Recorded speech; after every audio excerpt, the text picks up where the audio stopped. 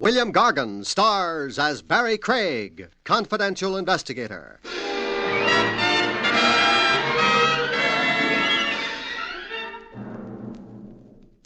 Anti-noise ordinances are fine and dandy. Makes living a lot more serene. But how can you legislate against the really disturbing noises, folks? The noises in your head, that would be.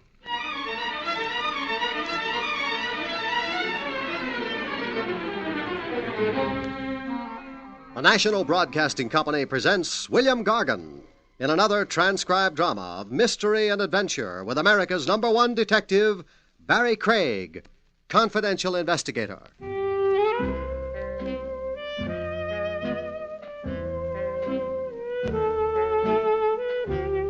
Barrie Craig speaking.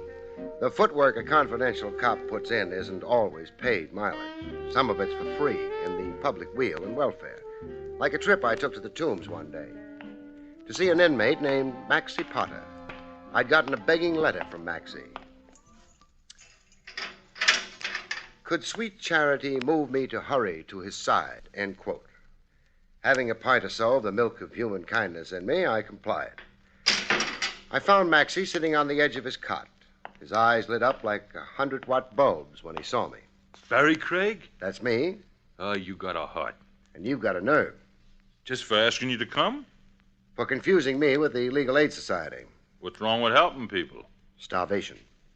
I don't get paid. No cream in my farina. I'll tell you what.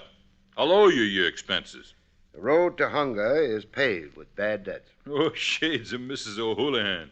Mrs. O'Houlihan? My teacher in continuation school. That saying you said, she used to say it. But it made no impression on you. No. What I went for was, it's blessed to receive. And so you wrote to me. And so you're here. Now, what do you want? For you to get me out. I never engineer prison breaks. Bail. Put up the bail. How much? $500. Dollars? Sure, dollars. Well, I haven't got it.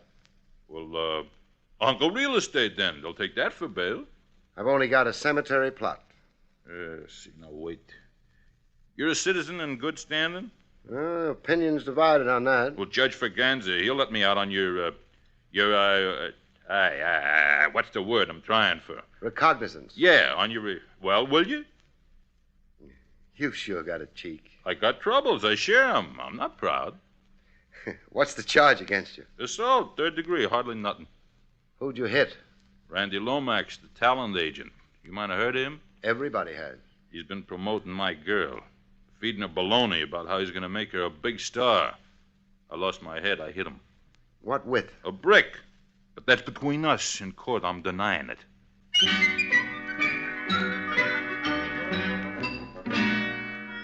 Maxie had an appeal for me. He was pure Damon Runyon. I arranged his freedom on my recognizance. When that was done, I bought him a hamburger and coffee. Hey, reach me to relish once more, huh? You've just about demolished the jar. There's vitamins in relish. Besides, it's on the house. Relish? Man, you're sure a friend. And you're such a leech. Sadie, my girl, Sadie Sachs, we've been keeping company for 6 years. It's a long engagement, but Sadie likes long engagements. We had plans, the two of us. Raise rabbits and grapes soon as we got $2,000 saved. $2,000 saved? To buy a certain going business over in Jersey.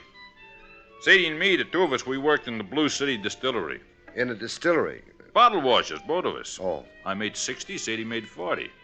Anyhow, everything was hunky-dory. Until Randy Lomax came along. Yeah, one fine day, the rat.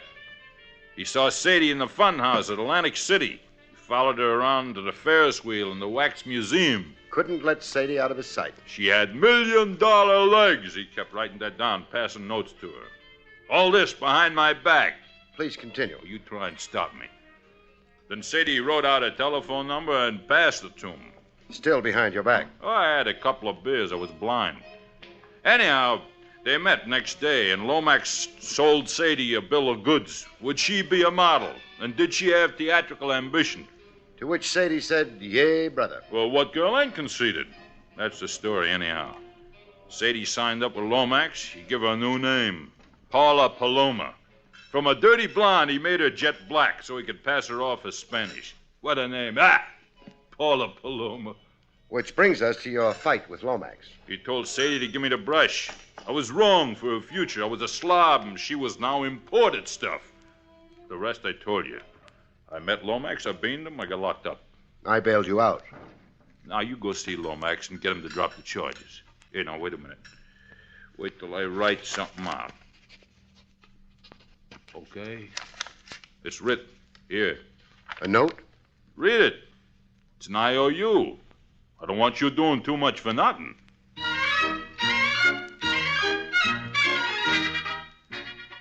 Talent agent Randy Lomax looked like his black Homburg had grown out of his skull. He was wearing it when I called on him. And what made that so remarkable? The guy was in his pajamas. All right. I withdraw the assault charge against Maxie Potter on one condition. Name it. Maxie jumps off a high building. You want him dead. Dead. Or far, far away. Craig, tell you what. What? Maxie settles down in the Congo. Permanently. He signs a stipulation to the fact that it is permanent. Otherwise? I'll prosecute him to the limit. Such seething hatred for Maxie. Why? He's a pest, a menace, a loudmouth, a jerk, and lunatic. You cost him a girl he was planning to marry. That's Maxie's hallucination. You go ask Paula Paloma her point of view on Maxie. Alias Paula Paloma. She's Sadie Sachs. Look, forget the name Sadie Sachs. Oh, the public. We spent thousands advertising the name Paula Paloma. Paula Paloma from Madrid, Spain. That's her origin. Her mother was a royal countess. Her father was a fabulous Her industrialist. boyfriend was Maxie Potter of Jersey City. Shh. You deliberately trying to aggravate me. I came here representing Maxie. Maxie. Yeah. Let me show you the type of character you got for a client. I had a private detective draw me a diagram of Maxie. A report, Maxie's background, where he came from, why he gets in my hair. How come one man can be so crazy? Here. Cast an eye over this line on a 2-page report. 1949. The Inwood Home. 6 months. Yeah, the Inwood Home is a sanitarium in Ohio. Maxie's punch drunk. Craig, on my advice, dump Maxie in the North River. Besides crowning you with a milk bottle in an impetuous moment, what other specific grievance have you against Maxie? He insults me on the streets. Language that makes my spine crawl. He hires children to throw garbage at me when I pass. And look, in a public restaurant, in front of 100 show people. Show people? My bread and butter, mind you. Maxie pours a plate of soup on my head. What kind of soup? Noodle soup. Limp noodles hanging from my brow like Excelsior on a Christmas tree. Have I got specific grievances? Sounds like it. It's not all so comical. I'm made ridiculous. But I'm also in mortal danger. How's that? Threats to kill me. Threats in what form? The cowardly form only Punchy Maxie could use. Here, these. Cartridges. Low caliber. Low, high, medium. They mean murder. I find them everywhere. On my office desk, on the dining table. They come in the mail. A bullet to a letter. Craig, I'm being hounded into fear and insanity. Why do you only suspect Maxie? I got reasons. Well, let me hear. All right.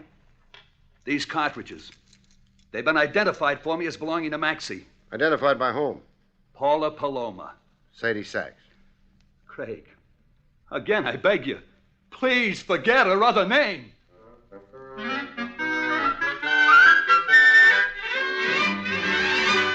I checked Maxie's mental condition with Paula Paloma.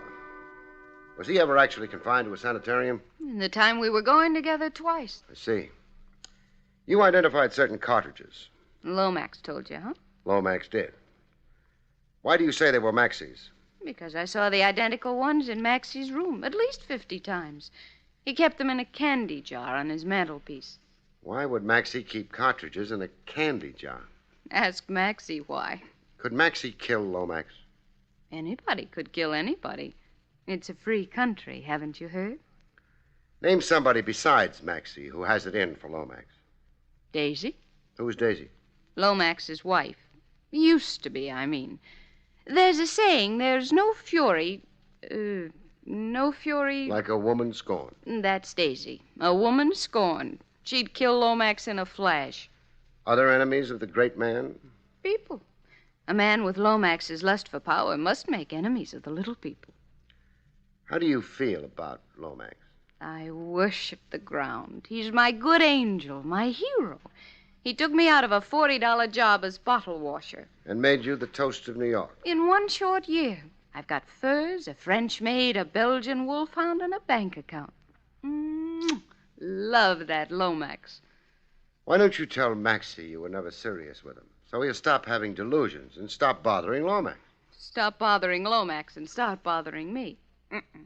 Better he should bother Lomax. Lomax can take it, I can't. Positively not.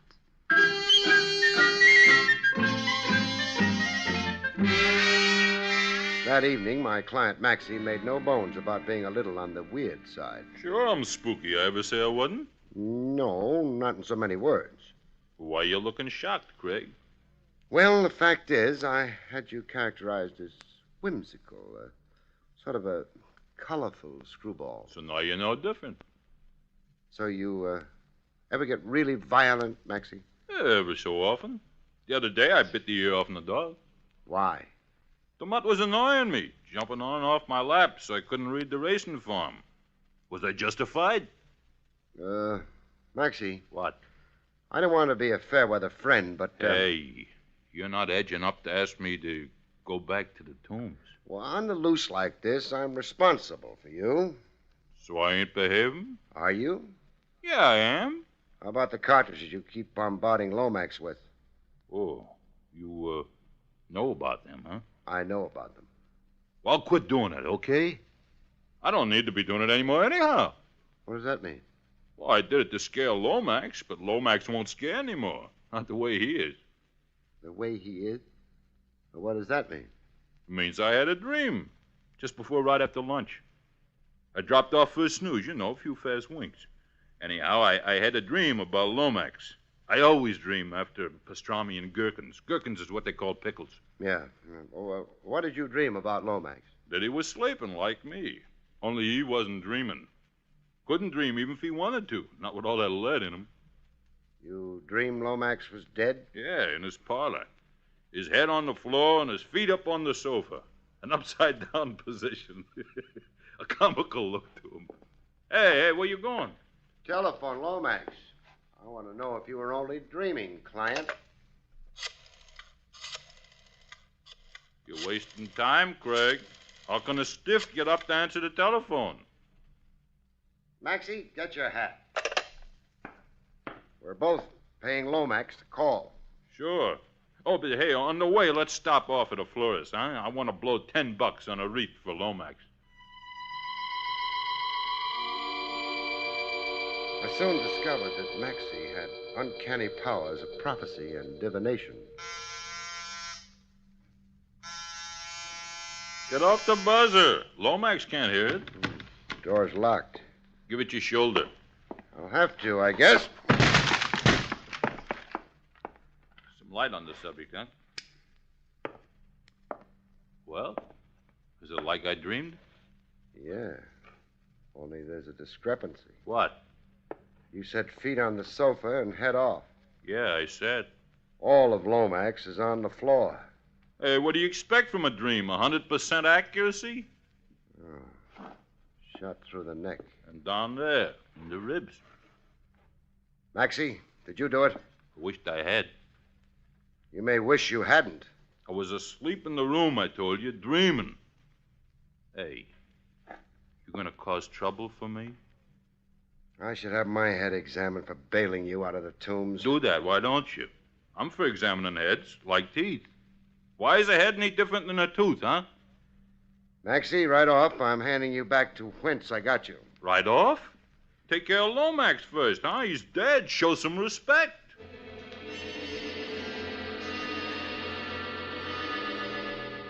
With my number one suspect back where I found him, the tombs, I held the crying towel for Sadie Sachs. That is, Paula Paloma. I'm finished. Through. Everything was going good, and now I'm finished. So was Lomax finished, through. I'll be back washing bottles. Oh, I knew in my heart my good luck was too good to last. Lomax's death doesn't necessarily put the kibosh on your career. Lomax was my career. I'm his invention, his creation. Without him, I'm nobody. Boy, consider what the man did for me. I've seen the billboards. He got me elected Miss Gooseberry Pie of 1954, Miss Bottle Drink, and the girl most likely to... Most likely what? Oh, I forgot. I'm destroyed. Utterly destroyed. I'm a battleship at sea without an engine. Oh, that Maxie. Nothing points conclusively to Maxie. That ex-wife of Lomax's. Daisy. Do I remember your saying she had it in for him? She hated him. Everybody on Broadway knows that. Well, we're off Broadway. Where can I find Daisy? Stand on any corner and holler. She'll come running. Look, I want to cry myself to death, so stop asking me questions and go away, huh?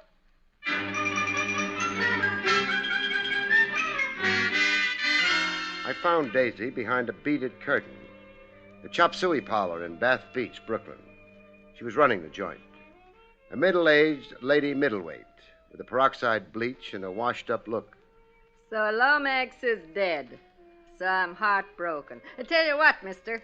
Out of sentiment to my ex, I'll hang a dish rag at half-mast. What's your burning gripe against your late ex-husband? I could fill an encyclopedia. Fill one page. Girls. Girls and girls. I was a wife always competing with proteges. But that was Lomax's business, finding talent and building them up to fat contract status. While Lomax was building up his discoveries, he was building me down, burying me. You were neglected. I had to hand Lomax my card so to remember who I was. Nights when he'd come home, he'd hand me his. And a tip. He had me confused with a hat check girl. Who divorced who? Me. He sneaked it in through Mexico. I was too demoralized to fight him. He bought me this chop suey parlor so I wouldn't be an alimony load. Looks like a nice little business. You don't have to be polite. I net $50 a week, clear. I'm lucky. When I was Mrs. Lomax, I spent $50 a day on cologne. Life makes changes. Yeah. Ha! And it just did for Lomax. He'll turn over in his grave. What does that mean? That phony baloney Mexican divorce. I was never notified. I never agreed to it. I never signed nothing. Tomorrow, I'm calling up Greenspan and Kilroy. They're my lawyers. I'm ordering them to move to have the divorce canceled. Junked. Why would you want to resume being Mrs. Lomax? Guess. To be his legal widow, huh? To get my dowry rights in his estate. Smart. It all kind of brings you under suspicion. How so? If you can turn death to profit, that underlines a motive for murder. So it underlines, so I'm laughing. Huh. Do you want a real suspect? I do? Shipley. Harry Shipley. Who's he? Confidential secretary in the Marathon Wonder Enterprises, Incorporated. That's Lomax's company. There was bad blood between Shipley and Lomax. Then why would Lomax keep Shipley on? I was never sure. Something Shipley had on Lomax and vice versa, something Lomax had on Shipley. You never knew Lomax. Nobody did. He was always underhanded. Nothing with Lomax was ever clean cut out in the open. When's Lomax's funeral? The police will release the body for burial tonight. The funeral's tomorrow at 10 a.m. I'll be there. As his legal widow. You be there, too, and watch Shipley. Never mind Lomax in his coffin, just watch Shipley. Watch him and you'll see a happy man. Happy because Lomax is dead. I hadn't exactly planned on attending the funeral. Attend! This funeral will be good for you. How so? Perk you up, forget your troubles, make you glad to be alive. Simply delighted.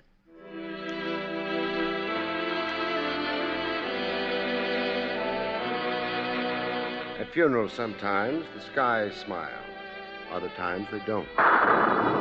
Thunderbursts, rain in buckets. The skies weren't smiling a bit. But Shipley was. Grins as wide as a poster advertising a Coney Island funhouse. I'd seen guys smile before. Sweepstakes winners, fathers of quintuplets. DiMaggio when he married La Monroe. Never in my life before had I seen a smile as big as the one on Shipley's kisser.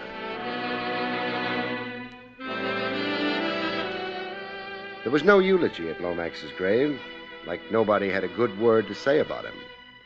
Later, in a tavern a stone's throw from the cemetery gates, Shipley let on he didn't either have a good word to say about his late boss, Lomax.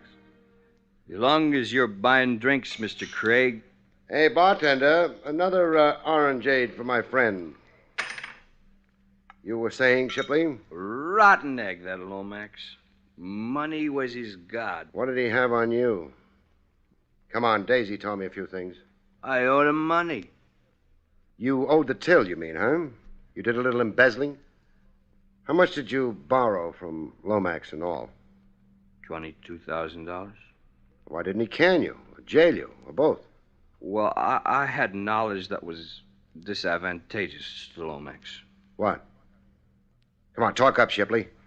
I'm trying to satisfy myself that you didn't murder Lomax. Income tax evasion. As confidential secretary, I knew the truth about Lomax's books. Yes, you would. Shipley. Yeah? Take me to the offices of Marathon Wonder Enterprises.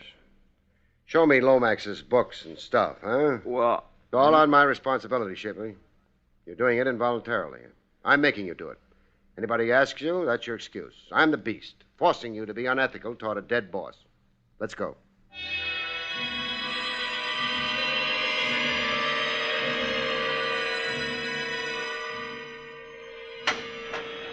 After 4 hours of snooping at the Marathon Wonder Enterprises, I got to know Lomax's business so intimately it would send a chill through Lomax. If he were alive, that is. I've done my very best to acquaint you. You've been a real help. Lucrative racket, Lomax's. His estate, when audited, will easily total $1 million. Well, all for talent scouting. Ownership of talent. Lomax wasn't only a 10%er. No, he wasn't. That much became clear tonight. He signed talent to 10-year contracts with renewal options on lopsided terms. Lopsided in favor of Lomax. Mm-hmm. One Lomax property, the actor Baxter Burroughs, now with Clinton Pictures, made more than $250,000 in the last 2 years. Yeah, I read those figures. Had Lomax lived, he was certain to make an equivalent or greater sum through Paula Paloma. Sadie Sachs. Oh, let's see that letter again, huh? Yeah, here you are. From the Mecca Elwyn Bayer Motion Picture Company. A firm offer of a 7-year contract to Paula Paloma. At $4,000 a week, scaling upwards every year. I'd say that's the best contract offer Lomax ever received for any talent he represented. $4,000 a week with Lomax in for half. Half plus certain expenses. Lomax was a genius at adding expenses. The 50% generally came closer to 70%. Bad time to die. With money coming at him from all sides. Thanks, Shipley. It's been enlightening. Wait, Mr. Craig. What? The money I borrowed from Lomax, I've been repaying it so much a week for years now. How much still outstanding? Oh, a relatively small sum, really negligible. Then I'd guess you've got nothing to worry about, Shipley. Thank you, Mr. Craig.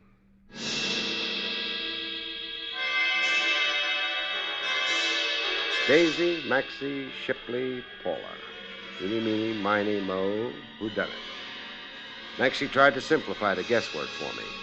He tossed a bombshell at me through Paula. Read this. Love letter from an admirer? From Maxie in the Tombs, a human document. Mr. Craig, it's the cry of a tortured soul. Dear Sadie. Well,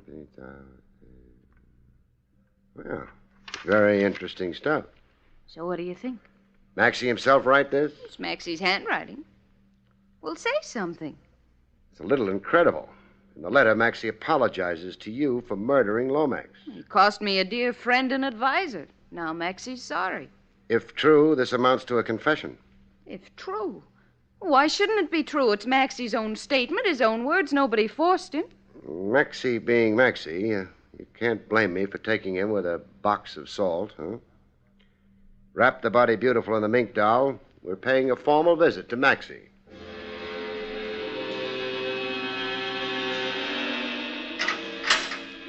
We found Maxie dining on caviar and chopped onions. All the eating's good in here. Caviar on the prison menu? A Ladies' Benevolent Society come through. They give me this caviar and a cigar. Oh, hey, I forgot. Hiya, Sadie. The name's Paula. This letter you sent Paula. Still stand by what it says, Maxie? Yeah, sure. So I murdered Lomax. What can they do to me? Fry you. Like fish. Am I responsible for what I do? Aren't you? I got a record that says I ain't. So you figure to beat the rap by pleading insanity. Insanity for the time being. Only while I shot Lomax. All of a sudden, I blanked out. When I come to, there was Lomax dead on the floor and a smoking gun in my hand. Where's the gun? But forget, I threw it away someplace.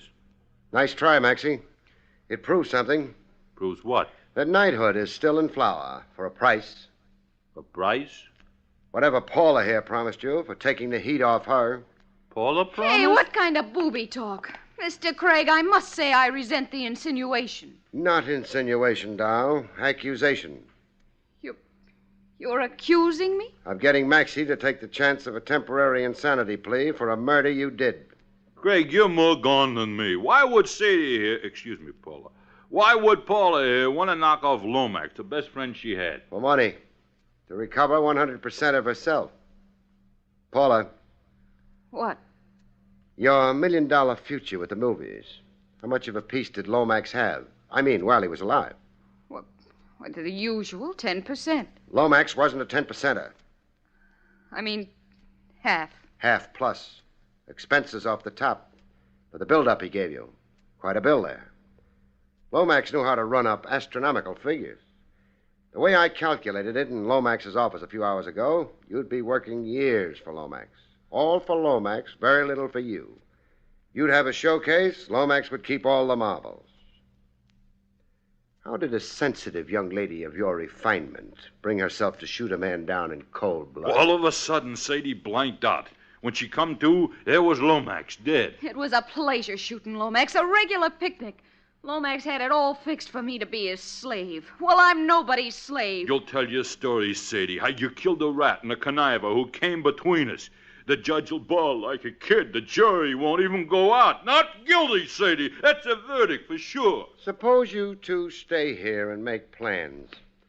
I've got to see a man about a murder. Mr. Craig, you're not leaving me here. Oh, an affectionate couple like you and Maxie, made for each other. A housekeeping cell for two. Kids, I don't know a cheaper way for a loving couple to get started in life. So long now. Hey, God, open up.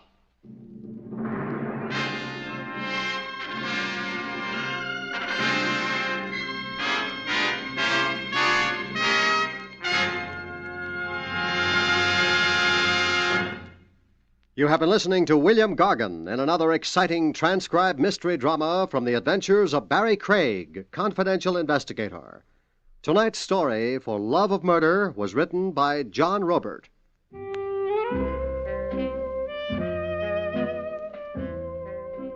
Next week, it's the strange story of Death's Bargain Basement, about which Barrie Craig has this to say. We call next week's story Death's Bargain Basement. It takes place in a department store because, as you all know, bargain basements are always found in department stores. But so, on occasion, is death. Good night, folks. See you next week. The National Broadcasting Company has just brought you an NBC Radio Network production with William Gargan, starring as Barrie Craig, Confidential Investigator, directed by Arthur Jacobson. Also heard were Barney Phillips, Tom McKee, Barbara Fuller, Gloria Ann Simpson, and Herb Ellis. Eddie King speaking.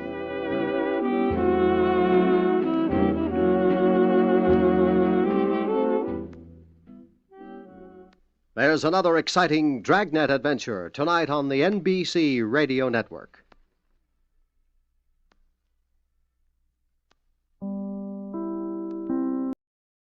William Gargan stars as Barrie Craig, Confidential Investigator.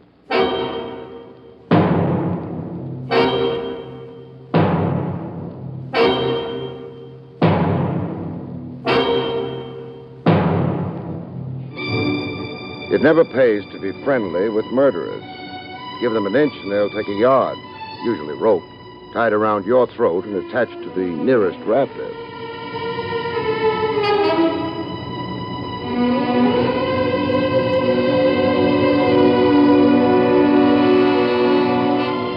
National Broadcasting Company presents William Gargan in another transcribed drama of mystery and adventure with America's #1 detective, Barrie Craig, Confidential Investigator.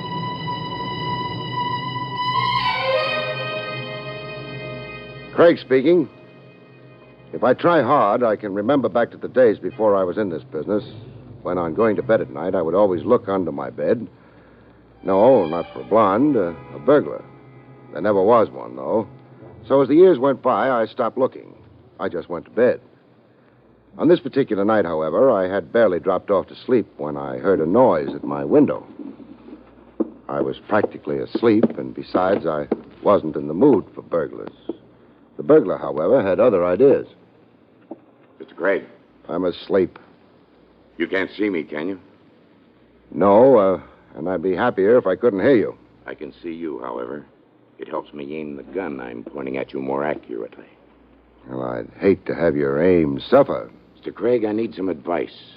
I'm a novelist. I'm writing a book about murder. I'm calling it The Unsolvable Crime. Well, now that you've got that off your chest... What I came here for was to have you tell me whether or not the murder my book is about is really unsolvable. Well, why me? Because you've had a lot to do with murder, for one thing. Because you're not a policeman, for another. No argument so far. The man to be murdered, in my book, that is, has heart disease. He's a crooked broker, a man who deserves to die. Uh-huh. And he suffers from heart disease. For this illness, he takes daily, at stated hours, capsules containing heart medicine. His life depends on these capsules. Now then, the murderer, in my book, that is, decides to poison the broker. Well, that's against the law. Yes, poisoning, but without poison. Well, get to the next chapter. The murderer steals one of the capsules, pours the medicine out, and replaces the medicine with ordinary water.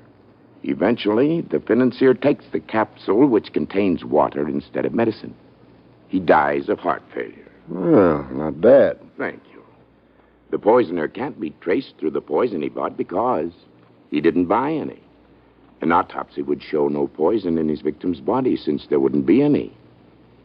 Most likely, the murdered man would be assumed to have died a natural death. Well, what? Is the crime unsolvable? Oh, at the moment, I can't see any flaws in it. Well, if you can't, then I don't imagine the book reviewers will. Don't you mean the police?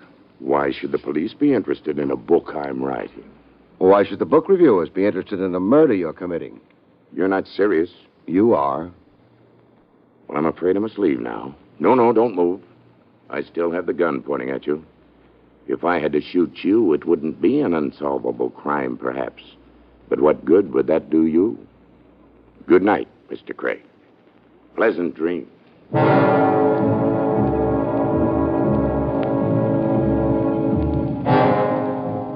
The gentleman in the dock left quickly and efficiently.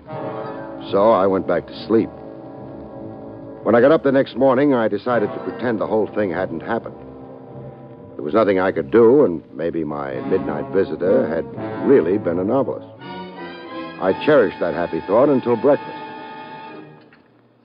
Your toast, Mr. Craig, in the morning paper. Thank you. Oh, you're up early this morning, aren't you? Well, I'm glad you noticed. Any resemblance between this toast and toast is purely coincidental. What does your chef do? Tan the stuff? Hey, I beg your pardon? very interesting news item here. Halfway down the front page. Take a look. James W. Baker, noted broker, dies of heart attack as police prepare to arrest him for embezzlement. A friend of yours? No, but he was a crooked broker, and he had a bad heart. Oh, is that important, Mr. Craig? Depends on whether he took his medicine in capsules. What depends, sir? Murder.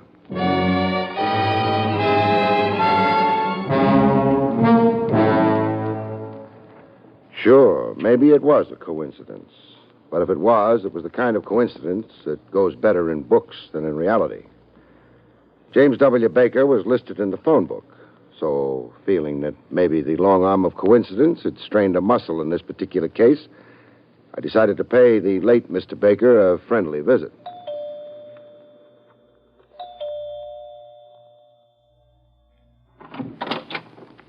Hello. Hello.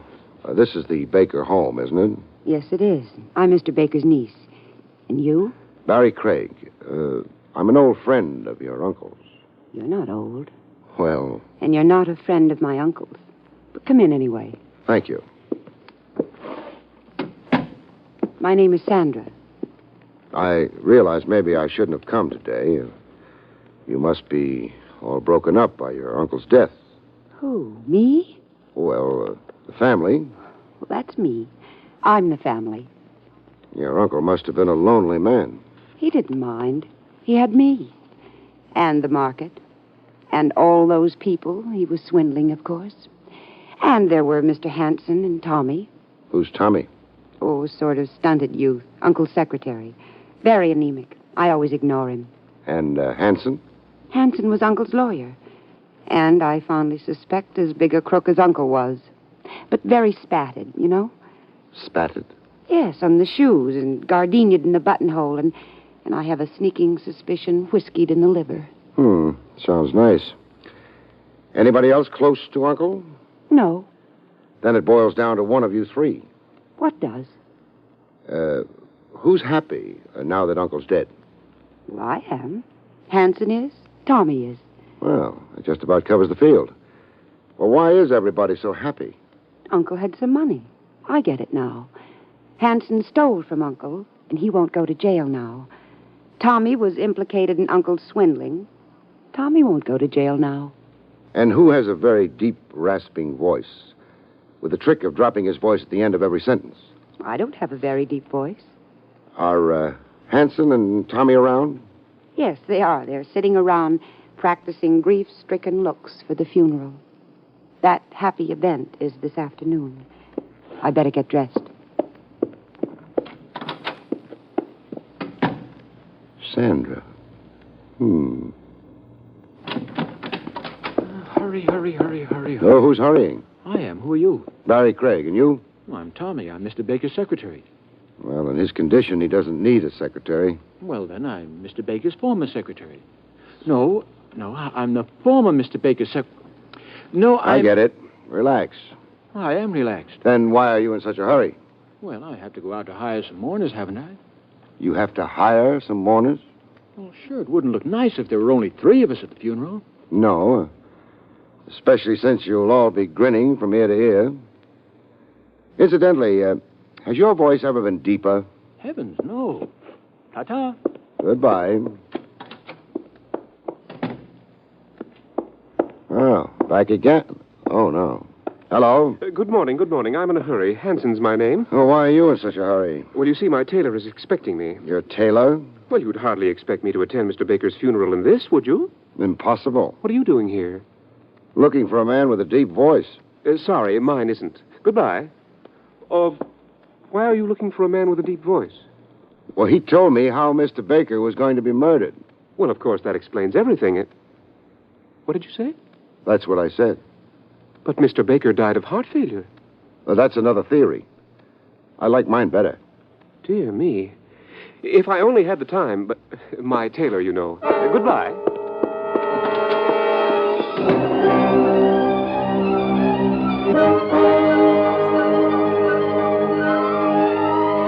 I stayed in my chair for a while, staring at the door that had shut behind Hanson, wondering.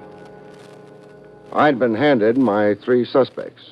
There was something else, though, that might help, it occurred to me, in a bookstore. And I chose a bookstore in the same neighborhood as Baker's house. Good afternoon, sir. Hello. Do you carry medical books? Why, yes, we do. Would you happen to have one on the diseases of the heart? Well, now, we don't stock many. We had one, but we sold it last week. Oh, that's too bad. I'm sorry. No, it's funny. The person I sold it to was a very nervous gentleman. I rather suspected at the time that he might have a heart condition himself. I see. Do you recall his name? Name? Oh, yes. Yes, I remember. It was Hanson. That's right, Hanson.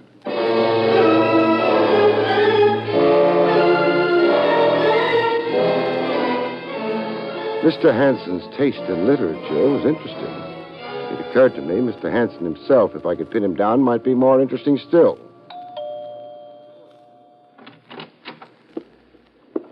Hello, Mr. Hanson. Oh, Mr. Craig.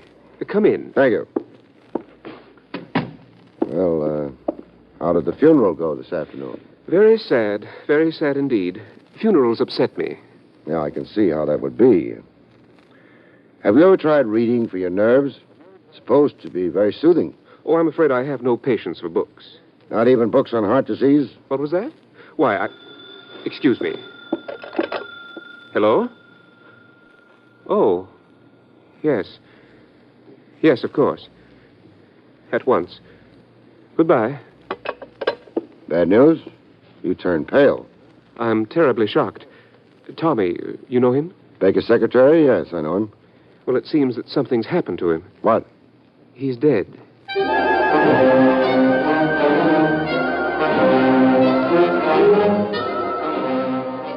This not only upset Hanson, it set him in motion. The direction was the Baker house. I approved and went along. Hanson, who phoned you? Sandra. Apparently, she'd been visiting friends, returned home, and found him. Of course, it might have been an accidental death, which would mean another point of coincidence, but I don't think so. However, if he was murdered... You seem to have murder on your brain. You said something about the police thinking Baker was murdered, too. Not the police. Me.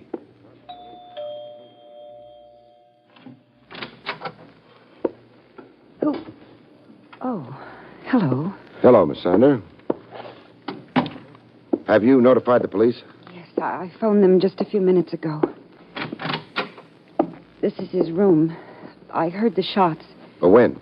About an hour ago. You phoned Hanson here only 15 minutes ago. Well, I didn't know what it was then. Tommy was going to join me downstairs. When he didn't, I realized it must have been a shot. There he is. Yes. Not at all pretty. And definitely dead. There's a note on his desk. A suicide note? Let's see. Yeah, that's what it's supposed to be. It reads, I killed Baker because if he'd been arrested, I would have gone to jail, too. I thought I got away with it, but the police suspect he was murdered. I can't take it, so excuse the blood. The note's signed Tommy. Well, that sort of clears that up, doesn't it? Yeah, except for one thing. What's that? Tommy's voice wasn't deep enough.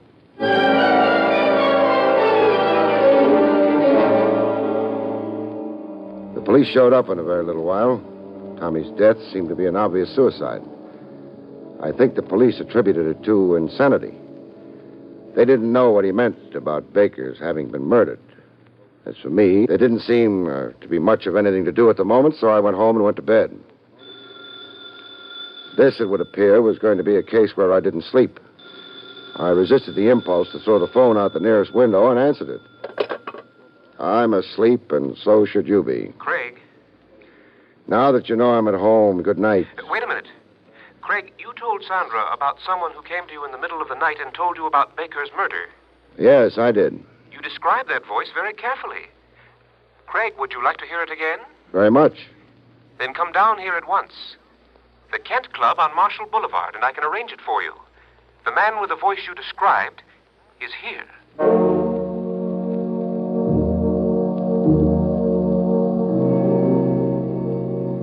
I'd pretty much given up expecting to hear that voice again.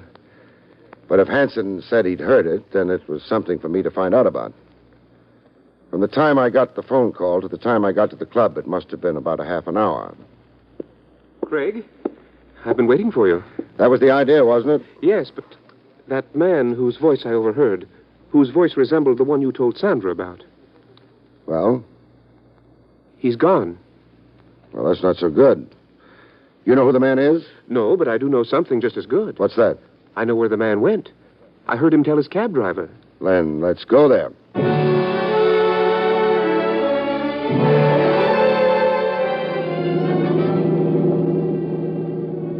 Of course, Craig, you realize that I'm not absolutely sure it's the man you want. Me, I'm grabbing at straws. Anything at the moment is worth trying. That voice did sound like your description. Baker belonged to the club, too. It's a possibility. Hanson, Sandra told me you'd been stealing money from Baker. I don't think I care for that kind of conversation. I'm not making conversation. I'm asking questions.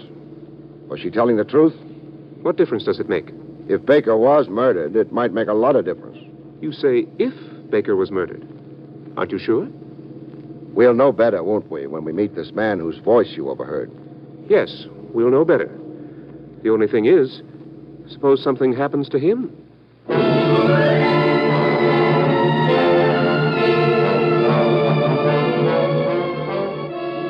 Hey, are we still in the United States? We've been traveling for hours. Apparently, he lives farther out than we realized. Shouldn't be much farther. Craig, mind if I ask you something? Go ahead. It's about Tommy. I can see him committing suicide, all right. He never impressed me as being much of anything. But somehow I can't see him murdering Baker. People rarely kill other people in front of witnesses. That's not what I meant. Craig, are you sure Baker was murdered? No. But you said before... I said I suspected it. That's something else. However, I am sure of one thing. What's that? I'm sure Tommy... Yes? ...was murdered.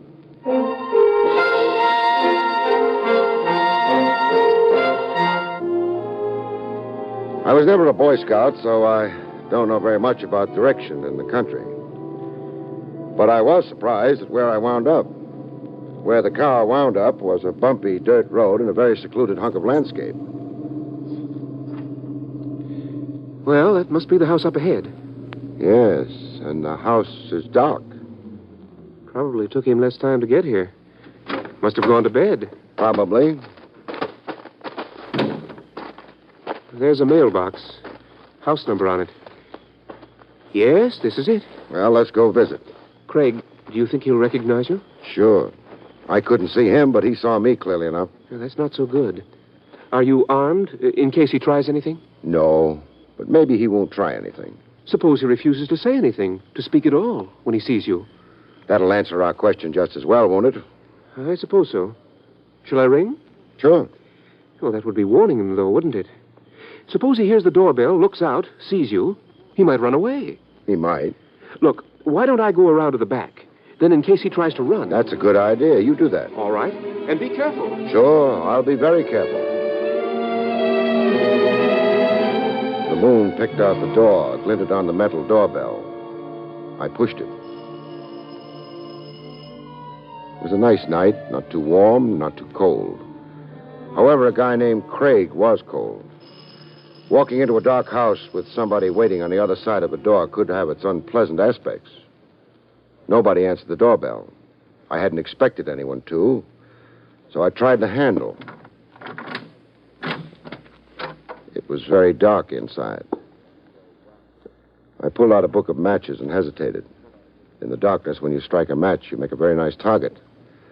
I wasn't sure I liked the idea. On the other hand, I needed a little more action. It would settle things. I lit a match. There was a light switch on the wall, and I flipped it on. Then I walked into the parlor. There wasn't much more to the house than that. Parlor, bedroom, kitchen, and that was all. The bedroom door was open, and no one was in there. The kitchen door was shut, but no light leaked out from under the door. Offhand, you'd have said nobody was home. And maybe nobody was. So I sat down near the table lamp that was the room's only illumination. Somebody made noises in the kitchen. Could have been mice. It could have been the mystery man with the deep voice, or it could have been a high wind that was slowly swinging the kitchen door open. I decided, whatever it was, that I didn't want the lamp to glare in its eyes, so I turned off the lamp and quietly shifted from my position next to the lamp to the other side of the room. That even matters up. It was dark in the kitchen, it was dark in the parlor, and nobody could see anybody. My unlit friend shifted slightly, and I began to get bored. So I grabbed what felt like an ashtray and threw it against the wall on the opposite side of the room. The little stranger didn't like ashtrays. He tried to shoot the one I threw, but the gun flash gave his position away. I know where you are, and my gun's pointing at where you are, so drop yours.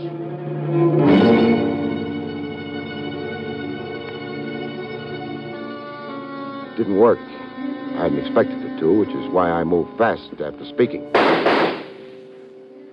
I figured he still had 3 more bullets, any one of which, hitting me, could be painful, so... Drop the pop gun, huh? All right. Thanks. We can use a little electricity now. Hello, Hanson. Craig. My, you're bleeding. Your arm? Yes, I didn't know it was you. Who'd you think it was? Well, I waited outside for a while. Nothing happened, so I came in. And then, when you didn't recognize my voice in the dark, you started shooting at me, huh? That's right. Thinking I was the owner of this house? Of course. But, Hanson, how could you think that when you yourself own this house? What? But I don't understand. You're not very subtle. When you asked me if I was armed before we got into the house... You said you weren't. Of course. You see, I knew you were going to try to kill me. What? How did you know that? Because you overheard the man with the deep voice. Well, what was wrong with that? You couldn't have heard him. You see, Hanson, the man with the deep voice is dead.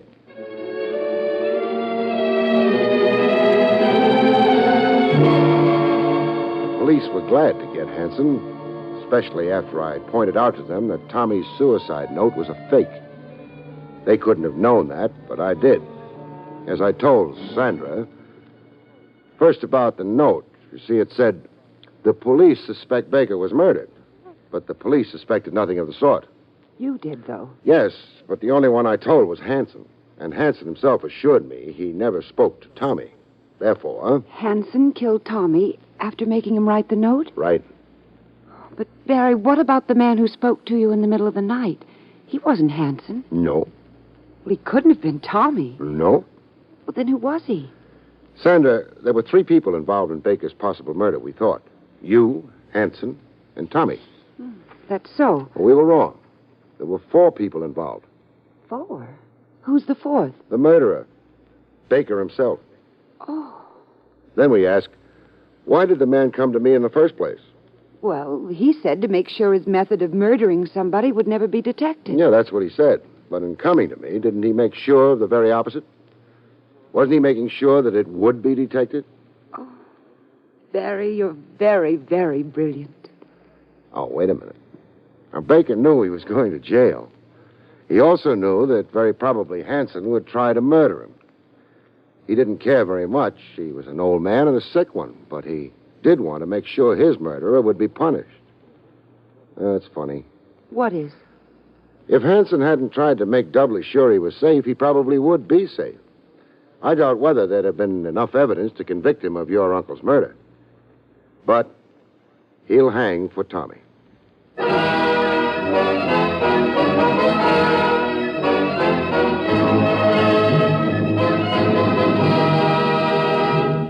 You've been listening to William Gargan in another exciting transcribed mystery drama from the adventures of Barrie Craig, Confidential Investigator.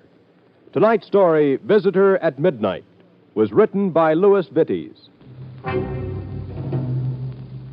The National Broadcasting Company has just brought you an NBC Radio Network production with William Gargan starring as Barrie Craig, Confidential Investigator, directed by Andrew C. Love. Our cast included Ken Christie, Kay Stewart, Jack Carroll, Byron Kane, and Jack Crucian.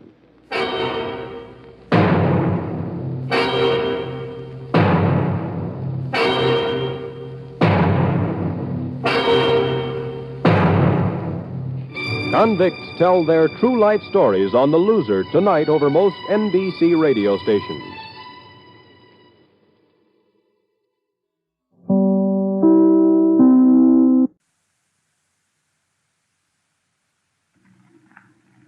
William Gargan stars as Barrie Craig, Confidential Investigator.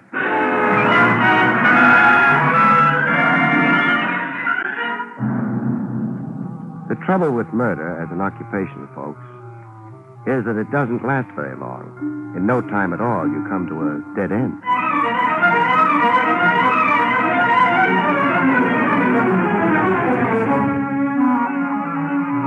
The National Broadcasting Company presents William Gargan in another transcribed drama of mystery and adventure with America's #1 detective, Barrie Craig, Confidential Investigator.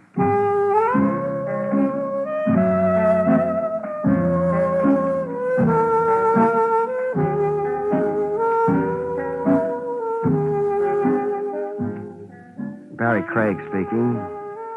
An investigator's license costs only a few bucks.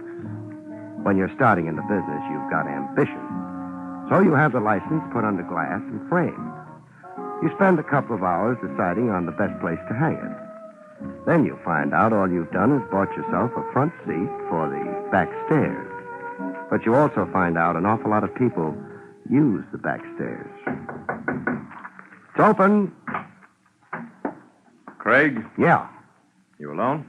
There are mice. They're tame, though. I wonder if you're the man I'm looking for, Craig. You'll have to figure that out by yourself. It says confidential investigator on your door. I had that put on myself. Maybe I was boasting. Small place. What's this door? Leads to the back stairs. Yes? You want to look under the desk, too? I have to be careful. How much money do you make a month? Not enough to have my clothes made by your tailor. I think perhaps you'll do. Thanks. This is what you'll work with. An envelope? Take a look inside. All right. Money. Count it. Uh-huh. 5,000. Yes. I want you to buy a necklace for me, Craig. For $5,000? That's right. You got any preferences in necklaces? A girl named Wendy Harper has the one I want. She lives at the Beecham Towers Hotel. Maybe she's got more than one. Oh, no. The necklace is pearl. You buy it from her, turn it over to me, and collect $500. You don't like the Beecham Towers Hotel? Oh, what's that got to do with You it? could go over there, buy the necklace yourself, and save my fee. I could also be sued for divorce. Meaning you can't afford to be seen with her. Fair enough. I'd like a receipt for the $5,000. Sure. Received from... From? You don't need that. How will I get in touch with him? I'll phone you. Okay. Your receipt. Thanks. I suggest you begin work at once. Right. One thing. Yes? Suppose she doesn't want to sell. She'll sell. You're sure the necklace is worth $5,000? Yes, I should be. I gave it to her.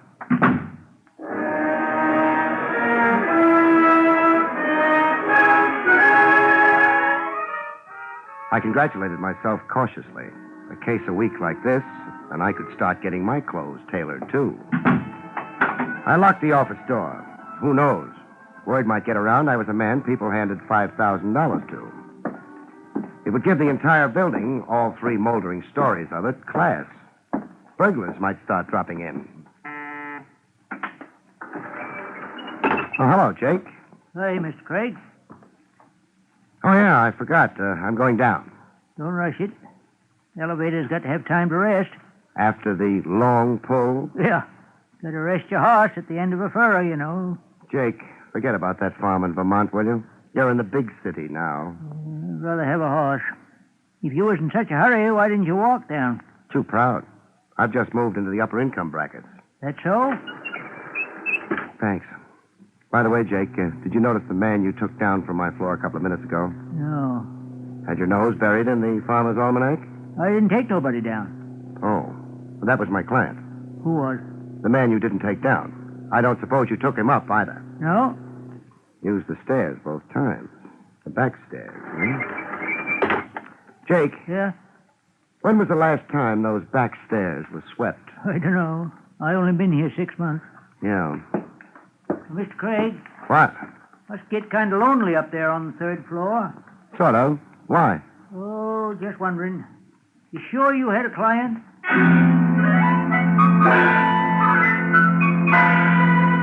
I smiled at Jake. I could feel the fat envelope in my pocket. $5,000 carries a lot of conviction.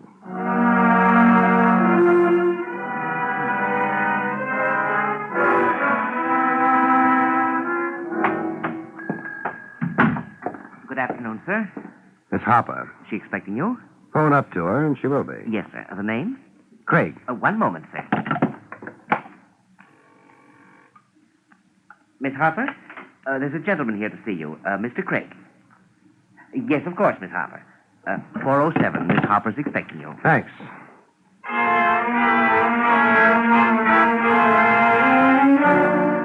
The Beecham Towers was a lot nicer looking than the building on 23rd. But then I didn't use the back stairs. Miss Harper, I figured, was leaving it all up to me. 407 was a suite. You walk past the small foyer before you hit the living room. It was a nice living room. The furniture was modern and bright. There was a wrong note, though.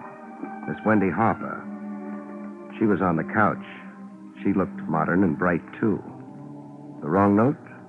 She happened to be dead.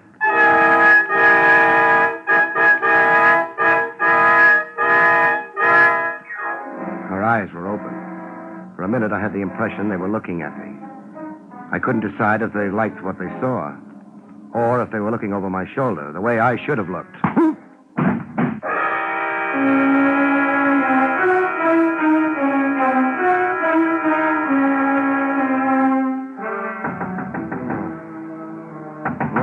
Open up in there. Open up. Yeah. Oh, all right. All right. A little late, friend. What do you want? I'm Clancy, the house detective. Good for you. Now, you're in my way. You're not coming in. Now, listen. The old lady in the next suite heard a woman screaming from here. When? A few minutes ago. She needs new batteries for a hearing aid. What time is it? 7:30. Nobody screamed in here for at least a couple of hours. Where's Miss Harper? She's in. I want to talk to her. You're going to be disappointed. Miss Harper's in no mood for conversation. I'd like her to tell me that. Lots of things we'd like just never happen. Hey, what's the idea? You want to get in here? Take my advice. Call the cops. Hey. I slammed the door shut in Clancy's face. Clancy was guessing. He wasn't sure. Maybe I was just a boyfriend with a temper. He'd stand around and wonder what to do for a while before trying to come into the room again. That gave me time enough to go through the suite, make sure it was empty, make sure Miss Harper was still dead. She was. They don't come alive very often. And then check on a pearl necklace. There wasn't one around. I hadn't figured there would be. By that time, I was in a hurry. This time, I was the one for the back stairs.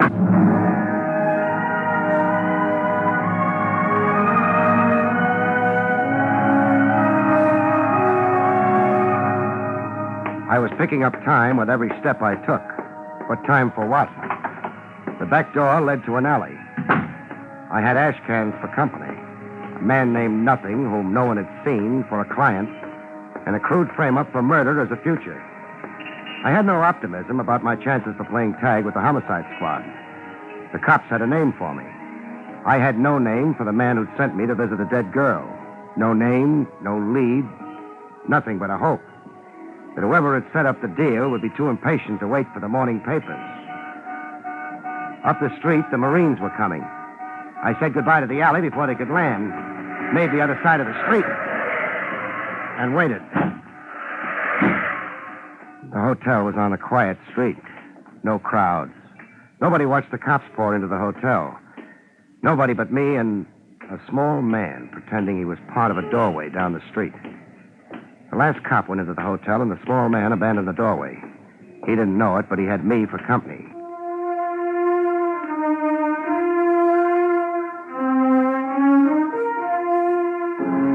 It was easy. The small man wasn't worrying. According to the general idea, I was being interviewed by a dozen cops at the moment. He led me across town with no trouble. The address was 5413 East 79th Street. The house was old. The ivy on its walls was probably hand-picked. The small man used the servant's entrance. I decided to be formal. A brass plate under the doorbell read John Peter Kendall. I thought he'd be surprised to see me on his doorstep. I was surprised. Yes? Mrs. Kendall? I'm Mrs. Kendall. Good. I beg your... You're excused. Better shut the door. Are you a salesman? Not exactly. Well, you're big enough, heavens knows, but you don't look very dangerous. So? Thank you. Mr. Kendall home? I don't think so. I don't know. I guess it is a pretty large house. It is. Also, John and I don't get on very well together. So why am I telling you this? Maybe because I look reliable and a little stupid. That's silly. It's not very hospitable keeping you out here in the hall. It's not. But I intend to continue doing it unless you can give me a reason. For your being here, I mean. I do insurance work. Oh? Your husband hired me to trace some property of his. Well, he must have been very anxious about it if he asked you to come here at this hour. He was anxious. Strange. Why? Dear John has so much property. Oh, this was something special. And confidential? It used to be. What does that mean? Lost any pearl necklaces recently, Mrs. Kendall? Why, yes, I did. That's what he wanted me to trace. Oh. Please come with me, Mr. Jones. Jones. Wait here a moment. All right.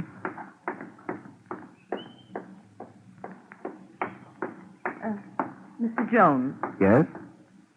this is the necklace I lost.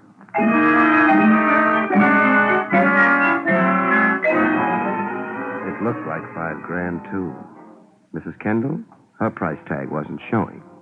Well, Mr. Jones, When did you get it back? John brought it to me, perhaps an hour ago. An hour ago? Then he is home. He said he might go out for a stroll. I didn't try to translate. A stroll in John's peculiar vocabulary could mean almost anything. You asked him where he got the necklace? No. I assumed he'd hired someone like you to find it for him. Mr. Jones, Yes? what are you really after? Will you see if your husband's home, please? All right. Mr. Jones, What? are you sure you're doing something for my husband, not to him?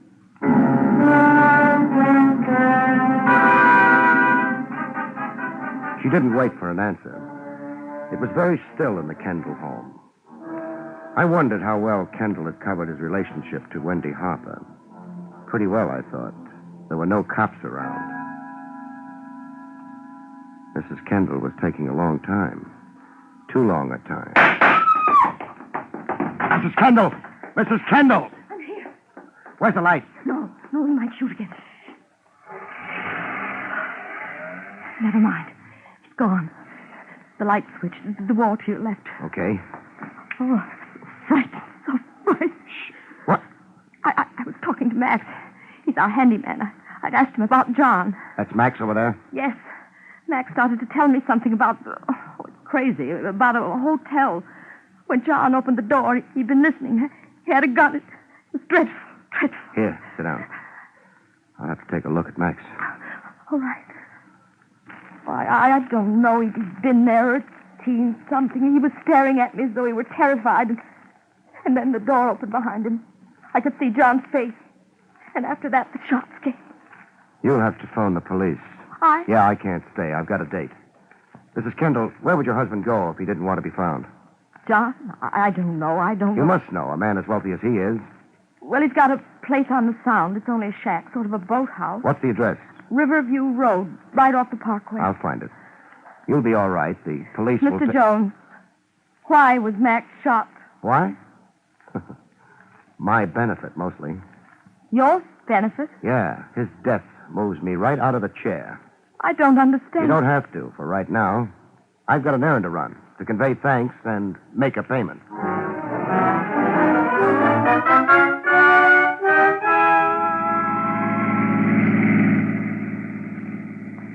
Hey, Bud. Yeah?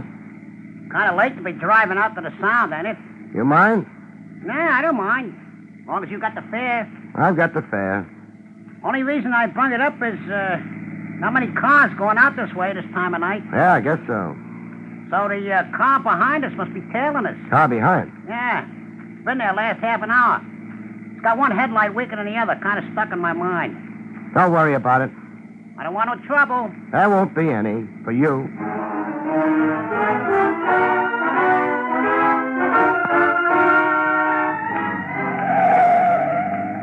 Riverview Road, Bud. That the shack up ahead? Yeah. The other car. Didn't swing around a bend. Was with us up until then. Nice. How much do I owe you? Couple of bucks. Here you are. Thanks. How about me hanging around for a while? No, it might discourage my friend. The guy on your tail? Uh-huh. Good night. Come on.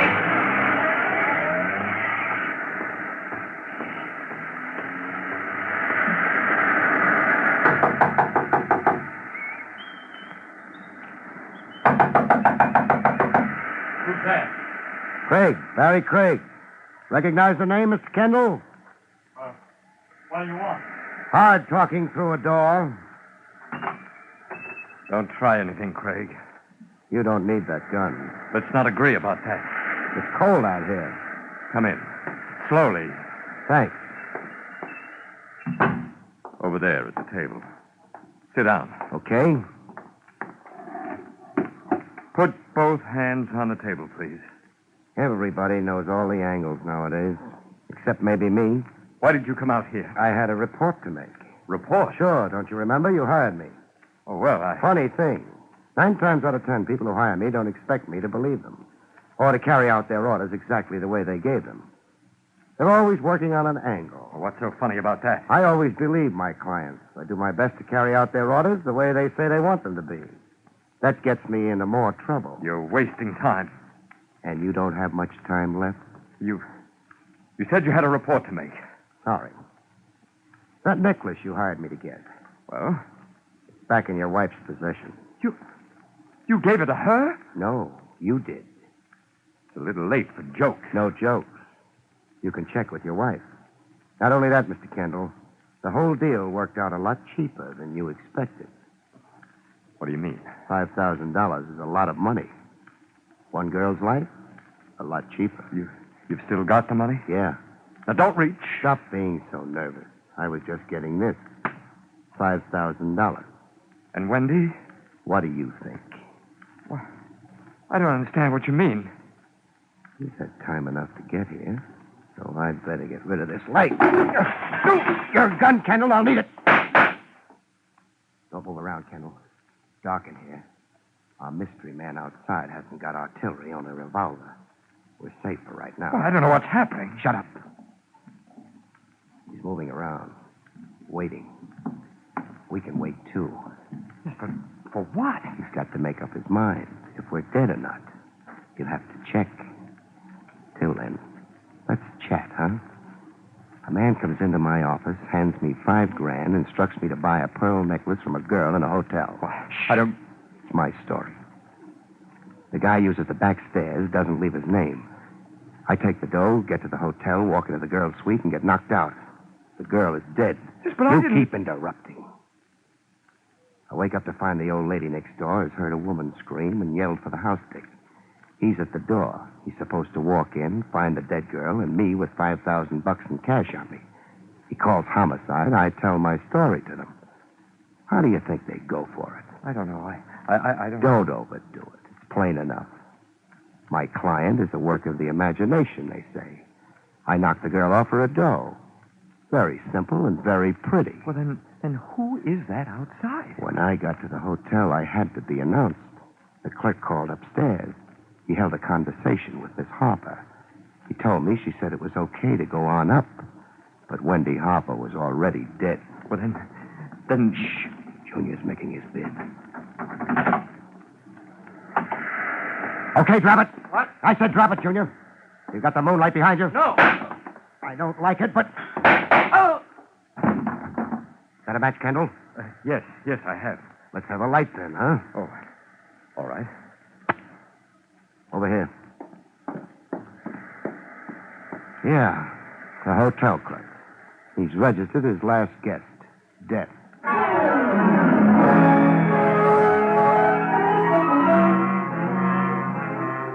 John Peter Kendall didn't have any comments to make. He stared at the dead clerk as though he'd never seen a corpse before. Maybe he hadn't. He was my client, wasn't he? Let's get out of here. Yes, but what about him? He's dead. Well, isn't there something we should do? There's nothing you do about the dead. Well, I mean, he was killed. Yeah?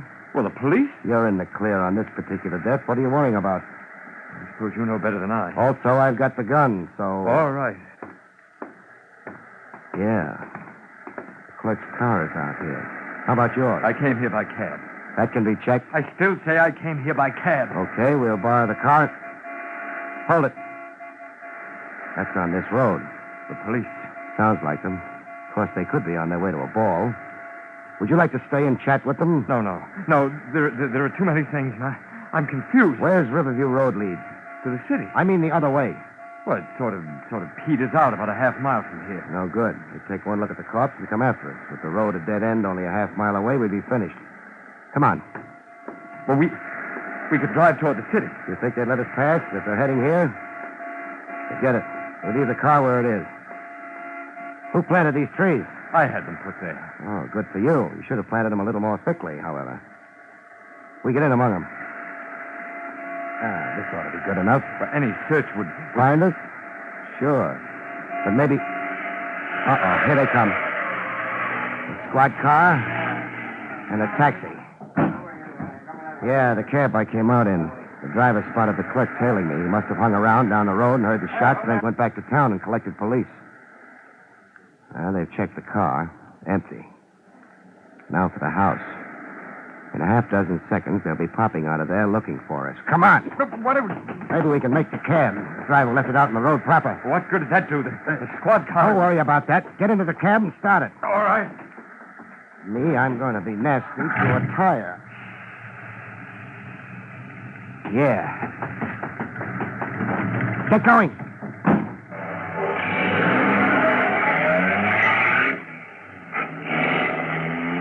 Fine. Well, what did you do? Screw the tire valve open on the squad car. The clerk's car is blocked off, so they'll have to change the tire. Maybe we'll have enough time. The police won't like it. How very true. You know, Mr. Kendall, I'm in trouble.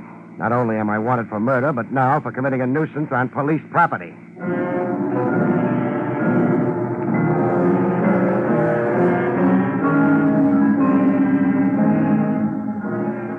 I was glad we weren't close enough to hear the cops discuss their flat tire. I think their language would have been frightful. Hey, take it easy, Mr. Kendall. We don't want a ticket, too. We're almost back in the city. Where do you want to go? Home and sleep, but not just yet. Well, then... Let's make it your home, huh? My home? The mansion you and your wife play hide and seek in, except both of you seem to be hiding rather than seeking. If you don't mind, I could do without your wit. So could I if I had any. Mr. Kendall. Yes? The whole thing started with a necklace, a pearl necklace. That's right. You didn't bother telling me it had belonged to your wife before you passed it on to Wendy Harper. It hadn't belonged to my wife. Then why all the anxiety about getting it back? Well, she found out about it through the jeweler where I bought it. I had to pretend I'd gotten it for her as a surprise. That meant you had to get it back from Wendy. It would have looked bad in a divorce case. And Wendy wouldn't part, except for $5,000? That's right. Do we have to? We do. Come on. Better not ring. Your handyman wouldn't answer. Max? He's dead, too. What? Use your key.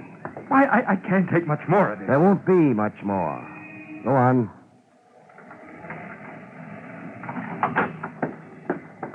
Hello, Mrs. Kendall. Mr. Jones. And John. You started to say Mr. Craig. What? The name is Craig. Where are the cops? Oh, about Max. Yeah. Well, I haven't phoned them yet. I was ill after you left. Terribly ill. I still don't feel right. That hotel clerk doesn't feel right either. What hotel clerk? You sound like Max. The one who sent me up to Wendy Harper's room. The one who had a conversation with Wendy Harper after she was dead. This is all completely... Isn't it? John, what's happening? Why are you staring at me like that? He doesn't love you anymore. Oh, you... No. Let's keep it genteel. Kendall? Yes? Call some cops, huh? Police? Yeah. They want to take Max to the morgue. Max, who led me to your wife and died for it. And even more, they'll want your wife.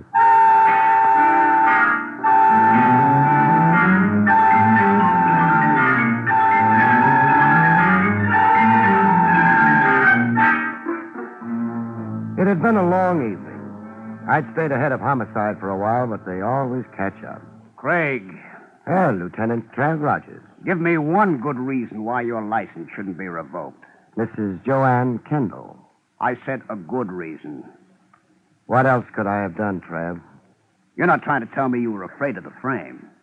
I never tried to tell a lieutenant in homicide anything. No, I wasn't.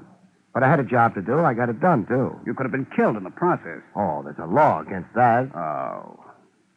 Craig, we got the whole thing laid out. The Kendall woman moved in on what looked like a perfect opportunity to get rid of Wendy Harper, frame you for the killing, and have a club over her husband's head for the rest of his life. Because he'd hired you, all she had to do was threaten to tell us about that, and he'd be tied in. Well, where did you get the bright idea it was Mrs. Kendall who set you up and not her husband? Clancy, the house dick at the Beecham Towers. Huh? He came up and told me an old lady had heard a woman scream a couple of minutes before I regained consciousness. The Harper girl had been dead for hours then. So it had to be Mrs. Kendall screaming. To get Clancy up and you arrested. Mm-hmm. Come on. Buy me a beer. Well, we'll go out and have beers, but what makes you think it's going to be on me? You just made $500, remember? Holy smokes. What now? I forgot to collect. Good night, folks. See you next week.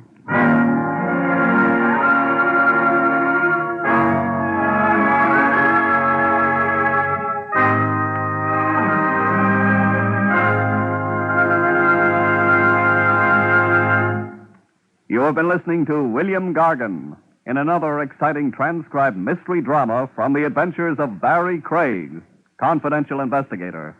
Tonight's story, The Case of the Naughty Necklace, was written by Lou Vittes. Next week, it's the strange story of paper bullets, about which Barrie Craig has this to say. Next week, folks, I find out that words can be bullets. When two prize-winning authors do their literary best to prove the gun is mightier than the pen. See you next week, folks.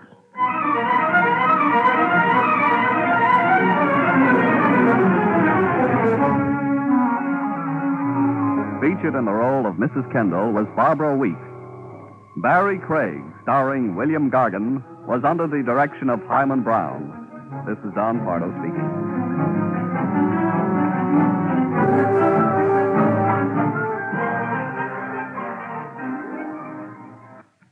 Now enjoy Meredith Wilson's Music Room on NBC.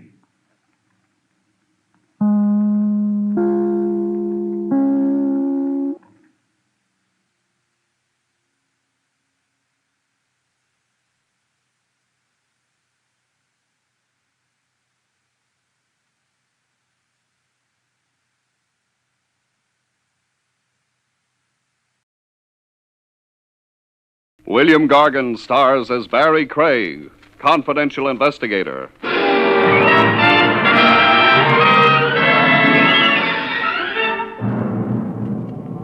There's a place somewhere, folks, away from the hurly-burly, where everything is slow and easy, and you can sleep around the clock without being heckled. I could be referring to a cemetery.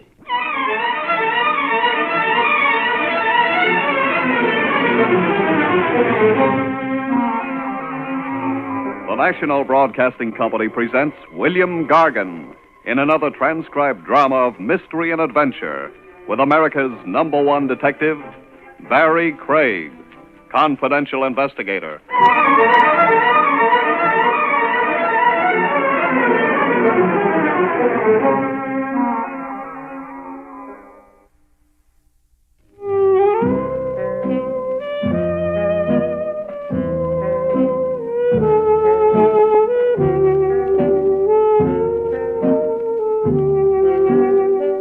Barrie Craig speaking. On call like I am as a confidential investigator, the open door, come one, come all, you don't always get cases that run according to Hoyle. Every once in a while, you catch yourself a Lulu, a case that puts a strain on your imagination. A case, say, in the category of spookaroo. You find yourself hobnobbing with ghosts and talking turkey to the dead. One like that began for me in the New York office of the Trans-Southern Insurance Company of Omaha. I'd been urgently requested to come calling, please, by a claims agent named Brennahan, Roy C. Brennahan. I'll explain the assignment we have for you, Craig. Before you do, answer me this. What's with your regular investigators? Why pull an outsider in? Well, we want this investigated unofficially. We don't want to stir up anything that will expose us to a libel suit. I catch. In case you're pulling a boner that's a butte, harassing innocent people. Yes. What's the story? Our file number 15466. Double indemnity case, now officially closed. We paid out $50,000 to the widow of a subway accident victim named Remo Torch. This was 90 days ago. So? I'll now play you a recording I secretly made of an anonymous telephone call I was party to yesterday. Now, listen carefully, Craig. Hello. Hello, Mr. Roy Brennahan, please. This is Roy Brennahan speaking. I've got some information for you. Yes? Your company paid a $50,000 claim to a Mrs. Remo Torch 3 months ago. You remember it? Of course, sir. Remo Torch fell to his death off a subway platform. What about it? The claim was a fraud. It wasn't Remo Torch who fell under a train. But his widow identified the body. The identification was false. Who are you? A friend. Goodbye. Mister, wait, don't hang up. Identify yourself, and there's a bonus. But my anonymous caller hung up, Craig, without identifying himself. I thought about it overnight, and today I called you in. Oh, it could be a crank call or an envious relative with a weird sense of humor. You must get 1,000 crackpot telephone calls. Yes, we do. We can't ignore them. Even if there's the smallest possibility of recovering a paid-out claim. Yeah, I've heard about the insurance claims agents, the fanatical watchdogs you fellows get to be. You're hoping and praying I turn up a scheming widow and proof that a third party was pushed off that subway platform and the corpse palmed off on you as Remo Torch. Handle this delicately, as if we have nothing to do with it. Like it's a case of your own. I can't be too delicate about exhuming a body. I need to get a court order for that. So do you want to get yourself another boy? No, I'll stick with you, Craig. Or be stuck with me. 10%, Brennahan. Any monies I recover for good old Trans-Southern, earmark 10% for Barrie Craig.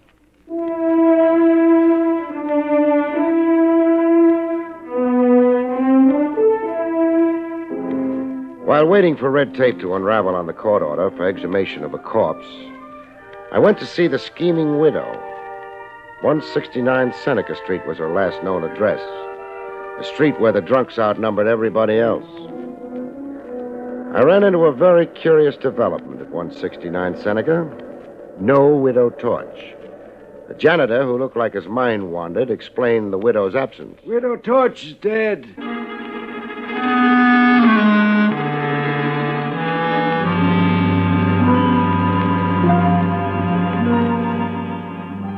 A dead policyholder and a dead, though rich, beneficiary. I had quite a cast of live suspects. The next evening, I drove myself to the Hillcrest Cemetery on Sycamore Street out in Long Island, where the mangled remains of Remo Torch had been buried. I had a signed court order okaying exhumation to serve on the caretaker there, an old geezer named Sam Billings. Going through the big iron gate, I heard the night chimes. Night is a nice time to go calling on a graveyard if you hate yourself. Every superstition you had as a kid comes back to haunt you. You begin to see things and hear things. Going up a narrow path toward the caretaker's house, I heard things. A scream as if somebody was being murdered not 50 yards away. I got to the scream. It was the old caretaker Billings on the ground near an open grave in a dead faint.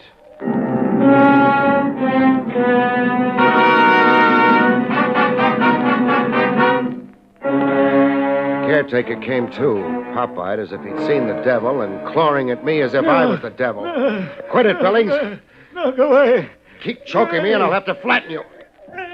I'm Barrie Craig, a confidential investigator, now concentrating on insurance. Now, if you can collect your wits, old man. You're an investigator? Who'd you think I was? Him. Him? Who? There isn't dead. Makes sense, old man. I was making my rounds like every night when I heard a noise. A noise I'll never forget if I live to be 100. The odds are away against you, the hypertension you've got. I turned to look, bringing my light close, and it was the lid of a coffin coming off, as if by itself. Neatest trick of the century. And then what happened?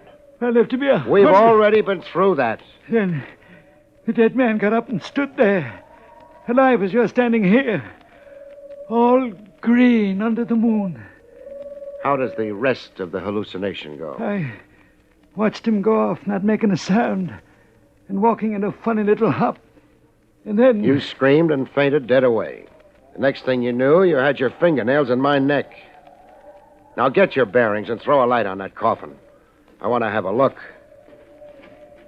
See, the casket is empty. Empty it is. So a stiff came to, forced the lid open, turned green under the moon, and then went on the town. It's something to believe, but I saw it with my own eyes. With that 20/20 vision you don't have, did you also see who dug him up? Dug him up? That's what I asked, if you'll really open your eyes. 6 feet of dirt piled in 2 neat hills on both sides of the grave. See it? Yes. To get out from under, your stiff needed a muscular accomplice on the outside. Who was supposed to be buried in that grave? I can't make out the name on the tombstone. Torch. Remote Torch.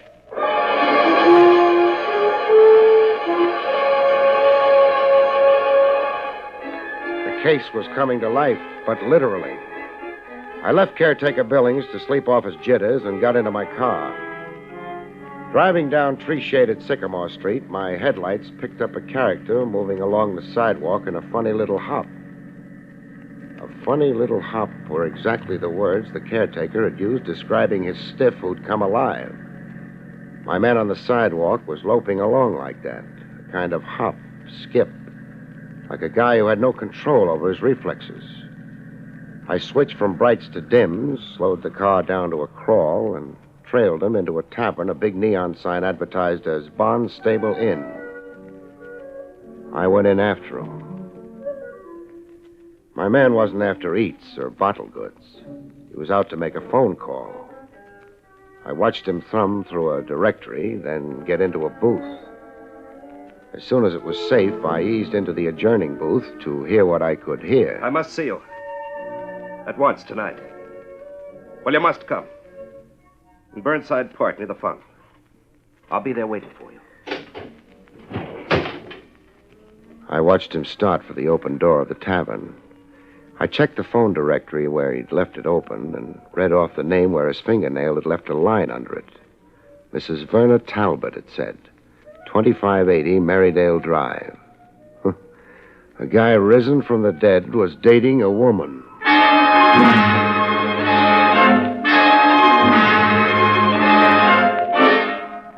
I was right there in Burnside Park in a grandstand seat behind a row of bushes when they met. My man was hanging off to his side as if he wasn't really meeting the woman, but ambushing her.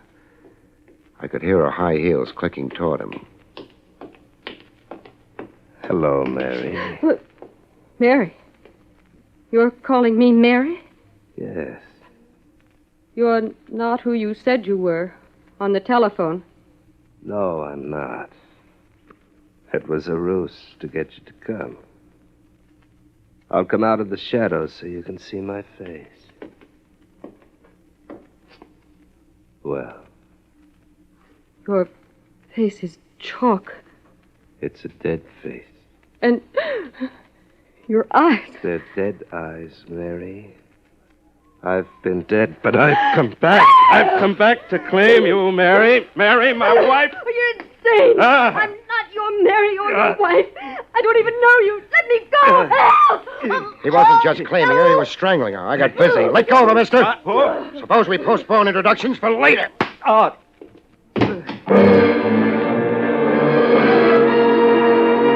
He might have been risen from the dead, but he reacted to the old one, too, like anybody else. He was out cold, stiff, like rigor mortis had come back. While he slept it off, I revived the dame and questioned her.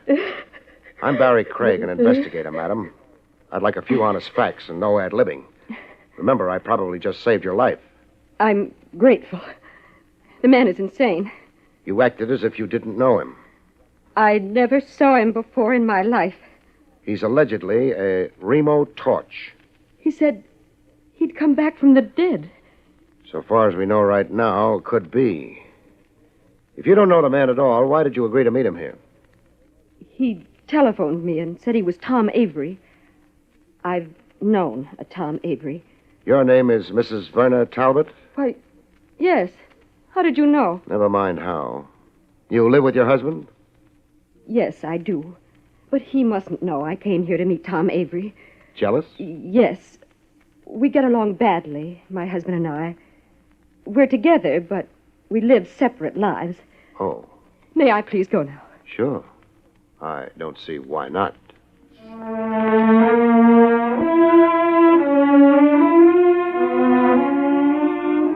I watched her melt into the night, half mink, half woman. Then I sat down to rest up. take stock and wait. I'd sure found myself a bright way of making a living. There I was in a public park at 2 a.m., waiting for a corpse to rise for the second time in one night. This time out of dreamland.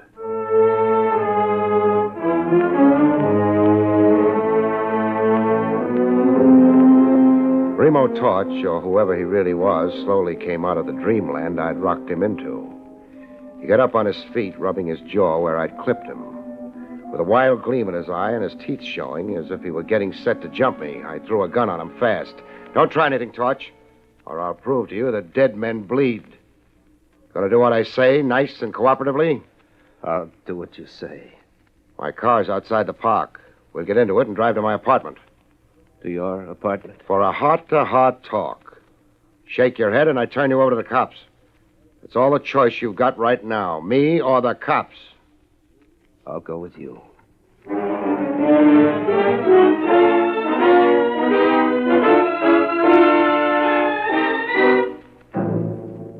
I got him home with me okay and put him to bed.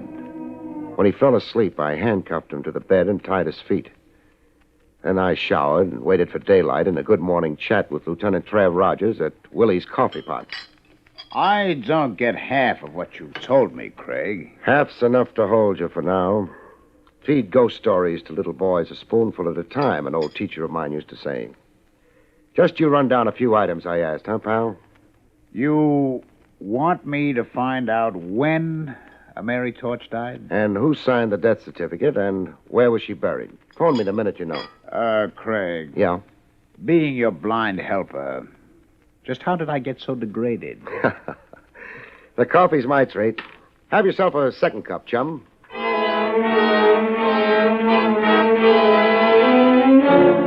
Torch was wide awake when I got back from Trav Rogers. I untied his feet but kept the handcuffs on. All recovered from your busy night, Torch? What do you want with me? I'll settle for the story of your life.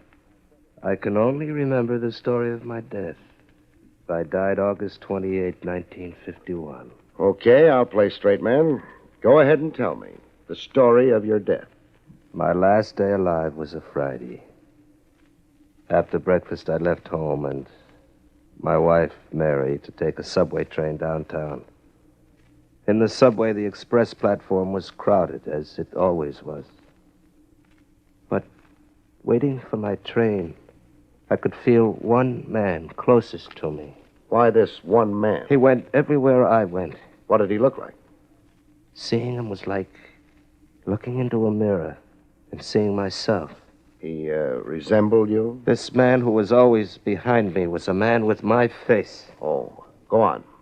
He was behind me, this man with my face. A train was coming in. I heard its warning sound, and then I saw it come at me, hissing like an iron dragon with enormous eyes that held me spellbound. I tried to push back, but hands threw me forward into the jaws of the iron dragon. No! That's how I died, August 28th, 3 months ago. You don't believe the story of my death? When I do, peddle me to Bellevue. That's how you were supposed to have died August the 28th last. That's the phony story in the Trans-Southern insurance files. You were supposed to have died like that, Torch, only you didn't. Somebody else did.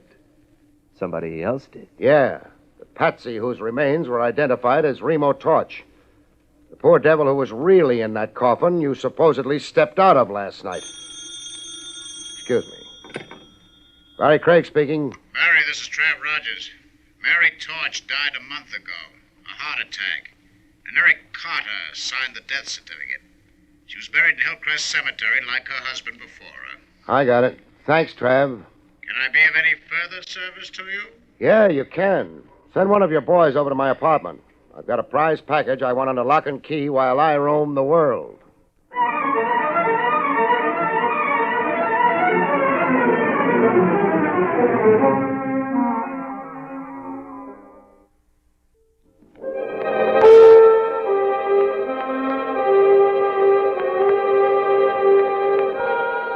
I had the graveyard habit.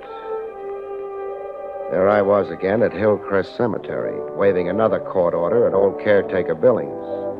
This time with the name Mary Torch spelled out on it. Old Billings read the court order, sneaking a little foolish grin at me as he read. Here's to be an order, Mr. Craig. Can you round up a couple of diggers right away? They can build Trans-Southern for the labor. It's easy to do. For a guy hoodooed by the risen dead last night, you're looking mighty cheerful today. I'll bet a tombstone you solved the mystery of the empty coffin for yourself. You're a discerning man, Mr. Craig. You found a body somewhere. The body the real Remo Torch sneaked out of that coffin before he got into it. It's time for you to come along and get a knifeful. I'm right, huh? You're right. And I'm a foolish old man. Where'd you find the body that was buried as Remo Torch? Not 20 feet from where we're standing. Show me. Right here, by those flower beds it was. Buried shallow. Flowers had been tramped on, and I went to investigate. I saw the dirt had been turned over fresh, and then I noticed a foot. A foot sticking... Cut. Leave something to my imagination. Now go round up those diggers.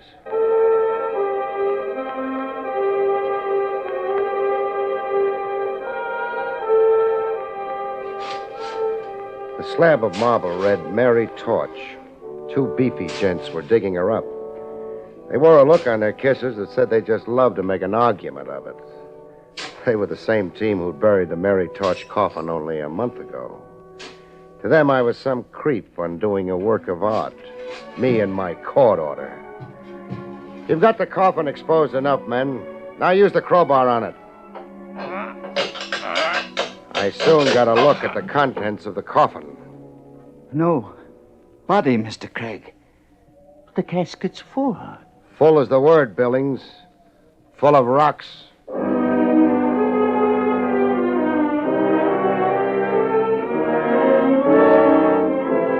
The answer to the rocks was obvious. Mary Torch's death was a phony, and ditto her burial. I found out how it was maneuvered by an entry in the cemetery record book. It's the name of the undertaker you want? Or whoever supervised the so-called burial. Huh. Here it is. Mary Torch. And Eric Carter supervised the burial. Does the name mean something to you? Does it? Eric Carter's the same joker who also signed the phony medical certificate.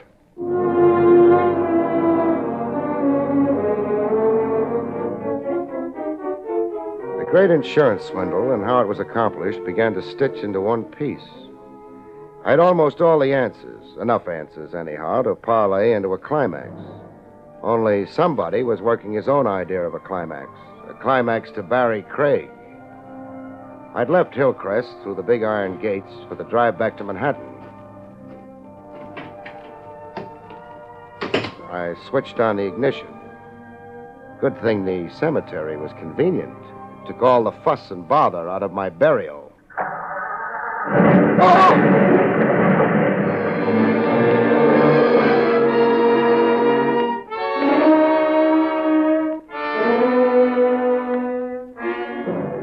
Risen dead.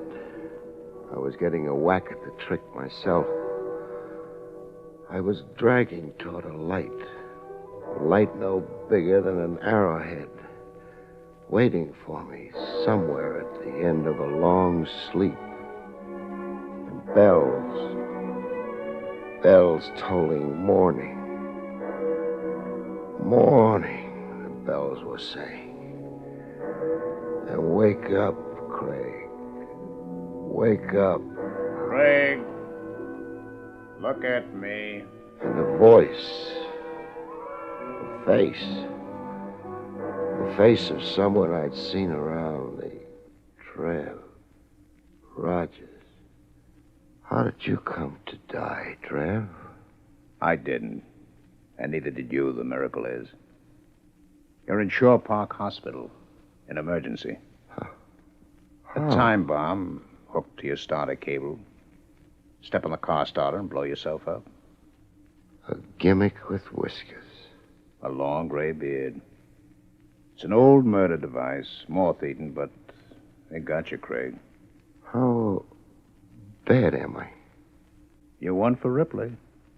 I'm okay? Is that what you mean? Just lacerations of the head and neck. Shock. You're wearing more bandages than King Tut. You're also minus an automobile. I'll build Trans-Southern. Trav, get me out of here. I want Remo Torch back. As soon as I'm dressed, he and I are going bye-bye.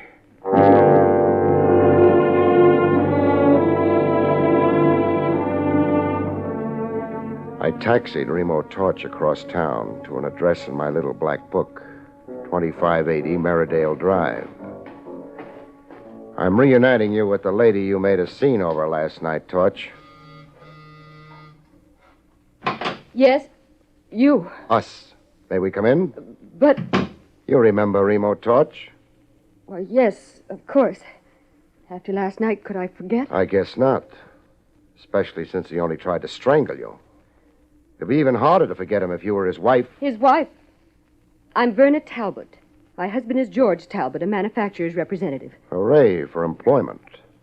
Is your husband around? Yes, Introduce him to us. very well. George, Yes, Verna? this is my husband, Mr. Craig. That's him. Him, Torch? Him who? The man with my face. It's my murderer. My murderer. Get this madman off me. Torch! No more of that. Let go of him. My apologies for my friend's behavior, Talbot. There does seem to be a superficial resemblance between you. Same general features, sort of. Nonsense. This man's plainly insane. Insane like a fox. I'd say Torch has a pretty shrewd idea of what he's up to.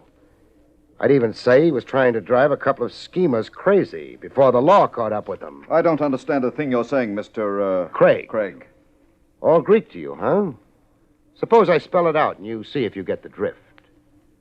Torch's wife had him marked for murder.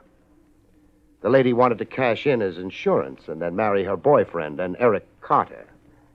The boyfriend began following poor Torch around, waiting for a chance to knock him off.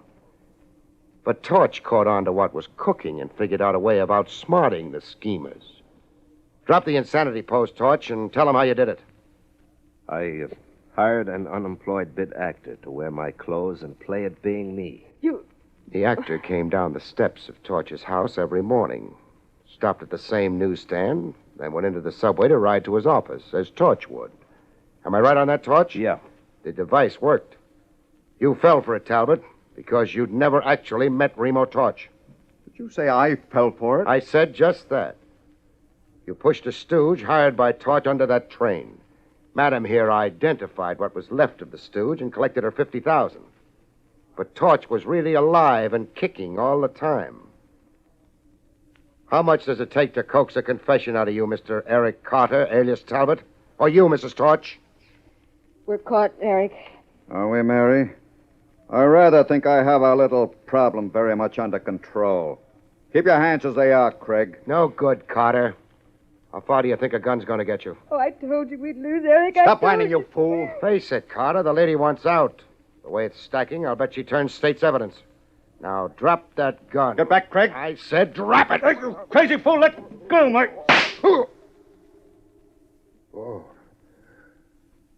When you shoot somebody, Carter, be sure you keep possession of the gun. Craig, I didn't mean to shoot you. It was an accident in the struggle for the gun. Craig, don't shoot me. Tit for tat. In a minute, I'm going to pass out. I don't want you on the loose when I do. Tit for tat in the leg. Just enough to make you stay put. Craig, no. Torch. Yes, Craig.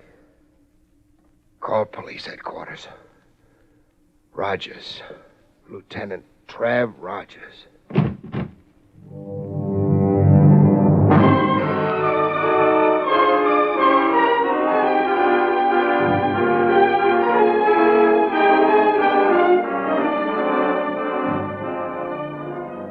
Wake up from a long sleep, and there's the same face in front of you, like a pin-up on a wall.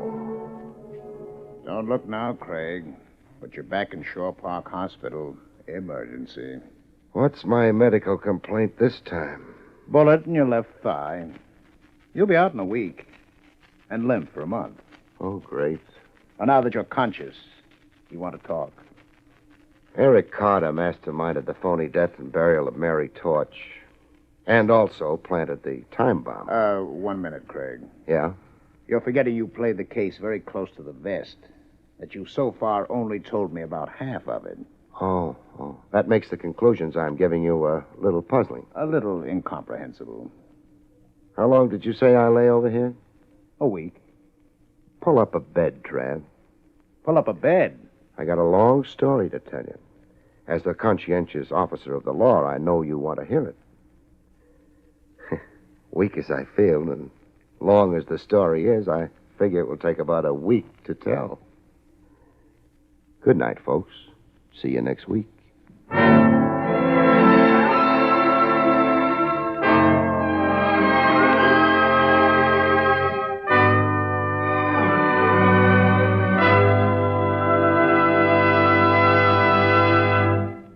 You have been listening to William Gargan in another exciting transcribed mystery drama from the adventures of Barrie Craig, Confidential Investigator.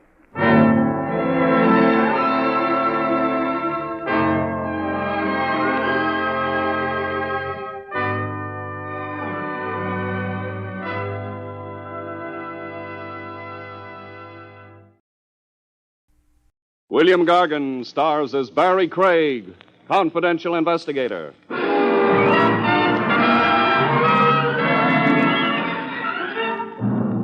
The brotherhood of man is a universal truth. In one instance, anyhow. I never knew a corpse to show antagonism toward a fellow stiff.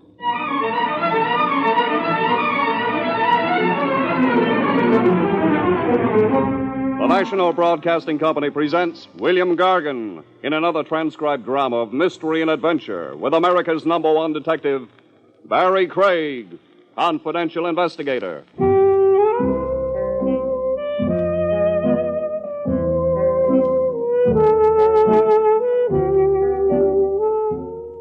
Barrie Craig speaking. Winter and snow do one of two things to a cliff dweller. He either packs his swimming trunks and suntan oil and mushes overland to a Florida beach, or he climbs into his mink-lined parka, throws his skis over his shoulder, and hops a ski train to Stowe, Vermont. I did the last mentioned. I sat on a train wedged in with a bunch of ski lovers and trained for the cold country. Not because of any yen to be an Eskimo, but for a much less noble reason. Said reason being the pursuit of a buck. Would I please come, the telegram had said. When a client goes so far as to wire you, one fact is beautifully clear. This guy can afford you.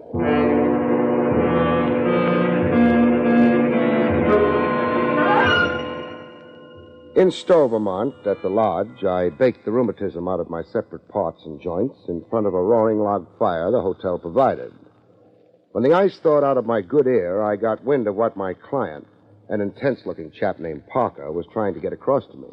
The tragedy happened 2 years ago. 2 years ago this week.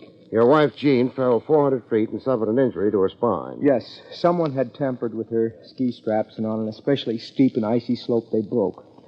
Jane was badly injured. She recovered, but is a hopeless paralytic. 100%? No, just the lower limbs, starting at the waist. She's confined to a wheelchair. 2 years now? Yes.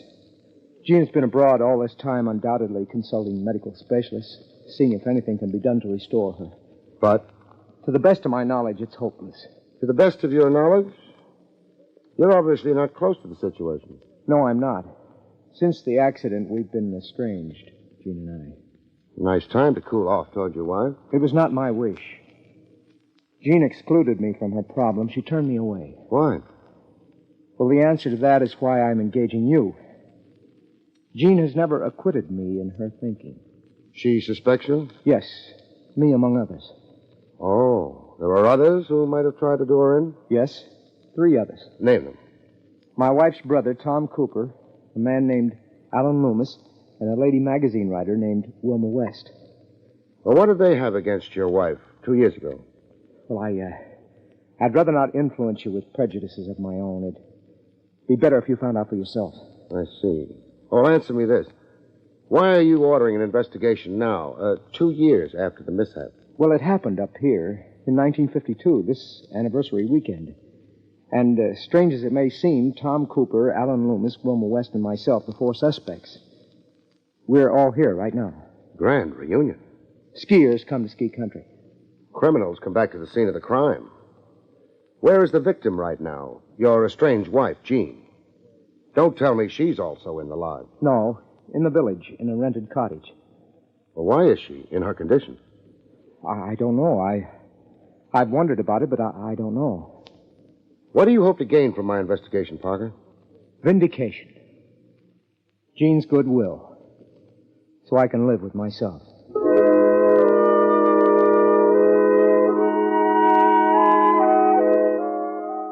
Reinvestigate a 2-year-old accident. 2 years. I'd be plowing through a lot of cobwebs. Getting unpacked in my room, somebody went out of his way to make me feel unwelcome. Come in. A guy with one blue eye and a black patch where his other eye figured to be. A tough look to him, like the world was too populated for his liking. Am I intruding? You not. I said come in. You're Barrie Craig. That's how I registered. A New York detective. That's not on the register. It's written all over you. Which suspect are you? Suspect? Now, look here. Relax. Well, which is it? Tom Cooper or an Alan Loomis? I'm Tom Cooper. Mrs. Jean Parker's brother. Jean's my sister, yes. And you're here to threaten me. To talk sense at you. That's polite for threaten. So go ahead, worry me. All right. I did come to say I don't relish being hounded and harassed by a detective. I'm here for fun and skiing. Now, how do you know my intentions toward you? I saw you closeted with my moron brother-in-law, Parker. Guessing Parker's scheme wasn't hard. Scheme? A grandstand play. Hire a detective to show how he's burning to unravel an old mystery. And by doing it, make himself look good. Is that a hint you think Parker's responsible for his wife's condition? Not only a hint, it's my opinion. Accusation? Accusation. Slander. You can be sued by Parker. Parker tries it, I'll brain him. Craig, go home. Sure, in good time. You'll just make a nuisance of yourself to everybody here. It's what I'm paid for. All right, milk the situation. Worry a case that had better be forgotten. But don't come near me. Or? Are you deliberately baiting me? A guy looks and barks like he's Little Caesar. I'm always curious about the size of his bite. How do you want to leave, Cooper? How do I? Walking or crawling?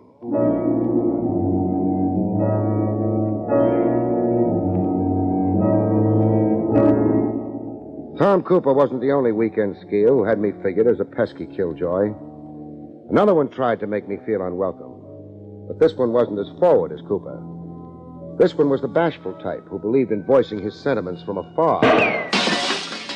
A rifle bullet through my room window. Not intended to kill me, just discourage me.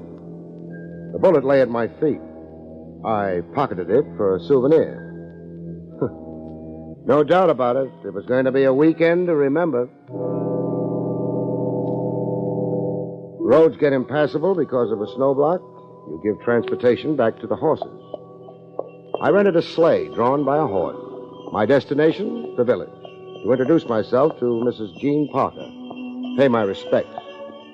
En route, still in sight of the lodge, a lady on snowshoes and bundled in furs like a mink polar bear hailed me like she wanted to thumb a ride. Yoo-hoo, hey! Yes? Going to the village? I am. Can you take me? Take lifts from strangers, lady. You're living dangerously. You have a respectable look. Giddy up. Besides, you're not a stranger. No? No. We have a past together, only I can't place the face? Spoken like a male. You're Barrie Craig, and I'm Wilma West. Oh, another one of my suspects. Yes, I'm a fiendish murderess. Would-be murderess. The victim survived, I hear tell. Victim. It's like a page out of ancient history, so remote. Yeah, 2 years makes any event stale, except to the victim. Confined to a wheelchair, yesterday and today merge for you. Put it that way, I'm chastened. Anything you can tell me? To clear myself of suspicion? Don't work so hard at being sophisticated. Oh, but I must. It's my style. It's my livelihood. I'm a sophisticated editor of a smart magazine. Jean Parker. What did you have against her 2 years ago? Let me see. Oh, yes, I was the other woman. The femme fatale. Serpent in Jean's garden. You and Parker? Me and Evan Parker, yes. Did Jean know? Doesn't a wife always? She finds lipstick smears on handkerchiefs. Canceled checks for gifts she never got. All kidding around, you and Parker. Or was there something for real between you? Very real, Mr. Craig. Evan Parker loved me, and I loved Evan Parker. But Jean wouldn't divorce him. She took it all very badly, very shabbily. She scratched and clawed. Did everything to embarrass and cheapen Evan's love for me. how does it go between Evan Parker and you today? Nothing, Mr. Craig. We're polite to each other. We're strangers. Jean sits in a wheelchair between us. I suppose you know Evan Parker hired me to get at the truth. Yes, I know. Evan feels guilty about what happened to Jean. I'll make a prophecy. Yes? You'll get nowhere at all with your investigation. You'll fail as other investigations have failed before. You'll just renew misery for a lot of people, but accomplish nothing. I'll spoil everybody's weekend. I keep hearing that. Well, here's the village. Where can I drop you? Right here. You're, going to pay a call on Jean Parker? You said magazine editor, but I think you're a mind reader.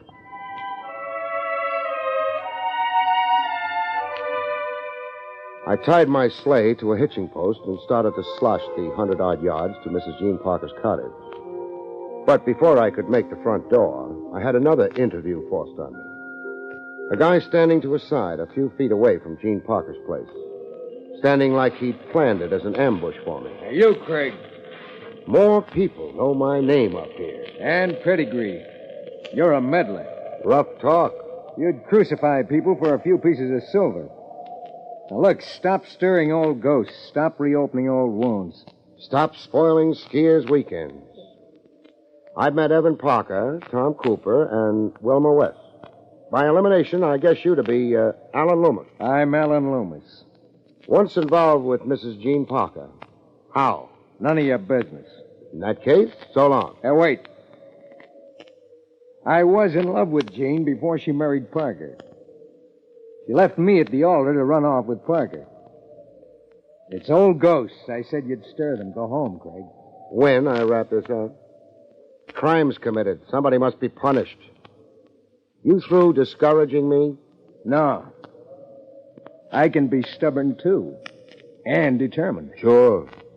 You're the type hero who can stand in an ambush somewhere and pump rifle bullets into a hotel room. You're not denying you took a pot shot at me a few hours ago. Craig, go home. Amicably with a bonus check from me or in some other way. In a hearse? Even perhaps in a hearse. I was on my way to see Jean Parker when you waylaid me. Do I have to punch my way to her door?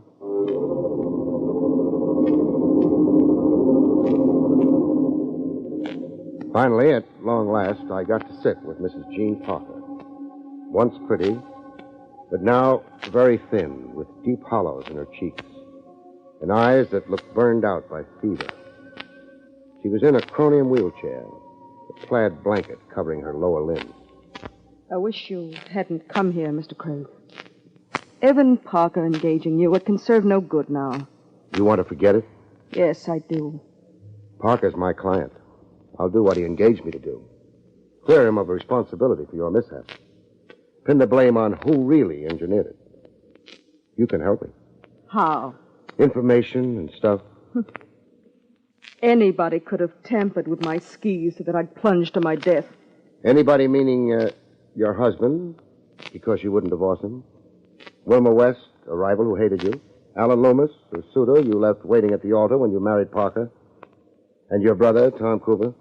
And my brother, Tom. What cooked between you and your brother? A paltry sum of money. Our father died. The will left everything to me. Less than $10,000. Tom was resentful. Money was always his creed and his god. Tom accused me of exercising undue influence over our father, of poisoning Father against him. Why are you up here in Stowe? Sentiment, I suppose. Paradoxical as that may seem. I'm half a woman, but my feelings are whole. All of my youth, I came here for the winter snows, the winter fun. I see. You shouldn't have called on me, Mr. Craig.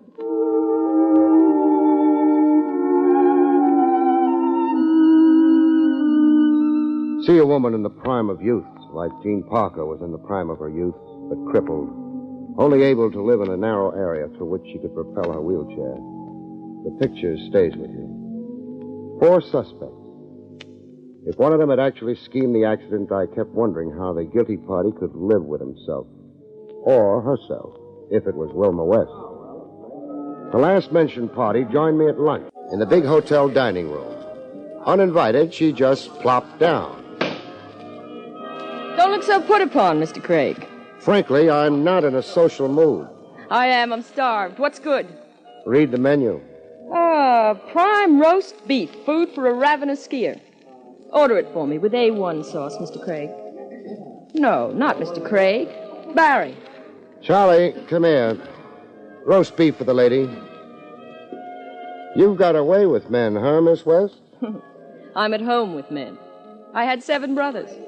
I never had a sister. That makes me a woman hater. Oh, I wouldn't be discouraged. You'll accept me, or I'll force myself on you. It won't help your case, baby, if you're the guilty party. I wonder will you be so blasé about my charms tonight? What's tonight? The weekend dance, and I'll be wearing a Parisian import. Meaning I'll go for the dress, if not the woman? I don't look to advantage in these ski clothes. I'm overdressed, dramatically speaking. Well, I've finished eating. So long. Barrie, don't make me eat alone. Barrie!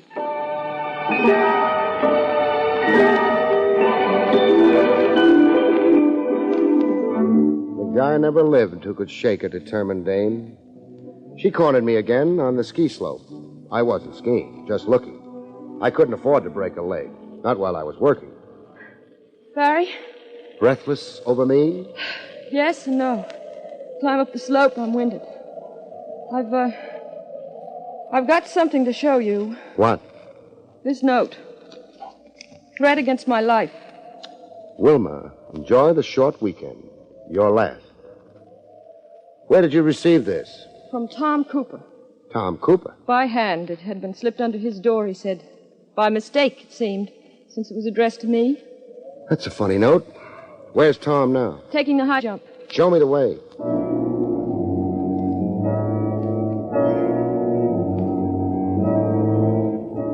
We got within view of Cooper, maybe 200 yards away. Cooper poised like an Olympic skier on the most dangerous jump in the area. That's Tom Cooper up there on the peak. Yeah. Let's get down to the base. He'll jump, and we'll meet him below. All right. Only we weren't going to get to meet Cooper below. Cooper, in fact, wasn't ever going to make the jump. A rifle shot from an angle I couldn't figure, the way altitude reverberates sound. But an accurate shot, it dropped Cooper dead in his tracks. Tom, he's been shot. He didn't just fall. Go stay with Cooper. I want to scout the area for the riflemen.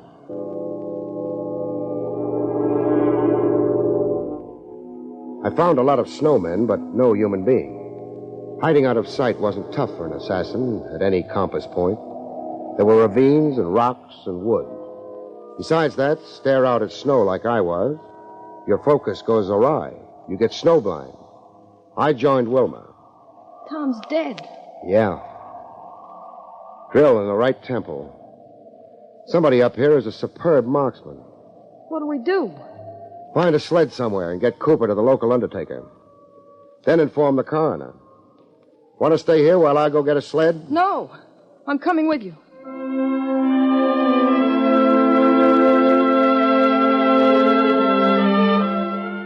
Murder. Tom Cooper, Mrs. Jean Parker's brother. We brought the body into the village on a horse-drawn sleigh. Wilma went the whole morbid route with me. She was afraid not to. Afraid to be on her own, out of my sight. After a formal report on how Cooper came to get shot, the local sheriff did some theorizing. An accident. Some bad shot in those woods who has no right to own a gun. It wasn't an accident, Sheriff. Oh, come now, Craig. Don't pump this up to more than it is. Cooper was shot from a distance by a high-powered rifle with modern range sights. Shot by a top marksman. It took only one bullet. I call that very skillful murder. Now, why would anyone want to murder this Tom Cooper? Well, that's a long story. And even if I don't know the half of it yet, but it's murder, bet on it. It was murder, Sheriff. Look here. This note. It's a threat to murder me. A threat? Let me see. Wilma. That you, ma'am? Yes, I'm Wilma. Enjoy the short weekend. Your last. Now, how is that a threat, like you say? Can't you read? He obviously can't. Oh, now you're getting steam heated, you two. I read the paper, and I say it might mean anything. I'm marking Tom Cooper down as an accidental shooting. We left the sheriff muttering to himself and started back to the hotel. It was growing dark, and the temperature had dropped enough to make us human icicles in the front seat of the rig. Wilma sat as close as she could get, warmth being at a premium like it was. Halfway between the town and the lodge, Wilma lost the little warmth I could give her. She went from cold to ice cold. Barrie! You're shot. How did I... It's an ambush from anywhere in the south woods flanking the road. Where do you feel it? Here in my chest. It hurts, Barrie. There's a hotel, Doctor. I've got to get you there. Barrie? Yes, Wilma. I won't make it. I won't make it. She wouldn't make it. I knew, looking at her, watching life flicker, then go. The second murder in a matter of hours. I turned the sleigh around. I had another corpse to turn over to the village authorities.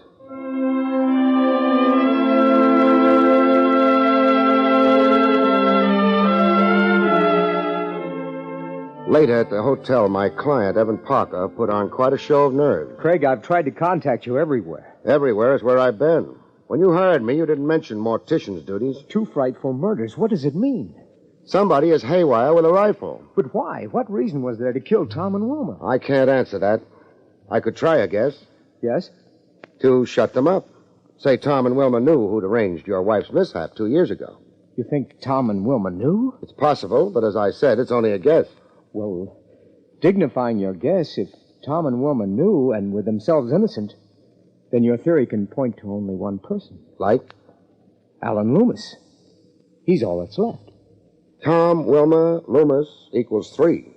There were 4 suspects to the plot against your wife. 4? Oh, you're including me. Let's say I'm not excluding you. You think I'd hire you, bring you all the way from New York, if I was the guilty one? Guilty parties have hired me before in other cases. I'm a screen they can hide behind. It's not like that in my case. I hope not, for your sake. Loomis. It has to be Loomis. Find him. Arrest him. Force him to confess. Loomis, he's your man.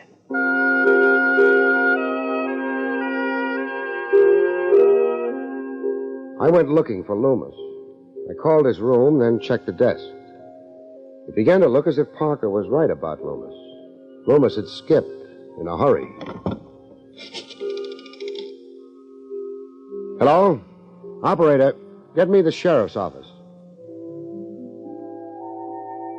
Hello, Sheriff. Barrie Craig. A suspected murderer is trying to leave town. Alan Loomis, about 35, tall, over 6 feet, brown hair. Grab him and don't let go till I get there. Loomis turned up somewhere else right after you telephoned me. You've got him? I have. Where is he? In the undertaking parlor with the other 2. And 1 bullet in him. Clean, like the other 2. Where did you find Loomis like that? Right in the village. Sitting on a sleigh without a stir to him. Not 50 feet away from Peck's hardware store. 4 suspects and 3 of them dead. That left Parker, guilty by elimination. Only thing, if multiple murder was Parker's reason for weekending in Stowe, Why had he hired me to play spectator to murder? Me snooping around. I could only mean trouble for him. I went back to see Parker, to tell him the sad news about Loomis. He wasn't in his room. I called the main desk. Hello?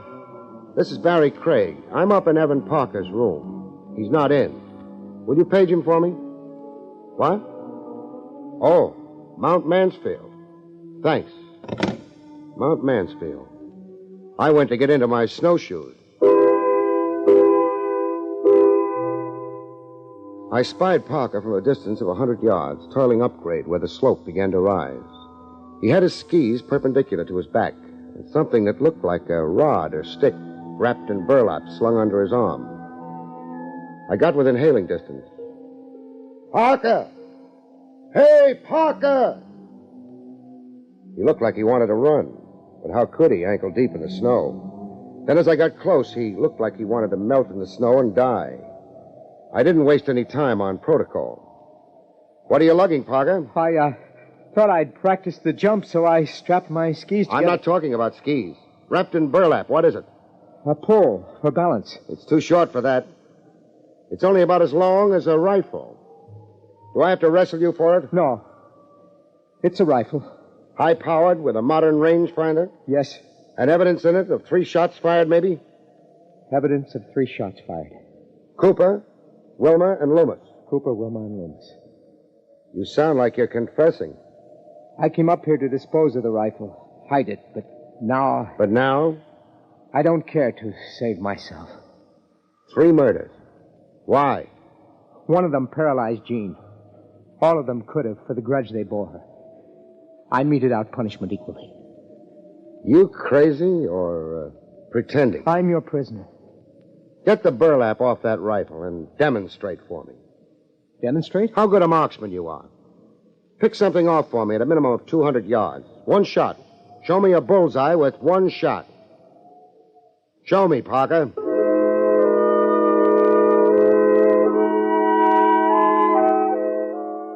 After Parker demonstrated what a marksman he was, I went to see Mrs. Jean Parker. An informal visit this time, around the back of the house. I didn't announce myself right away. I just stood in the yard and aimed the rifle at a rear window. My second shot was aimed at a window on the side of the cottage. With that, I hurried around to the front of the house and went in with a crash through the door. Fear does remarkable things to people. It gives them a strength and frenzy. It even helps paralytics to rediscover their legs. There was Jean Parker, out of her wheelchair, standing flat against the wall, to be where the bullets weren't. Mr. Craig. Yeah, Craig. Fancy seeing you out of your wheelchair. You were the one firing. I was the crazy assassin. I figured you'd hate being a sitting duck in a wheelchair, life being precious, even to a murderess. You're very clever. Yeah. I began being clever when your husband couldn't hit a tree at 200 yards, or even 50, yet was confessing to 3 murders. You planted the murder rifle in his room. This rifle I'm holding. Did I, Mr. Craig? Parker guessed your secret just before I did. That the paralysis was a fraud. A blind you could operate behind. A fraud altogether, or that a temporary condition had been remedied abroad in the 2 years you were away. I underwent 27 operations. Parker was ready to shoulder the blame, to save you. He didn't yell frame up. He tried confessing to the murder. Noble of Evan. I'm touched. 3 murders and your husband a patsy. You wanted them all dead. I wanted them all to get what they deserved. Yeah. 27 operations. The suffering you've been put to for 2 years. I guess the mind does crack under a weight like that. I guess you don't stop to think that only one of them was responsible for the accident.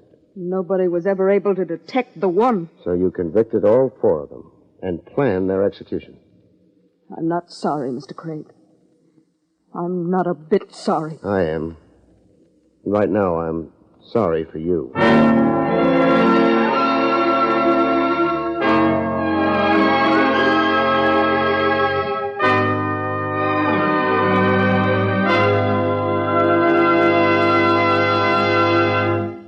You have been listening to William Gargan in another exciting transcribed mystery drama from the adventures of Barrie Craig, Confidential Investigator.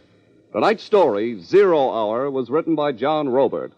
Next week, it's the strange story titled For Love of Murder, about which Barrie Craig has this to say. Next week, the ways of a maid with a man is so torrid it electrifies the poor stiff. Sends him right out of this world. Do I mean literally? I wonder. Good night, folks. See you next week.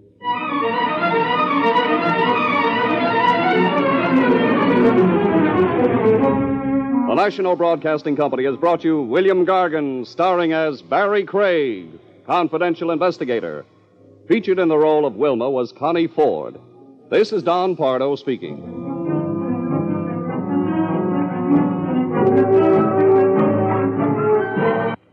Jack Webb stars in Dragnet next on the NBC Radio Network.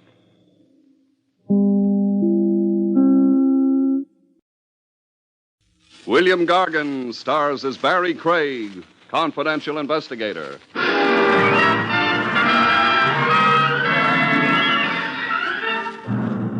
A squabbling couple can always bury their differences. The question is, which of them doesn't mind underground shelter?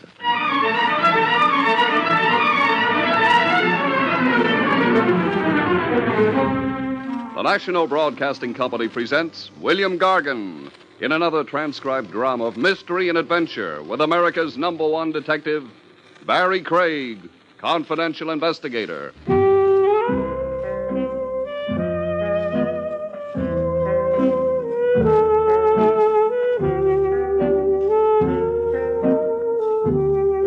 Barrie Craig speaking.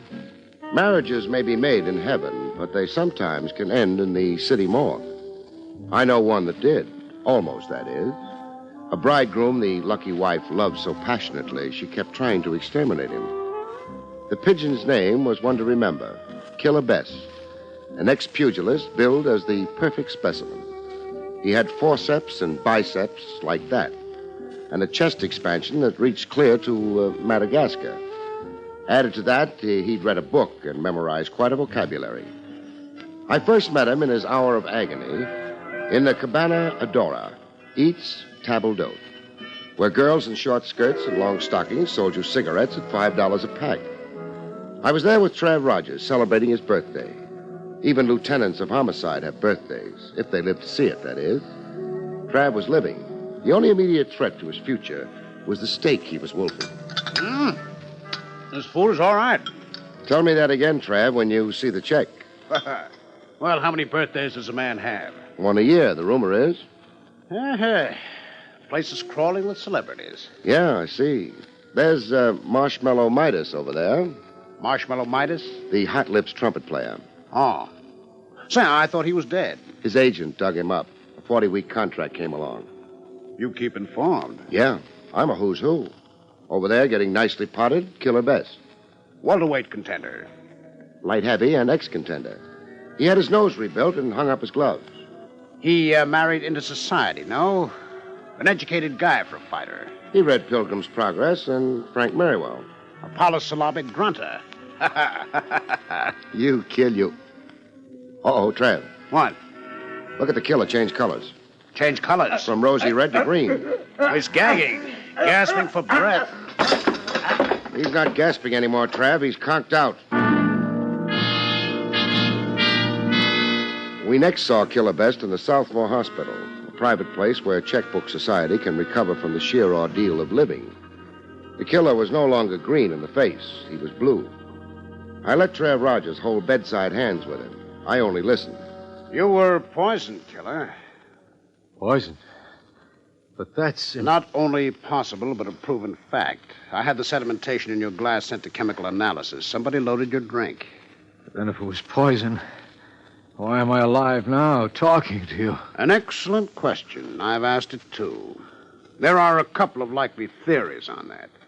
One, you have a certain immunity to a poison of this type, or two, you hadn't taken enough of it to be fatal. I've got an awful stomachache. Oh, you imagine it. Your stomach's empty. It's been pumped here in the hospital while you were unconscious. When can I get up? When you can stand without falling down. Who did it? I don't know. Who are your enemies? No more, please. I've been pumped enough for one day. You don't want the police involved, hmm? Now that you ask me, no. You fellas are too public. I don't want to be a public problem like highway repairs and sanitation. No thanks. Then, might I suggest somebody confidential? Who? His right hand. Barrie, make your sale. Barrie Craig, killer, confidential investigator. I've got blue eyes, and I'm kind to dumb animals. Not that I like to ambulance chase, but I'm all worn out looking for hen's teeth. You mean clients are scarce? You've read my diary, and I read your value on the hoof. Meaning I've got money. Meaning I haven't got money. You're hired on condition that you keep wisecracking. And that I find out why you're marked for extinction? Yeah, that too. Your friend here, the lieutenant... Trav Rogers of Homicide. Send him away and then notify my wife for me. Mona Best, Lawrence 6, 4000. What will I tell her? That circumstances make it impossible for me to be home for dinner. I call the wife as requested to reassure her about the love of her life, perfect specimen, Killer Bess. Her more killed than killer husband. But Mona Bess didn't need reassurance. A funeral would have delighted her. Hello? Mona Bess? Yes, this is Mona Best. This is Barrie Craig. Should I know the name? I've had skywriters advertising it. I'm a detective. I've reported no robberies this month. We've got a comic routine going. I've got serious news, lady. I despise serious news. Do you love your husband? That is a leading question, Mr. Craig. Meaning you don't. I'm ambivalent. Too big a word for me. I love him and I loathe him. Which half of you is operating right now? The worst half. Then the bad news I've got will be good news to you. He's been arrested for public drunkenness.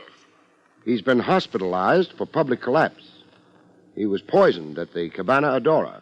You want to console him, he's in room 602 in the Southmore Hospital, Midtown. Thank you for the invitation.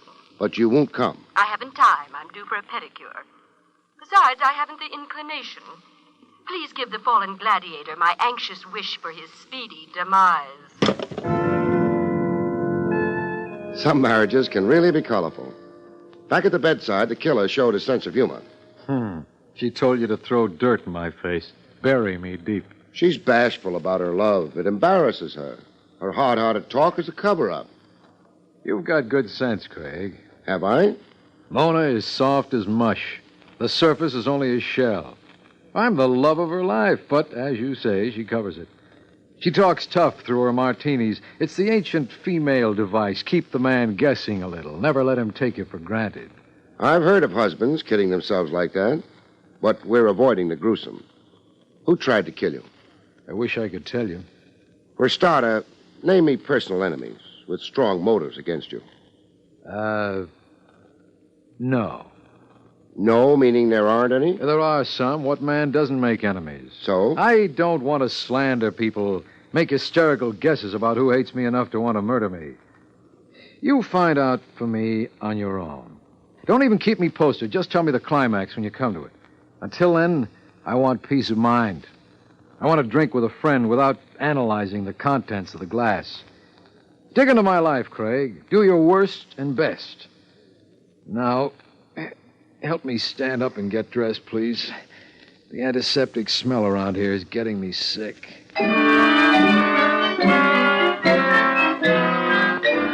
I did my worst and best, checking into the life and times of an ex-pug gone blue blood and social register. At headquarters, Trav Rogers had as many facts for me as I could digest. The killer's history makes a fascinating story. I'll retire to a farm and write it at the age of 86. I know another book the intellectually inclined killer read. This is besides Pilgrim's Progress and Frank Merriwell? The author, Somerset Maugham, a book titled Of Human Bondage. Do we have to go through with this aside? Oh, a learned note here and there. It adds a fillip to the ordinary crime puzzles. Okay, get it said. There is a passage in Of Human Bondage that likens life to a Persian rug. In your living, you weave a rug. Your experiences are threads to the rug. The author urges every man to make his life experiences colorful and exciting, so the rug will be a weaver's masterpiece of colored threads. And that was Killer Best. Every day a color job. He's fought, laughed, brawled, wandered, loved, married, divorced, remarried. Like him or dislike him, he's at least annihilated monotony. Now some monotonous Mo wants to annihilate him. Who is the Mo, Trav? I'll give you a rundown. You can make your own choice of suspect. Ex-wives with mutilated hearts and broken egos? The killer has 3. All capable of the ultimate crime against an erstwhile spouse who loved and decamped. Men about town organized into a Let's Kill the Killer club? There are a few of those. Killer Best has been the snake in many a man's garden. A constitutional homewrecker. I'll pass over a legion of waiters and taxi drivers whose jaws were damaged in early A.M. rhubarbs with Killer Best. I'll also pass over some 50 litigants who have sued Killer Best for every civil offense in Blackstone. Sued and lost, that is. But I will remark on his present helpmate. Mona. Once Mona Phipps. A tabloid once featured her as the Society Borgia. Lucretia Borgia, the lady of ancient Rome who showed a talent with poison. Is that the reference meant? It is. It seems Mona, like her current husband, was also thrice wed. 2 husbands were shed in Reno and Las Vegas. A third died mysteriously. Poison? The case never stood up quite. His body was exhumed in the Vital Center autopsy. But? The exhumation took place 3 years after his death. Too late to prove poison. Yeah. There is one more enemy of the killer's worth remarking on. So remark. A lad named Polonius. Remember him? Vaguely. Wait. Kid Polonius. A prize fighter, wasn't he? Yes. A contender who ran afoul of the killer. They had a match. Polonius was knocked out in 4 rounds. So? Polonius lost the sight of one eye. After the fight, he accused the killer of having sprayed his gloves with a blinding chemical. Polonius sued and lost, then swore revenge. He attempted that revenge. In what way? A felonious assault on the killer with a knife. Polonius? Polonius. The killer pressed charges. Polonius served 18 months in the workhouse. Polonius went free last week. Free 1 week and stewing over his misfortunes. Quite a lead there, Trav. You know, I think I'll go see Polonius pronto. Polonius took a lot of catching. His address was whereabouts unknown. The workhouse warden had no address on him, and neither did his aged mother. I interviewed fighters, dice players, bartenders, and I came away with 0. Polonius and the American Buffalo, they both vanished from Times Square. When I located Polonius at long last, I'd lost 2 days of my fading youth and $50. The dough was for information. A bookie named Catastrophe had the address for a price. A fraternity building next door to a college. Polonius was the building janitor. Who's there? Open up, Polonius. I want to talk to you. Polonius had more equipment than a building janitor needed. He had a baseball bat, and he held it like Mickey Mantle. What do you want of me? The question should be, what do you want to do to me? I'm protecting myself. Against? False arrest. Cops hounding me out of a job. Cops making me pull up stakes and go every time I get set somewhere. Why would cops want to do that to you? They're doing it. You're here. Not to hound you. Good to hear. Then beat it. Before you beat my brains in? I didn't ask you here. No. I'll take the bat. Hey, let go. Okay, you win. I don't mind a little baseball fever, but my head's too big for a regulation ball. Now, what's really on your conscience, Polonius? Nothing.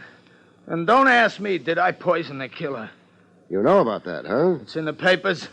And a paragraph in the story reminding that I just finished serving time for trying to bump the killer 2 years ago. You didn't this time? No. I gave up thinking like that in the workhouse. Do a rap, you change your thinking. I imagine. You now feel more kindly disposed toward the killer? I'd be a liar if I said I did. I hate him. I'd like to see him dead.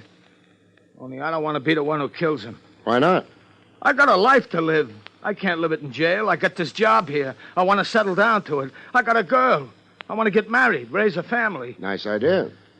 But I won't be able to with somebody out to knock the killer off.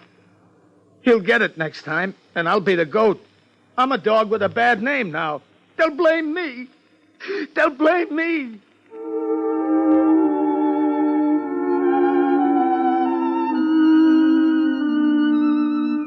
Polonius wasn't as felonious as advertised. He'd given up on his deadly grudge against Killer Best, so he said anyhow. When he came out of the weeps, he proved what a peaceable citizen he had now become. Listen, Mr. Barrie Craig. Mr. Craig, you can do a big thing for me. Like? Catch who poisoned the killer that other night. Nab whoever it was and take the heat off me. I'll be glad to oblige if I'm lucky. It happens to be my assignment. Well, make it your double assignment. Represent me, too. I'm expensive. Well, I got $100. I was going to get a new suit and shoes, but I'll give it to you. Keep your money. If you're on the level, you'll come out okay, Polonius. I'm after the poisoner, and I figure to catch him. So long. Oh, yes. Here's your baseball bat. Buy yourself a horsehide ball out of that 100 the next time you get that urge to swing that bat.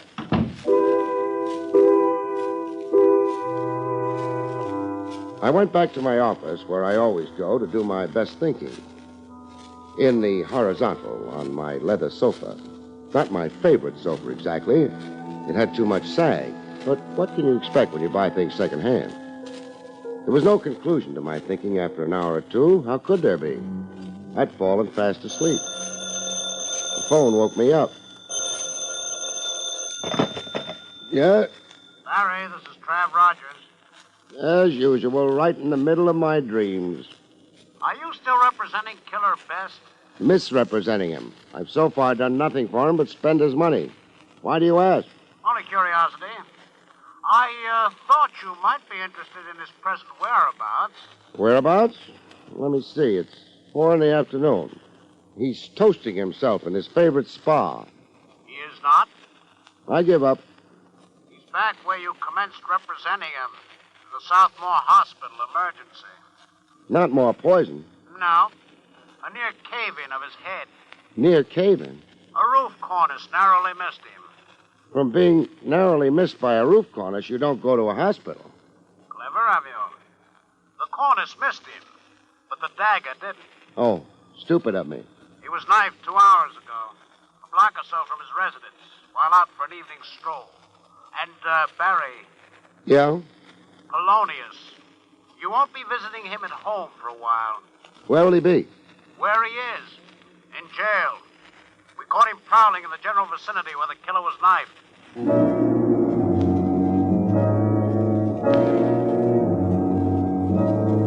In the hospital, some of the starch was out of the killer. He looked scared and trying not to show it. The knife gash on his shoulder and forearm seemed to hurt like the devil, even though the patient tried to grin.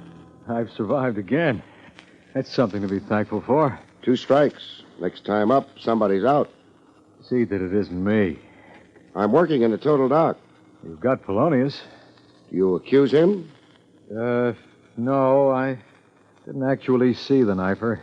That cornice that came down on you. Tell me more about it. There's not much to tell. I was out walking at the corner of 78th. Boom, came the cornice. It landed practically at my feet. The dagger came after? Yes, 3 minutes later. I backtracked. I was 1 block from home when I got it from behind. The dagger wasn't found. So the police tell me. I'll have the area combed, inch for inch. Sewers, cellars, places. You think my attacker might have thrown it away? They generally do. Get caught running, it's evidence against them on the spot. They're red-handed. I did make an outcry. I yelled police. If my assailant would be running pell-mell, he no doubt would have ditched the deck. Craig. Yeah? When I'm out of here, put a man on me, day and night. An operative following me around heel and toe. I want protection. In the tombs, Polonius looked like he was on a marathon crying jag. Craig, get me out of here. If you merit it. You don't think I knifed the killer? Didn't you? Why were you prowling in the vicinity where the attack occurred? I was following the killer around. to see who might attempt to kill him. I wanted to insure myself against being made somebody's fall guy. I thought I was to take care of that. Yeah, I know. You were representing me, but frankly, Mr. Craig, I had no confidence in you. I see. So I'm a schmo. Please, Mr. Craig, get me out of here. I'm afraid you're in for a while, at least. In? For nothing? Just for walking on a street? Just for climbing up on strange roofs and prying cornices loose. You lay that to me?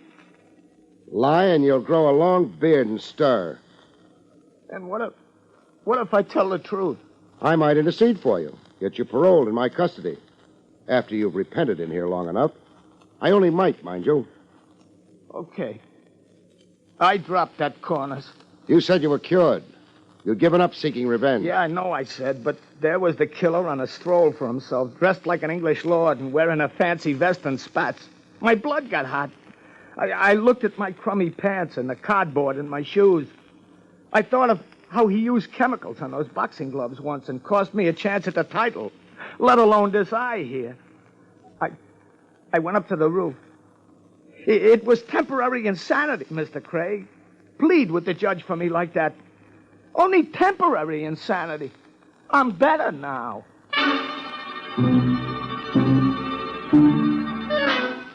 Was Polonius an honest man or a liar? I couldn't swear. But one thing was for sure, he was a character. I organized the search for the dagger used on Killer Best. Look for a dagger in a square-mile area, you really know suffering. No luck so far, Barry. It figured to be tough. I've got men in wading boots sifting sewer slop, men emptying trash cans and poking into cellars. Nice cooperation, Trav. Thanks. Oh, don't be so egotistic. I'm doing this on behalf of the people of the city of New York. Oh, pardon me. The assailant may not have thrown his dagger away. They invariably do. Still. Oh, wait. Here comes Detective Wilson with a look on him that can only mean one thing. Eureka. He's found the dagger. Finding a dagger is one thing. Tracing it to its source is a horse of another breed. After the same 14 men, plus yours truly, got ourselves acute atrophy of the metatarsals, our aching feet, that is, we gave up canvassing storekeepers. Later, on an idea that didn't seem too bright to me, I tackled Mrs. Killer Best, Mona. Tried tackling, I mean. Mona wasn't home. Her social secretary, a good-looker named Candy Joplin, was. Can I help you, Mr. Craig? Yeah. First, where is Madame? Out. Just out? She didn't say where. I've got something here. A dagger. Ever see it? I'm not sure. You think you might have? Yes. In a case in the library, I seem to remember a pair of antique daggers. Let's adjourn to the library. That the case? Yes. Well, what do you know? Here's the twin to the one I brought in. Who owns these daggers? Mr. or Mrs.? I don't think I'm able to answer that. But I think I can be of some help.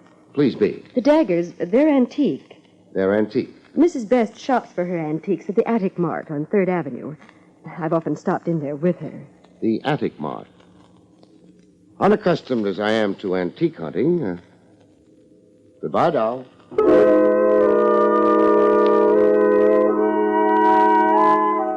At the Attic Mart, the guy who looked more worn out than his merchandise confirmed who purchased the dagger. Yes, I have the entry here. Mrs. Best, a fine lady. You mean a fine customer, don't you? Yes. She's here every week, always to buy.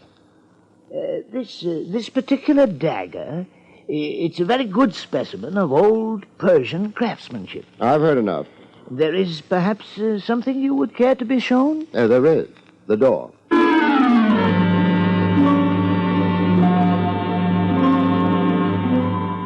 Following A.M., I went back for a tete-a-tete with Mona Best. The lady was still unavailable. The social secretary, Candy Joplin, was on hand. I'm sorry, Mr. Craig. What makes Mrs. Best so scarce around here? Frankly, Mr. Craig, I wonder myself. Suddenly, in the last days, she doesn't confide her itinerary. Mr. Craig. Yes? You're a detective. So I am. What do you want with Mrs. Best? Right now, I want to examine her. I'll give it to you cold. The dagger I matched to one in the library case was the same dagger used on Killer Best. I see. Then you suspect Mrs. Best of attempting his life? Uh-huh. Do you? That is an improper question. Well, do you? Mrs. Best has behaved peculiarly. I've sensed, jitters. Don't stop now.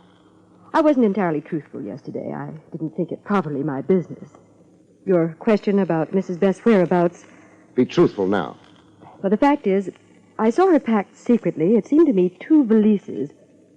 I heard her on the telephone making plane reservations. Where to? Acapulco, Mexico. This was the night before last. Skipped, huh? Attempted murder and flight. You mean that... Mrs. Best is presumably a fugitive from justice.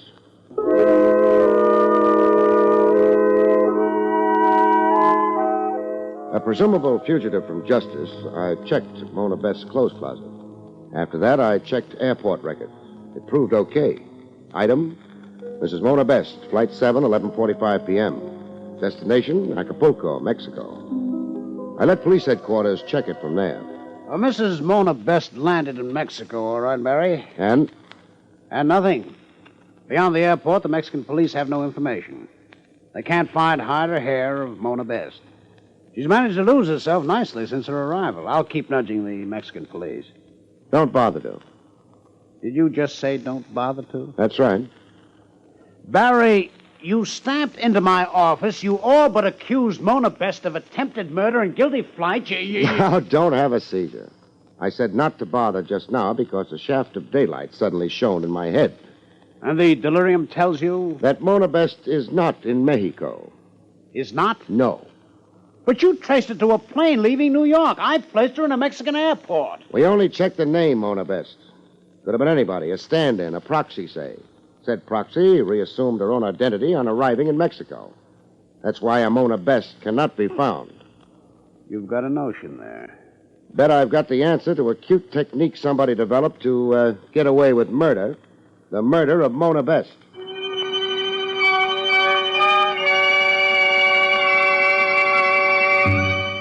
I reported the purported death of his wife to my skeptical client, Killer Best. Craig, the heat's got you. Mona's as alive as you and I. I don't think so. Moreover, I'm not so sure I can accept Mona as a suspect in these attempts on my life. Right now, I'm not so sure I can either. Except Mona as a suspect, that is. Now you're talking at cross purposes. You said before... To catch your reaction.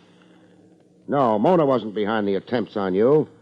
As a matter of fact, there never were real attempts on your life. Now, look here. You staged them. You poisoned yourself just enough. You stabbed yourself, not too seriously. Why would I hate myself that much? Because you hated your wife more. I won't right now go into your love for her money. You murdered Mona Best. Then you staged phony attempts on your own life to throw suspicion on her, so her absence would be accounted for. So the world would think Mona Best ran away into hiding, a fugitive from justice.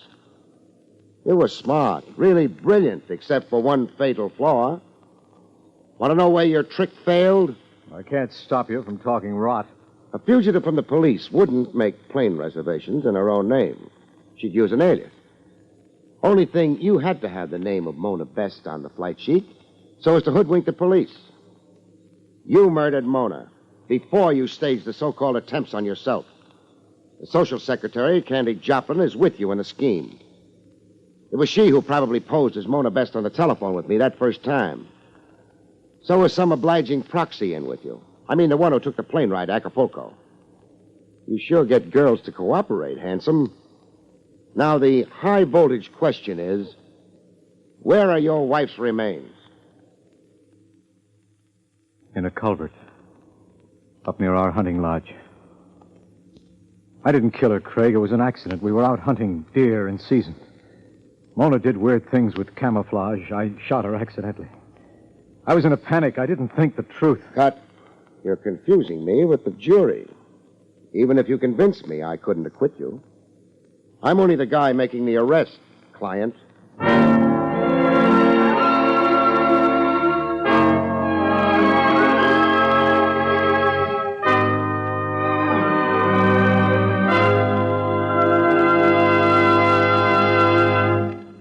You've been listening to William Gargan in another exciting transcribed mystery drama from the adventures of Barrie Craig, Confidential Investigator. Tonight's story, Screen for Murder, was written by John Robert. Next week, it's the strange story titled Murder in 3 Acts, about which Barrie Craig has this to say. Next week, a blonde, a bookie, and a gentleman of no distinction form a partnership in crime, only to find that the road to the hot seat is paved with bad intentions. Good night, folks. See you next week.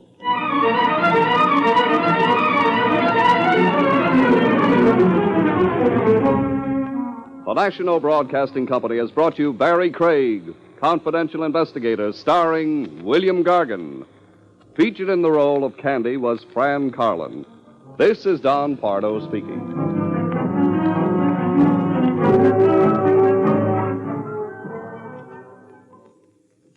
This is NBC, the National Broadcasting Company.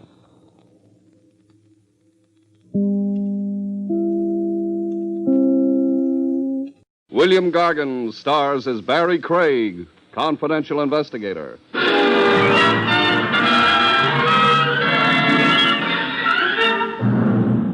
Murderers may have their difficulties, but they do have one advantage over the rest of us.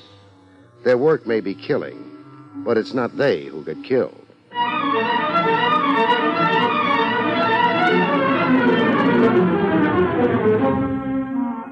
Coleman, America's leader in modern automatic home heating equipment, and the National Broadcasting Company present William Gargan in another transcribed drama of mystery and adventure with America's #1 detective, Barrie Craig, Confidential Investigator. But before we bring you tonight's story, a word from Coleman, America's leader in modern automatic home heating equipment. Hey, Pop, what are you doing? Setting the clock, boy. What for, Pop? Getting up early tomorrow. Gotta go get us a Coleman heater while the big bonus sale is on. Yes, now's the time to plan ahead for a warm house all winter. Buy your Coleman heater during Coleman's bonus sale. You get 3 big bonuses. A new low price. Now you can get a Coleman oil or gas heater at a new low price. A new low operating cost. You'll save up to 25% on heating bills because Coleman has exclusive fuel air control. Gives you maximum heat from the fuel you use. And a 32-piece set of Libby Safe Edge glassware worth $14 in any store, free with your Coleman oil or gas heater. Get these 3 big bonuses during Coleman's big bonus sale.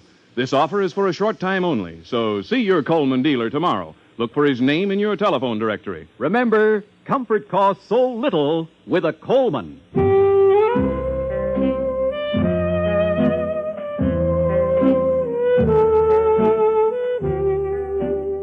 Barrie Craig speaking. I suppose the classic position in which confidential investigators are generally supposed to be found is lurking in a doorway.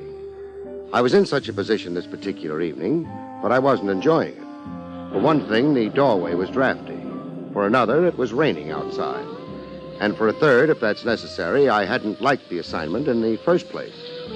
All I had to do was wait in a doorway until a man named Sam Jenkins made an appearance, then go home. The next morning, I type up a report to the effect that Sam Jenkins was seen leaving 1012 East 43rd Street at 11:01 p.m. the previous night, and mail it to his business associates. Generally, there's a check in the return mail, all of which is fine, but not especially exciting, except that sometimes it gets exciting anyway. Am I blocking your view, mister? That would depend on what I was looking at. Let's say the house across the street. It's a large house. I'm a large man. I've noticed that. Well, then why not take a walk down the street? I like it here. Look, mister, why don't you go find yourself a keyhole to peep through and save yourself some trouble? Maybe I like trouble. You figuring on making some for me? Okay. I think I'm going to enjoy this. Enjoy what? Slugs in your stomach? The gun's loaded. I've got a license for it, and I'd be delighted to explain the whole thing to the police. It's your move.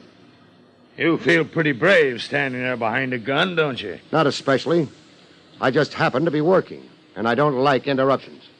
I'll get in touch with you some other time, wise guy. Please do. Goodbye. The large gentleman moved down the street, turned the corner, and that was the end of it, for the time being. It was a pretty obvious effort to make me stop watching the house opposite and Jenkins exit therefrom. It hadn't worked, though. At least at the time, I thought it hadn't. By the time a couple of hours had rolled by, I wasn't so sure. The rain had stopped and the night was getting old. Jenkins was still in the house opposite. He wasn't supposed to know I was following him and reporting to his associates. Up until the time I made my move across the street, I was pretty sure he hadn't known. That didn't explain why he was still in the house. I decided he might just as well find out about me.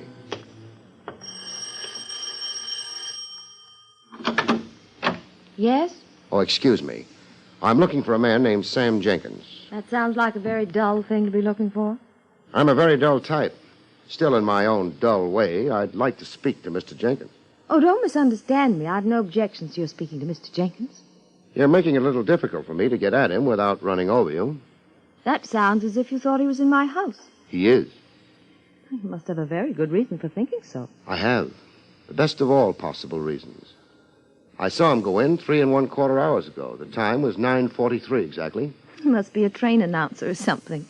I mean, who else keeps such careful track of the time? Investigators do. Oh, I see.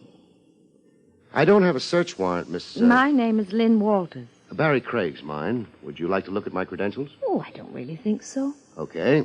As I was saying, I don't have a search warrant, Miss Walters. If I were to force my way into your house, it would be illegal. The licensing board wouldn't pat me approvingly on the head. Does that matter very much to you? Matters a great deal. So I'm not going to force my way into your house.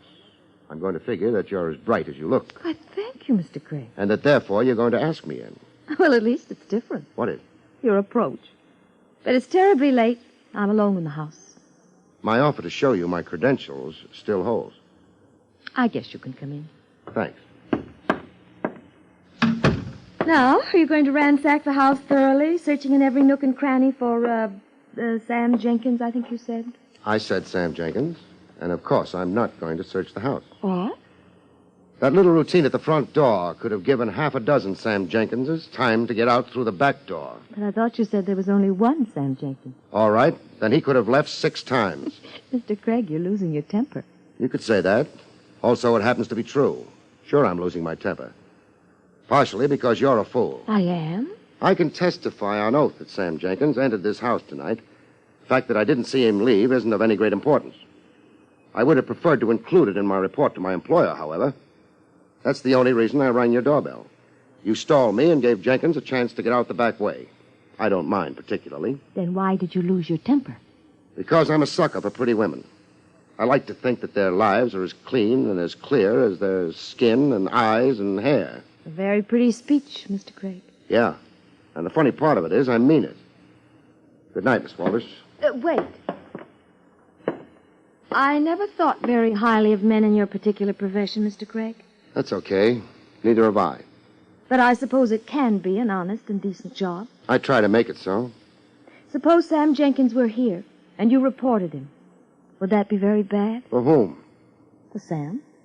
According to the story furnished me with my fee when I accepted the job, Sam Jenkins' partners suspected that he was releasing confidential information about the firm's operations, releasing them to people who would then be able to compete unfairly with the firm to which Jenkins belonged. According to further information given me, you were one of those people. Jenkins' associates wanted to be sure, however, that he was in contact with you before proceeding to take whatever steps they would then deem necessary. They can be sure now. Suppose I told you that it wasn't quite that simple, Mr. Craig. I'm afraid I wouldn't believe you. Because you think I'm a liar? Because I always believe a client until I'm forced to think otherwise. I can force you to think otherwise, Mr. Craig, by telling you what's really behind all this. That's up to you. I'm not asking. I understand. Mr. Craig, Sam's partners are 2 men named Griffith and Swenson. Sam owns half the firm. They own the other half. They've been trying for years now to force Sam to sell his half of the partnership and leave the business. They haven't been successful. Maybe that's so. But what difference does it make as far as my report goes? The reason they want that report is because Sam Jenkins is married. His wife is a very jealous woman. If you turn that report into them, they'll take it to his wife, or perhaps they'll threaten to, unless Sam sells out. I don't handle divorce cases. Well, Griffith and Swenson must have known that. That's why they told you the story they did. You can prove this? It's true, but How can a thing like that be proved? Good night, Miss Walters. You're going to send the report in? So far tonight, 2 people have tried to stop me from reporting on Jenkins. Yourself and... Myself and who? He didn't give his name, but he was a large man. Maybe 6'2", broad-shouldered, dark-skinned, light eyes, gray maybe, or blue. He wore... Miss Walters. She fainted. It was a genuine faint. She hit the floor solidly. I tried to get her out of it by shaking her a bit, but it didn't work. A little first aid would be necessary. I'd need water. It was a fairly large house. I had a little trouble finding the kitchen. Finally, I found it. I found something else, too, though. Sam Jenkins. But a Sam Jenkins who wouldn't walk through any more doorways because he'd walked through the last one into death.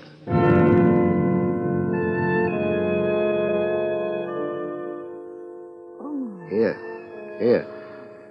Try drinking some of this. What? Oh. Thank you. Feel better? I suppose so. I guess I fainted, didn't I? You fainted. Here, let me help you up. Oh. Hey, better grab a chair. Yeah. That was very silly of me. What's his name, the boy with the broad shoulders? You mean Baldwin? Oh, you tricked me into answering that. Is there any reason why I shouldn't know his name? It doesn't have anything to do with anything. Maybe you're right. I got the water you've been drinking in the kitchen. From everything I hear, that's an awfully good place to get water. I ran into something while I was there. Something I hadn't expected. Are you going to complain about my housekeeping? Maybe. I don't think you tidied up as well as you might have. Oh, you're embarrassing me. I think you're the one who ought to call the police, Miss Walters. They might give you a better break if you did. Call the police? About domestic untidiness? Yeah. When that untidiness includes a corpse. I'm not very good at being subtle about things. What are you trying to say? I told you I was in your kitchen. Someone else was there, too. Someone who's going to stay there until he's carried away. Sam? Sam Jenkins, yes. You must be mistaken. There are a lot of things I could be mistaken about, but they don't include corpses. I don't understand how He was stabbed. I didn't touch the knife, but from what I could see of it, it came from someone's kitchen. I'd say the odds were that it came from yours. She didn't faint again. She just turned white. After a while, she had a look at what was lying on our kitchen floor. Maybe she'd seen the body before, maybe not. She managed to make her phone call, and the police arrived. I wasn't there to greet them, though, because I'd managed to persuade her to furnish me with Mr. Baldwin's first name. It was Frank. She didn't know, or at least she said she didn't know, his address. I went back to my original employer to make my report in person. What is it? Barrie Craig, Mr. Griffith. Just a moment. What on earth do You've got neighbors. I don't think they'd be interested. I'm sorry. Come in. Thank you. I presume you have something to report, Craig, but isn't your zeal a little excessive? It's 1 a.m. I know it's 1 a.m. And I can't imagine anything being so urgent that it requires waking me at this hour. How about murder? Are you drunk? No. Who was murdered? Your former associate, Sam Jenkins. Now, that's impossible. Why? Did you think he was immortal? No, of course not, but this is quite a shock to me, Craig. Mind if I sit down? Not at all. I don't understand why it's such a shock, though. You wanted to get rid of him. I don't like the way you put that. Swenson and I were convinced he was selling the firm out. Therefore, we decided to take steps about it, but... Steps short of murder? Would we have employed you if violence was our intention? That's the point. It's probably even a good one. But before I give you the rest of the report, who's Frank Baldwin? Frank? Oh, yes. Well, he was a rather well-known football player at one time. I think he was engaged to marry Lynn Walters. Nothing ever happened. Since then, he's been around. So far as I know, he hasn't earned an honest dollar since he left school. He's grown a lot, though. Sam Jenkins was found dead in the kitchen of Lynn Walters' home. Lynn Walters' home? Then he was seeing her. Your ideas about that seem to have been correct. However, I'd like a little reassurance on one point. What's that? According to Lynn Walters, the reason you wanted him followed to her place, the reason you wanted me to turn in an official report to that effect, was because Jenkins' wife is insanely jealous. Again, according to Miss Walters, you were to use that report as a club over Jenkins' head to force him into leaving the firm. Why, this is complete nonsense. Okay. Now, since Jenkins is dead, I don't suppose that there's any further reason you'd want me to stay on in your employ, is there? I suppose not. We'll send you a check in the morning. Fine. And that, of course, means you're not my client anymore, Mr. Griffith. Yes, I suppose that's correct. I think it's fine, because now I can tell you that you're a liar. I didn't slam the door behind me, but I left. I didn't report to Swenson either. Griffith would take care of that. I went looking for a man named Frank Baldwin, who hadn't earned an honest dollar for years.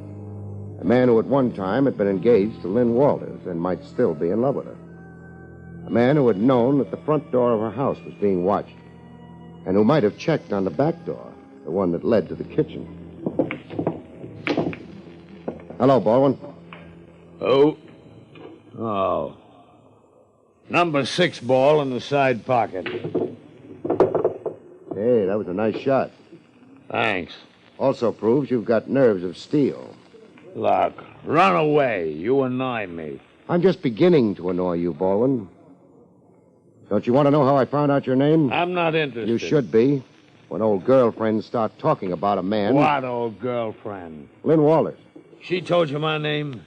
Lynn wouldn't have done that. Maybe not, under ordinary circumstances. But a girl who suddenly discovers herself to be supplied with a corpse in the kitchen is likely to lose her head.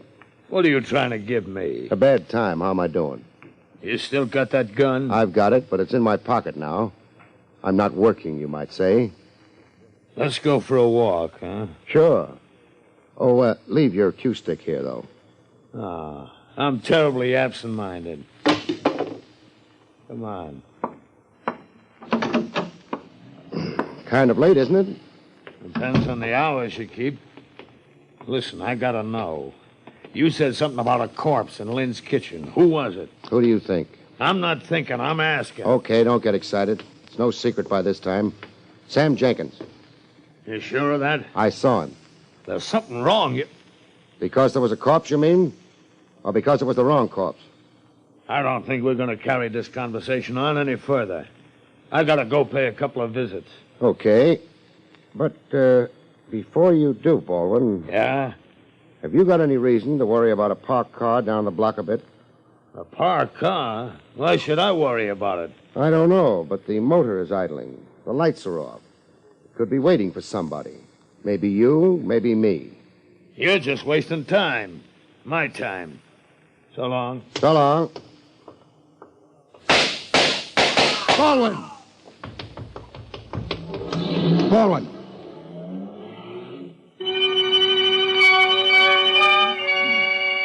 He could be paged from now to doomsday, Mr. Baldwin, but he wouldn't answer. Mr. Baldwin hadn't known it, but he had a lot to worry about. Now he had no more worries. A half-dozen bullets had cut him almost in half. Barry, Yes, Lieutenant Rogers. you think you could spot the car if you saw it again? Well, in view of the fact that they make 100,000 like it every year in Detroit, I might have a little trouble. They wouldn't have been using their own license plates. Professionals never do. Barry, does this tie up with the Jenkins killing? Of course it does. We didn't hold the Wallace girl. Maybe we should have. Did you have any good reasons to? One advantage of being a policeman is you don't always have to have a good reason, at least not for a while. You mean Lynn Walters could have arranged to have Mr. Baldwin knocked off? I mean, she could have done it herself. Oh, it's a possibility, but I don't think so. Well, maybe we didn't have evidence that she killed Jenkins, Barry. We don't have evidence that she didn't either. How long ago did you release the girl? An hour ago, maybe. Well, that's too bad. She would have had enough time. Have you got any men on her at the house? Plainclothesmen out in front. There's also a back door. I know that, but I didn't expect this. Neither did Baldwin. You won't need me now, will you? What good would it do me if I said yes? Thanks, Trav. I'm going to visit Lynn Walters. In the spirit of good, clean fun? Not exactly. Preventive medicine? Not that either. I think maybe I might acquire a new client.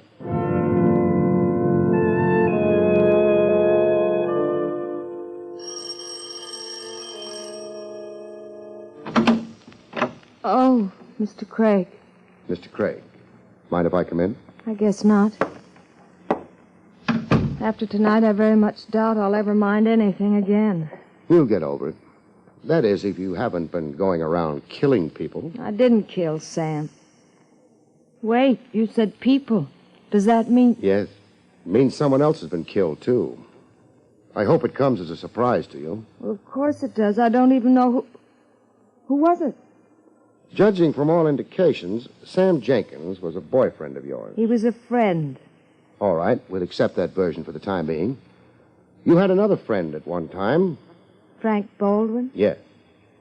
This doesn't seem to be a very good season for friends of yours. You mean it was Frank who died? Let's not be delicate. I mean it was Frank who was murdered. I suppose I should react more strongly to that. I can't. I'm completely numb. If that's the truth, I think you ought to hire yourself a detective. You're going to need one. Why? Sam Jenkins was killed in your house at a time when you could have been alone with him. Frank Baldwin could have been killed by anyone. Perhaps it's only a coincidence that he died on the same night that Sam Jenkins did. The district attorney is likely to start brooding about that and decide it isn't a coincidence at all. I can't pretend I don't understand what you're saying. I can't pretend that I care very much either. Were you in love with Jenkins? I've already told you he was a friend, a good friend, but nothing more. In that case, tomorrow morning we'll find you feeling a lot different. Hire me for tomorrow morning, huh? Well, all right. But why are you so insistent? You need the work? No, but I've been used in this thing. I don't like being used. I need the standing that having you as my client would give me. Let's say the fee will be $1 per day, no expenses. That's very cheap. I don't think it's going to take very long. Now tell me that you didn't kill Jenkins and Baldwin again, please. I didn't kill Sam Jenkins. I didn't kill Frank Baldwin. Thanks. You know what the funny part of it is? What? 99 people out of 100 would be sure that you're lying. I think you're telling the truth. I left. I had a couple of calls to make. I didn't think either of them would take very long. At the salary I was working for, I couldn't afford to let them.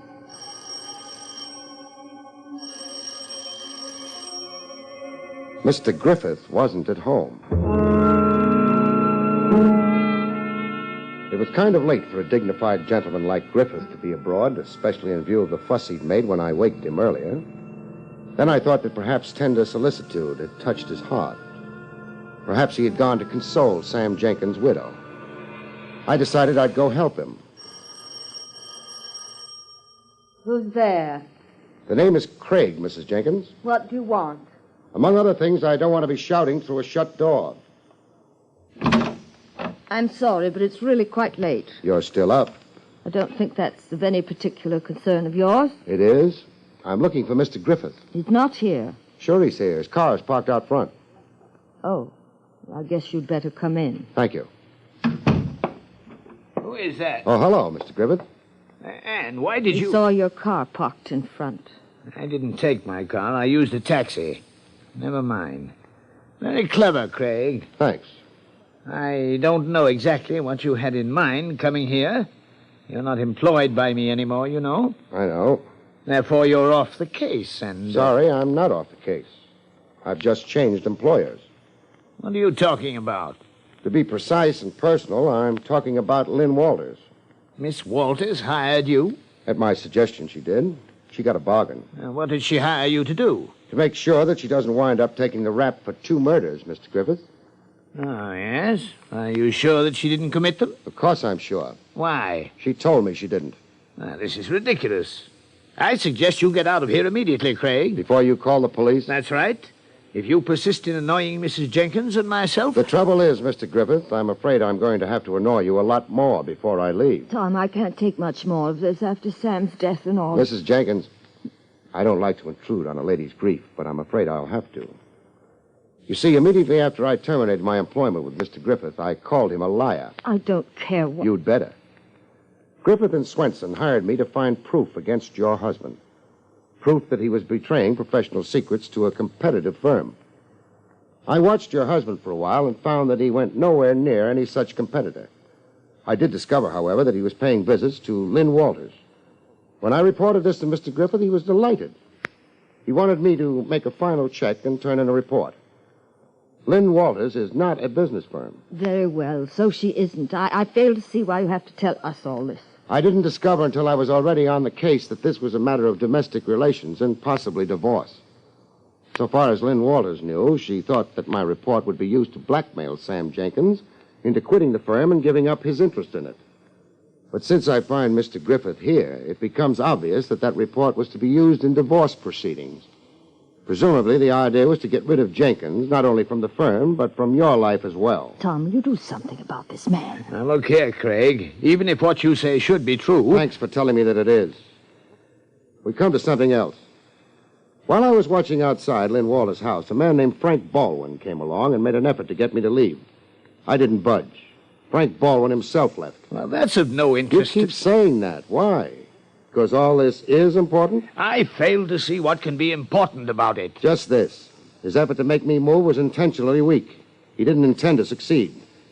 Furthermore, he knew who I was, which meant that he had been hired to annoy me, but not to move me from my position. Hired by someone who knew that I was being employed to watch Sam Jenkins. The purpose of his approaching me was to make me think that it was Lynn Walters. But Lynn Walters didn't know that Jenkins was being followed. Neither did Jenkins. I know my business well enough to be sure of that. Are you implying that I hired this man Baldwin? I'm implying that the murderer of Sam Jenkins and Frank Baldwin hired him. Why, all this is nonsense. If Baldwin had been hired by the murderer of Sam Jenkins, why did that murderer kill Baldwin, too? For a simple reason, safety. Whoever did the murders was someone who wanted to be very sure of things. Someone who didn't trust legal processes and divorce courts. Someone who didn't trust the hired allegiance of a thug like Baldwin. I thought you were an honest fool, Craig. I'm beginning to think now that you're not a fool, and perhaps not honest. That's why you're waving that gun at me? Yes, I just want to be sure. The murderer wanted to be sure, too. But how sure is she? How sure can she ever be? You mean Lynn Walters did kill Sam? Lynn Walters isn't the only woman in the case. Tom, did you hear what he said? Why, the man's raving. When Baldwin was gunned down, I was within 100 feet of him. He didn't die immediately. Before he did, he had a chance to tell me who had hired him to serve as a red herring. Who had hired him to keep me pinned out in front of the house while she was killing her husband and back. No man could have lived to tell you that with half a dozen bullets in him. How did you know how many bullets he had in him, Mrs. Jenkins, unless you'd shot him yourself? Mr. Griffith, I suggest that you have just captured a dangerous murderer. Keep that revolver on her until the police get here, and, my congratulations. I wasn't particularly happy about the case. I never am when it's a question of murder. No matter how well justice may be served, people have died, sometimes unnecessarily and always violently. I felt depressed. I wondered if Lynn Walters felt depressed, too. I decided to go visit her and match depressions. Funny thing, as soon as I decided to do that, I began to feel a lot less depressed. I wonder why.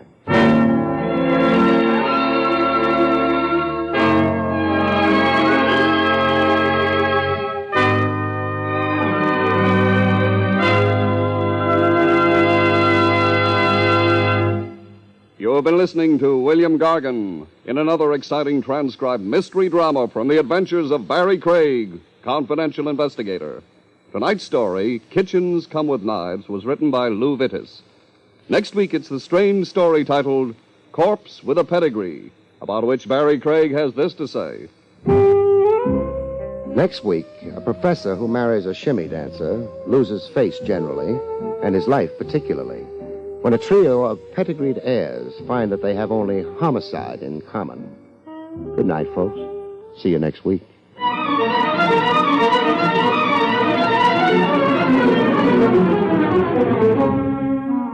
Coleman, America's leader in modern automatic home heating equipment, and the National Broadcasting Company have brought you William Gargan, starring as Barrie Craig, Confidential Investigator. Featured in the role of Lynn was Barbara Weeks. Don Pardo speaking.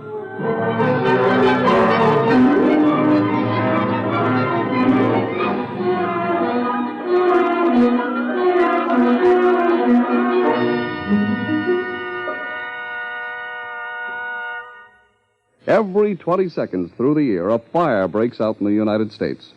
These fires kill 11,000 persons each year and destroy $7 million worth of property. Protect your home from fire by following these simple safety precautions. Don't smoke in bed or throw away lighted cigarettes. Clean out closets, attics, basements. Repair defective electric equipment and replace worn or frayed wiring. Fires in the home, your home, can and must be prevented. Tonight, listen to Dragnet on NBC.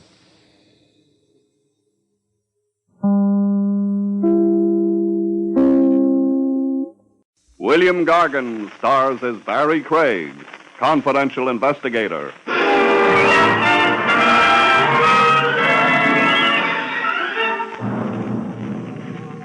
Murderers rarely have many friends.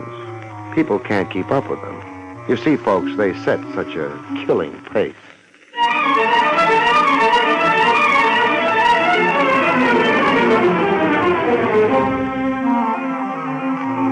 The National Broadcasting Company presents William Gargan in another transcribed drama of mystery and adventure with America's #1 detective, Barrie Craig, confidential investigator.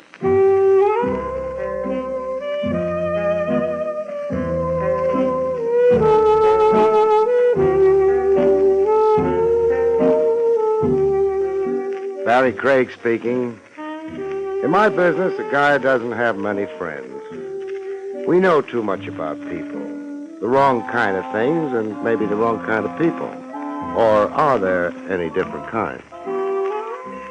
I wouldn't know the answer to that one. But after time enough and jobs enough, about the only thing the investigator can be sure is clean is his license, if he keeps it under glass. The hours are lousy, too. Hello, Willie. Evening, Mr. Craig. You want some coffee? In Willie's wagon? Lay off the cracks. It looks like coffee. It smells like coffee. And it tastes like sulfuric acid. I'll have a cup. Thanks. How about some nourishment? I'll have a couple of donuts instead. A couple? What do you think I am, a weightlifter? Just watch your teeth working on them. Hey, you on a job? No. Well, then what's keeping you up this late? Your coffee, mostly. You didn't have any before you walked in here. I can dream, can't I? Besides... Yeah? I felt like company. Private Eye gets tired of his own thoughts pretty quick. Why don't you quit thinking? I did half a dozen years ago. I've been a happy man since. Business. What'll it be, Bud? Does it have to be anything? I seen one of those before. Back up. Against the wall, huh? Sure. Hold it, Craig. The personal touch? Just sit there. Work on your donuts and coffee. I eat just as well without a gun. That's to keep you quiet, not stimulate your appetite. Thanks for explaining. Why do I have to be quiet? I want it that way. Uh-huh. This Keep Craig Quiet Week? Yeah. I just passed the resolution. In a little while, I'm going to get sleepy. Don't let it bother you. My point is, do I have to be quiet only in Willie's wagon, or can I go be quiet at home? Craig. Yeah? I tried for you at your office first. The elevator man told me you'd probably be here. Jake's a prophet. Anybody else comes calling for you, the elevator man will tell him the same thing. You make it sound like a procession visiting Craig at midnight. Business isn't that good. Not a procession. One customer. You could give him a name? Sure. And when he gets here, what happens? I discourage him about consulting you. You reason with him? I discourage him. Hey, Bud, how about me sitting down? You got a seat back at the counter? No, but there's one in the kitchen. Also a telephone? I ain't checked recent. Keep leaning against the wall. This customer of mine, suppose he looks in here before he pushes the door open. So? He'll spot you. That's all right. Look, if I'm going to stay awake, I'll need more coffee. You? Yeah? Mr. Craig wants some more coffee. Okay. There's your coffee, Mr. Craig. Thanks. Well, it's an awful slow client I'm supposed to have. He'll be along. Maybe you frighten him off tonight. What happens tomorrow? People run out of tomorrows sometimes. Yeah. All right, that could be him. Stay put, boys. I could use a client. Not this one. He won't be any use at all. Too bad. Hey, Willie, what'd you put in this cup? Huh? Tastes more like concentrated lye than coffee. Shut up. It's an insult, not coffee. Here, you try it. It was hot, wasn't it? I'll take the gun now. What the? Those shots came from the door. Yeah.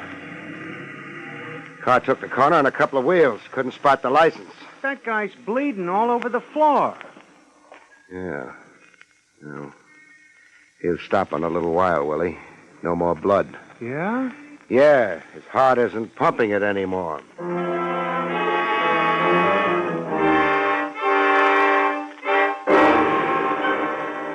The coffee I'd spilled in his face caked before the cops got to Willie's. It made him look very untidy. The deceased's name was John Largo, Mr. Craig. Thanks for telling me, Lieutenant Rogers. It would appear he was an executive from St. Louis. You mean executioner? A little early for indulging in theory, Barry. Not theory. The guy announced his job. The announcement was perhaps ambiguous. Largo was versatile. The numbers, jewels, slot machine. Okay, Trav. I know about a police officer's keeping his mind open. Must be drafty, though. Barry. Yeah? According to your report, Largo intended to discourage a client of yours. That's right. Which client? A client who hadn't hired me yet. But who had indicated he might. Trav, all these questions will maybe look good on a report, but I've told you all I know. I'm not happy about it. Well, maybe if I'd gone to college like you, I'd know more. The way it is... Now, you mustn't hold that college degree against me, Barry. I forgive you. Any psychiatrist will tell you it was my mother's fault. But I've got to bring something in for the captain. Isn't a fresh corpse enough?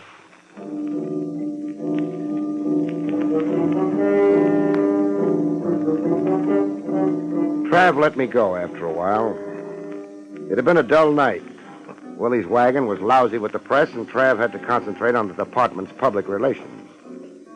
I started for home, made a detour, and headed for the office on Madison Avenue. Jake would still be on duty, making sure nobody stole the building. Jake.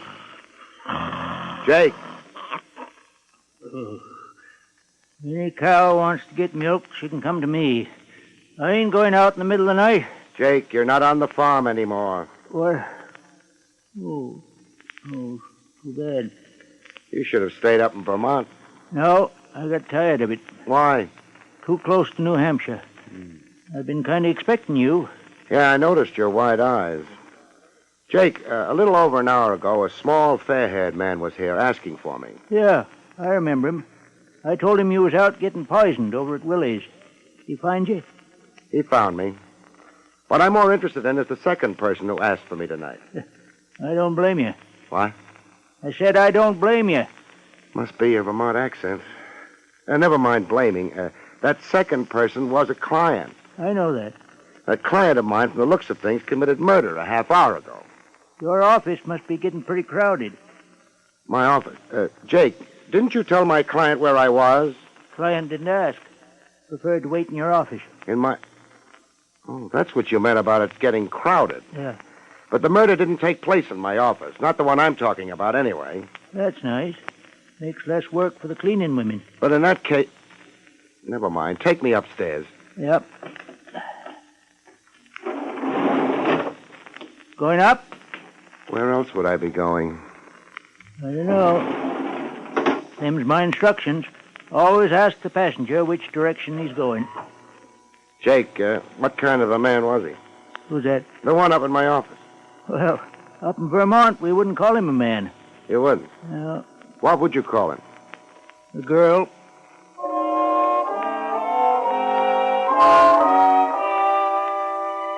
This wasn't my night for appearing smart.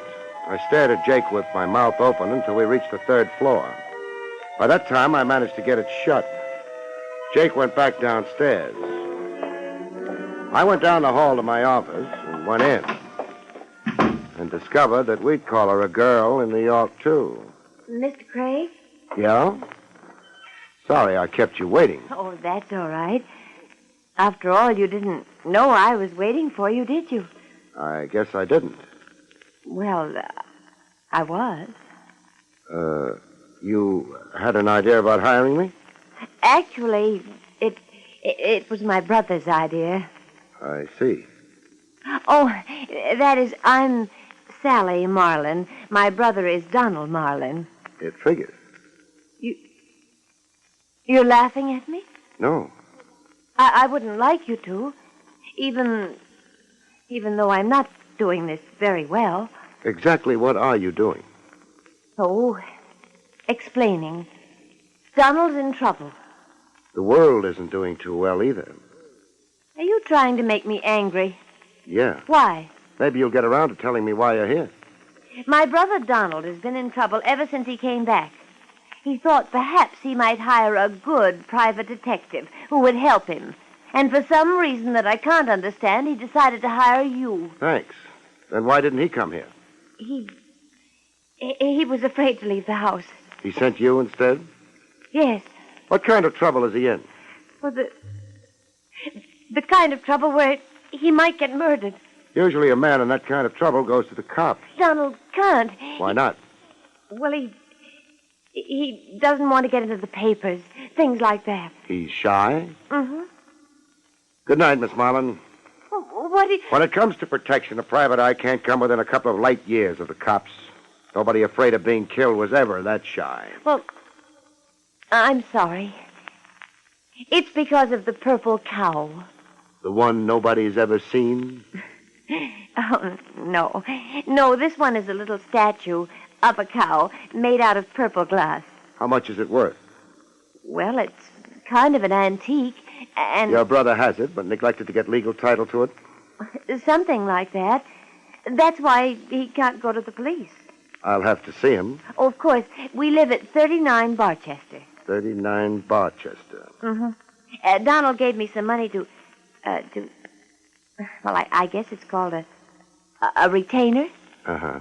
$200. We'll consider it a retainer. I guess it's too late tonight for you to see Donald, but the first thing in the morning, Mr. Craig? The first thing in the morning. Then, good night. Good night.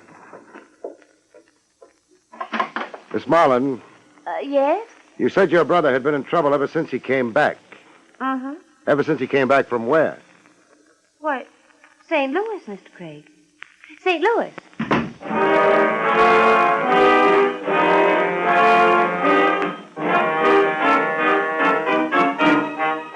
The dead Mr. Largo had also been from St. Louis.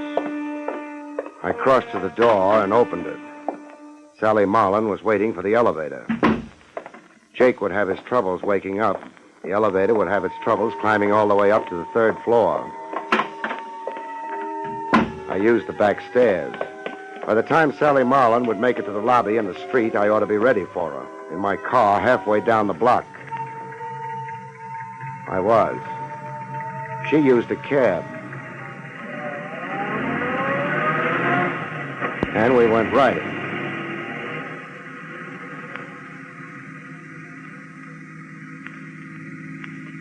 It wasn't a long ride.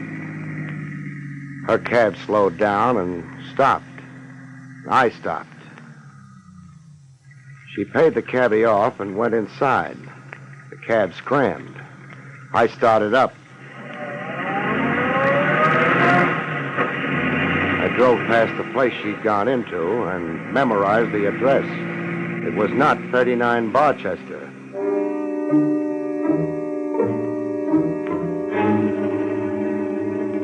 "39 Barchester was way over on the west side of town. Maybe Sally Marlin had stopped off at the other address for a drink. You can get drinks at the Club 44, not to mention a ringside seat at a roulette game, a hand at poker, or a thug for hire. Maybe Sally Marlin had been thirsty. I didn't stop at 39. The man in a creased hat and a bulging overcoat was trying too much to look like the local scenery. I cut around the block and wondered. There'd be an alley leading to the back of 39 Barchester. There was. There was a man there, too, making like an ash can. I parked on the next block and took a walk. I was going to have trouble visiting my client. I decided to have trouble in the alley. More privacy than out front. Hey, Bud. Huh?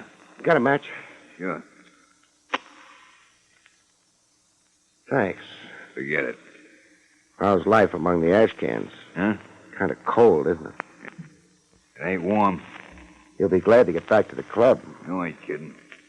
Well, what are you waiting for? Cochran sent you? What do you think? Yeah, but he didn't say nothing about pulling me out of here. Hey, wait a minute. I seen you before. Is that supposed to be a big surprise? I seen you before. Your name's Craig. Word gets around. You're a dick, a private dick. Says confidential investigator on my door. You don't need a gun. Keep your hand away from... Wise guy, Not tonight, you won't.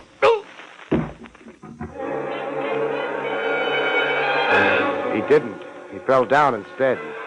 I thought he might be uncomfortable lying on a gun.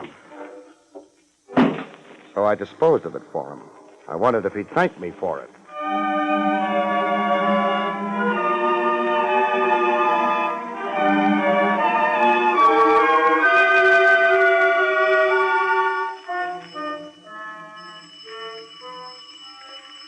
Who's there? Craig. Say it again. Craig. You want me to wake the neighbors? Listen. Gonna open the door slow. I want your hands in front of you and clean when I do. Okay. Otherwise, I start shooting. Hold it. Yeah. Come in. Thanks. I have to be careful. Sure. Sit down. Thanks. Man with a purple cow can't be too careful. What's a purple cow supposed to be? Something you find in St. Louis, the way I heard it. Just making sure Sally got to you. She got to me. She's a good kid. Uh-huh. Marlin. Yeah? I could stand a little more information. For example, how did you get the purple cow in the first place? A friend of mine handed her to me. He ran an antique shop in St. Louis. Just gave it to you? Sure. The thing isn't worth more than a couple of bucks. And that's when all your trouble started? That's when it started. You could have yelled for the cops. Sure I could have, but look, first of all, there were no witnesses around when I got that cow. Second, I didn't know what importance it had. Not until after I left St. Louis. Why didn't you get in touch with the man who'd given you the cow? I tried to. And? Found out somebody had pumped him full of lead. This friend of yours had a record? Yeah, and that was another reason I wanted to stay clear of the police. He'd been a fence. What kind of stolen goods did he concentrate on? Jewels, mostly. Is that the cow up on the mantelpiece? That's the cow, all right. I know what you're wondering, but no dice. It's made out of glass. I had it appraised. Maybe it's hollow. It's hollow. Nothing in it either. You know a man named Largo? Largo? Small, fair-haired man. Comes from St. Louis. No, I don't. Why? Oh, nothing important. You figuring on going out tonight? No. That's good. You'd have company if you did. What kind of company? A couple of hoods. Front and rear of the house. Hoods. That's the kind of thing I mean. Why are they after me? On account of a hunk of worthless glass? I don't know yet. Maybe I'll go ask some questions. Oh, these hoods, Marlin. Yeah? Work for a man named Cochran. Name mean anything to you? Sure. That's the man my sister's going to marry.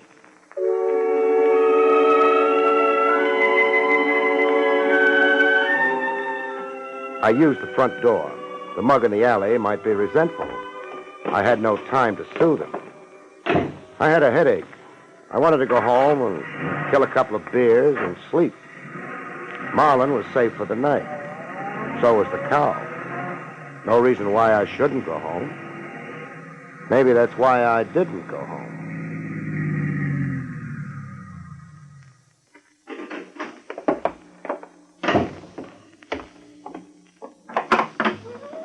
Good evening, sir. Welcome to Club 44. Oh, I'm not a customer.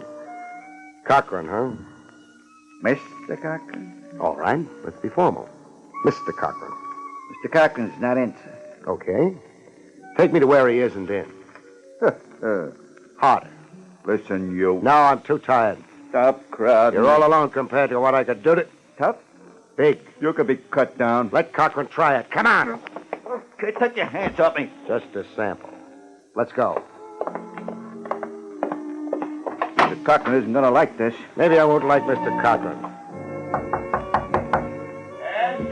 The gentleman to see you, Mr. Cochran. Gee, thanks.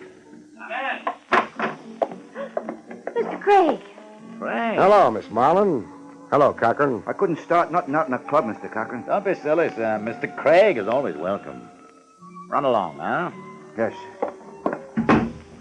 What are you doing here, Mr. Craig? I confused it with 39 Barchester, maybe. The same way you did. Nice to meet you, Mr. Craig. Uh-huh. Of course, I'm curious about why. Sally Marlin hired me for her brother. She was worried about him, so she left my office and promptly headed here. She, didn't want to worry alone. Exactly what I was thinking.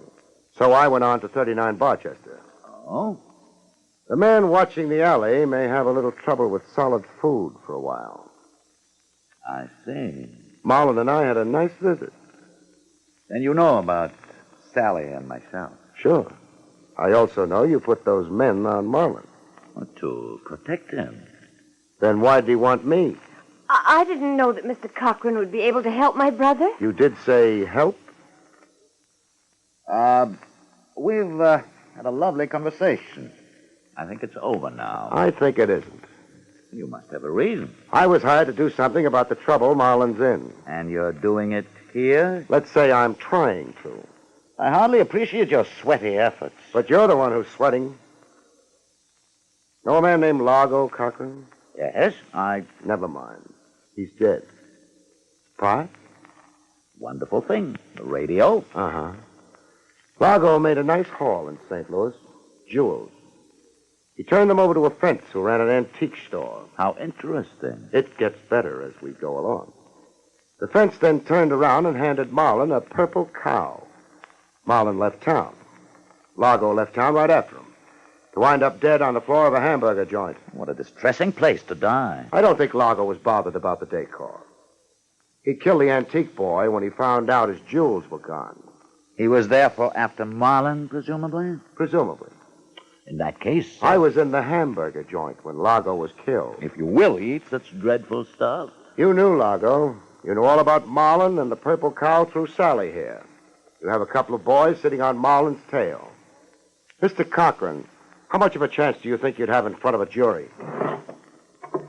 Well, you agree with me. Not much of a chance. Bill, that gun. Shut up. What Mr. Craig has forgotten is that he's the only one outside of ourselves who knows all these things. So? I have no intention of being brought before a jury. There's a pretty well-known road paved with intentions, Cochran. I'm not traveling as yet, Craig, but I rather think you are. Keep your hands still. Sally, see if he has a gun. Bill, I don't... See if he has a gun. All right. He had a gun, Bill. Throw it here. All right. Sally, Yes? run along home. Bill, I won't let Don't be you. a fool. You can put me in the chair. I don't- Sally, I told you. I can't let You're you in do my it. way, you idiot. Craig, killing the lights won't help you. You've no gun, Craig. Be still, I can't hear. My arm! I don't twist arms for fun. Grab it! Grab it! All right. Thanks. The light, Sally. Yes, I'll put them on. The thing to do in the dark is keep quiet, Cochran, then nobody knows where you are.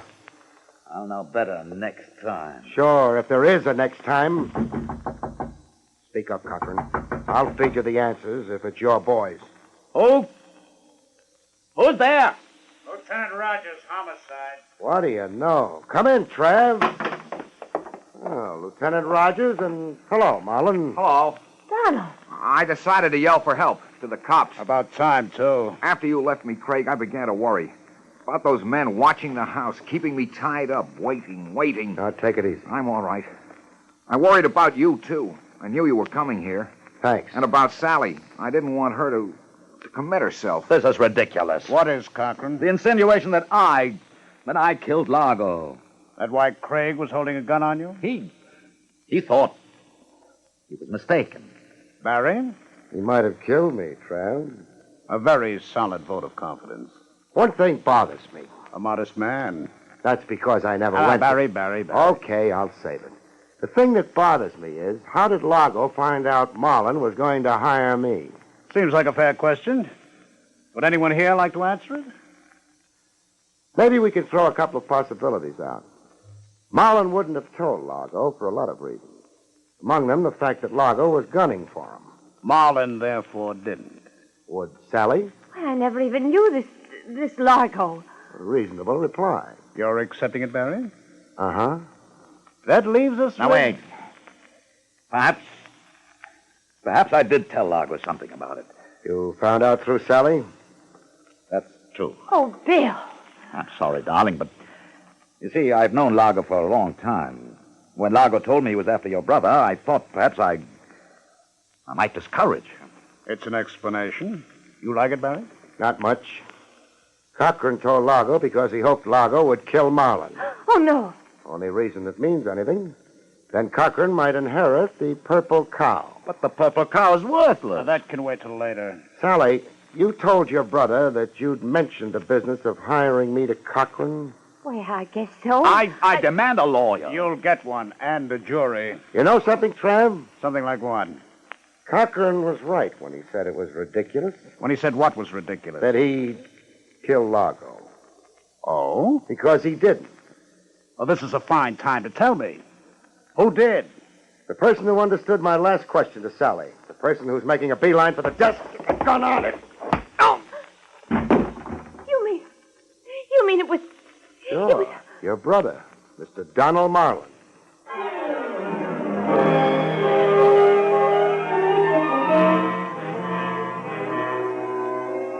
Mr. Marlin was very silent after that. It didn't take long to book him. Cochran didn't bother going along for the ride, but Sally did. That's that. Sorry, Miss Marlin. Well, I've always known Donald wasn't very... Barrie. Yeah? Before the DA embarrasses me, suppose you tell me why I've locked him up? Sure. He was the only possibility who didn't know Lago. I refuse to stand here and feed you questions. Use the narrative form. Won't take a minute. Lago, back at the hamburger joint, when he was waiting for my client to show up, said he wasn't worried about being spotted before he could kill him. That meant my client didn't know Lago. It was Marlin's idea all along to kill Lago and implicate Cochran for the killing. But for a purple cow? You've got Marlin's keys.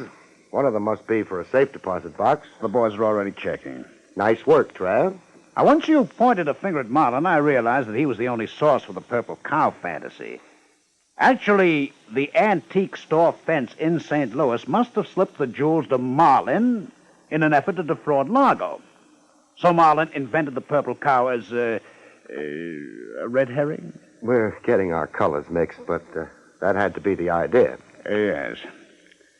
Good night, Mr. Craig. Good night, Miss Marlin. I can't think of a last line. Well, I can't either, but... Oh, you've been sweet, Mr. Craig. You never suspected me. Does there have to be a last line? No. Good night, folks. See you next week.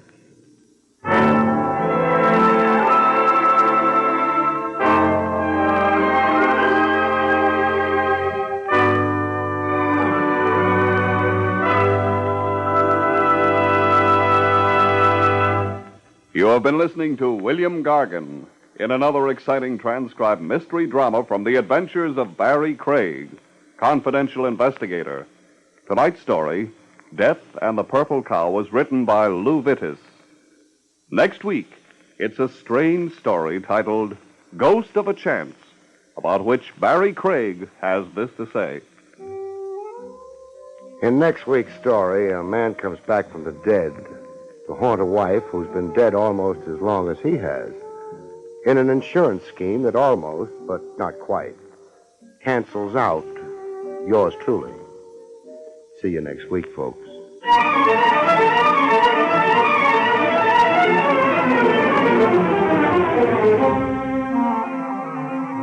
Featured in the role of Sally was Arlene Blackburn. Barrie Craig starring William Gargan, was under the direction of Hyman Brown. This is Don Pardo speaking.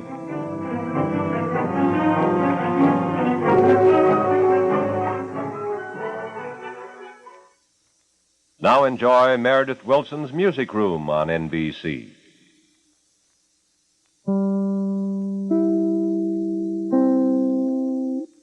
William Gargan stars as Barrie Craig, confidential investigator.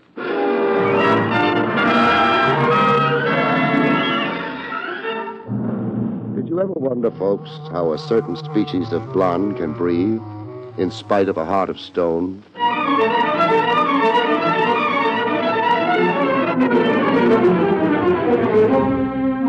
The National Broadcasting Company presents William Gargan in another transcribed drama of mystery and adventure with America's #1 detective, Barrie Craig, confidential investigator.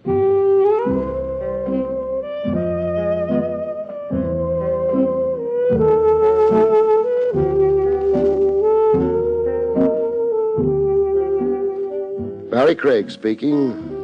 A confidential investigator occupies a kind of strategic position in law enforcement. He can mix with an element a regular department cop is obliged to scorn, if not arrest on sight. Like a cop, the confidential operator is on the side of the angels, but he can work for the devil, like I did, not too voluntarily once upon a crime. The case came at me in broad daylight at the foot of Father Duffy's statue on Broadway.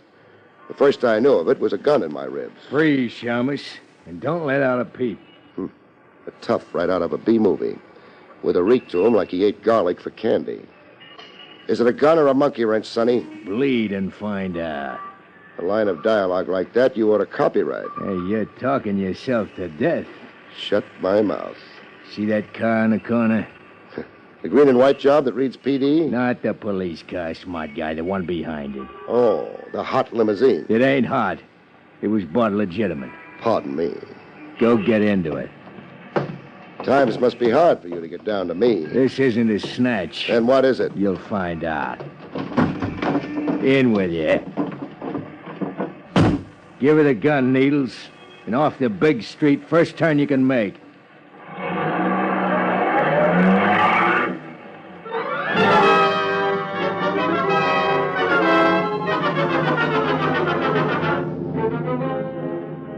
Heading downtown, I tried for a peek into my future. Who was it? Who was who? Hired you to work over me. You're sure in a sweat, Shamus. It's my memories coming back. A lot of guys resent the free room and board I arranged for them up the river. You're guessing wrong. Oh, I'm relieved. Or am I? I'm gonna blindfold you now. A cigarette test? Now, why ain't you a comedian? Right now, I wish I'd picked the occupation. Hold steady. Can't see, can you? Can't even breathe. Why include my nose in a blindfold? Breathe through your mouth, like me. I haven't the adenoids for it. Yeah, another crack, I'll rock you to sleep. Now shut up and enjoy the ride.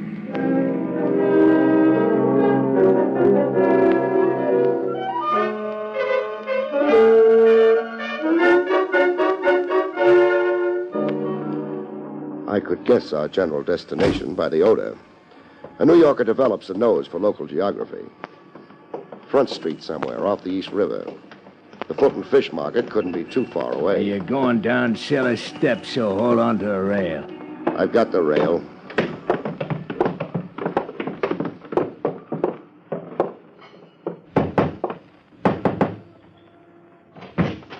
In with your Shamus. Hey, was that push necessary?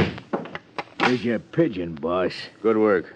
Take the blindfold off. I second the motion. Hello, Craig. Wait till the fog lifts. Not Sam Stacy. Surprised? I'm shocked at the lousy reporting this town gets. The headlines have you in Acapulco and China. The papers have been crucifying me. Mad dog killer Stacy.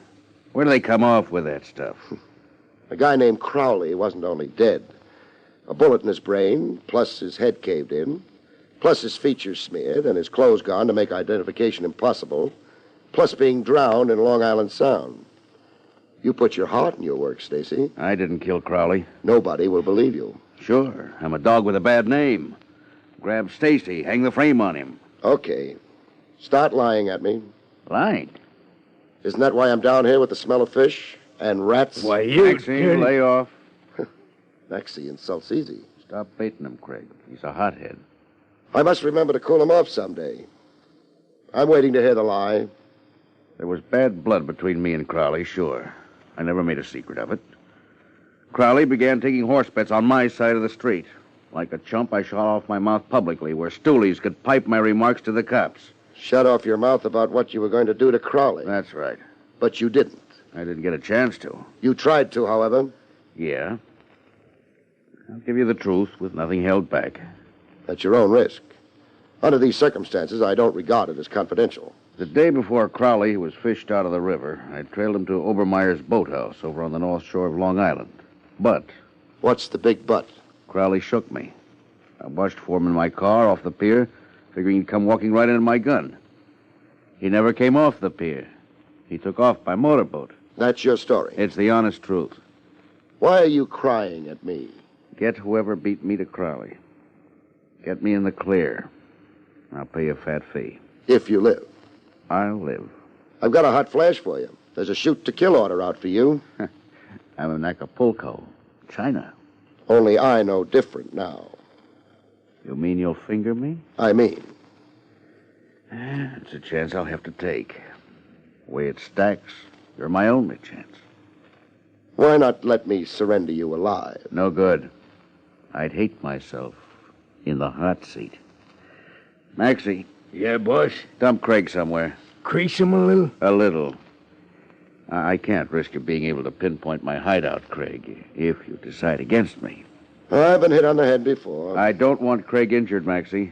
Just like you say. A big break for you, Shummus.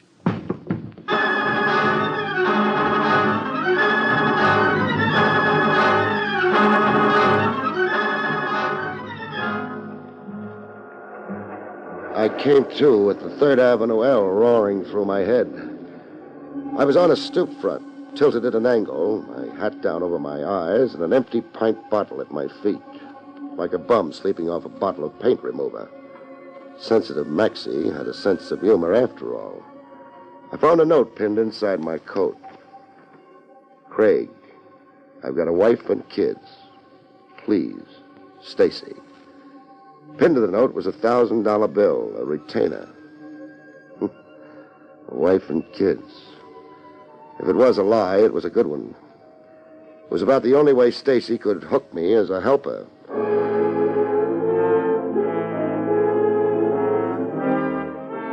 Looking to hail a cruising cab, I got a first-hand view of Metropolitan Police efficiency. A familiar flavor that breathed so close it flicked lint off my trousers. Barrie Craig. Lieutenant Trav Rogers. Climb in. Must I? It's an order. Where are we going? To make a police entry that you've been recovered safe and sound. What's the gag? You tell me. You were reported as kidnapped 2 hours ago. Joke. I'm not in the habit of wasting official time on practical jokes. A Broadway news vendor with a stand across from Father Dovey's statue phoned in a report that a gunman picked you off the sidewalk and took you for a ride. Nice to know our great big city is on its toes. I anticipated the worst. I have my men checking hospitals, ditches, cellars, and the morgue. Tell them they can go back to playing pinochle. Craig, what was it about? About? The snatch. Oh. Trav, I wish I could tell you, only... Only? I got hit on the head. Here, feel the lump. So? So I don't know anything. I got a touch of amnesia from the blow. Craig? Let me out at the corner, huh? Like a sweetheart. I got an important engagement with a boathouse.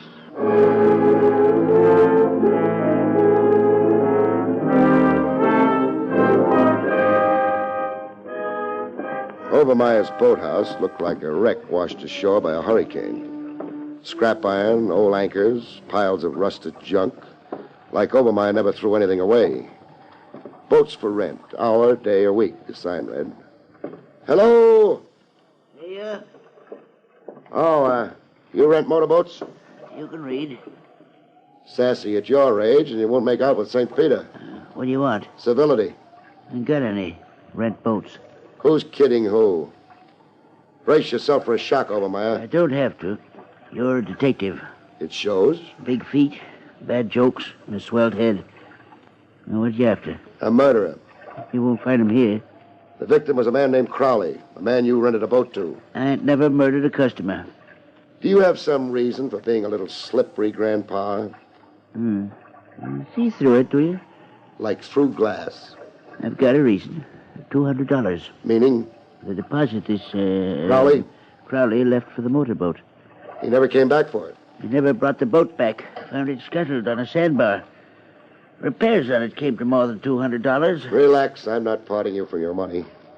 So $200 is why you never made a police report. Police report, you say? That slippery note's back. You knowingly held back information bearing on a murder case. I'm a poor man. And a grade A chiseler.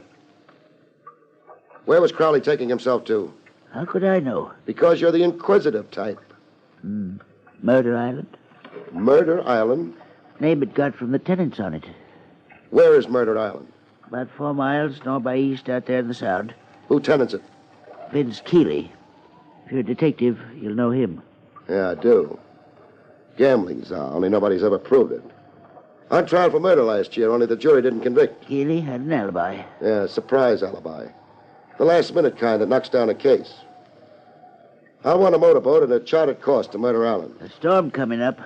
Well, not for hours, the way the sky looks. Storms are deceiving. I'll take the chance. I'll want a deposit. I'll bring the boat back. If Keeley lets you come back, I'll want a deposit.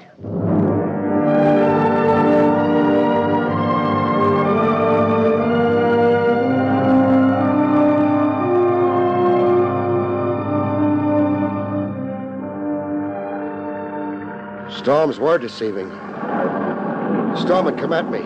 Like Obermeyer had push-button control over storms and was having this laugh at me. Rain in buckets from overhead and the river splashing over me below. Faster than I could bail water. It was only minutes before I had to swim for it. What flashes through your head when you see death working you over?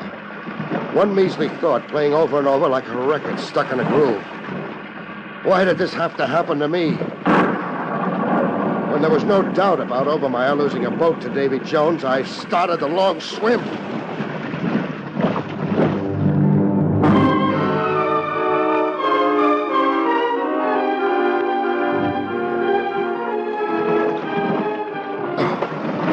Coming up for the third time. Water running out of your nose and ears. You get hallucinations. Pleasant ones. My hallucination was a sea nymph with the build of a channel swimmer. Looking at her face was like leafing through an old album. She was every lady I'd ever known, starting with my mother. Lie on your back. Give me your hand so I can pull you to shore. Give her my hand. Talking like my life was her special problem. Hold tight now. Hold tight. You obey. You let her take charge while you go to sleep.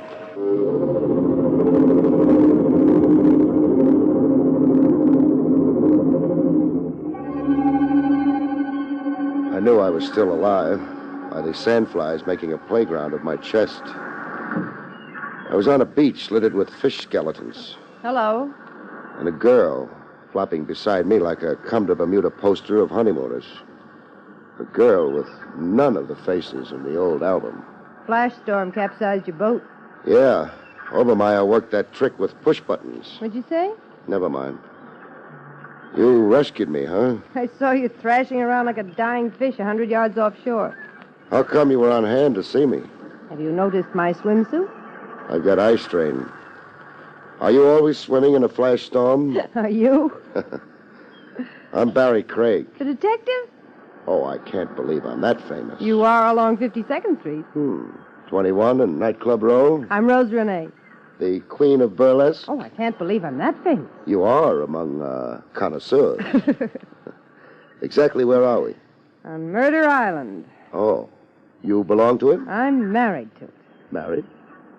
Let me try to guess. Mrs. Vince Keeley. Play Hearts and Flowers, Maestro. It's as bad as that? It's a jail sentence. I'm a prisoner of love. Vince bought me, only he welched on the payment. He welched after I said I do. Why the frank talk? Well, I feel I broadcast. That's my nature. I'm cooped up on this crummy island so Vince won't have to fight off the boys giving me the eye. The only glad rags I get to wear is a swimsuit. So pick up and go. I'm allergic to morgues. Yeah. Murder is Vince's business, they say. That's no joke. Vince connived his way out of one murder rap last year with a phony alibi. Yeah, I remember the trial. Who was it again Vince was charged with knocking off? Dixie Dugan, his business partner. Oh, Slot machines, dice houses, stolen liquor. Dugan was fed up, about to confess all to the DA when he suddenly turned up dead. Vince served champagne that night to celebrate. Why are you telling me all this? On the hunch that it's case reopened. But you're here after Vince. You really want a divorce? Oh, any old way. Then tell me about a fellow named Crowley. Crowley was Vince's star witness last year. Crowley's alibi for Vince got Vince acquitted. Sister, your divorce is practically on the horizon if you come through with this next one.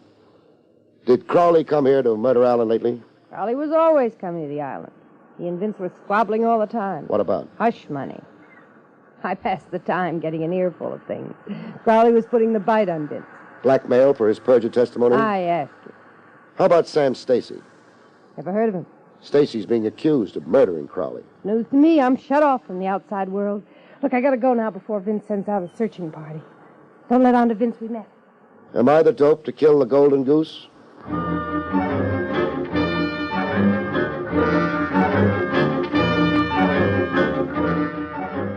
A snake in Vince's bosom.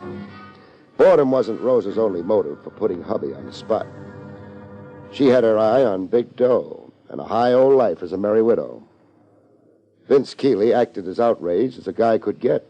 Craig, you've got rocks in your head coming here to burn me. Let's confine the argument to Crowley. I haven't seen or heard of Crowley for over 6 months. Oh, no? No. Then how was the payoff worked? What payoff? The blackmail money to Crowley for the perjured alibi last year. Hey, you're asking for something. You hinting the river? Now, look, you got me all wrong. I made a shady buck once, sure. It's all behind me. I'm out of the rackets now, clean as a whistle, living respectably. Why, I'm even holed up on the island to keep out of trouble, to improve my mind and amount to something more than a mug. I can't cry. I don't have a handkerchief on me. Hey, look around you, Craig. All the books on them shelves. I promised myself I wouldn't get off this island until I read every one of them. Why even take piano lessons? How about typewriter practice? I asked you to quit writing me. So you didn't murder Crowley to stop his blackmail? No. You also denied that he perjured for you once? I deny it, yeah. And Sam Stacy. Know him? Not familiarly. A punk bookie somewhere, isn't he? He is. They're pinning the Crowley rap on him. Well, it's nothing to me. We through? No. Who was your lawyer? George Brooks. Did Brooks defend you in that murder trial last year? Yeah. Now what are you up to? Just familiarizing myself with all the ramifications of your living. The coming genius like you with books and a piano. I might want to do a profile for the society pages. Craig, get out of here. Sure. But first I'm showing you this. What? A rod, huh? A rod. I'll take some killing before I'm killed. You're crazy. Prove it by ferrying me off the island. I lost my boat to a storm. I'll have you ferried off, but stay off.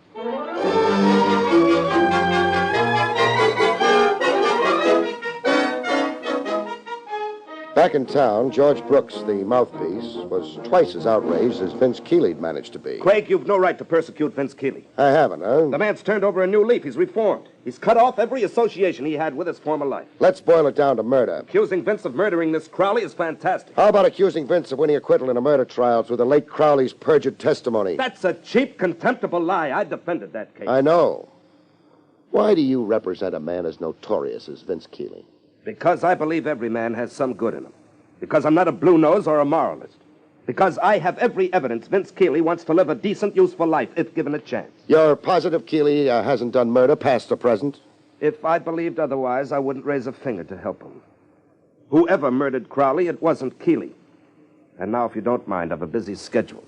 Okay if I use your phone for a minute? If you must.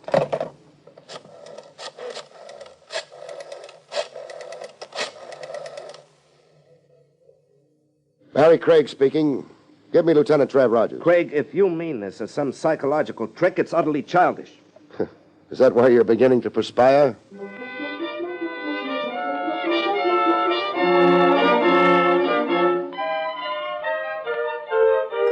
Over coffee and sinkers, I got the benefit of Trav Rogers' power of analysis. Putting one and one together from what you told me, one notion keeps standing up in my head, Craig. Said notion being? That you might end up where you began, with your, client.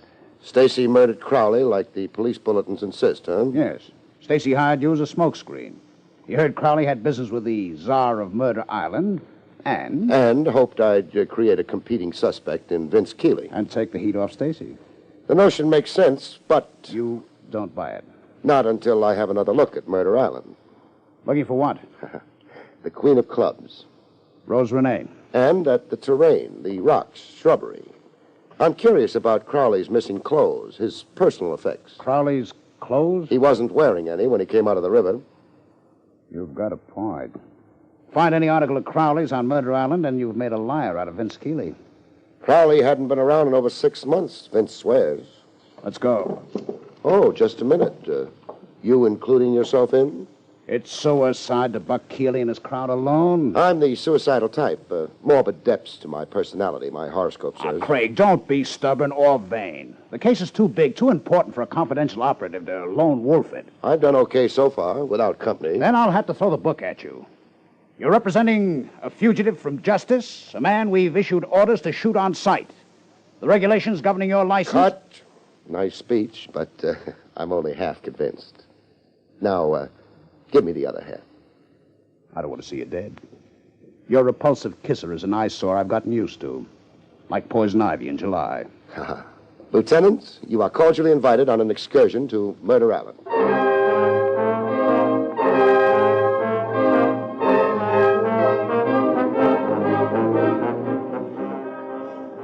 We combed every nook and crag of Murder Island, but no luck. My aching feet, Craig. I can make a surveyor's map of this rock pile from memory. So we drew a blank. Will that be your Queen of Clubs? It is. Barrie Craig. And friend? Lieutenant Trav Rogers. What have you got, a divining rod for locating me? I've been watching you for half an hour. You're wasting your time. Am I? You won't find Crowley's clothes.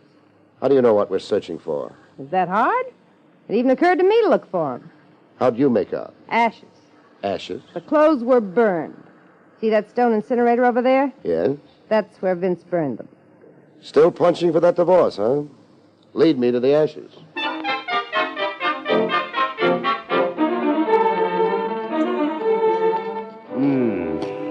These are the ashes of fabric. You're sure?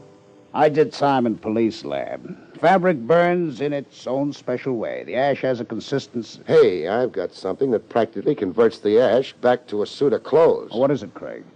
What does this look like to you? Cufflink. What's left of it? Any initials? C. C for Crowley. That settles Vince's hash. Oh, freedom, it's wonderful. Postpone that freedom, Jag, sister. Hubby's still a long way from the disaster you wish on him. A last mile away. Vince knows your investigation's going to blow hot any minute. That's why he's got his mouthpiece here now. George Brooks is here? Yes, Vince couldn't get his lawyer here fast enough after you came calling. It's murder, and this time no phony alibi. I can go back to sleeping nights. I can breathe. I can live. You're putting on quite a show, Miss Renee. I don't make a mystery of my feelings. Lieutenant, I'm glad and I acted. Go rub that ash in Vince's face. Tell him what a homicidal maniac he is and put the handcuffs on him. Well, why don't you go?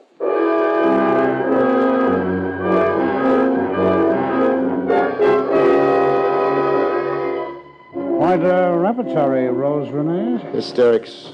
They were long overdue. Vince Keeley roped her into marriage and never let go of the noose. The way you work up sympathy. I'm not all cop, Trav. Who makes the arrest? It's your case. Door's locked. A pistol shot, Craig. From inside the house. Vince! Vince, let me in! Vince! Can you identify whose voice? Brooks, the mouthpiece. Asking Vince to open the door? Sounds like Vince shot himself. Locked himself in a room and shot himself. Make with that bell again, Trav, and don't take your thumb off it. Who?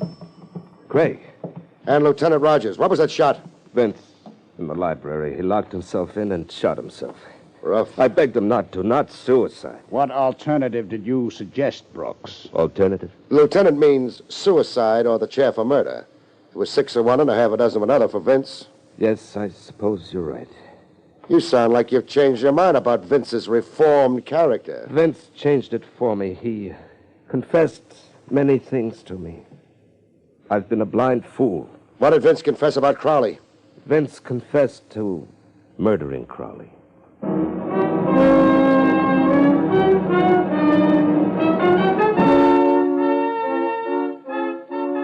In the library, Vince Keeley lay in peace with a look on his face that said he wasn't sorry to go. Queen of Clubs bawled like a baby. The senseless kind of tears women are famous for. While the mouthpiece, Brooks, beat his breast and put Vince's confession on the record. I've been duped, tricked, made the fool. Vince's confession, please. Vince had hired Crowley to perjure in the trial last year. Mind you now, I believed Vince innocent. Since then, blackmail with Crowley demanding heavier sums. On Crowley's threat to expose his perjury for Vince? Yes, of course, Lieutenant. Vince had to pay to prevent reopening of an old case. Crowley bled him white until... Until Vince murdered him and threw him into the river. Yes, that's it, substantially. Craig. What? Which of us tells him? It's still my case. You're under arrest, Brooks. But you're insane. Shut up and listen. Smoke rises to the ceiling and hangs there. You fired a phony shot in the outer hall when we rang the bell. You staged a fake suicide.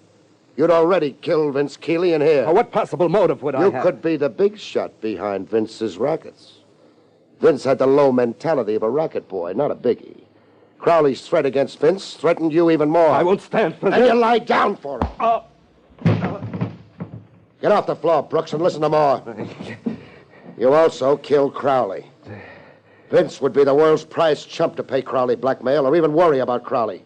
That's double jeopardy, Brooks. Crowley could confess perjury from now to doomsday.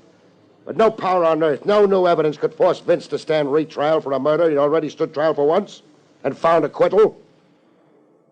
He's your prisoner, Trav. I'm turning him over to you.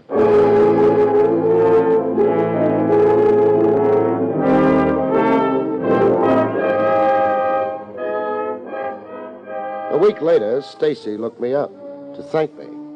In a midtown Hofbrau where the Wiener Schnitzel made you hungry for ham and eggs. You took the curse off me, Craig. I'll never forget it. Mad dog killer. Those headlines gave me the willies. You're grateful, huh? I'm on bended knees. You can't reach for your wallet like that. Reach for my wallet? There was talk of a fat fee. Oh. I hate to do this to you, Craig. But the fact is... The fact is? I'm broke. Government's new bookie tax. I folded my tent. No bets, no horses. I'm down to driving a beer truck. For the wife and kids? That's another thing, Craig, I want to tell you about. No kids? No wife, even. I'm not married. Good night, folks. See you next week.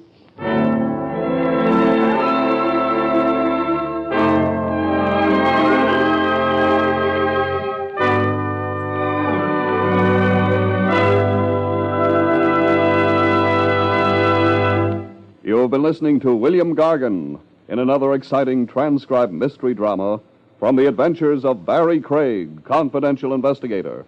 Tonight's story, Murder Island, was written by John Robert. Next week, it's the strange story titled Fatal Appointment, about which Barrie Craig has this to say. Next week, a beautiful girl dies in a hotel room. A man gives all for love, and an appointment for romance winds up in a rendezvous with death. See you next week, folks.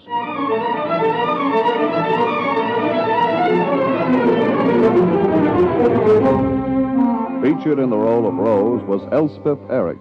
Barrie Craig, starring William Gargan, was under the direction of Hyman Brown. This is Don Pardo speaking.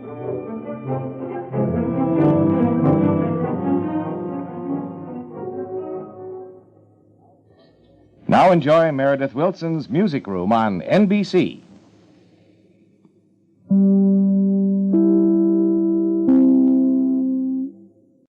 William Gargan stars as Barrie Craig, Confidential Investigator.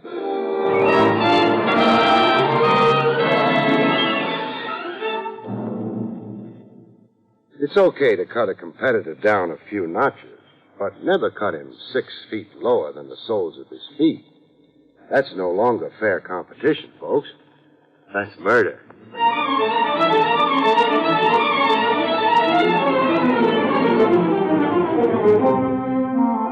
The National Broadcasting Company presents William Gargan in another transcribed drama of mystery and adventure with America's #1 detective, Barrie Craig, Confidential Investigator.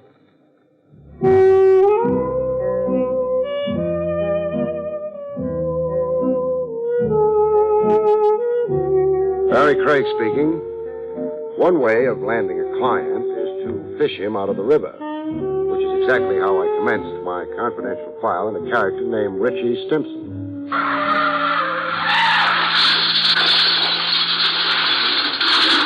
I jumped with my shoes on. I found Stimson's hat before I found Stimson. Nobody rescues a hat, so I didn't. When Stimson finally bobbed into reach, he promptly stuck one thumb in my eye and the remaining one in my jugular vein. Another thing nobody wants to do is drown in a stranger's embrace. When his jaw came up flush with the surface, I landed on it. He lay quietly on his back now, spouting water from the mouth like Moby Dick, and I began floating him to shore.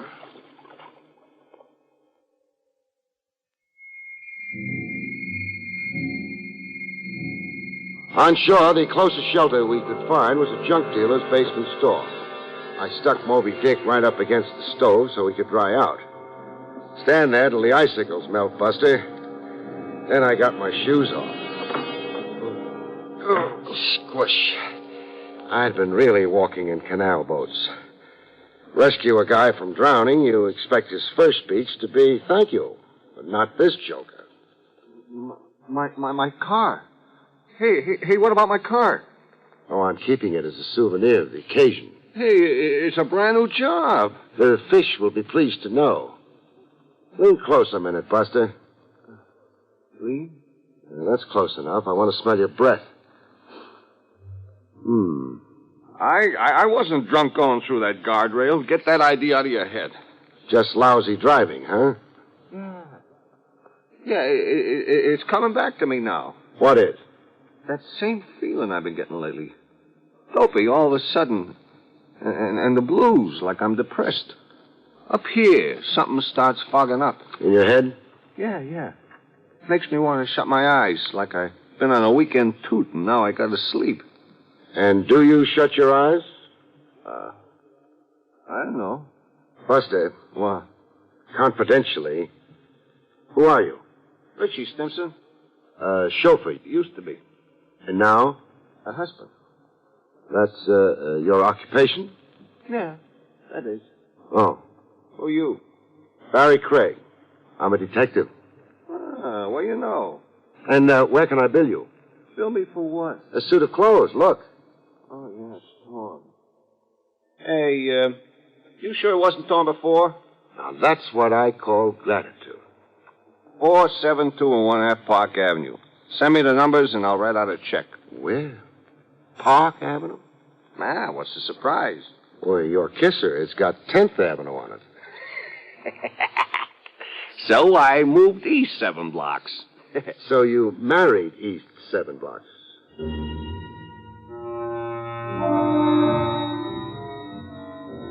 I mailed Stimson my bill for suit of clothes and a new pair of shoes. And surprise of surprises, I got a prompt reply in the return mail. Addressee's name on it, Stimson, with the Park Avenue address. Well, there was a check in it, but not exactly for $100 I had politely requested. The check had an extra zero on it, $1,000. Check signed, Natalie Stimson. I read the short note that came with it. Dear Mr. Craig, a small token of my gratitude for the wonderful thing you did for my husband. Signed, Mrs. Natalie Stimson. And there was a postscript. I would very much like to meet you at your convenience. $1,000 was the most elegant persuasion I knew.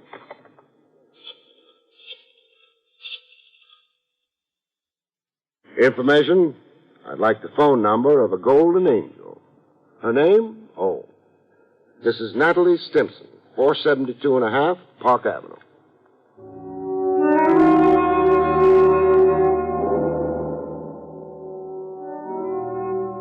We met at a rendezvous at the lady's insistence, not mine.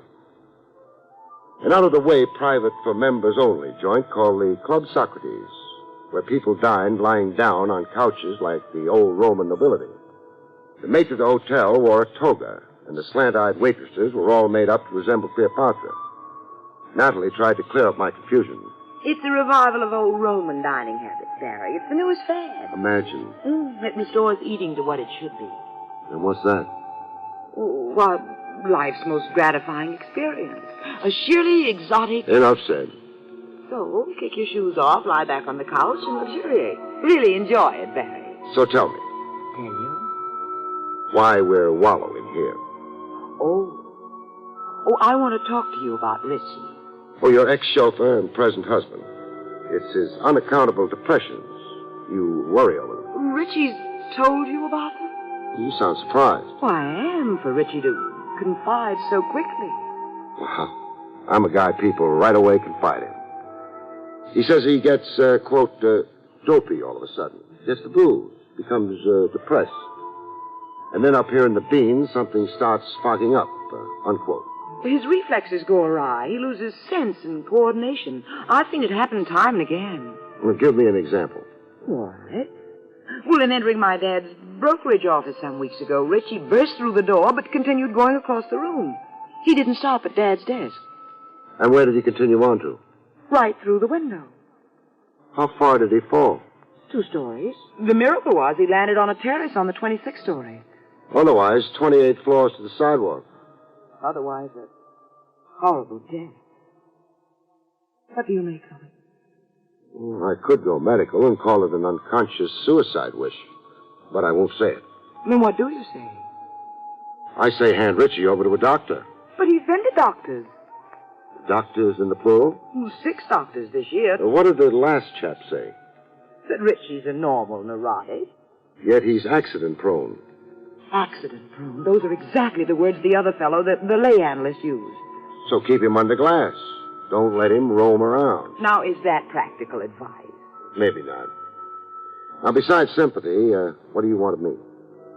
I want you to be Richie's man friend. Come again? You see, I've got my own theory about Richie. That being? That he's a cat in a strange alley. He needs someone around he can feel at home with, someone who talks his language. Same being a slob like me, huh? I'll pay $1,000 a week. For me to chum around with Richie? Room with him, play gin rummy with him, go off to burlesque shows, all the things Richie used to enjoy doing. And for how long am I Damon to his Pythias? 1 month. 1 month for $4,000. Sold. And you'll do it? For $4,000, I'd swim underwater to Siam.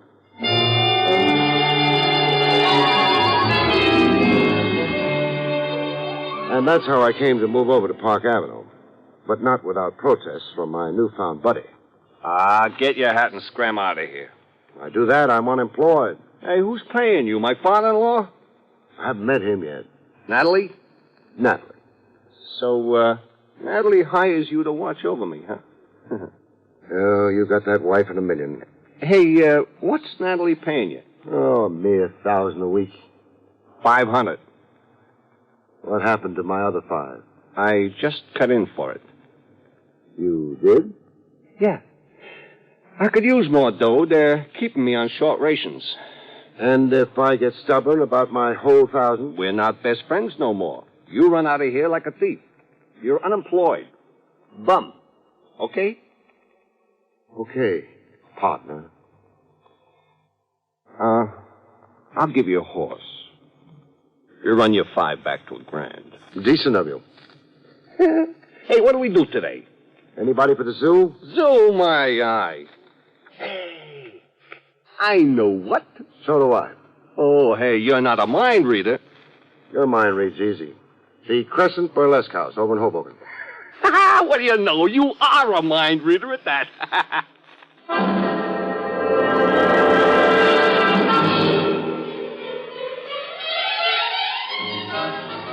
That was the chauffeur turned blue blood in one of his optimistic moods.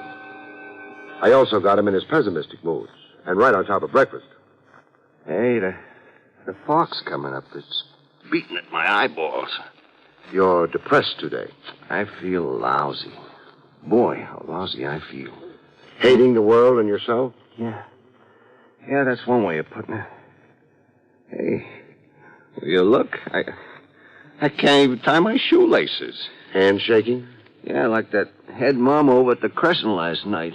The reflexes all shot, huh? Who knows about reflexes? Now, look, hold one arm out straight in front of you. Huh? Okay. Now what? Close your eyes. So they're closed. Now bring a finger back and touch the tip of your nose. Touch the tip. Oh! Trouble? I jabbed my finger in my eye. Couldn't find your own nose, huh? Hey, what does that mean? Your coordination's off. Way off? Way off. Hey, what does it to me, huh? Well, ask a doctor. Well, I've been to doctors. I've been tapped with little hammers, x-rayed. I've been laying on couches and talking myself hoarse. Talking about what? Oh, anything that came in my head. Psychiatry, this was. About kid days, my old lady. The time Lefty Louie came at me with a butcher knife. Over abroad, this was. And, about Miss Curran. Miss Curran? Yeah, my teacher in 4B. I used to dream about her a lot. I figured to marry her when I grew up. So why didn't you?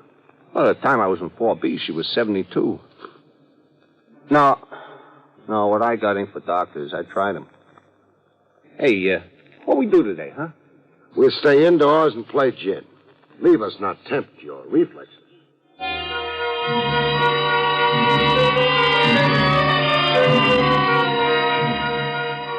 Richie had been to doctors, but I hadn't. So I tried one, an old friend.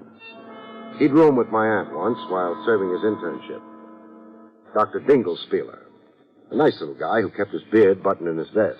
You say he has been to doctors? 6. He's run the gamut, from cardiography to psychoanalysis. Well, it is very strange that there was no recommended therapy. The symptology seems to be clear. Meaning? The disorientation. The damage to the nervous system. Talk to me in English, not Greek. Either the man has a detectable nervous disorder or he is in a psychosis. As simple as that. I mean, medically speaking. A good physician should see what bothers Richie Stimson by eye. A head doctor could do it by ear. Yeah, that's right. Absolutely apple pie for a doctor to diagnose. Now, look, apple pie is for the cook and the kitchen. Okay, then say easy to diagnose. There is perhaps one simple conclusion to come to. Speaking for the doctors, I mean. And that is? Well, that your friend had none of these symptoms you have described at precisely those times when the doctors examined him. Had none of the symptoms at the time of examination. Yeah. I'll need time to figure that one out, Doc. Now, tell me, which branch of medicine is more apt to be mistaken? The nerve specialist can be sure. Meaning the head doctor has a bigger margin of error. Well, psychic sickness is a more experimental medicine. It is, shall we say, in a stage of development. And Richie Stimson is in a stage of disintegration. Well, thanks for your time, Doc. If I said I wasn't twice as confused as when I came in, I'd be lying. Well, so long.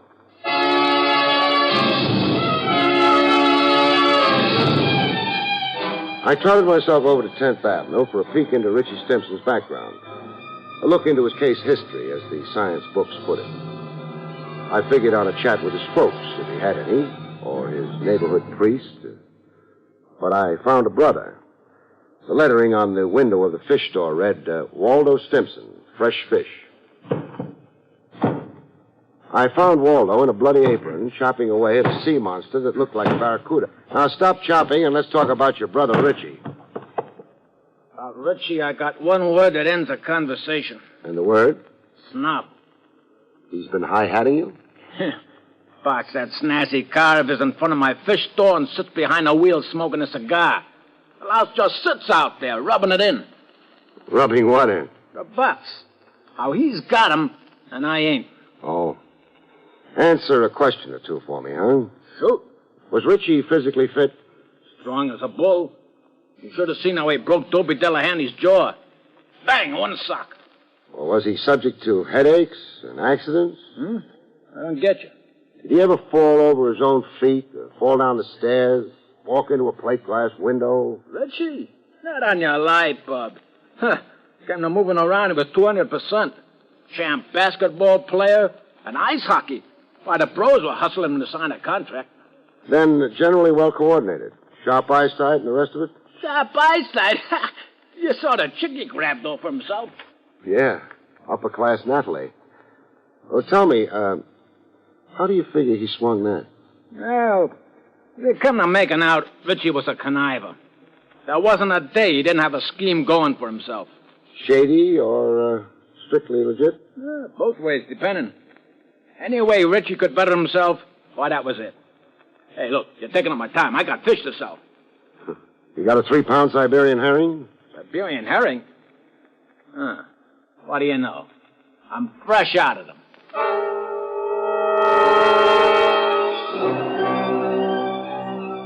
That led me to the father-in-law, C. Lindsay Bernard, broker. I wanted to know how come the uppercase Bernard had sanctioned his daughter's marriage to the family chauffeur. I found Bernard, senior, behind a mahogany desk the size of a tennis court.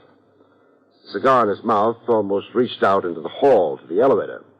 Yes, your question, Craig, has definite point. But not with me. Well, why not? There's no snobbery in the veins of C. Lindsay Bernard. Not a drop of it, sir. We're a tribe of great commoners. Why, my father cleaned sewers, and his father sold pots and pans along the great American highway. Then you approved of Richie Stimson? Oh, heartily, sir. You might say I cheered him up that middle aisle to the marriage altar. I favored Richie over Byron Follansbee. Yes, sir, a red-blooded young man like Richie. Why, I abetted his cause with Natalie. I am against the rich inbreeding with the rich. Very bad for progeny. Transmits white blood cells. Offsprings are anemic. Cut. My ears are bent. While we're on this high-level talk, a quotation comes to my head.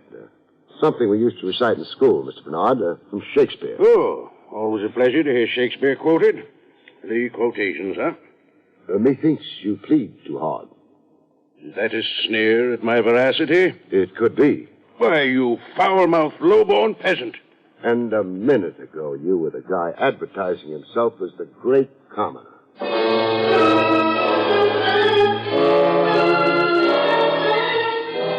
From Bernard Sr.'s office, I drove back to Park Avenue to resume with Richie Stimson. We had big plans for the evening. A repeat of the night before the night before. The Crescent Burlesque over in Hoboken. At 472 and a half Park Avenue, I found Richie already downstairs on the street. On the sidewalk a few feet away from the big front door canopy. Top hat on him and tails as if he couldn't wait to get going to Hoboken. Only thing, he was the last guy I'd want to be seen out with, not the condition he was in. Flat on his back with a seepage of blood dyeing his clothes red. A crowd of morbid gapers packed around him and an ambulance on its way to the scene. No, sir, no date. I couldn't see myself watching a girly show with a corpse.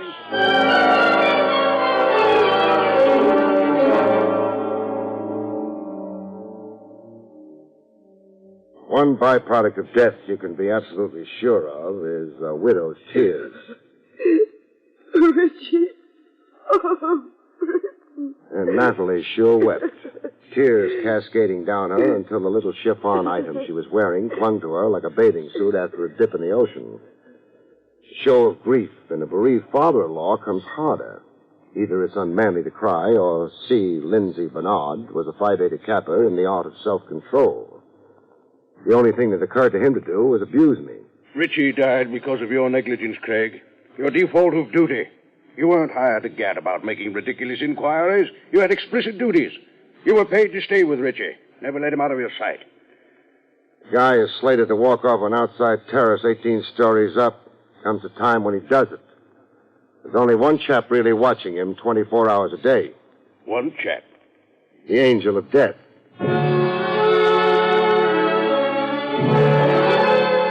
The brother of the deceased can usually muster a tear or two. Poor kid. Death softened you toward your brother Richie, huh? Yeah. Yeah, I ain't got no hard feelings now. Wish you set it like this here. Look at them drapes and that chandelier.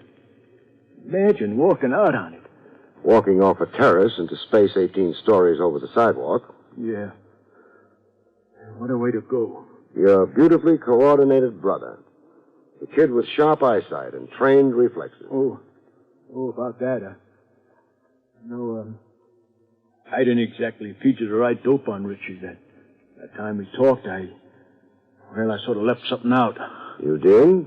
Yeah, something that came back to mind. You see, Richie was a big one for accidents. All the time falling down cellars or fire escapes.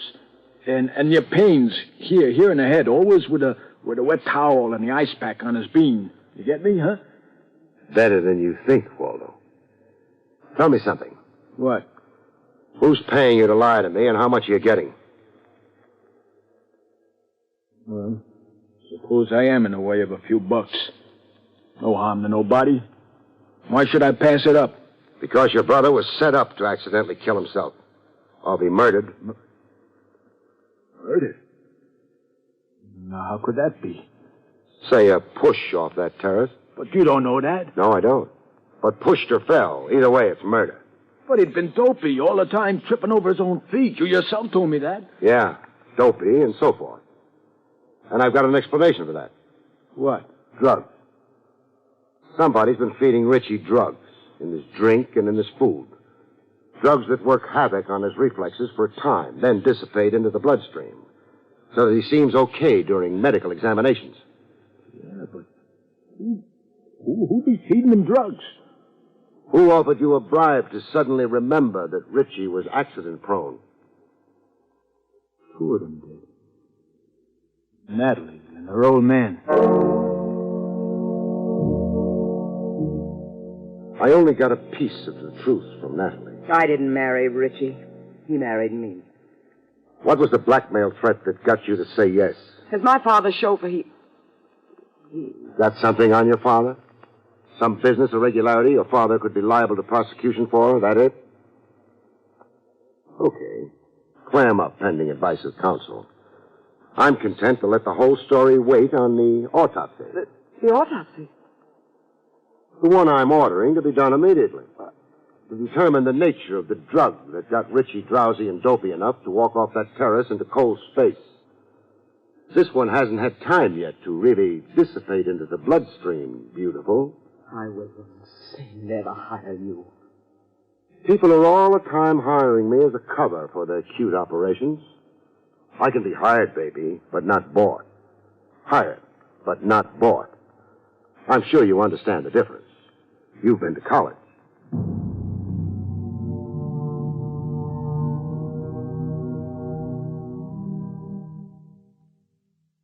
You have been listening to William Gargan in another exciting transcribed mystery drama from the adventures of Barrie Craig, Confidential Investigator. Tonight's story, Angel of Death, was written by John Robert. Next week, it's the strange story of the man who died by himself, about which Barrie Craig has this to say. We call next week's story The Man Who Died by Himself. Among other things and corpses, it deals with a fortune teller, a fortune, and a beautiful girl. And, of course, the man who died by himself, except he wasn't entirely alone. He had a killer for company.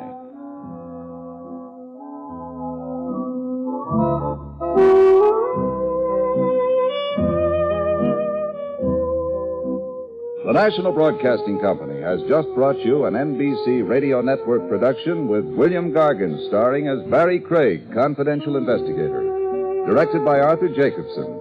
Cast included Paul Duboff, Betty Lou Gerson, Jack Carroll, and Jack Moyles. This is John Lang speaking. Join Groucho Marx for You Bet Your Life tonight on the NBC Radio Network.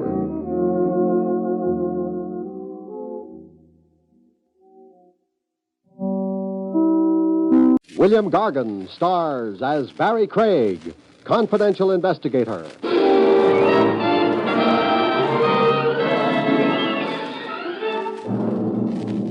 People who are in the market for murder should always pay full price. You can't get a cut rate on a killing. All you can get is a cut throat.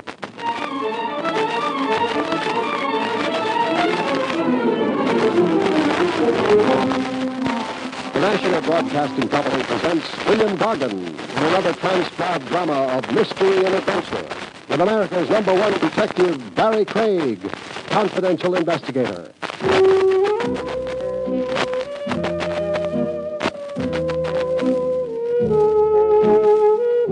Barrie Craig speaking. In spring, they say, a young man's fancy lightly turns to thoughts of love. He doesn't go quite that far with a confidential investigator. He's been around too long. He's seen too much. He waits till it gets to be summer, and then, if he's me, all he does is buy a new tie. Good afternoon, sir. Good afternoon. I need a tie. Sport, business, or l'amour? I want to wear it around my collar. Oh, one of those. Are you going to try to impress anyone, or will it be just to keep your collar button from showing? I don't wear collar buttons. My shirts are all sewed together at the top. Must make it difficult to get into them. No. All I do is shrink my head. Now, look. I'd like a tie. Well, all right. By the way, is that your friend peeking in at the door? Friend? Hold on. No, I don't know him. I'm glad of that. Why? Well, it's hard to be sure at this distance, but he looks like the kind of man who... Who? Gets his ties at a department store. No. Yes. The cat. The clerk finally parted with a tie. It didn't cost much more than a week's salary. I had it wrapped and left. I walked down Madison Avenue and admired the girls. There are always girls walking on Madison Avenue, and they're always admirable. The little man who'd poked his head into the haberdashery store didn't look at the girls. He was too busy following me. I went into Willie's wagon. Only a very brave man, or a desperate one, would follow me there. He was either brave or desperate. Willie was too busy to bother about customers. He was on the phone worrying about the 5th at Saratoga. I decided to make conversation. Hey, you. Me? Come here. All right. Now, sit down. Yes? Fine. Now, that's the tie I just bought. You like it? Well, frankly, no. You must be the kind of a man who buys his ties at a department store. Oh, it's like that. Here, drink some water before you pass out. No, I'm all right. You've also been following me around. Why? I've been trying to get my courage up. To insult my taste in ties? No, to ask you to help me. You don't need courage for that. Just money. Yeah, you're right, of course. Mr. Craig, my name is Homer Dibble. How do you do? How do you... I am, or was until last night, an accountant for G.J. Thomas. The big department store boy? Yes. Well, I was working on the quarterly audit yesterday, and I'd caught up on my regular work, and I found a minor discrepancy in the accounts. In whose accounts? I didn't know. I had only the final balance sheets. I'd have had to check back on the departmental reports to find out who was responsible. And did you do that? Oh, it was a question of getting authority, so I reported the discrepancy to G.J. himself. And? G.J. was very strange, abrupt. He said he knew about the discrepancy, that he was going to take care of the embezzler himself. And why the devil had I rushed the audit?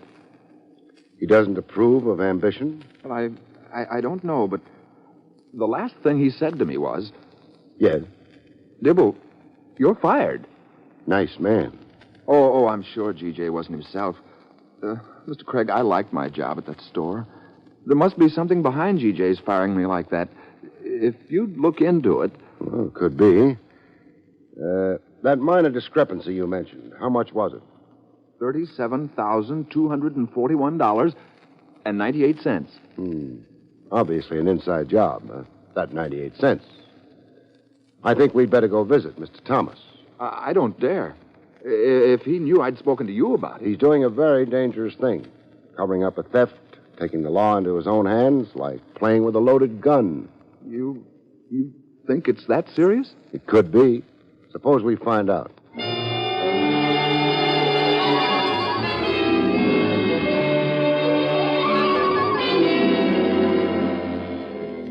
Mr. Dibble was highly concerned. I was highly concerned, too. The situation had all the ingredients of a beautiful mess. I don't admire messes, especially when they involve $37,241. Oh, yes, 98 cents.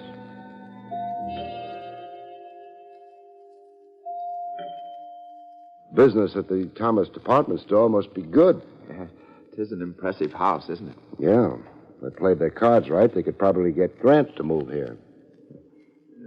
I'm worried. What about? Well, G.J. is likely to be very angry with me. He might fire me. He did fire you. Oh, that's right. I don't think that doorbell took the first time. Maybe not the second time either, so... That's an answer, one I don't like. It's open. That yell came from someplace down that corridor. Oh, dear. Whatever will G.J. say? Oh, we'll ask him. First, we've got to find him, though. Door up ahead's ajar. Uh-huh. Leads to the place these doors always lead, the library. Good heavens. G.J.'s butler's lying down. Looks very peculiar. Maybe he didn't think of that when he fainted, after he yelled. Fainted? At what? Well, it's seeing G.J. Thomas behind the desk here. I can't... Lying down, too. But his case is a little more serious. There's a knife in his back. Oh? Oh, dear. Easy, now don't you start fainting on me.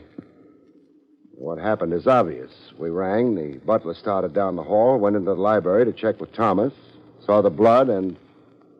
Well, what happened to Thomas is obvious, too. Someone murdered him? Whoever it was didn't stick a knife into his back because he thought it would improve Thomas's disposition. What shall we do now?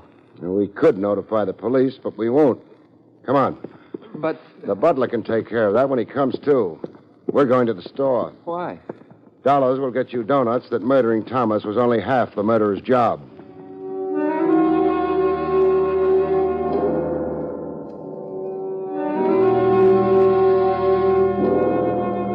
My car was out front. We went away in a hurry. I couldn't be sure, but if 2 and 2 still added up to 4, we were getting closer to the killer every block we traveled.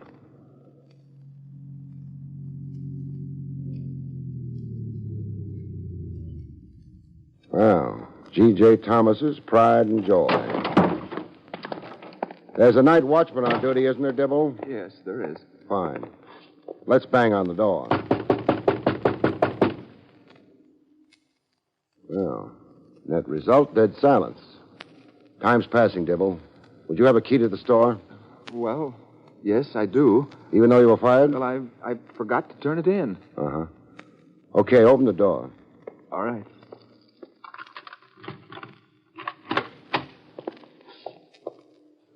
Now, where are the files kept? Second floor, accounting department. Lead the way. Yes, Mr. Craig. Place doesn't look right. No women battling happily over marked-down girdles. Up these stairs, Mr. Craig. No sight or sound of the night watchman yet. I could be happier if I could locate him. Along this hallway. That door there. Uh-huh. Now, the light's on, and... Now, don't faint, Dibble. There's your night watchman, unconscious, but alive. More bodies lying around in this case than... Hey, Dibble. Yes? Smell anything? I think it's smoke, sir. Smoke. Where's that door lead? The inner office. Inner office. Oh, smoke's a little stale. Somebody built a bonfire in the waste paper basket. Only ashes left. But what... Were the ashes before they got that way? Easy, Dibble. Is it? Yeah. Those were records, Dibble. The ones with the minor discrepancy in them. I imagine you're right. Doesn't take too much thought to see it. Thomas was murdered, the records burnt, no evidence of embezzling left. Dibble, in whose department could that discrepancy have arisen? Well, in several. 3, anyway. Tell me about them. Well, maybe in Mr. Connor's department. That's sales. Or Mr. Wainwright's. He's promotion. Or Miss Welch, head of personnel. Uh-huh. That's 3 possibilities for murder, and of course, there's a 4th. A 4th? Who? You. You're joking. No. Matter of fact, you're the likeliest possibility. You were fired because Thomas had found you'd been stealing money. You killed him and burned the files. Do you believe that? Did you kill Thomas and so on? No. I always believe my clients, so I'll believe you. The police aren't likely to agree with me, though. Oh, dear. Better use stronger language, Dibble. You're in trouble. Once this thing breaks, I won't be able to help you much either. I'll be on the outside. If only... Dibble. Yes? How hard is it to get a job here? Well... If I'm going to be useful in this thing, I've got to have some kind of standing. Here at the store. I've got to be here. A job would be a perfect cover. Well, if you had a letter of recommendation... I'll have one. From one of the stockholders, say. Name one. Mr. Stuber. I'll have a letter from Mr. Stuber. You know him? You've asked your quota of questions for tonight, Dibble. Oh, isn't your scheme a bit drastic? Maybe. But what they do to you for murder is even more drastic.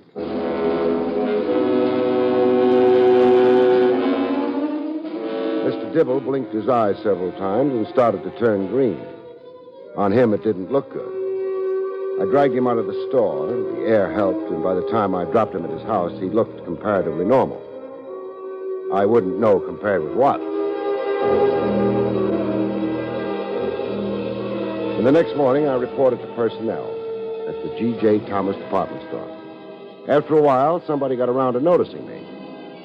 It couldn't have been more than a week later that, Mr. Craig. Yes. Come in, please. Thank you. I've just been reading this letter of recommendation of yours. You must be a slow reader. I beg your pardon? I spent most of the morning in that anteroom. I didn't care for the furnishings to start with. Now, look here. You're Miss Welch, aren't you? I am. And why don't you stop trying to sound as if you were 50, hopeless, and hideous? That's a nice blush. Well, now, you can stop all that.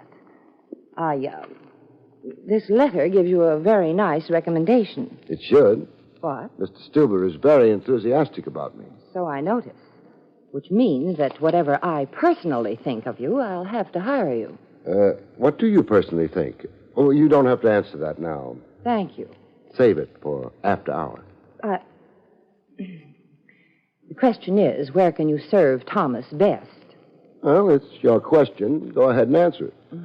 I could put you in lingerie. Over my dead body? Say, there's a joke there if we want to struggle for it. We don't. Oh, I know. I don't like the look in your eye. It's not friendly. We're starting a demonstration display in the basement today of dishwashers. Dishwashers? I'm not the domestic type. Mm-hmm. Women away from home don't look for the domestic type. You'll do. Mr. Craig, is it? You know it's Mr. Craig. Does it have to be... Dishwashers? Yes. Okay, Miss Welch. To the dishwashers.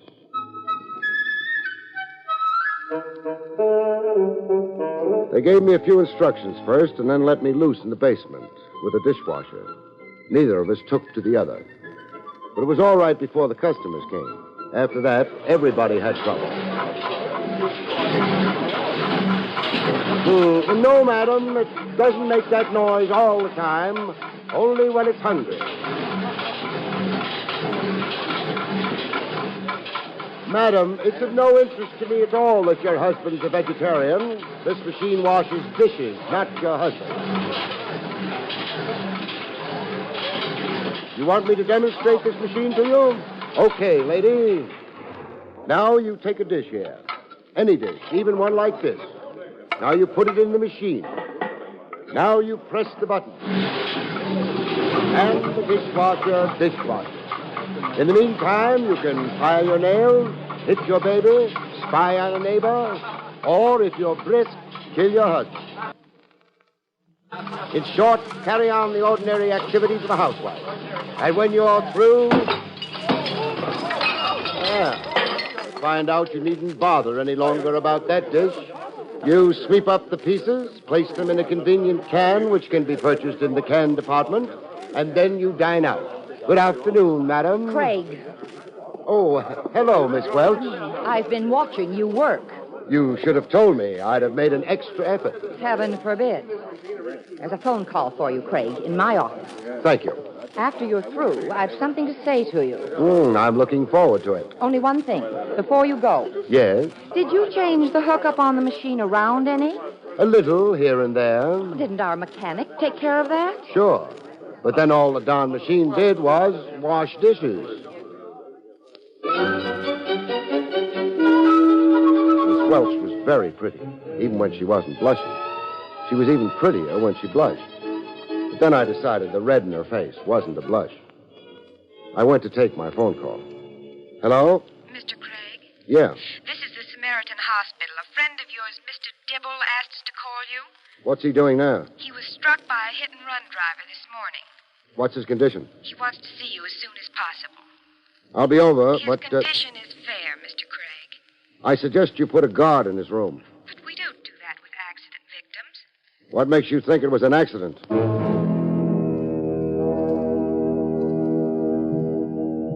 It took a little more than that, but finally a guard was assigned to make sure that Mr. Dibble's condition wouldn't get worse rapidly.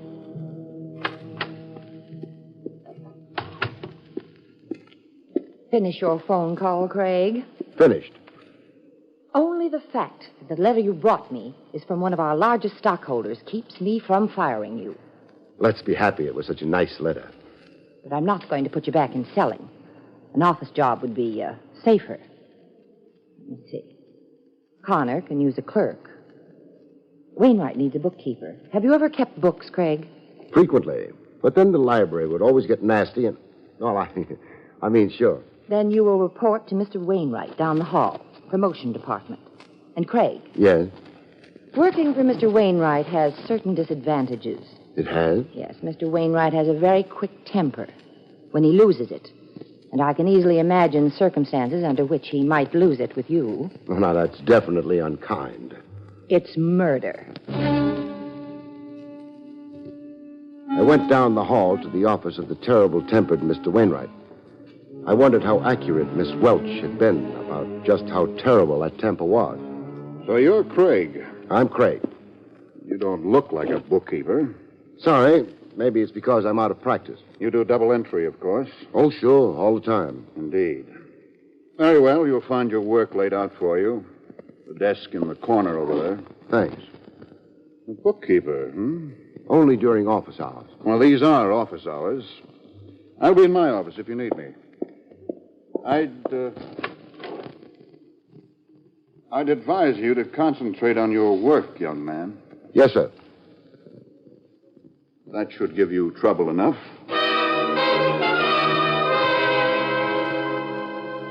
I didn't like Mr. Wainwright's last remark. It was so right.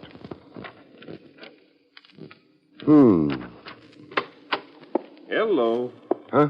Oh, hello. You the new bookkeeper? Yeah. I've discovered something, though. What's that? There's something basically wrong with bookkeeping.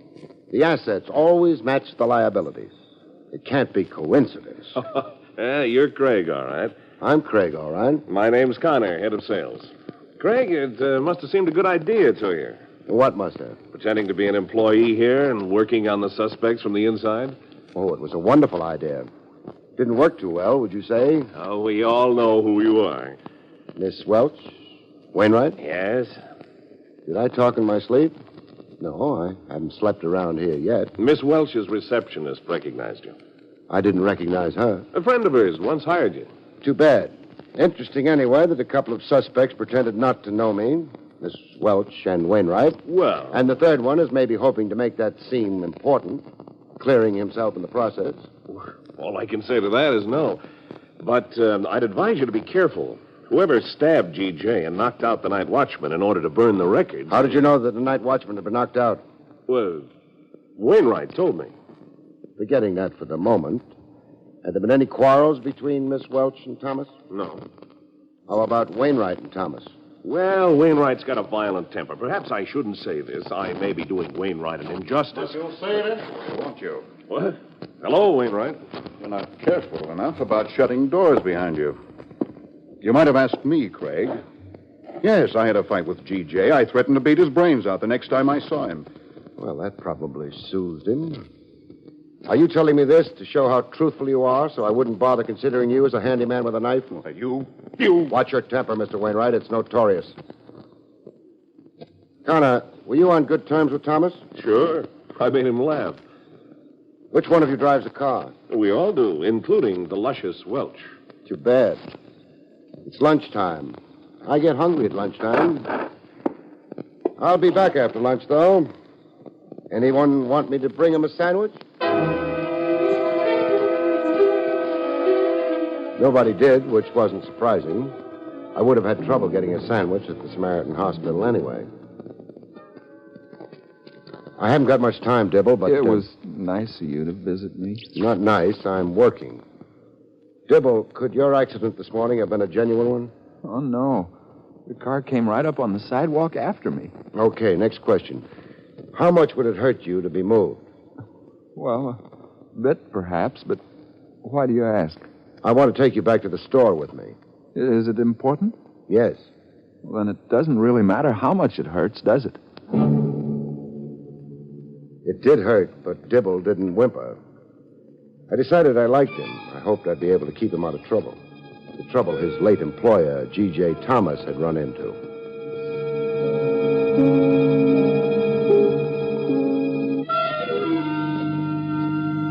On the ride over to the store, I coached Dibble.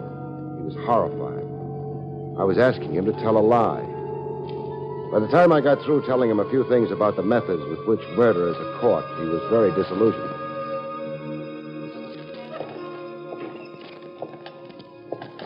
How's the wheelchair feel? Only way to take a walk. Won't everyone be surprised to see me here? Happily surprised, except one person. Who's that? The murderer. Now, the first stop, Wainwright's office. Now, let's get the door open. And make an entrance. What the devil? Now, hello, Mr. Wainwright. Meet Mr. Dibble. I know, Dibble. What happened to you, Dibble? Somebody tried to kill me. A rabbit like you? Even rabbits can be dangerous. Mr. Wainwright, would you mind getting hold of Mr. Connor and Miss Welch? Why? It might be fun. I don't think it will be fun. Well, do it anyway. After all, you know who I really am. Well, all right. Mr. Wainwright didn't seem very happy about something or other. He's not a happy man. Don't worry about it. You remember what I told you to do? I remember. Good. Good afternoon, gentlemen. Good afternoon, Mr. Connor. Brother, what a binge you must have had. I'm not hungover. I was run over. Oh, I'm sorry. I was just trying to be light and happy. The rest of our miserable little crew. Darling Miss Welch, stalwart Wainwright. Oh, of course, someone's missing. Who? G.J. Thomas, remember him? Shut up, Connor. Mr. Wainwright is so blunt, manly. If nobody minds, I'd like to point out that someone in this room murdered Thomas. I mind, but what can I do? Actually, there's no problem. The identity of the killer wasn't hard to establish. But there was a lot of confusion around that central point. It might help to clear it up. Well, go ahead. Clear it up. Thanks. Now, one of you three had embezzled some $37,241. And 98 cents. Let's not forget the 98 cents. Thomas knew about that, summoned the guilty one to his house in order to confront him or her with his or her guilt. Is that fact or theory? Half and half, say. Now, the guilty one promptly proceeded to kill Thomas. Dibble, whose account was short $37,000 odd? Come on, Dibble. All right. Miss Welch's account. What? Well. You said something, Miss Welch? That statement's ridiculous. That won't stop him from making it in front of a jury. It'll be his word against mine. We all know the records themselves were destroyed. Still, a jury might believe Mr. Dibble. What do you think, Wainwright? I think Dibble's crazy. And you, Mr. Connor? I never cared for the luscious Welch, Craig. So efficient. I'm glad the record showed her to be the embezzler. But they didn't. What? Well, what do you... They were burned before Dibble got to them. Then how does he know she was the one? He doesn't. This isn't very funny. It isn't funny at all. Wainwright, did you tell Connor the night watchman had been knocked unconscious when the records were burned? No, I didn't know that myself. So, Connor, the only way you could have known was because you yourself knocked him out. and burned the records, which showed you to be an embezzler. Maybe they did, but they were phony. That's why I had to burn them. With Thomas dead, I knew I'd be suspected of his murder, even though I wasn't an embezzler. A little weak, Connor. Mr. Craig. Yes? This isn't very pleasant. Is it all right if I leave now? Sure. Thanks. Clever woman, Miss Welch. Forget her. What I want to know is why Let's Connor... not forget Miss Welch. What are you driving at, Craig? You're all overlooking one small fact. Which is? G.J. Thomas was stabbed in the back. In the back? That means... It means that Wainwright, who threatened to beat Thomas's brains out, has to be innocent of Thomas's murder. Of course. Unless there were signs of a struggle. No signs of struggle. Then G.J. would never have let Wainwright get behind him. True. We already know I didn't stab G.J. Craig, will you stop sidling around? Keep your voice at normal level and keep talking. But where does G.J.'s being stabbed leave me? Equally innocent. The records show... They were false. That you were an embezzler. He'd summon you to his house to confront you with your supposed guilt. Would he have... Let me get behind him? Of course not. But there's someone who did get behind him. Someone who's behind this door. Sorry to disturb your aim. Yeah, I'll take that. Oh, thanks. Yeah. Someone who got behind G.J. Thomas. Someone he didn't suspect and hadn't fought with. Who could it be but... Miss Welch. The police came and took her away. She'd stopped looking luscious by that time. She was a killer, trapped. And killers are never luscious or lovely or anything else but deadly. Miss Welch had embezzled the money, falsified the records, and it was very clever of you to detect her, Mr. Craig. Thanks. Oh, I have your check here. Oh, forget it. What? You're getting your job back at the store, but even so, you can't afford me. Besides, I make it a rule never to get paid twice for the same job. But you haven't... I will be. Don't forget that Thomas Department Store owed me 1 day's salary for well, I did demonstrate the dishwasher, but never mind what it owes me the salary for. Just make sure they pay it.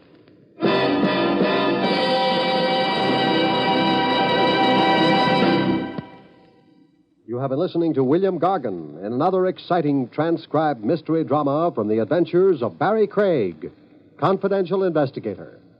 Tonight's story, Death's Bargain Basement, was written by Louis Vittes. Next week, it's the strange story of Midsummer Lunacy, about which Barrie Craig has this to say. In next week's story, Midsummer Lunacy, a fortune-hunting manicurist bites her nails down to the cuticles when the man of her schemes loses his mind easier than he loses his heart. Good night, folks. See you next week.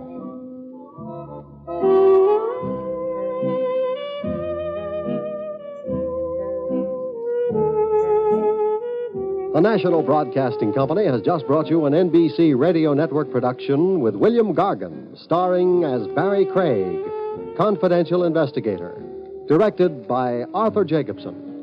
Also heard were Templeton Fox, Hilary Hall, Rye Billsbury, Olan Soleil, and John Stevenson. Eddie King speaking.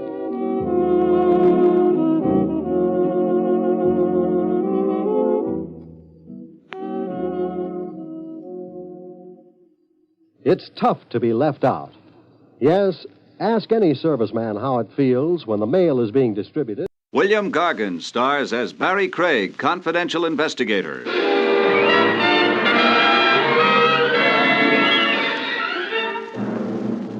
Murderers, by and large, probably lead very dull lives. But there's no doubt about the way most of them wind up. It's electrifying.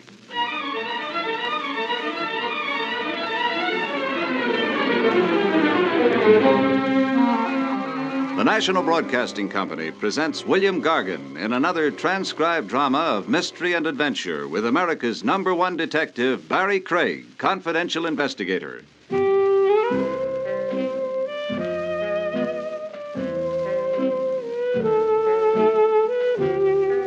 Barrie Craig speaking. An office in a shabby old building on Madison Avenue isn't the ideal place to spend the summer. It isn't ideal for fall, winter, and spring either. But if you're a confidential investigator, you settle for considerably less than the ideal. When the phone rings, though, you hope. 9 times out of 10, it's only the phone company testing your reflexes. The 10th time... Craig? Barrie Craig? Speaking. This is Mark Reed, Barrie. Mark, I haven't heard from you. Listen, I don't have much time. Can you get down here right away? Well, get down where? My house. The old tower house. It's right outside Dorning. That's upstate. Well, I've driven through Dorning. Don't drive. There's a train at midnight. Faster. Well, what's my hurry? Take that train. Tonight, please, Barrie. But why? I can't say any more. So long. Mark. I'd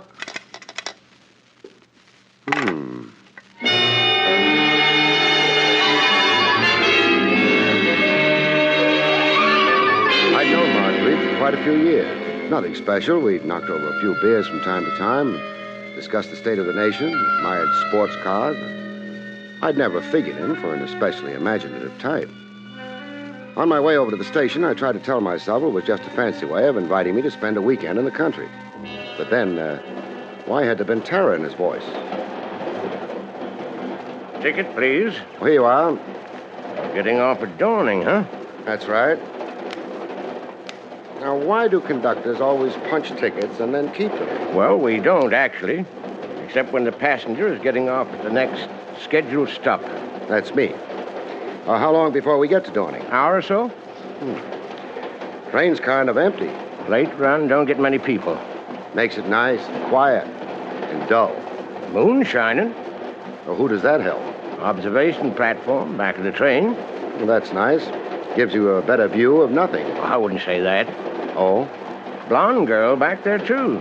Been there ever since we pulled out of the city. Now, conductor. Oh, I ain't trying to promote romance. I'm a little worried about her. Why? The way she looked. Frightened, sort of. In fact, she stayed out there all alone for hours now. Oh, it doesn't have to mean anything. Well, that's why I didn't take any official notice. But I'm still worried. Maybe I'll go back and see if the moon looks the same from the observation platform, huh? Well, I think that might be a good idea. Only, one thing I maybe ought to tell you. What's that? She was carrying her ticket in her handbag. When she opened it to get the ticket, I noticed she was carrying something else in that handbag. What? A gun.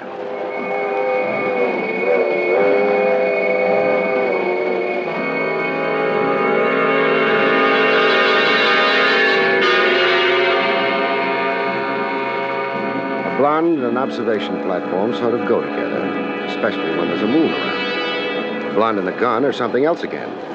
Something not nearly so nice. Oh, I'm sorry. Don't move. Don't come any closer to me. Okay. You don't need a gun to keep me off. It's pointing right at you. I know how to use it. You might try using your brains instead. Don't try. I'm not trying anything. All I am is a passenger on this train. Sure, you'd have to say that. I never saw you before. I'm sure you never saw me before. I never saw the man who tried to kill me before either. Tried to kill you where? Back in town? But you did see him. Well, not really. It was dark. He was in a car. He shot at me. Well, what did the police say about it? I didn't go to them. I had to make the train. Why am I telling you this? I inspire confidence in small children. I'm not a small child. You're acting like one. If you let me reach into my breast pocket, I'll show you my credentials. Credentials? Yeah, my name's Craig. I'm a confidential investigator. You get your credentials, but you be careful. Oh, I'll be very careful. Nothing lethal about a card case, wallet. I'll dump them on the chair here, and then I'll move away. Now, you can look at them without disturbing your aim. All right. Barrie Craig. Yeah. I'm sorry. Forget it. Now, put the gun away. Yes. Good. Now, what's your name? Ruth Adams. How do you do? And why would anyone be taking pot shots at you? I don't know. Any attempts on you before tonight? No. Well, what's special about tonight? This train trip? Maybe. I've never gone up before. Gone up to where? Dorning.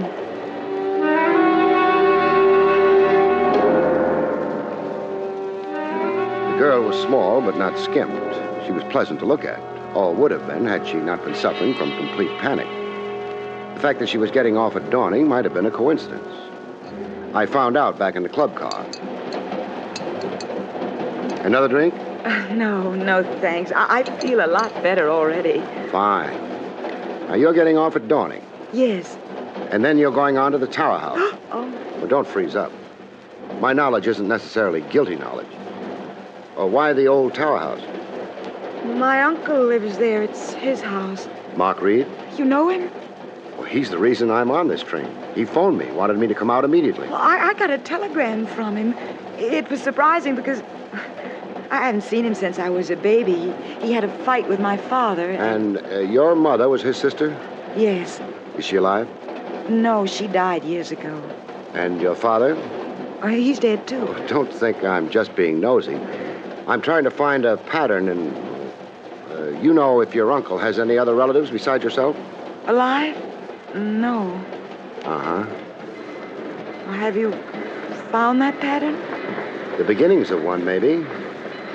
The rest will have to wait until we get to the house, which won't be long now.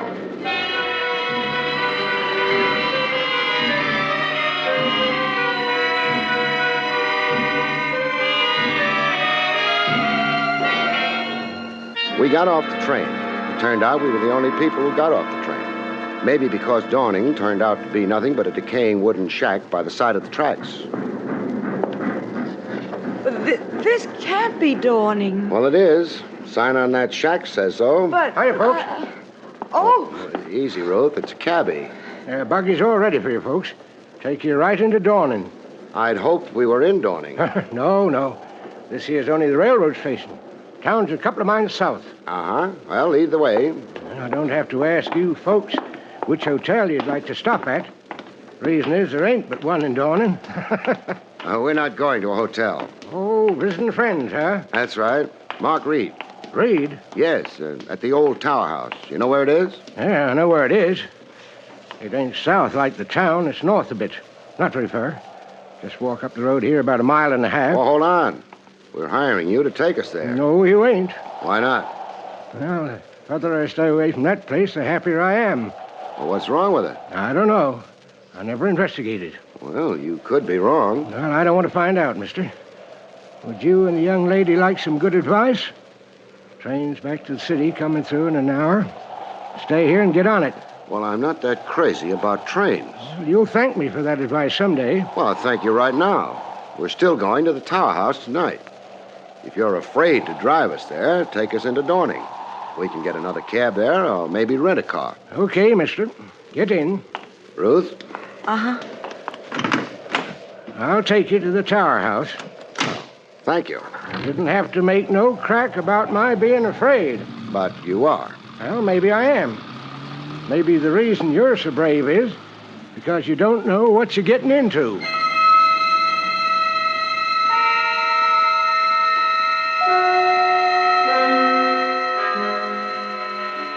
I didn't know, but I didn't have to be brave about anything. I was going to visit an old friend in the country, that's all. Or was it? Barry, I don't like this. Well, I've been in better cabs. There's a feeling about this trip. In the middle of the night to an old house. I love lights and people, Barry. Now, take it easy. Once we get to the house, it ought to be comfortable enough. Mark's a wonderful host. And it looks like we're practically there. Well, high stone wall, gate. This is it, folks. Oh, that gate's open. Must lead to a private road. You can turn in and... Well, the house is about a half a mile from the highway here. Well? This is where you get out. You were hired to take us to the house. This is as far as I go. I could make you change your mind. Please, Barry, don't. Okay, let's go. Now, how much? $2. Uh-huh. $2. You can keep the change. What change? The tip is for your courtesy and cooperation. Think you're smart. Get out of the cab and we'll discuss it. You think you're smart? Somebody must love him, but it must be uphill work. Barry, I'm terrified. Oh, come on. There's nothing to be afraid of. No. nothing that we can see.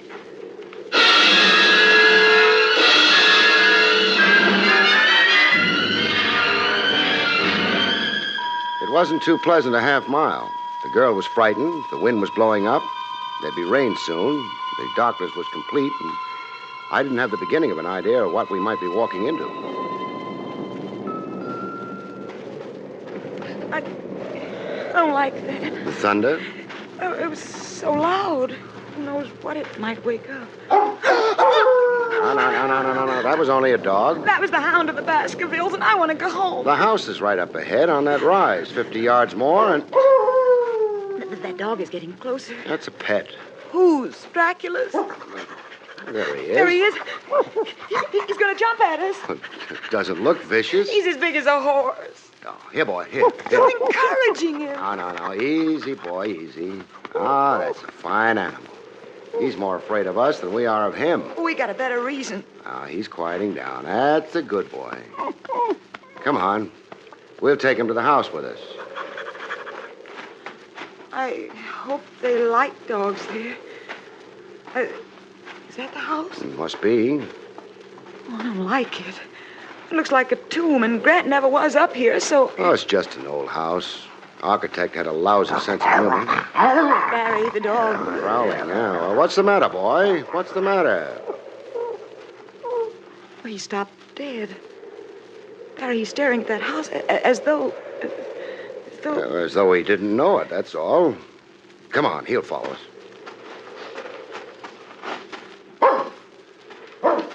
He's not following us. Well, he's running away, Barry, in panic. Well, he's a neurotic hound, that's all. Let's stop worrying about him. Your uncle asked us to come down. The house maybe isn't pretty, but so far we haven't seen anything wrong. I'm sorry. Go ahead, Barry, knock. Well, there's a bell pull here.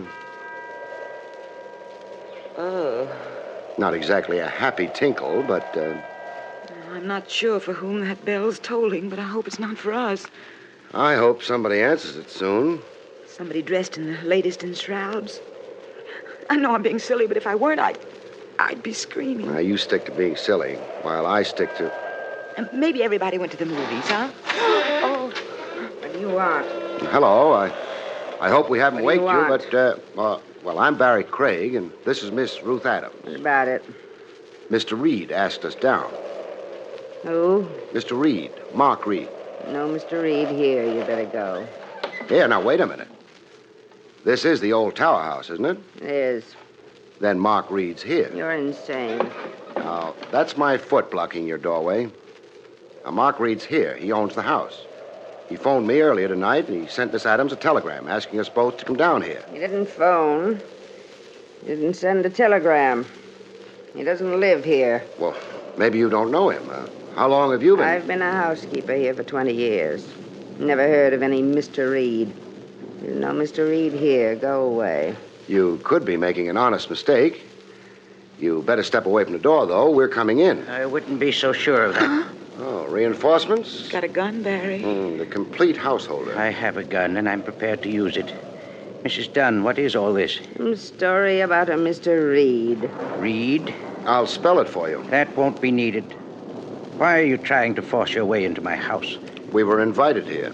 By whom? Reed. Oh, maybe I'm getting monotonous, but it's still Reed. That doesn't explain your presence on my doorstep. This is his home. Fiddlesticks.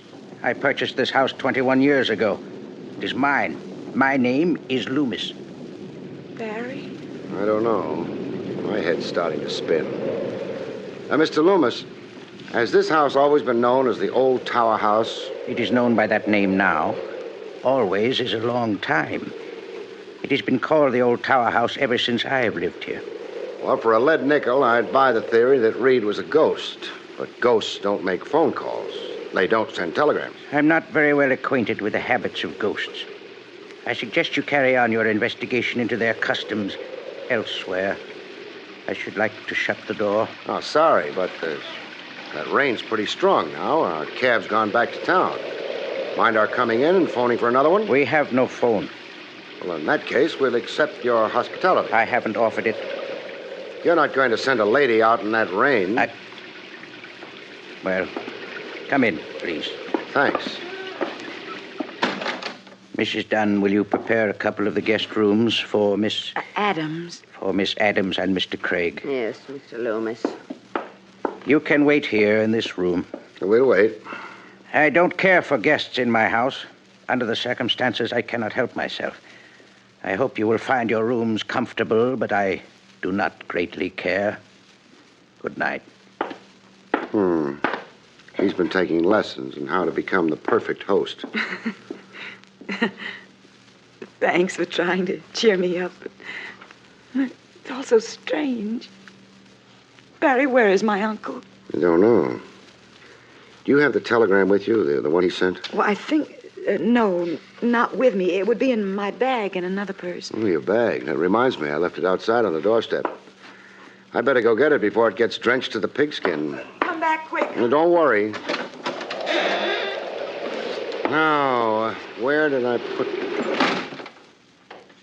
For the second time that night, I was out on Mr. Loomis's doorstep. I began to feel like little Eva heading the wrong way. Well, that didn't work. It would have to be the bells again.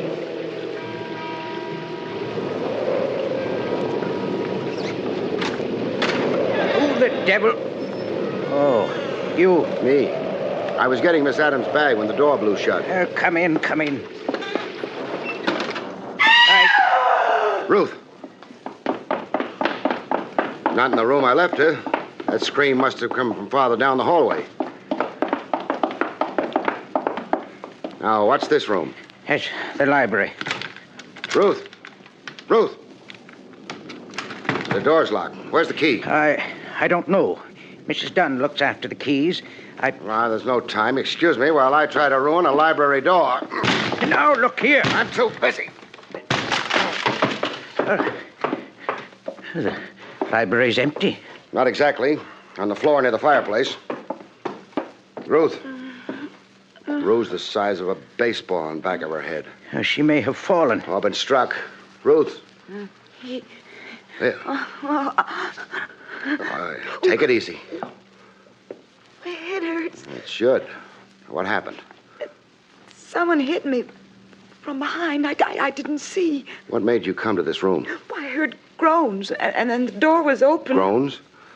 From him. From who? The man in the chair near the desk. I can't look at him. He was grinning at me. Yeah, let's get you up now. Come on. There. How's that? I'm all right. Fine. Now, which man in what chair? Well, right there in that... There's nobody in that chair. Your rooms are ready. But there was someone.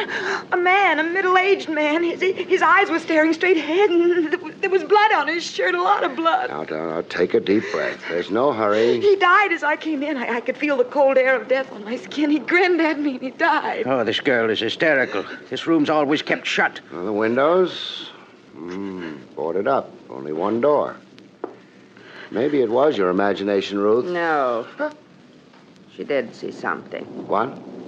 I've lived in this part of the country all my life. That's how I know. The man she saw was the former owner of this house. He died with a bullet through his heart. In this room. In that chair. Then I was right. The only thing is, it all happened 80 years ago. That slowed conversation down to nothing. I took Ruth up to her room. Checked it, made sure no one would be able to get in once she locked the door behind her, and then I started out. Barry? Yeah? Before I realized that man in the library was dead, I touched him. Then I wiped my hands on this handkerchief. Look at it, Barry. Okay. Yeah. It was blood I wiped off my hands. Do ghosts who died 80 years ago still bleed? Well,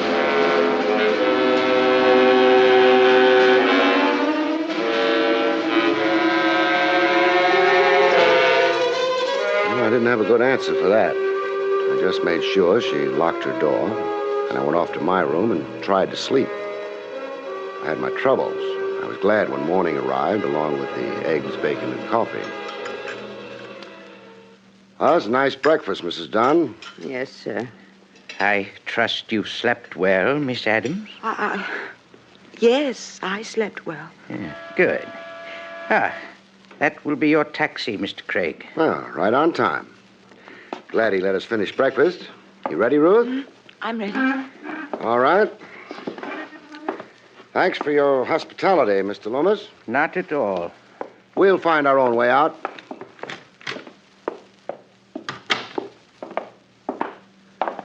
Well, what do you know? Mr. Loomis was telling the truth. Let's take a taxi, huh?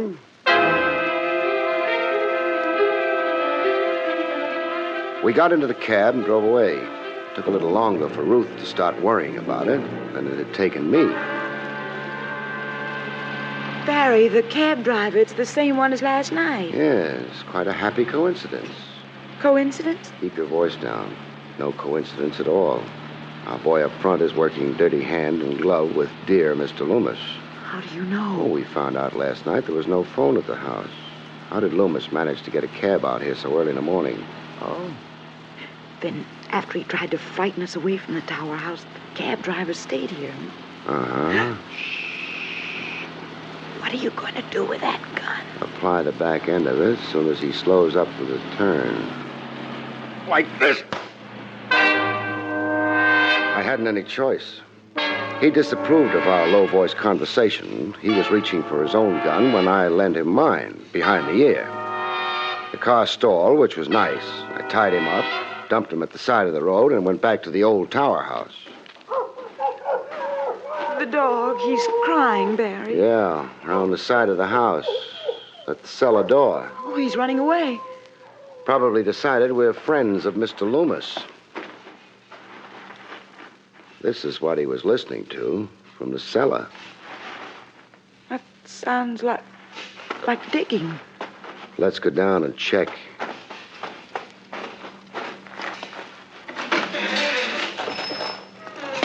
Barry, it's Mr. Loomis. He's digging a hole. That body. Ghost you saw last night. That's Mark Reed, Ruth. And what Mr. Loomis is digging is a grave. Isn't it, Mr. Loomis? What? No comments. Or have you been working too hard? Get out of here. I don't think so. Why did you murder Reed? I didn't. He shot himself. And you're trying to protect his good name? Very well. I did murder Mr. Reed. A gentleman with a great deal of cash on hand. Cash he was going to leave to your charming companion. You reel it off so well, keep going. I have better ideas for that money. Mark Reed became frightened of Mrs. Dunn and myself, who'd worked for him for so long. He sent for you. I tried to have the cabbie keep you from coming here, but... Well, such frankness on your part wouldn't be wise, would it? Unless something's changed. Your voice changed quality a few moments ago. Lots of changes. What happened? Mrs. Dunn show up at the head of the stairs with a gun in her hand? Quick, shoot! She wasn't quick enough. Amateurs never are. They don't realize how heavy a pull you need on a trigger. Don't worry about her, Mr. Loomis. I just winged her shoulder. I'm not worrying about it. I should have realized that. Courtesy stops outside the death cells, doesn't it? We got them all into the cab and drove to Dorning. It had a nice jail. They're glad to welcome Mr. Loomis, Mrs. Dunn, and the cab driver. Mark Reed went elsewhere. I wish he'd asked you to come to him earlier. You'd have liked him, but forget it if you can. I'll try.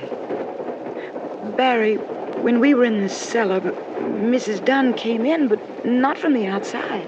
From a fake door in the library is where she came. I expected her. But how did... You yourself told me when you went into the library, you felt a breath of cold air on your skin. But the windows were all boarded up, as I mentioned, so... You knew there had to be another door to the cellar, as it turned out.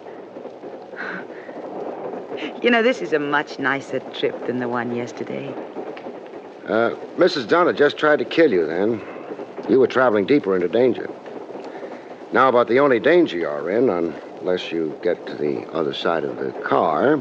Is, danger of this, sir? Uh-huh. Barry, Yeah?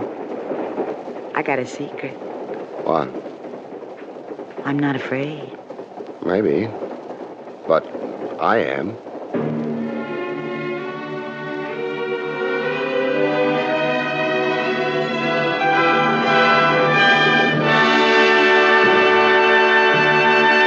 Next week's story is called The Corpse That Couldn't Swim. Of course, we didn't really know whether You have he been could swim listening or to not. William Gargan He was in dead another when we met, exciting but- transcribed mystery drama from the adventures of Barrie Craig, Confidential Investigator. Tonight's story, Ghosts Don't Die in Bed, was written by Louis Vittes.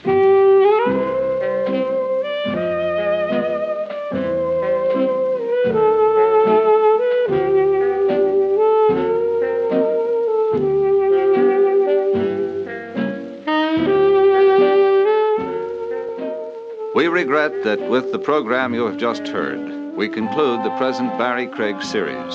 We hope you have enjoyed them, and we look forward to bringing them to you again sometime in the not-too-distant future.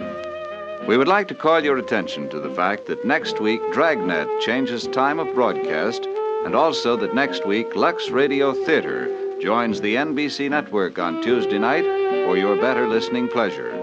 Consult your local newspaper for the time of broadcast of the Lux Radio Theater over this NBC radio station.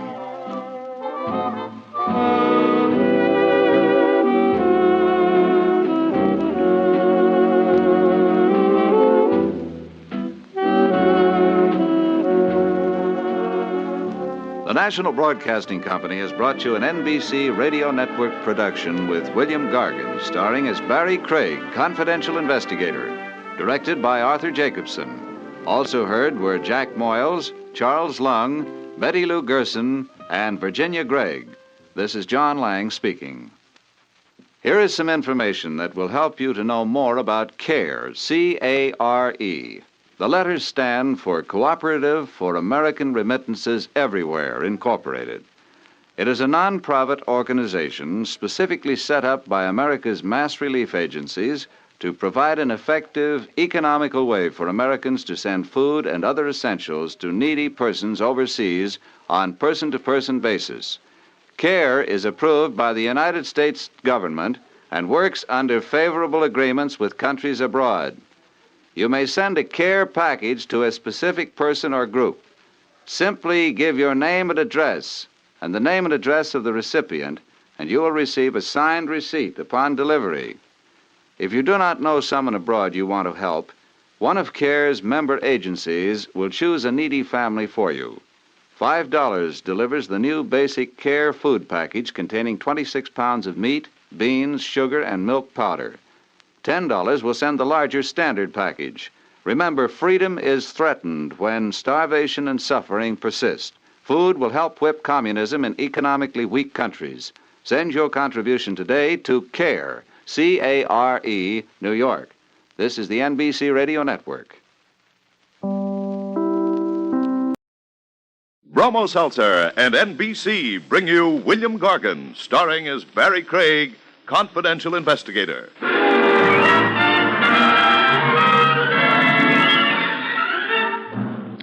The major trouble with murder as a career is that it has no future. You come pretty quickly to the end of your rope, and usually it's around your neck.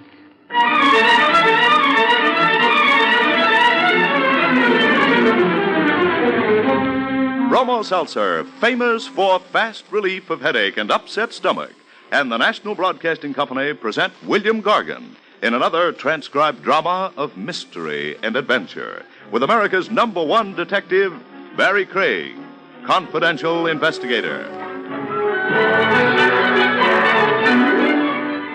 This is Bill Gargan.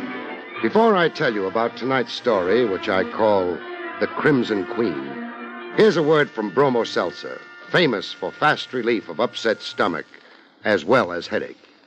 Miss Jordan, report to clinic. Miss Jordan, report to clinic. Miss Jordan. In a recent clinical test, 8 out of 10 nurses reported that for upset stomach, Bromo Seltzer works best. Actually, Bromo Seltzer relieved distress of upset stomach better, more effectively than any of the 5 leading upset stomach remedies which were studied.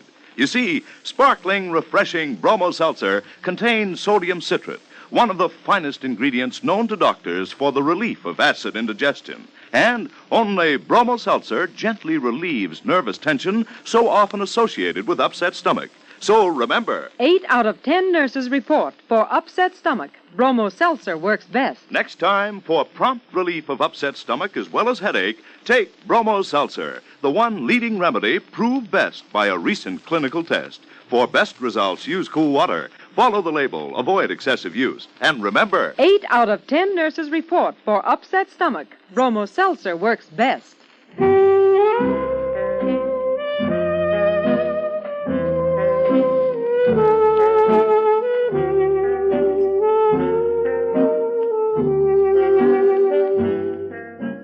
Barrie Craig speaking. Wintertime, and the nights may be longer, but if you're a confidential investigator like I am, this does you very little good. Except that it gets you out of your office that much quicker. But in my case, it generally gets me over to Willie's wagon, which isn't bad. It's warm there, the windows are steamed over. There's a feeling of being protected against the wind and snow and cold. The only trouble is, there's also Willie's food. Craig, Yes, Willie? I ever make cracks about your investigating? No. Then lay off my food. I'd like to. I meant the cracks. What's the matter with that hamburger you're working on? I don't think it's completely dead. Then drink some coffee. That'll kill it. What'll it do to me? You ain't had a stomach lining for 10 years. What are you worrying about? Touche. Touche. Some days you can't make a nickel. Hey, what do you know? Maybe a cash customer. Hey, there's something wrong with this. Mr. Craig. Yes? My name is Hanson. Peter Hanson. Hey, you better grab a stool. You look... No, never mind. That. I was at your office. Elevator men told me I might find you here. Jake was right. Want to retain you. Well, that's not hard, but... Want to retain you to find... To find... Yes? My murderer. Hey, he passed out. Yeah. Way out. What? He was holding the front of his coat together with one hand. It's open now. So what? Oh, that's blood. A knife wound. Blood still coming out, which means he was stabbed not very long ago. Something in his other hand. If I can get it out. Yeah. What is it? Part of a chess set. A queen. A crimson queen. Peter Hanson had come to Willie's wagon with a fatal wound in his chest and a crimson queen gripped tightly in his hand. Peter Hanson had come to Willie's wagon to die there and had died. You want I should call the cops? In a minute. They might not like you going through his pockets. Who's going to tell him about it? Okay, but... He was my client. Not for long. Didn't pay you much either. Bargain basement tonight. All right. You can notify the police now. Find anything on him? Just an address. Some days nobody can make a nickel. Hey, you leaving? Yeah. Well, should I tell the cops you were here? Sure. And where should I tell them you went? Where? Tell them I went looking for a chess game.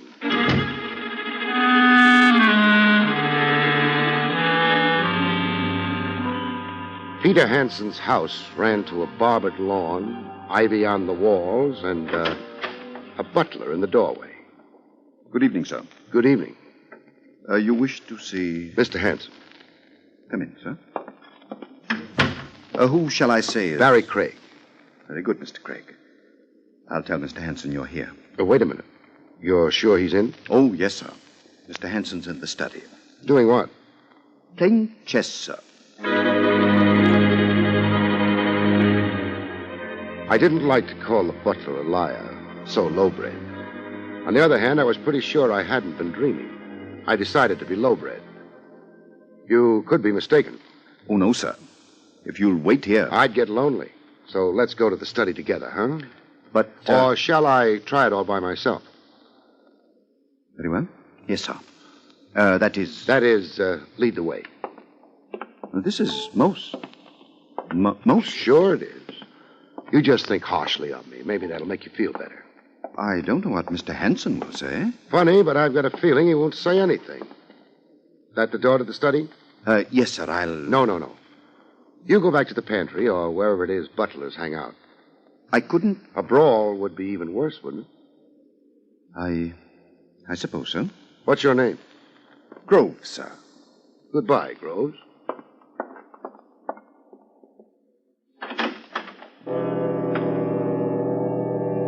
I opened the door of the study and walked in.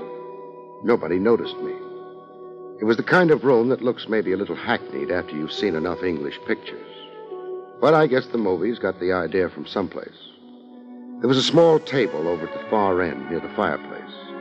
There was a chessboard on the table covered with chess pieces. And there was a chess game going on. Yes, Groves, what is it? Oh, this isn't Groves. Then go away. I can't be disturbed. My bishop's in a dreadful position. So's Peter Hanson. What? Oh, you're not Groves. I already mentioned that. If you'd looked up from the board a little quicker. Who are you? Barrie Craig. Groves had orders. I canceled them. I threatened to start a brawl. Well, everybody knows who I am. I don't know who anybody is. Then why come here? You can do something besides play chess and laugh. Yes. I didn't exactly mean... You meant introducing people to people. Uh-huh. I'm Mona Bailey, and he is Walter Hanson. How do you do? Well, now that that's been taken care of... We're just beginning, Mr. Hanson. This is your house? Oh, nonsense. Sorry. Peter is the wealthy one. Your brother? Of course he's my brother. There's a resemblance. Well, naturally there would be. You said something about Peter before, didn't you? Yes, I said he was in a bad position. You said, to be precise, that he was in a worse position than my bishop. I'm about to lose my bishop. You've already lost your brother.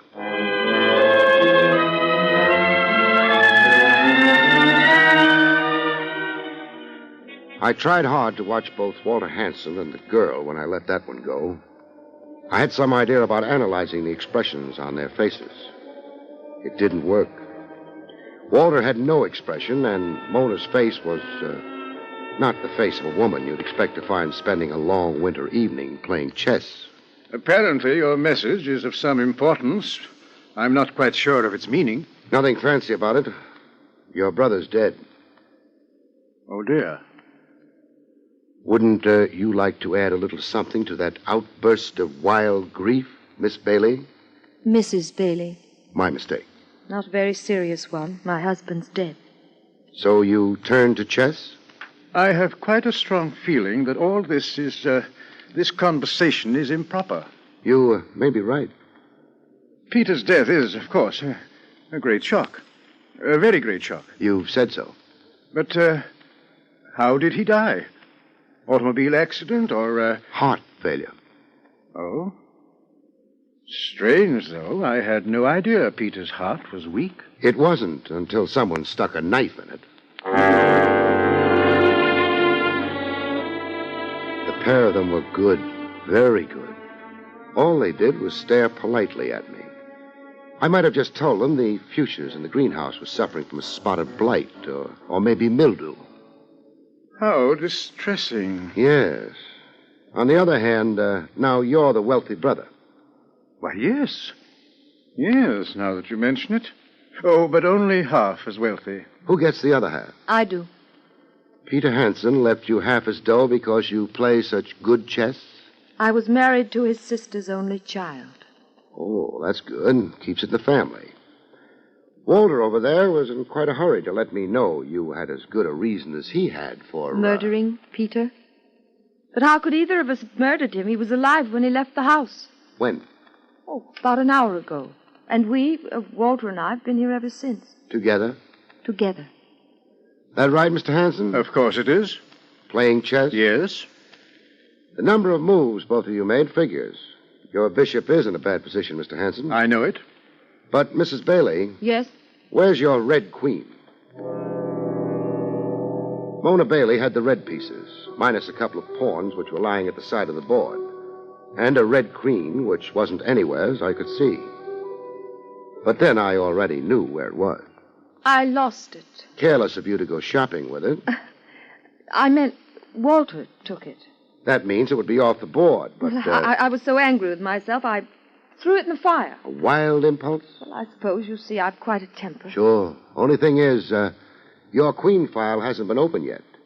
It would have been impossible for any white piece to take it. I like the kind of detectives they have on radio much better. What kind's that? The kind that doesn't know anything about chess. Still, Walter will confirm my anecdote, won't he, dear? Of course. You became angry and threw it in the fire. The Red Queen? The Red Queen. Wouldn't it be a shame if it turned up someplace else? Good night. Wait, don't... Pay no attention to him, my dear. I can't let him go without... Oh. You, better answer that. It'll be the police. They'll have news for you. Except it won't be news, will it?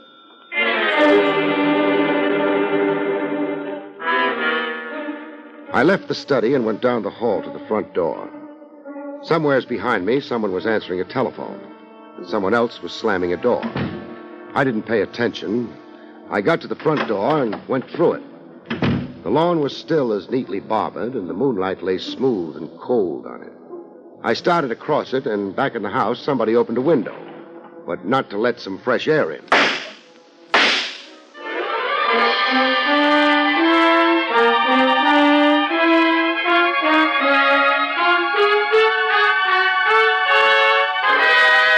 Back to Barrie Craig in just a moment. In these uncertain times, it's hard to plan for the future. But more and more American girls are discovering a career that offers both opportunity and security. That career is in modern nursing. You may have old-fashioned ideas about the profession of nursing, and if you do, you owe it to yourself to find out just what this field offers you today. There are new and greater opportunities in this job now than ever before. Today's student nurse receives a valuable professional education, works with interesting and friendly associations. And when your training is completed, there are jobs waiting with airlines, with the Red Cross, in foreign service, with the armed forces, and in many industries. The demand for nurses is continually increasing. To become a student nurse, you must be a high school graduate or a college student of good health and character. If you can qualify, get full information at the nearest hospital in your community. And now back to William Gargan, starring as Barrie Craig, Confidential Investigator.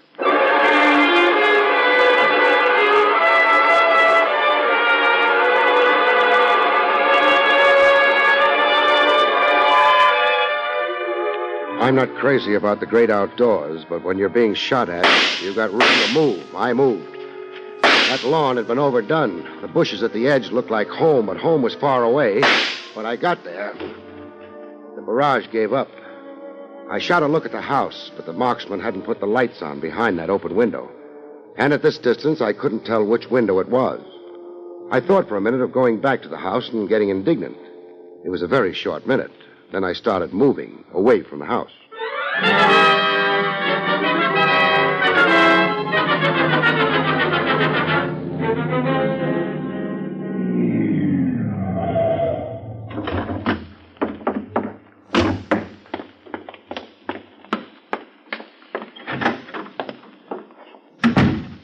Jake! Jake! Stop shouting. I had to wake you up. Wasn't asleep. Your eyes were shut and your mouth was open. That's so? That's so. I was concentrating. On what? Springtime. It happens to be the middle of the winter. That's what makes it hard. You know, Jake, there are times when I don't think you're the best elevator man in the world. You should have seen me farming in Vermont. Why? I was even worse at that. You going upstairs at this hour of the night? No, but I've got a question for you. You sent a man over to Willie's wagon earlier tonight. Yeah. Small man, perhaps around 60, pink and white complexion, gray hat, gray overcoat. Name of Peter Hansen. That's right. He said he wanted to see me. Yeah. What time was it? Oh, around 8:30. Which would be about right. 15 minutes for him to get to Willie's wagon, give or take 5, and... Jake. Yeah? Did he look all right to you? Looked beautiful. What does that mean? $1 tip. Aside from that, I didn't notice anything wrong. that's not positive enough. Jake, did he have his coat open when he was in here? Yeah, he had to. Why? To get at that $1. That's what I wanted to know. Means he was stabbed on his way from here to the wagon, not before. Does, huh? Has to be that way. This fella stabbed bad? Bad as you can be. Jake, did he mention why he wanted to see me? No. Reason's obvious enough by now. Good night, Jake. Good night. So, Mr. Craig, you ain't going up? I'm going home, I think. Getting old? No more than usual. Why? I'm getting old more than usual, but I still wouldn't go home. What would you do? I'd go up to my office. There's someone up in the office? Yeah. Got here a couple of minutes before you did. Did he mention his name? She didn't. She? What did she look like? Springtime. Mona Bailey. Oh, that what they calling it this year? Thanks, Jake. You ain't using the elevator? No, the stairs. You need exercise? I need to make sure she doesn't know I'm on my way. I could be wrong, but she might be here to finish an unfinished job. 3 flights aren't a lot to climb, but they took me longer than you'd think. Of course, Mona Bailey might not have been the marksman behind the open window, but the odds weren't too good. And when someone has decided you make a lovely target, you need all the odds there are, even if she reminds a night elevator man of springtime. I pushed the door open, but didn't use the doorway, not for a couple of seconds. Nothing happened. I called myself a coward and walked through the doorway. Mona Bailey had whirled in the chair as I came through the doorway, and she wasn't holding a chess piece in her hand. Hello. Mr. Craig. Please don't call all this a coincidence. Oh, it isn't. Thanks. That gun in your hand might be a mistake, though. Not really. You see, I didn't know who'd be coming through that door. And now that you know, I'll put the gun away. in the pocket of your coat. Well, a girl never knows when she might need a gun. As, for example, at 8:30 this evening? Is that when Peter Hansen was killed? Roughly. Weren't you watching the time? You're being unkind. Are you always unkind? Call it self-defense. What did you want here? I might have wanted to see you again. So soon? We weren't alone the last time we met. We weren't close enough then for me to notice your perfume. And now you've noticed it. I'll remember it when I get to be as old as Jake. Well, that's too long to wait. I'll wait. Until you tell me why you searched the office. You didn't get a chance to close a couple of the desk drawers. You might have left them open. I might have, but I didn't. Good night, Mr. Craig. You're jumping cues. There's more conversation coming. Noticing those desk drawers, Mr. Craig, while I was close to you is insulting. Call it an occupational disease. What were you looking for? A red queen? I told you I threw it in the fire. Peter Hansen's right hand wasn't singed. Singed? As it would have been had he pulled the queen he was holding when he died out of the fire. Oh. I don't have it. By now, the police do. You try your story on them, they won't bother tying up loose ends. They'll arrest me? What do you think? What should I do? You were playing chess with Peter Hansen. Say at 8. Then what? He said he had an appointment and left. So Walter took his place at the board. And played with you? Yes. Without a queen? Still no good. Peter Hansen left. Where was Walter Hansen at the time? In his room, I guess. And he didn't join you till when? Nearly 9. Therefore, he can't alibi you. No. After I walked out of the Hansen house before, what did you do? I went to get my things. I knew I'd have to follow you. I hoped I'd be able to get here before you did, so I could look for the Queen. I thought you had it. You sure you didn't stop to slow me up by firing a few bullets at me? I didn't. Any witnesses to what you say happened? How could there be? I wouldn't know.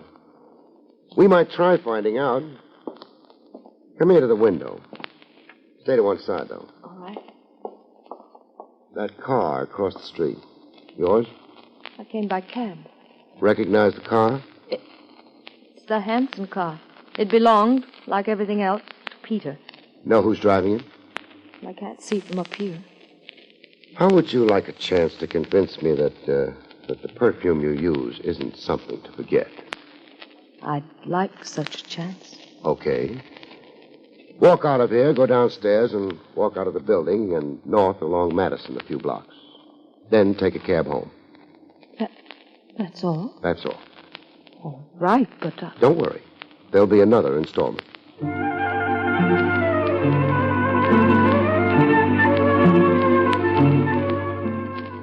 She used the elevator, I used the stairs. That let me get down to the lobby and behind a curtain before she made it. She went out of the building and walked north along Madison Avenue. The car on the opposite side of the street didn't move. That meant more work for me. The back alley was dark and cold. But it let me out half a block down from the entrance, half a block down and behind the waiting car. I crossed the street fast and moved in. The boy in the car was too busy watching the building entrance. I got the door open, reached in, and... Go on. I hope this hurts.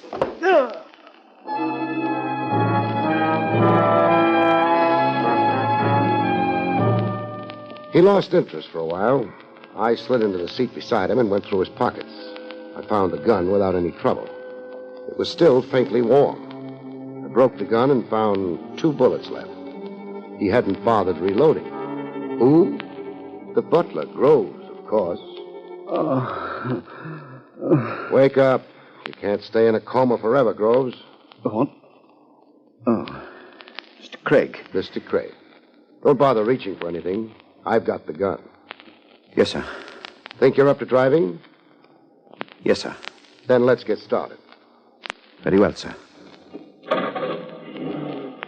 To the police, sir? Don't rush things. Let's make it the house first. You really should give your employers notice, shouldn't you?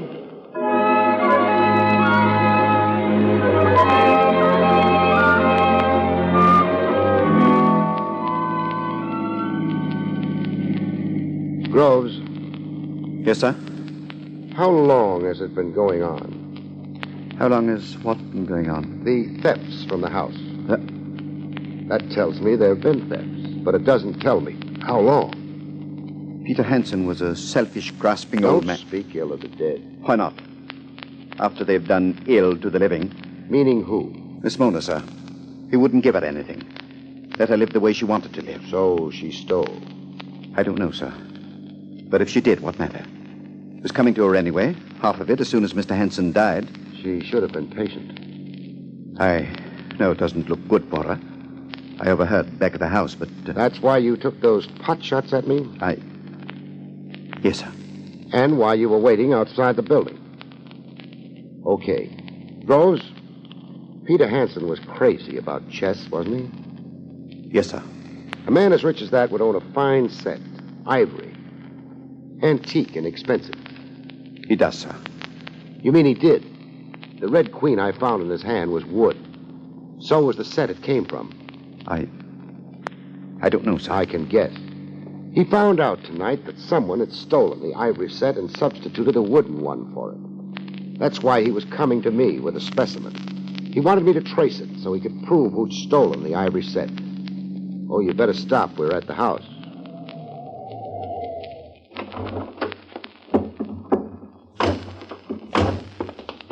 Don't bother knocking. It'll be the study. Yeah, but this time you come in with me. Yes, sir. Mr. Craig. Groves, what? He didn't have a chance to use up the last 2 bullets, Mrs. Bailey. What last 2 bullets? What's going on? Groves tried to murder me, Mr. Hansen. He did? Dreadful, but why? He's afraid I might pin the killing of Peter Hansen on Mrs. Bailey. Oh, really? But she couldn't have killed him, could she? Are you asking me? Well, you seem to know. Well, how about that alibi you handed her? Well, I didn't want any unpleasantness, but, well, if you have other evidence, have you? I have. Then I'm afraid I shall have to admit we We weren't together all the time. As a matter of fact, I wasn't even home. I know you weren't. Now, you can't blame me for trying to shield Mona. Oh, I can't. What I'm blaming you for is trying to hang the killing on her. Hang the killing on her? Why, you're mad. Why would I do that? You might object to being electrocuted. It's unpleasant. Electrocuted? For what? The murder of your brother. Now, don't move.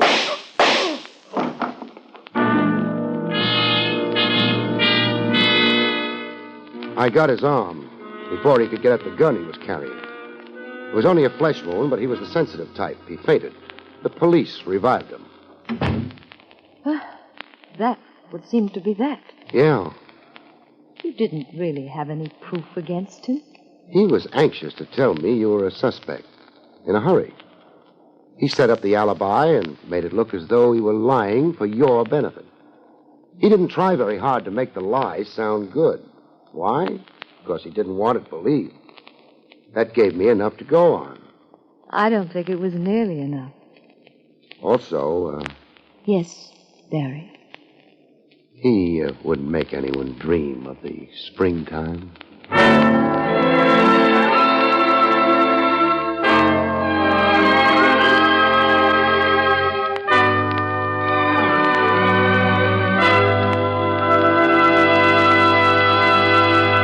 You've been listening to William Gargan in another exciting transcribed mystery drama from the adventures of Barrie Craig, confidential investigator. Tonight's story, The Crimson Queen, was written by Lou Vittis. Next week, it's the strange story titled The Vanished Lady, about which Barrie Craig has this to say. Next week, a laughing killer finds the laugh is on himself. A blonde turns gray when a corpse comes to life. And a gunsmith finds that shooting off his mouth can be fatal. Good night, folks. See you next week.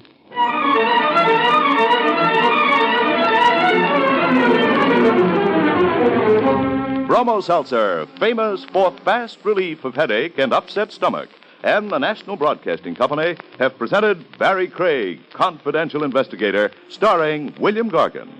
Featured in the role of Mona was Barbara Weeks. Carl Caruso speaking.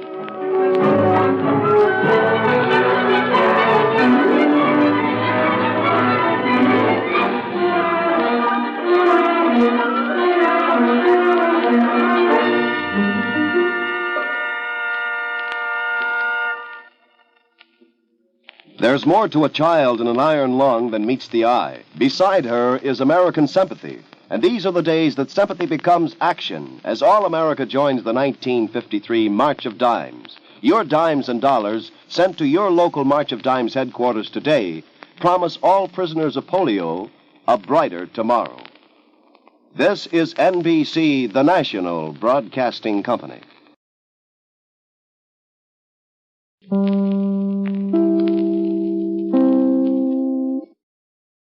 William Gargan stars as Barrie Craig, confidential investigator.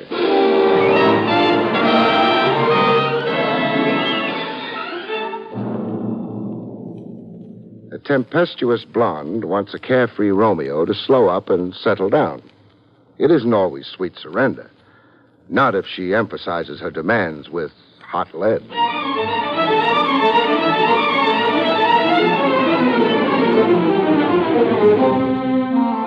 The National Broadcasting Company presents William Gargan in another transcribed drama of mystery and adventure with America's #1 detective, Barrie Craig, confidential investigator.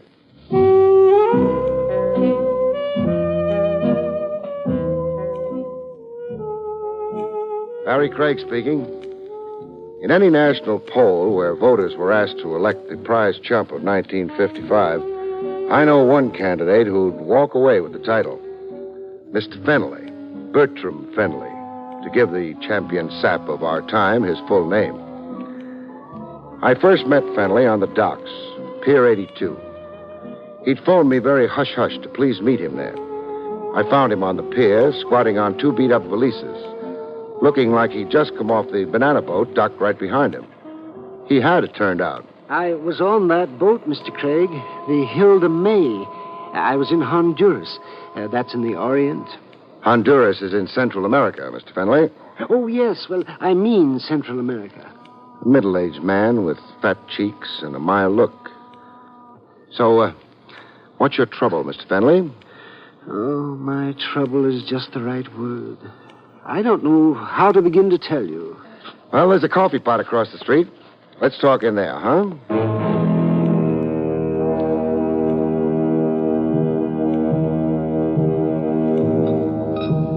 Over rancid coffee and stale donuts, Fenley stated his problem. Yes, well, I'll show you all these papers, Mr. Craig. You would like to look them over? The Anzio Calhoun Hotel Land Development Corporation. The big print says. That's my employer. I was sent overseas to make diagrams of land space for building modern hotels. Well, I see you did a cost analysis. Oh, yes. That one file of papers in your hand represents 3 months' work. Meaning there are other files of paper? Yes, I've been abroad 3 times now. I've completed reports on Honduras, Siam, the Belgian Congo, and in a little village called Kukasanka. Kukasanka? I never heard of it. Well, nobody has. It doesn't appear on the map. It took me 27 days to find it. Kukasanka is mainly 12 straw huts located 270 miles due east of Rangoon. And your company is scouting it as a modern hotel site? Well, that was my understanding. Now, you've been traveling here and there for how long? 8 months. All expenses paid? Yes. My expenses to date have been $7,000. Why did you contact me to meet you secretly at the dock? Well, in Honduras, I received a telegram. And not to come home, but to proceed on to Borneo. And prepare more papers? Yes. But you hopped aboard a banana boat instead and came home? Yes. You see, I had begun to suspect. Oh, at long last. What else has fired your suspicions? Well, mysterious incidents overseas. Like unexplainable accidents, huh? You almost lost a leg or an arm? Yes, and even my life. Once in a village named Terabumba on the African coast, I was arrested as an enemy spy. Somebody planted documents in your luggage? Yes, and I was thrown into a dungeon without trial. So how come you're here today? The merciful heavens intervened. A tidal wave overran the village. It washed every building off its foundation. And washed you into the open? I fled by ox cart. Enough. I've had it up to my ears. Now, where will you be staying? The Yankee Doodle Hotel on the Lower Bowery. No one will think to look. Okay, fine. Now, I'll come see you after I've talked to your so-called employer.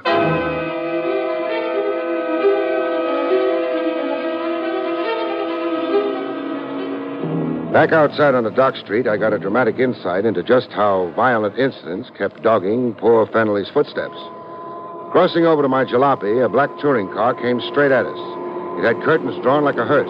Abreast of us, it sang a funeral requiem. A submachine gun. Fenley, hit the dirt. We lay on the cobblestones, flatter than a couple of deflated pancakes. 60 seconds after the danger had passed, Fenley was still speechless.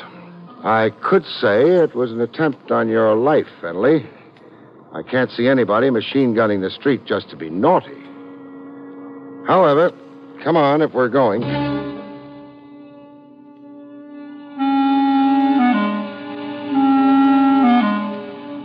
The Anzio Calhoun Hotel Land, etc., occupied a 6-room suite just off Park Row. Well furnished, but deserted. No sign of business activity. In the last room of the joint, I found a live tenant. A guy in a silk suit with the glue loose on his toupee. It flapped over his brow. He was fast asleep. I gave up the notion of giving him a hot one. I just settled for a shove. Hey, rise and shine. Huh? Hey, what's the idea? Now, put the gun away. Gun? Oh. Force of habit, friend. I'm sure. Yeah, what do you want? Well, I've got a chain of hotels to sell. There's a television set in every broom closet. Oh, you're a comic, huh? Don't audition for me, huh? I don't like funny men. Then suppose I switch professions. How's this impersonation for you? Oh, badge, huh? Well, you won't advance your career here, copper. We got nothing here to interest a private dick. 6 rooms and 20 desks and only 1 telephone. We've been retrenching. So fire Bertram Fennelly, why don't you? Fennelly's canned the minute he gets back from the Borneo assignment. But Fennelly didn't go to Borneo. No? Hey, we wired him to... Hey, how is it you know all about Fennelly to begin with, huh? It happens I'm representing him. Huh? Fennelly's here in New York? He is? Well, but that's going against his instructions. You wanted him to keep on wandering. Hey, wandering is his job with Anzio Calhoun. That's why he's on the company tab. To prepare reports on hotel sites, huh? Yeah. Now, where in creation to date has your company built a hotel? 1 hotel. Hey, now look, guy, we're set up legal. We're incorporated. Read that certificate on the wall. We got stock floating. 300,000 shares at $1 a throw. And that's only the first issue. We got big plans. So wipe that grin off your kisser, huh? Just what are the big plans? Hotels in out-of-the-way places and landing strips to every unit. No competition across the street like down in Miami. Now, you know our idea. Sounds screwy. What exactly are Fennelly's qualifications for scouting hotel sites for you? Hey, Fennelly was a big hotel keeper. That's why we put him on for us. Fennelly has the experience. And now I want to catch a little snooze, huh? One more thing. Your name? It's printed on the door. Cupie Marino. Cupie. Yeah, my old lady stuck me with the name. At the time, I was too little to argue.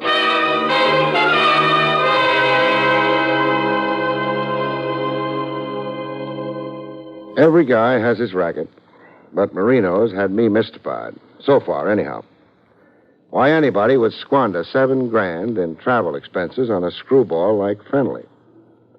The evening papers added to the general confusion. There was a scare headline in it. Rampaging college students tour town firing toy submachine gun. Police threaten harsh measures. College pranksters. That could account for what had looked like an attempt on Fennelly's life earlier.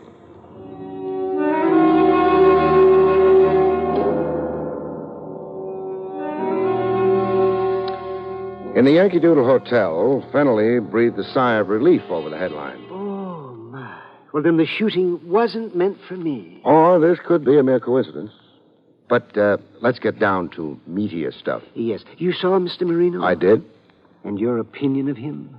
Well, he draws a gun as regularly as ordinary men draw a breath. Am I then the victim of some hoax? Maybe so. Or maybe just a useful stooge. Traveling about and preparing paper reports so that Anzio Calhoun, etc., can lie about their big plans. A lie to whom? Sucker investors who read their stock investment prospectus. Big talk about their preliminary field operations. That's you, Fennelly. Their whole field staff. Oh, I see. Marino said you were a, quote, big hotel keeper, unquote, when he latched onto you. Now, how about that? Oh, well, it is a mite exaggerated. So shrink it to size, huh? Well, I ran a rooming house in Buxton Falls. Buxton Falls? Oh, out in Ohio, huh? Yes. Well, how big an operation was it? Come on now. No false modesty. 4 roomers. But I served ice cantaloupe for breakfast. Imagine. How did Marino get to know about you in the first place? An ad in the paper or something? No. I won a contest here in New York. How come? Well, I'll explain. Oh, I'm dying to hear. At home in Buxton Falls, this was. The telephone rang one night. It was New York, they said. And then somebody asked me something. Could I name 10 American presidents? You could, and you did, and you won a prize, the man said. Yes, a weekend in a big New York hotel, tickets to a Broadway show, a case of automobile polish, cufflinks. And stuff. Yeah, stuff, and an appearance on the radio. To do what? Recite President James Madison's inauguration speech. Which leads us to Marino. Yes, he telephoned me at the hotel where I was staying. Oh, he'd been much impressed with me on the radio, Mr. Marino said. And as a mighty hotel keeper plus brain, did you want a job with Anzio, Calhoun, etc.? That's right, and I accepted at once. Oh, you would. Who produced the so-called show that changed the course of your previously humdrum existence? Why, Mr. Adrian Borislav.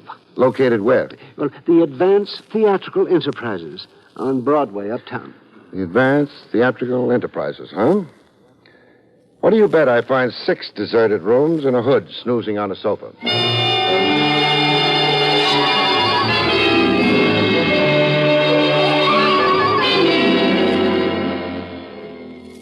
My guess on the Advanced Theatrical Enterprises was only partly correct. There were only 5 offices in this suite, and nobody in them. Hello, anybody?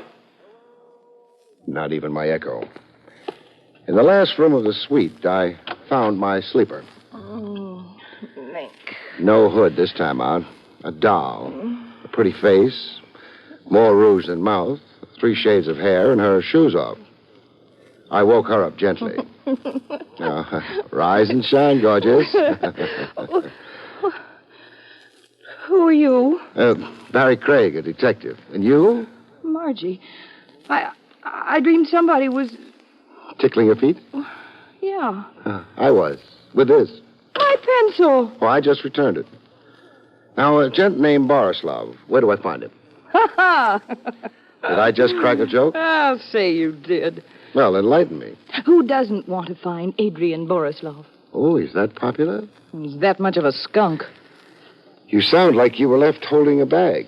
Holding it for $500, 10 weeks' salary. You were Borislav's secretary? I was.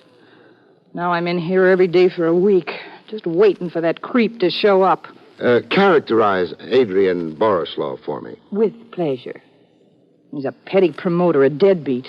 He bought radio time on small stations just to publicize himself as Mr. Big, to attract attention to himself. He ran cheesy little nothing contests. Mind you, they were all on the level. After all, it only amounted to cheap advertising. Well, what was his real pitch here in the actual offices?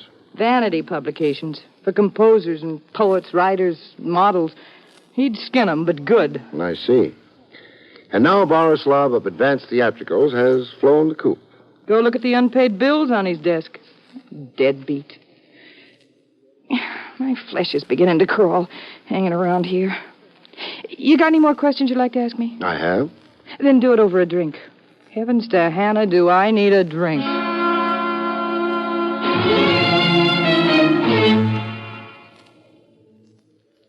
When Bright Eyes had lubricated her gullet sufficiently, I got back to the business at hand. Were you with Borislav when a screwball named Bertram Fennelly rode in from Buxton Falls? Popsy? Popsy? Fenley. My nickname for him was Popsy. Sounds affectionate. Oh, I'm crazy about Popsy. I'm more at home in the company of older men. Well, what's wrong with the younger men? Their conceit. How did you people in Advanced Theatrical get Fennelly's name and phone number to begin with? We're out of the higher telephone directory. We picked 10 names from each state and put them all in a goldfish bowl. You know, like a raffle. I see. There was nothing ever dishonest about Mr. Borislav's contests. Not the contests. I wonder. You wonder? Say, are you insinuating something? I'll keep it friendly. I'll shut up. Look, be unfriendly. I don't care. You're thinking something. Be a man and come on out with it. You hate me? I practically do already anyhow. So come out with it. All right. I think you were planted in that office, doll, to sell me a line of bull. Account for Borislav in absentia. Call him foul names as you did, but steer me away from looking for him. Why, you cheap Temper. Your job was also to nicely explain Fennelly's original presence here in New York. But I tell you, Popsy won a contest. Sure, but my guess is the contest was only a device in the first place. A device for what? I'll answer that with a question of my own. What's the tie-up between Advanced Theatricals and a setup called Anzio Calcoon? No answer, huh? Please, don't you dare pay for my drink. I'll treat myself. Don't think the company hasn't been nauseating.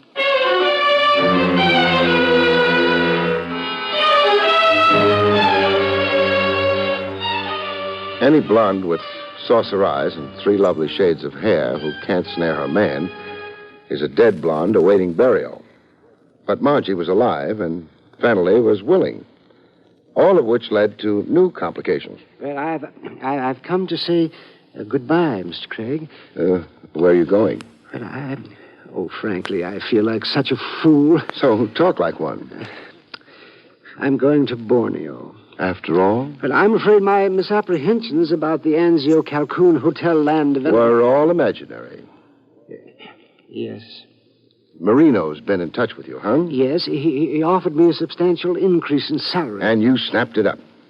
Well, the fact is, I have personal reasons for going abroad this time. It promises to be very enjoyable. I can see. You can see? And smell. That cologne on you.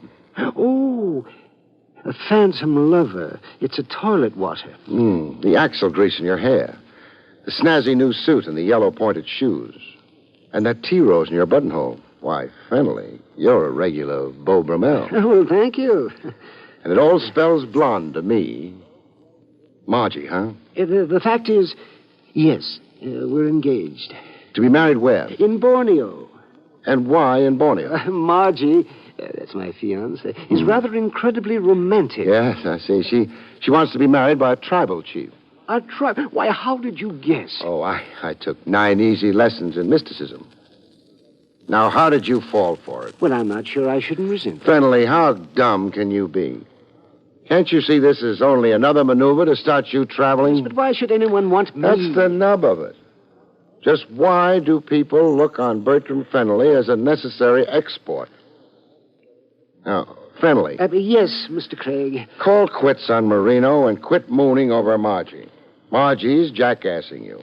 She, the disappeared Borislav, and Marino are all working together. Against you. Against me, but why? But why? And why is what we don't know yet. Go back to your hotel, Fennelly, and stay there. Incommunicado. You're a fish who snaps up at any bait. So don't see or talk to anybody. But I'm not going back to the Yankee Doodle Hotel, Mr. Craig. Why not? Because I'm going home. To human Buxton Falls, Mr. Craig. I have absolutely had more than I can stand.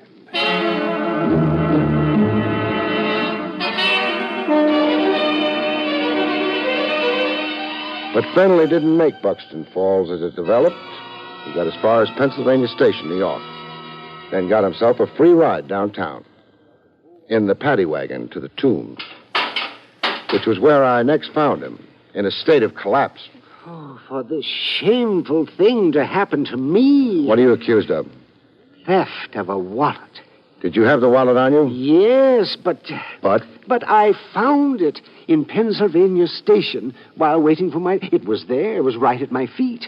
Then up came a complainant and a cop. Yes. And? The complainant, a Mr. Sampson Maxwell, swore that I had... Picked his pocket. Yes. Sampson Maxwell of the Borislav Marino Margie Combine. Fennelly, your middle name is Trouble. Oh, but it's an infamous lie. This tactic of the wallet adds a new wrinkle to the older pattern. Yes, well, I don't understand. Up to now, I figured the idea was to keep you out of the country.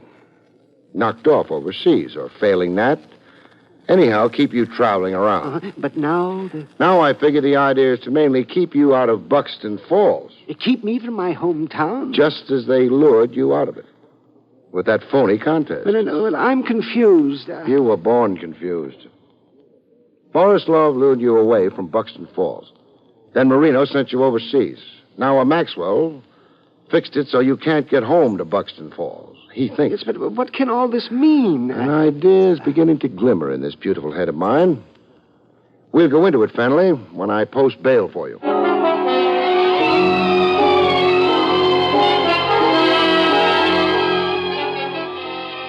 I posted bail for Fennelly. $50 by special courtesy of the DA's office. Then I grabbed Margie from under a hair-drying machine in Madame Zelda's beauty parlor and waltzed her through the streets. At the Times Square out-of-town newsstand, Fennelly joined us, as prearranged, for a look at the front page of the Buxton Falls Bugle. Murder trial nearing close. Why, there's a murder trial going on back home. Defense bases case on alibi for New York mobster Stitch Latimer. Stitch over. Yeah. Hello? Mr. Craig, what does it say there? Well, the gist of it is, Stitch Latimer is charged with killing a guard in the factory payroll robbery. 8 months ago, this was, Fennelly. About the time you began traveling. Latimer's defense is that it's all mistaken identity. That he never set foot in Buxton Falls in his life. Oh, Fennelly. Yes. Here's an inside picture of Latimer. You ever see him before? Let me see. Ever see? Why, yes, he roomed with me once.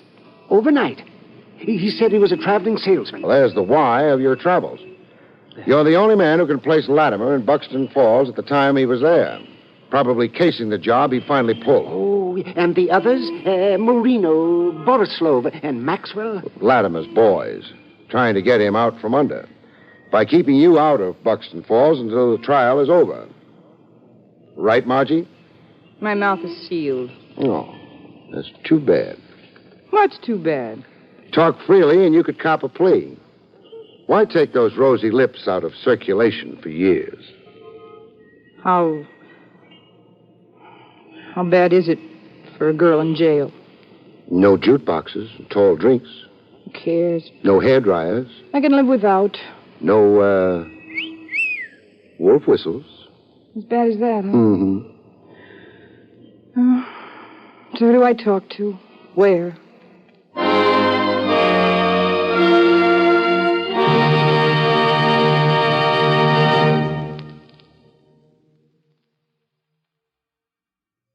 You have been listening to William Gargan in another exciting transcribed mystery drama from the adventures of Barrie Craig, Confidential Investigator. Tonight's story, The Moving Target, was written by John Robert.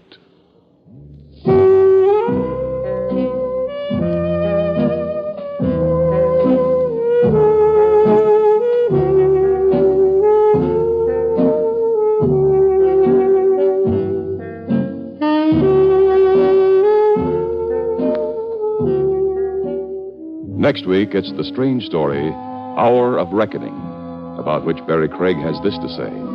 In Hour of Reckoning, a manicurist and a playboy find the rocky road to romance is a dead-end street when a certain ill-wisher contributes a corpse to the bride's trousseau.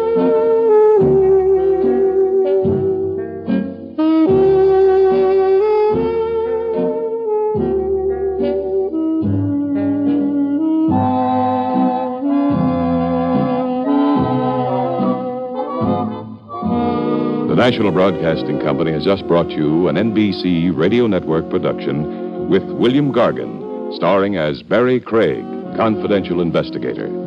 Directed by Andrew C. Love, the cast included Lynn Allen, Howard McNear, and Jerry Hausner.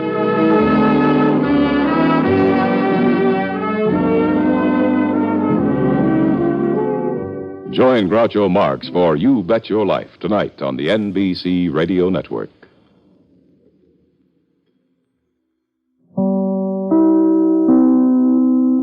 William Gargan stars as Barrie Craig, Confidential Investigator.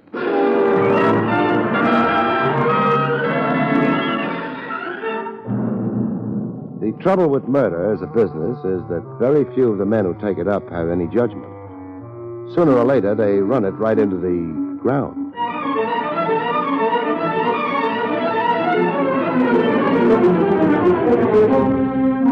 The National Broadcasting Company presents William Gargan in another transcribed drama of mystery and adventure with America's #1 detective, Barrie Craig, Confidential Investigator.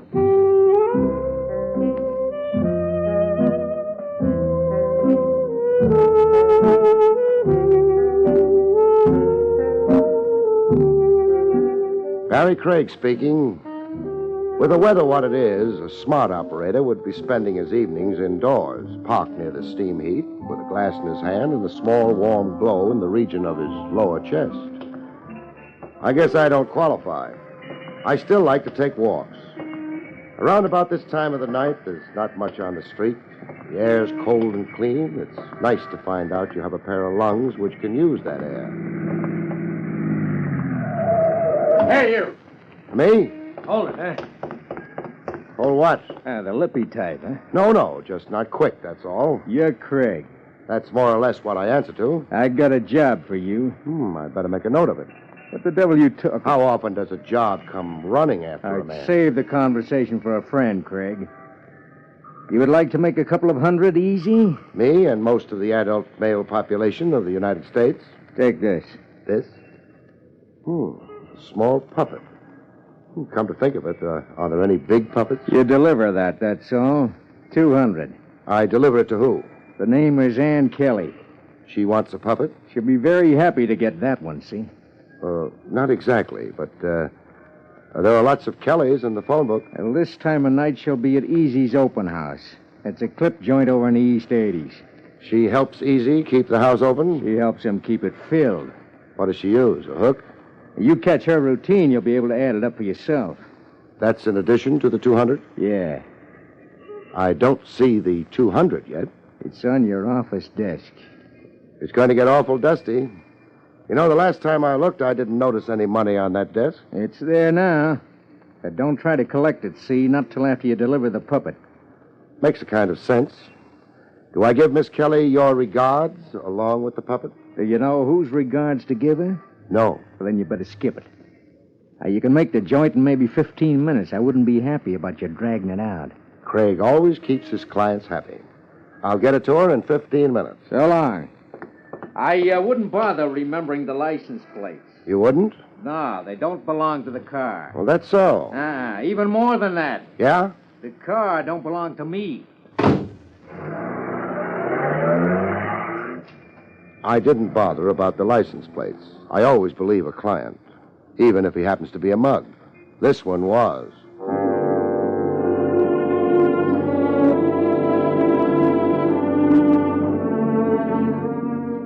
But he wasn't a liar. Easy's open house was over in the East 80s, and it was open. Ann Kelly wasn't at the moment helping keep the house open. I ducked a head waiter and headed for the dressing room. One of the advantages of being a confidential investigator, you always know where the back rooms are, if you can call it an advantage. One of the doors had a gray slip of paper glued to it. The name on the paper was Ann Kelly. I didn't have to think about it much. The slip of paper had started out in life nice and white. Practicing how to be a drummer, boy? That, I decided, was an invitation to come in. Ann Kelly had started out in life nice and clean. We all do. In her case, she'd held on to a little of that niceness, cleanness. A little. What happened to you? You lost your table or something? No. I'm on display out on the floor, not back here, mister. My name's Barrie Craig. Well, that's a very fine name. I'll write home and tell Mother all about it. You're Ann Kelly. I'm not the King of France, but I guess you could tell that. They haven't got a king in France. Oh, I'm here on a job. Really? It's an odd kind of job. You want to cry on my shoulder about it? It's a nice shoulder, but offhand, there wouldn't seem to be anything wrong with the job. Then why don't you do it? Yeah. It's in my pocket here. Your job? The most important part of it. I was instructed to deliver it to you. This. That's... A puppet. Here. Oh, no. No. Miss Kelly.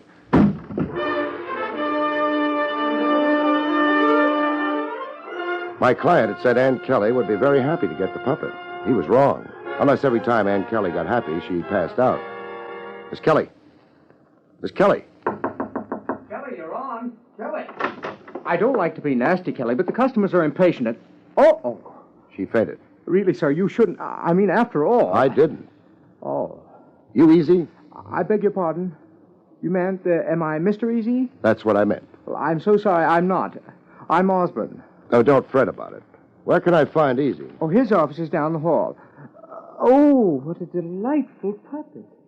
You must have dropped it? No. Well, I mean, is it yours? No. Well, it must be Kelly's then. Fancy. I'm too busy right now. Better hang around until she comes to, huh? Well, I suppose I must. Yeah. I didn't spend any time thinking. I hadn't anything to think about. The hallway back at the club was a carbon copy of the mall. Shabby, the walls greasy with ancient dirt. The light bulb overhead not putting up much of a fight. Easy's office wasn't hard to find. That figured. Light leaked out from under the door. Somebody was in. The door was locked. Osborne could have been lying. Impatient, friend? He wasn't. Mr. Easy was at home. But why the delay? The strong, silent type, friend? The name's Craig. I think I'd like you using it better than friend. I'll try to remember. You coming in, Craig? If you don't mind. So, now what? Just information. What do you know about Ann Kelly? Why do I discuss her with you? I'm on a job. And it could turn out pretty nasty. And it could be the Kelly girl doesn't deserve it. She appeals to you? That could be arranged. You got a heavy hand, friend. Lay off the friend, huh? Going around protecting virtue, you're a little late with Kelly. I asked you a question. So you did. No. The desk drawer stays shut. I don't want to admire your gun. About the girl. She works here. The customers like her. I pay her $125 a week, period. How'd you come to hire her? She dropped in, asked for an audition, and she got it, so she got the job. Nice and neat. Don't try to make a thing of a girl passing out, Craig. Kelly happens to pass out easy. How'd you know she fainted? You stalled me outside the door. Come on. I like it here. I said come on. All right, take your hands off. I'm coming. Thanks. Stall me outside your door. Stall me in your office. You knew about her fainting. The pretty boy must have phoned from her dressing room. This one. What's the idea of busting in here? You're not Ann Kelly. Of course she isn't, Craig. I could have told you that before you half knocked the door down. Hold on. Yeah. The same room. A hunk of paper with her name on it was torn off the door. Look, Craig, the little lady here's dressing for her act. We're in her way. This was Ann Kelly's dressing room up until a couple of minutes ago. You're crazy. I'm beginning to think you never even seen her. Where is she, Easy? She finished her last show for the night, probably on her way home. No. The little lady could start screaming. That would bring us lots of company. Yeah. So it's going to be this way. I never saw Ann Kelly. She wasn't here. I never handed her a... Wait a minute. What's this? That? Looks like a puppet to me. Whose puppet? How would I know? Maybe it belongs to Susie. Does it, Susie? Sure. There you are, Craig. Well? A nice snooker play. Shut Craig off in a corner, get Kelly out of the place, and... Okay. Excuse me, little lady. Craig. Yeah? I don't want any trouble. I don't know what you think you saw. Make it short. But if you want to look through the place, it's okay with me. Thanks. I'm not much good at closing stable doors, though. So long, Easy.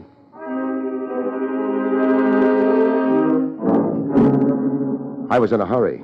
Ann Kelly wouldn't be in the phone book. I needed help. A confidential investigator isn't much good on a big deal in a hurry, whatever the book says. I yelled for help to the cops. Lieutenant Rogers. Oh, Craig, the perambulating operative. Take it easy, Trav, and don't forget, I never went to college. Will anyone ever forget I did? Lead a clean life, and maybe they will. Trav, I need help in a hurry. What kind of help? I want a girl named Ann Kelly found, and found fast. What's special about her?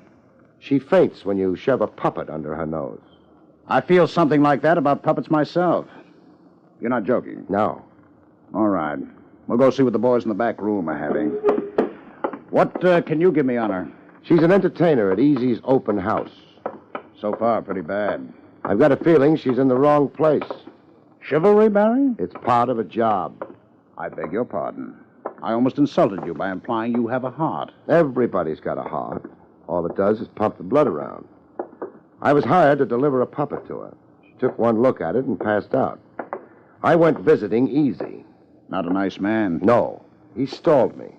By the time I realized it and shot back to the girl's dressing room, they'd planted somebody else there. The girl was gone. You stop here. I'll go inside, find out if there's a record on her. You sit down and write out a nice description. You might feed a pretty boy named Osborne to your men, too. Works for Easy. Osborne. Sit down, Barry. Get that description done. No poetry, though. Poetry? What's that?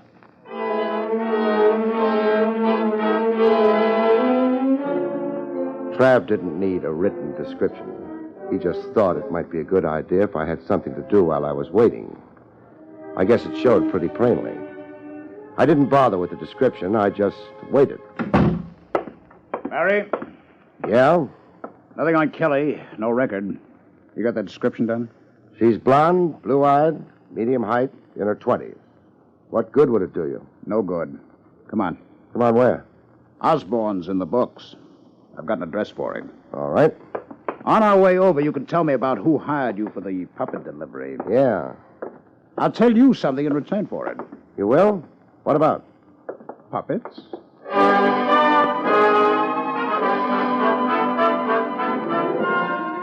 We climbed into Lieutenant Rogers' car and went away from headquarters. My story didn't take up very much time. You never got a good look at your client, then? No, I'd recognize him, but... maybe it'll come out in the wash. Or perhaps we can correlate a couple of stories.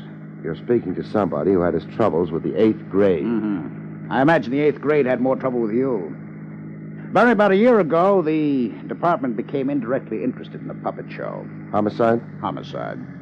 The primary interest was by the Treasury. Seems a couple of people who were very good with puppets also did pretty well with distributing counterfeit money. Peculiar tie-up. No. The puppets worked with a tent show. A tent show is always moving, hits every part of the country. Its customers keep changing. It's not a bad center for distribution. I guess not. The puppets were handled by a couple of people. A blonde girl named Ann Keegan and her father.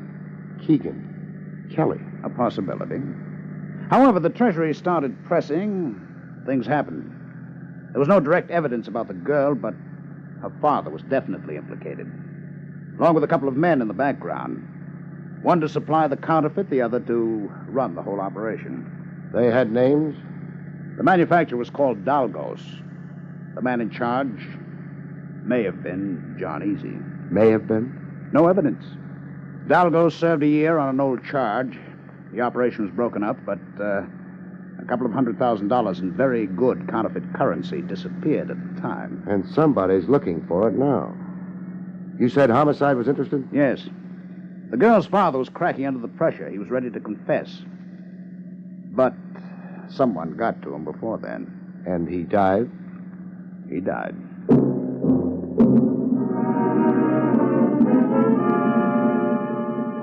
Jigsaw puzzles are fun working out. You keep looking at the pieces, and after a while you begin putting them together. You have your problems, but pretty soon you lick them. And then you're finished. But suppose you don't like the picture you wind up with. Osborne's got an apartment in that house. He tie in with the tent show deal? No evidence. Osborne, yes. Apartment 1C. Would be on the ground floor. Convenient. You probably think you're being cynical, but you're right. For a criminal, the ground floor is definitely convenient. I'm bright without knowing it, huh? About the only way I'm bright. Your modesty is becoming. How accurate it is. No knock? No knock. This one ought to do it. We won't loiter until invited. Yes. Yes, what? The room's empty. But the lights are on. Door on the opposite wall. Shut. However. Bedroom. And... Not empty. That's your friend, Osborne? He's not nearly so pretty anymore. The girl. No sign of her in here. Nor in the living room. The bathroom. No. Well, the body's still warm. Window open. Alley. Anything besides the garbage cans? Sure. Ash cans. Phone? No. Back in the living room. Nice apartment. A Modigliani on the wall. Modern furniture. With thick walls. The shots weren't hurt. A what on the wall? That painting. Looks more French than Italian. You knew who Modigliani was all along. Oh, well. We'll have company in a few minutes.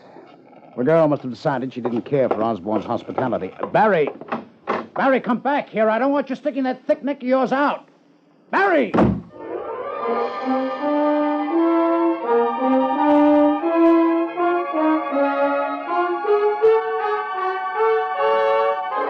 I wasn't in the mood for company. Besides, everything had gone too smooth, too fast. The cops would have a time breaking things out into the open. They were dealing with professionals. Me, maybe I wouldn't be figured close. I never won any medals for brilliance. It might be a help. Everything had happened in a hurry. The man who'd handed me the puppet that started everything had mentioned how smart I'd be if I stayed away from my office until my job was done. That meant a man would be watching it. Maybe nobody had notified him I'd finished my job. Maybe he'd still be watching the office. He was there. He wasn't happy about it either. That was a cold doorway he was holding down. Me, I picked another doorway and waited. I wait very good. One of these days, I'm going to start a movement to have all doorways heated, if I ever thaw out. A car came down the street. A quick look told me it was the same one I'd seen the boy with the puppet riding. I let it pass me and made my car.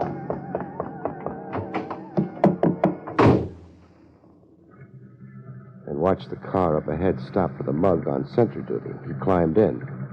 Everything was okay now. Craig could go upstairs and collect his 200. But Craig had other ideas.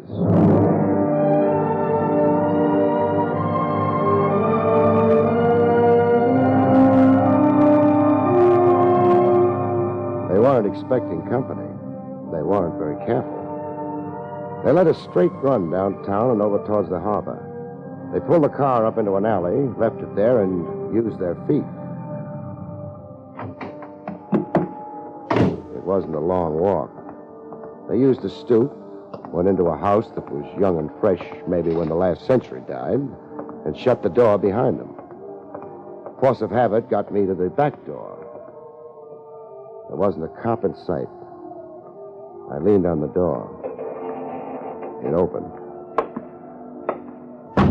They were pretty sure of themselves. Downstairs was nothing much. A couple of empty rooms, one that wasn't empty. 2 mugs, neither of whom interested me. I tried the stairs. Nobody was worried. I got to the top. Things improved up there. If you could call it an improvement. The waterworks don't make much of an impression on me, kid. I don't know what you want. In a pig's eye, you... I've already told you. Sure, and I already didn't believe you. I can't. Oh. I got lots more.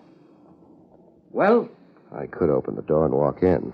I might live long enough to identify my client, but not long enough to do the girl much good. I ain't got all year. I need the green stuff. I got sent up. The cops took over my equipment. I need the green stuff. I pass it on back in business again. You wouldn't want to stand in my way, would you? I never knew anything about... Sure, it was your old man. Remember what happened to him? It could happen to you. What was the smart move? Get out of there and yell for the cops? Maybe they would have showed up in time. But who's smart? Hello, Dalgas. Your private eye. What? I don't like the way you treat women, Dalgas. I'm firing you as a client. Okay, you've been funny. Now talk straight. That was straight. What are you waiting for, a medal? I'll take Ann Keegan instead. You know who I am? It's been a lousily kept secret. Excuse me for interrupting, but I ain't giving out Ann Keegan's tonight. Just one will be enough. You packing a rod, Snoop? What do you think? I think you ain't. Otherwise, you'd be showing. So... I can break you in half before you get yours out. Maybe. But the boys downstairs, what do you think they'll be doing? You'd be dead before they got here. Maybe. Maybe not. But after they got here, you would be dead. And the girl, she might not be so lucky. We've both got something. All you got's a prayer. No. You haven't yelled for help yet. So what? So you're afraid of what I'd do to you before they got here. I'm just hanging around waiting to see how bright you are. We'll leave it at that. I'm not at all bright. I want the girl. Nah. We've both got something. You've got the boys downstairs. Me? I've got the green stuff. The 200 grand in counterfeit money. Hey, where did you... Not here, not on me. How foolish do you think I am? You're running a nice bluff. No bluff. Ann, how'd you get your job at the open house? After my father was killed, Easy offered it to me. He used to be a friend of my father's. He said he'd look after me. I'll bet he did. None of this tells me where the stuff is. Nobody's telling you. Not till the girl and I are out of here. You take me for a sucker? You picked the girl up after she left the nightclub. You'd sent me to her with a puppet. You figured it would frighten her and make her run. You're not telling me anything I don't know. Yes, I am. Was anyone with her? Yeah, cute little fella. I didn't have any trouble with him. His name's Osborne. I ain't anxious for an introduction. You picked up something else when you picked Ann up. Yeah? A murder rap. That's supposed to be funny? A murder rap for who? Osborne. What are you talking about? All I did was push him around a little. When the cops found him, he'd been pushed around a lot. With half a dozen .32 caliber lead-nosed slugs. Oh, what's that got to do with... You've got it all now. How do you like it? I don't like it. At all. You've got one chance of beating that rap. Yeah, how? Keeping the girl and me alive. How would that happen? I can clear you if I want to. But it'll cost you. Cost me what? $200,000 in counterfeit money.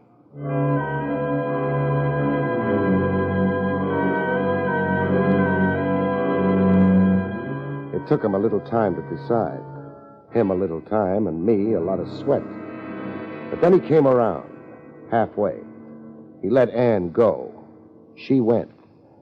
But me he was holding on to until I could produce the counterfeit money and the out for a murder rap.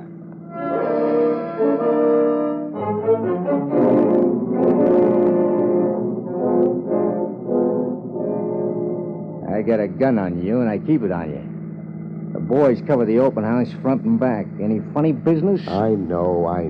Yeah, but you ain't sure. You can be sure. With that rap riding my shoulders, what have I got to lose? What do you want me to do? Turn green with fright?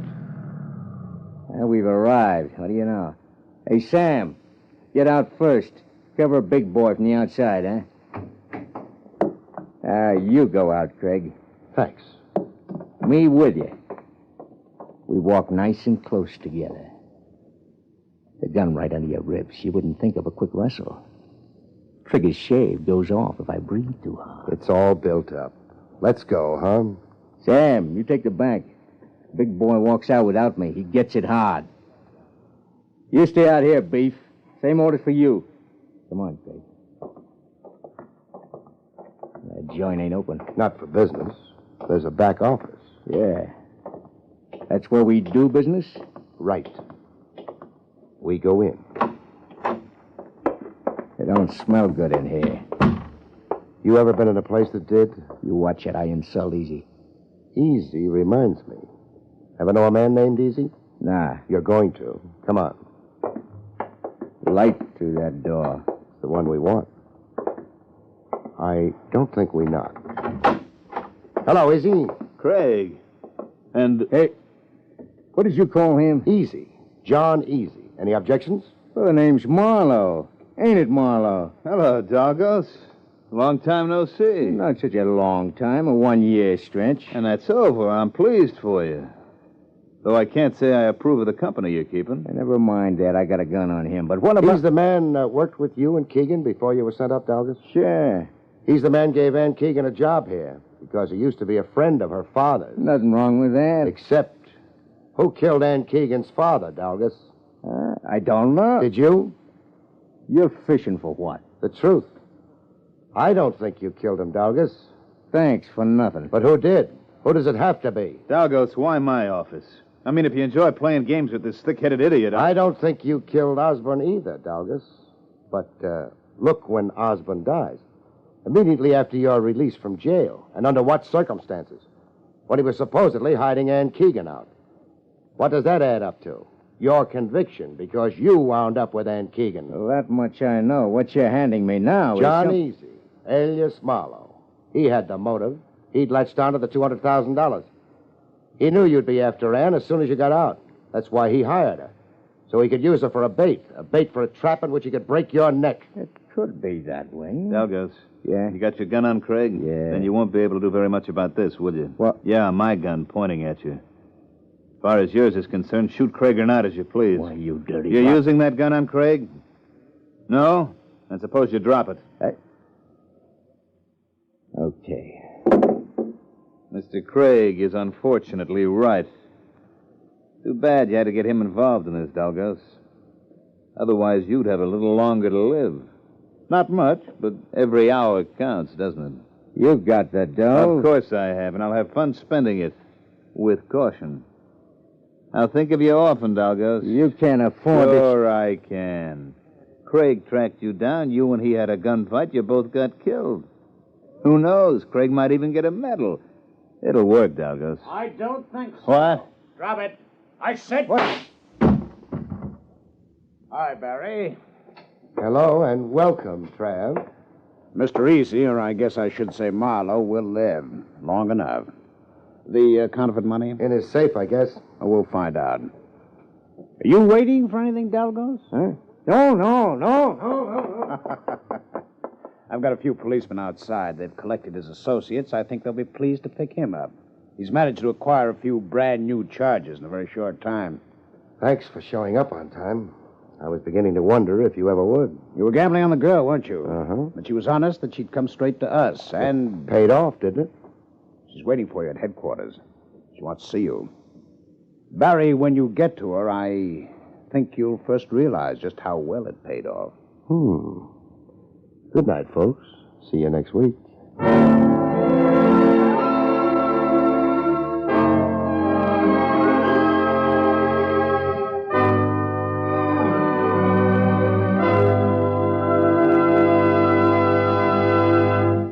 You've been listening to William Gargan in another exciting transcribed mystery drama from the adventures of Barrie Craig, Confidential Investigator. Tonight's story, A Very Odd Job, was written by Lou Vittis. Next week, it's the strange story titled Diary of Death, about which Barrie Craig has this to say. Next week, murder counts to a bloody 3. When 3 pieces of a treasure map that should lead to a great fortune only leads to greater misfortune. See you next week, folks.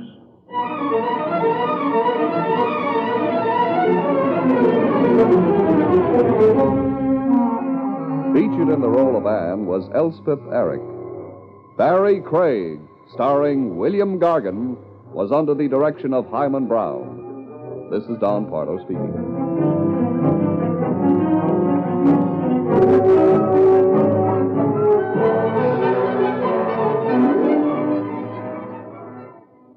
Now, Robert Montgomery presents something different in news analysis on NBC.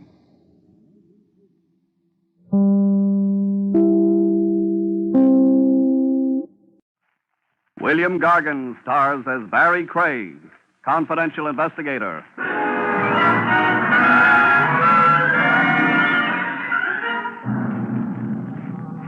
There's a big house up the river that always has the welcome mat out, folks.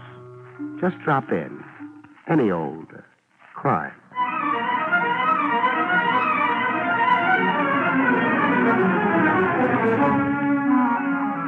The National Broadcasting Company presents William Gargan in another transcribed drama of mystery and adventure with America's #1 detective, Barrie Craig, Confidential Investigator.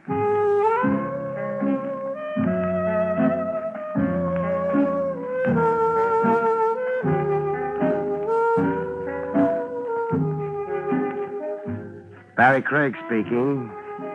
The streamlined confidential operator keeps a case file with a nod to police regulations and with an eye to posterity. A book of memoirs someday, you figure, to show your grandchildren you were full of hustle yourself once upon a time. You keep a well-detailed file. Case number so-and-so, the nature of the crime, the principal actor, the outcome. And page 1 stating by who and just how were you pulled into the felony in the first place. Take the file in my hand right now, numbered 113. Who asked me into the case reads Father Neptune. Father Neptune, old man C. case I worked gratis. The old man didn't even throw me a fish. I'd been at a sailing over to West Side Pier, seeing a friend off. I hung around the docks for a while, walking off the champagne and canopies, and wondering what there is about a lonesome river at night that makes the little man inside you cry. Well, about that time, Father Neptune decided to take my thoughts off me and transfer them to a mermaid and the drink. A drowning mermaid, the way it sounded. Where are you? Oh, December is a great month for a dip into the river if you're a polo bear, but in I went. Hey, grab a hold of me. Hey, I didn't say a stranglehold. Cooperate in your rescue, lady, or I'll have to. Okay, much as I hate to.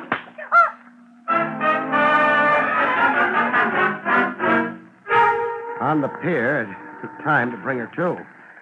I worked her arms, pump handle style, and water sprayed from her like a fountain. She finally came around to join the battle of the sexes. You hit me. To break your stranglehold. It's in the book. What book? How to save hysterics from drowning themselves and the rescuer. Oh. You didn't have to hit me so hard. Oh, my jaw. Feel the welt. Got my brand on it now. BC. BC? Barrie Craig. The initial man's ring I'm wearing left initials on your jaw. You're crazy. And cold. Yeah, me too. Pray it's pneumonia. Well, why that? There's no cure for a cold. So? There's a cure for pneumonia. Penicillin. You are crazy. You want an ambulance? Definitely not. A police wagon? Don't you dare. Then what? Your place? Is that proper? How can I know? We've only just met, Barry.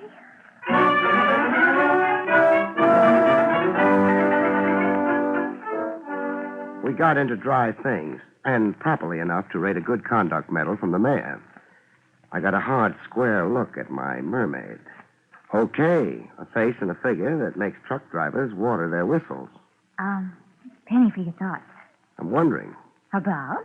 how many lies you're going to tell before you tell the truth. No more than I can help, I promise. Your name? Susan Lane.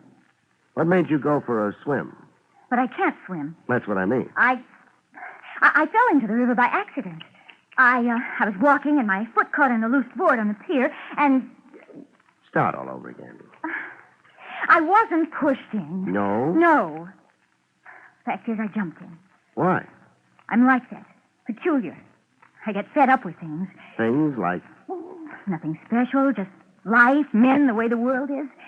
I just get an uncontrollably morbid impulse, and then I'm sorry. What if nobody happens along to save you for the next impulse? Goodbye, Susan Lane. She wasn't much. Oh, excuse me. Hello? Hello. Have I got the right party? Have you? Well, I mean, are you the Joe who pulled the blonde out of the drink? The name isn't Joe. I followed you to your joint, white guy. And my phone number? Your name's in the bell, Barrie Craig, and your number's in the book. I see. Are you interested in hearing what I got to tell you? I've heard nothing so far. Well, open your ears, stupid. Hey, don't believe anything the dame tells you. I don't. What'd she tell you so far? That dill pickles make her hiccup. Okay, be a dope. All right. She said she'd attempted suicide. Baloney. She was tossed into the drink, picked up off the ground, and thrown to the fish. You know that? I saw. Where do you fit into this? We won't go into that. Another thing. Paste this song title in your hat. Sugar Loaf Mama. Sugarloaf Mama. It's number one in the jukebox, you stupid. Where do you spend your nights? Standing up in a closet to improve my posture. Well, the song's the key to the whole deal with a girl. Now make like a detective. Goodbye.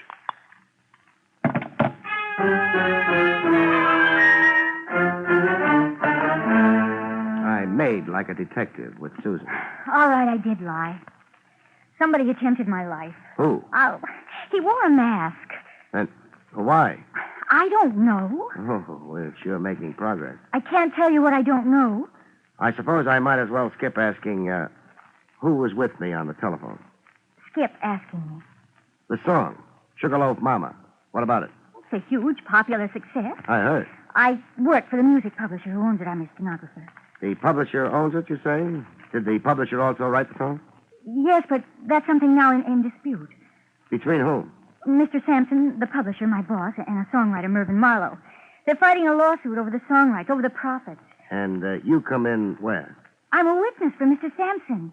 Testifying to what? That my boss never personally received a song submitted by Mervyn Marlowe. That it's our firm policy to return unsolicited manuscripts unopened. Who's telling the truth? Your boss Sampson or this Marlowe? You ask a lot of questions. One of them may be trying to murder you. Yes, I know. Don't you care? Do you? What if I do? Then you'll protect me and worry about me. Now, I want to get back into my clothes and go home. Oh, here. Your duds. The radiator steam dried them. Use the kitchen. Thanks.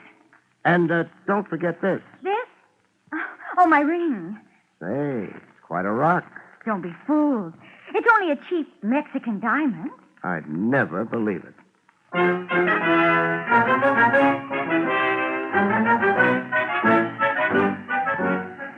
A lightning change of wardrobe, and we were on the street, arm in arm, like we'd been engaged since the high school prom. Call a cab, Barry. Taxi! Hey, taxi! Want company going home? I was wondering when you'd ask me. Get in. Don't try it, cousin. Huh? You just say something? I said stay out of my cab. Now, wait a minute. Oh, You were going to make a quarrel out of it? that was before your gun. Barry. The gun's pointing at me, Susan. Yeah, relax, lady. All you stand to lose is his company. What's my loss? Skin off the top of your head. Now, I want 10 minutes before you phone the cops. One favor, please. What?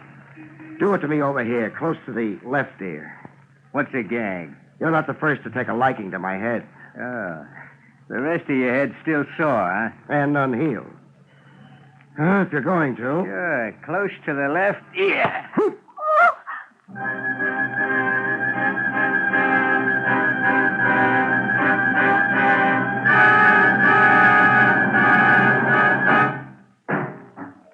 You fall down and you get up. You're still the same guy, except that your legs have aged 10 years and your hat doesn't fit. While looking for a phone booth, I put one and one together. My anonymous caller and the kidnapping cab driver add up to one guy, the same guy.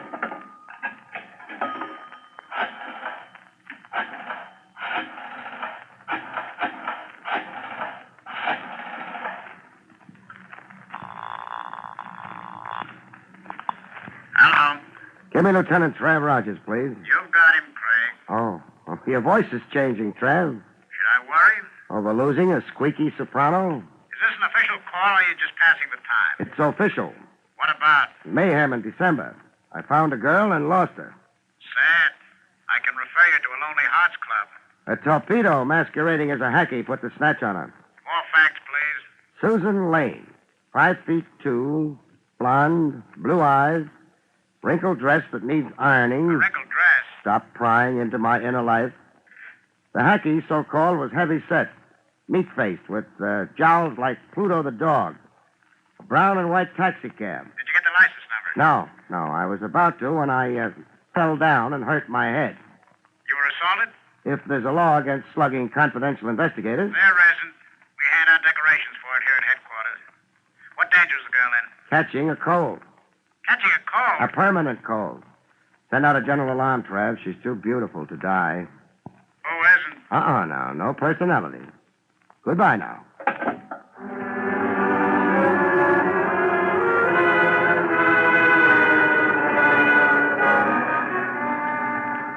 Eli Sampson, music publisher, occupied a building that looked like an inferiority complex. Calcimine streaks for paint. Outside windows with the dust of ages on them. And a broken down staircase that made you feel like a dinosaur walking on eggs. The staircase was going to loom big in my future, as I soon found out. The first warning I had was a shot. Correction, 2 shots, and then a yell from an upper landing. A yell of bloody murder enough to freeze me in my tracks. I stood still automatically in the middle of the staircase, and that was my undoing. What sounded like a stampeding herd was coming smack at me. Stop him! Stop him! Stop him! him was a wild-eyed maniac who looked like he jumped out of a straitjacket. Out of my way, you. I'd love to oblige, but narrow like the staircase is, it's for bottlenecks. I said out of my way. I'll need time to shift the reverse. Let me do it for you.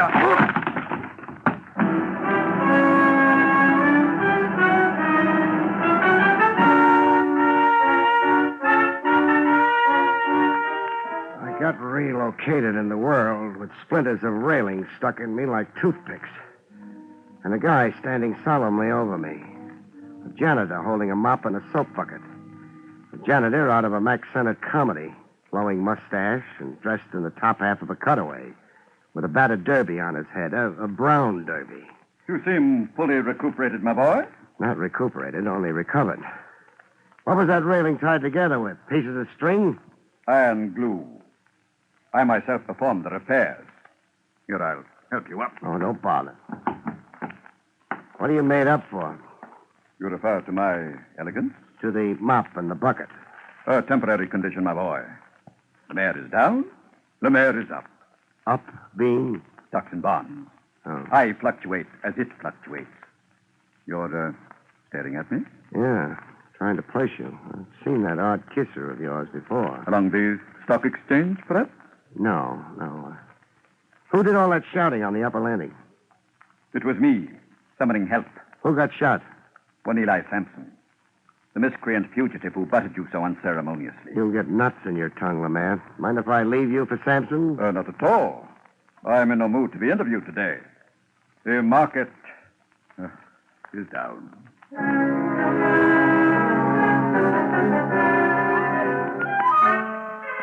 I found Sampson in his office, fluttering his eyelids. How do you feel? Dead. That makes you a talking corpse. You got a career in vaudeville ahead. Oh, that maniac Mervyn Marlowe murdered me. Yeah. Burned your left wrist a little. Only a flesh wound. Not much damage for 2 point-blank pistol shots. Oh, I'll lose the arm. I'm sorry to disagree. Well, then it's a miracle. Yeah. Music publishers never die. They just fade away. Oh, here's the gun used on you. It was thrown down. Yes, that's the gun the maniac terrorized me with. Give it to me. It's evidence for the district attorney. I'll keep the gun a while. But... I'm a licensed detective. This Mervyn Marlowe is a songwriter battling you in the courts? A songwriter? A song thief? He didn't write Sugarloaf Mama? Lies. His claims are lies. Mervyn Marlowe can't even write his own name. He can't shoot straight. That makes him kind of useless all around. Sampson. Yes. A girl, Susan Lane. Susan Lane, my stenographer? Your late stenographer, maybe. She's been kidnapped. Kidnapped? By whom? Tough. Hired by Mervyn Marlowe. What motive would Marlowe have? To shut her up. To stop her from testifying to the truth when we go to court. The truth being? That nobody here read his song manuscript or even opened the envelope. How big is Marlowe's temptation to murder? Come on, Sampson. Don't shy at boasting. Sugarloaf Mama is a gold mine. Sales in sheet music alone run over $100,000. Motive aplenty to keep Blondie from testifying at all costs. He'll kill Susan. You'll find her dead. Where do I find Mervyn Marlowe? In a garret in East Harlem, 3601 First Avenue. A crazy bohemian in a cold water garret with a piano. 3601 First Avenue. Call yourself an ambulance. Let that wound infect, and you'll be the one-armed wonder of the music publishing business.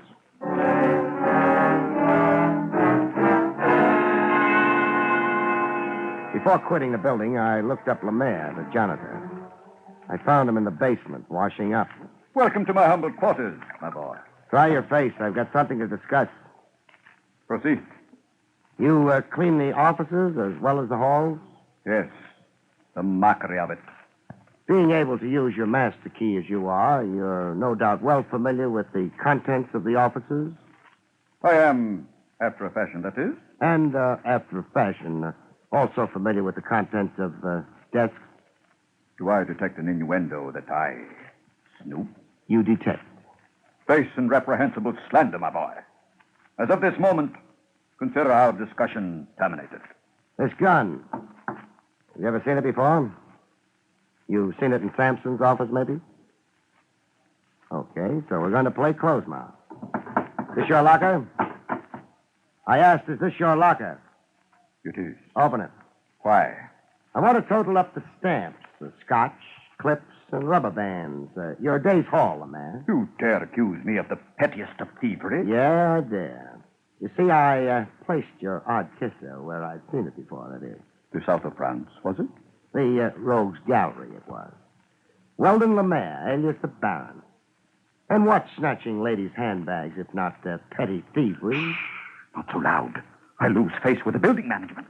Tell me what I want to know. Yes. I have seen this precise pistol before. Where? In Mr. Sampson's desk drawer.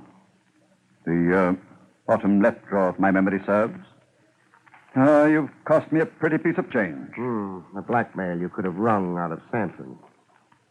So it's Sampson's own gun, huh? The old reprobate shot himself? The old reprobate sure did.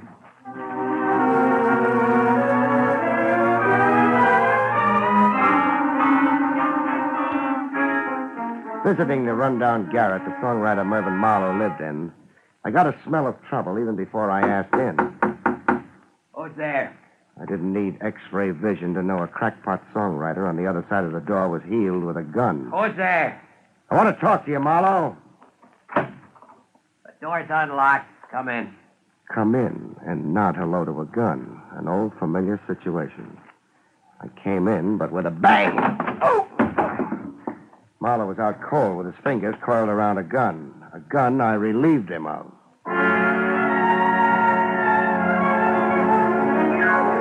He came to, cursing himself. Stand away from the door the next time you invite a fly into the web, sucker. Oh, you dirty You won't make out. When you find it monotonous, tell me. Sampson used his own gun on himself. You know that? I don't go for a gag as obvious as Sampson's frame. Now get up, behave, and fill in the facts. Sampson asked me to call on him for a talk. We had an argument. Sampson said if I didn't drop my lawsuit, he'd scandalize me as a mad dog murderer. I socked him one on the jaw, and Sampson grabbed a gun out of a desk drawer. And? He said he'd frame me if I didn't sign papers swearing my claims to Sugarloaf Mama were a fraud. He said he'd swear the gun was mine and that I'd come in to kill him, that he'd overpowered me and seized the gun after I'd fired at him. When I ran out, Sampson fired 2 shots, not at me. At himself. He gave himself a flesh wound. That's Sampson all over. Anything for a buck. $100,000. Money belonging to me. He stole my song. You'll have your day in court. Yeah, with Sampson's lying stenographer perjuring himself with a boss. Now that we're down to her, where is she? Where is she? What are you talking? Susan Lane was kidnapped. Now what frame up? You and Sampson are the interested parties. If she was for Sampson, she was against you. So? So only you'd have a motive in shutting off her testimony, it would appear. If you arranged the snatch, Marlowe, you're a sucker. Get out from under while you can. Ring off. I had nothing to do with it. How about an attempt on her life on the docks? Nope. You're incapable of it? I'm capable of it, but I didn't do it. You own a hat? Sure, why? Get it. I'm taking you to headquarters. What for? You'll only land on the floor again. To protect you against yourself. That wild gleam in your eye belongs under temporary lock and key. I spent years writing a song, picking my brains, days, nights, starving in this filthy, infested hole. So that swindler Sampson... That's just what I mean. The fire night you're cooking at, you've got to explode. If you're really innocent of anything so far, I want to keep you that way. Walk in front of me.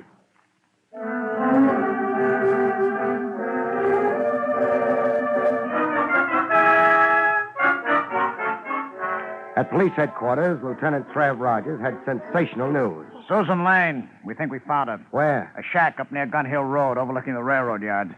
But how? Let's go get her, shall we? I'll tell you how another time.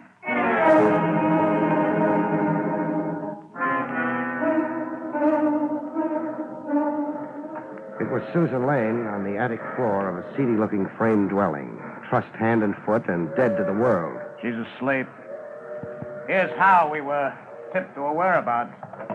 The telephone? The receiver's off the hook. The girl squirmed enough to roll against it and knock the receiver off. The operator became suspicious and called police? Right. Help me untie her, Trev. I've got a pocket knife. Hey, Susan, wake up. Huh? Susan, it's me, Barrie. Oh, she seems dopey. An overdose of sedatives, I'd say. See how the pupils of her eyes dilate? Somebody figured that sleep, she couldn't make a disturbance. Where am I? In the arms of the law, baby. I've never seen you this romantic, Craig. I've always had a soft spot for struggling stenographers. Let's all ride downtown now, huh?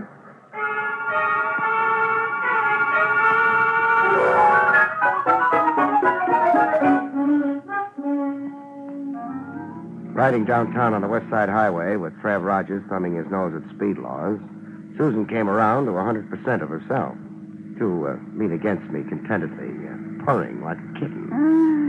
I feel so good. You're making Trav's bachelorhood an awful load to bear. Hand-holding will only get your palms sweating, Don Juan. Suppose we talk about the case, Craig. You talk. Sampson and Marlowe. One of them hired the kidnapper.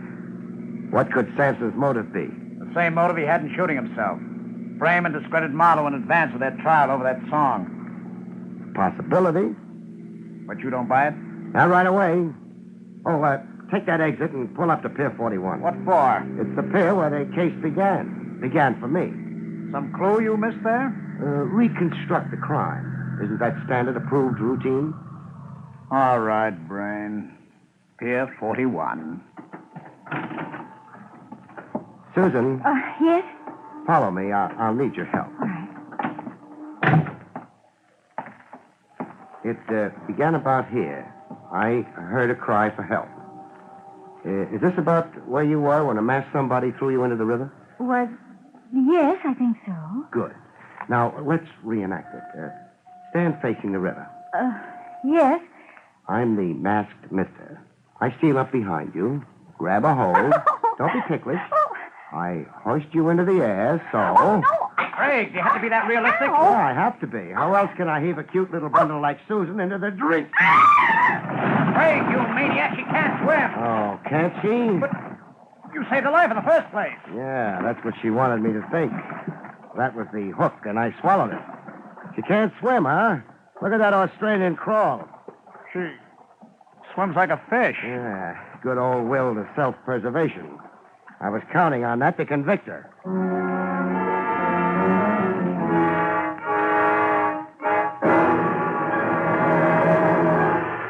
What was her game? Dramatize herself. Big.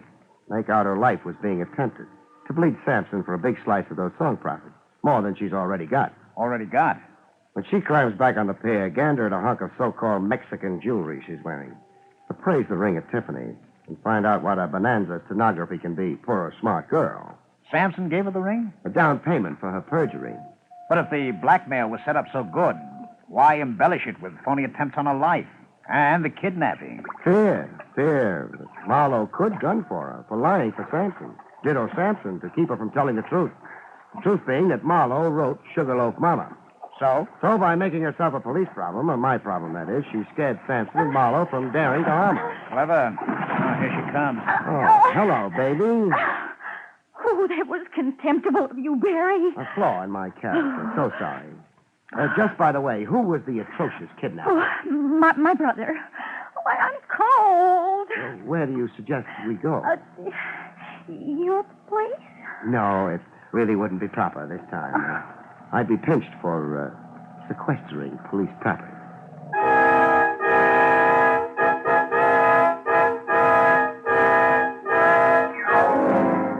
Case solved. Only Trev Rogers didn't let me just walk away from it. At his insistence, I had it dragged down to headquarters to hunt and peck away at a typewriter. How's your detailed police report coming along, Barry? I'll be a month at it the way I type. Sad. Why are we so suddenly so clerical? Regulations. Section 6, paragraph 4, governing confidential operatives, states... Spare me. But why in such a confounded hurry? Why right away tonight? I've got flight tickets for St. Nick's. Susan Lane's under arrest. Thanks to you. I can't just book her, not without a precise stipulation of charges. Then get me a competent typist. Sorry, they've all gone home. Patience, Barry. Just put one word after another. All this for a case I worked without a fee yet. Oh, by the way. What? Speaking of fees, the fact is Miss Lane was sporting enough to worry about that. Are you kidding? No, I'm not. She said you were working for her, even though it did boomerang for her. She hates to see you go empty-handed, she says. Sweet of her. Isn't it?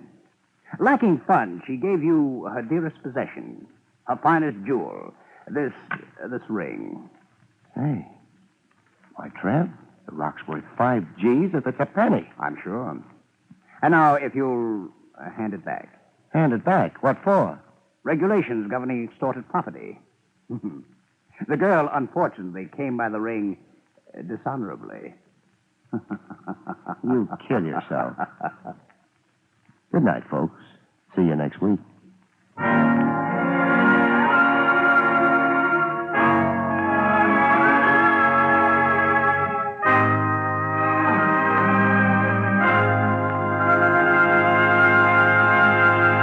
You have been listening to William Gargan in another exciting transcribed mystery drama from the adventures of Barrie Craig, Confidential Investigator. Tonight's story, Song of Death, was written by John Robert. Next week, it's the strange story titled Death of a Private Eye, about which Barrie Craig has this to say. Next week, I'm hired to help a man pay a visit, but discover instead that my client has a visitor first. That visitor being death. See you next week, folks.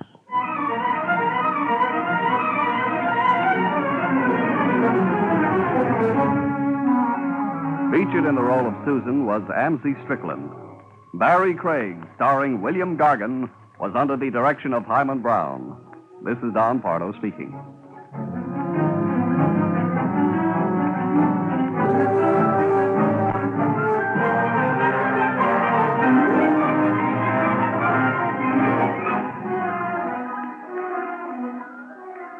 Now enjoy Meredith Wilson's Music Room on NBC.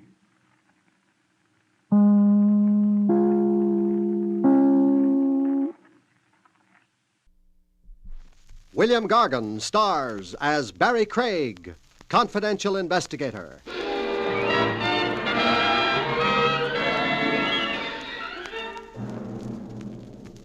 Distemper is a human failing, but don't ever try blowing the lid of your coffin.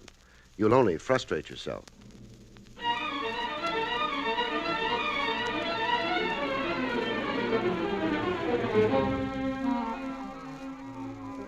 A National Broadcasting Company presents William Gargan in another transcribed drama of mystery and adventure with America's #1 detective, Barrie Craig, Confidential Investigator.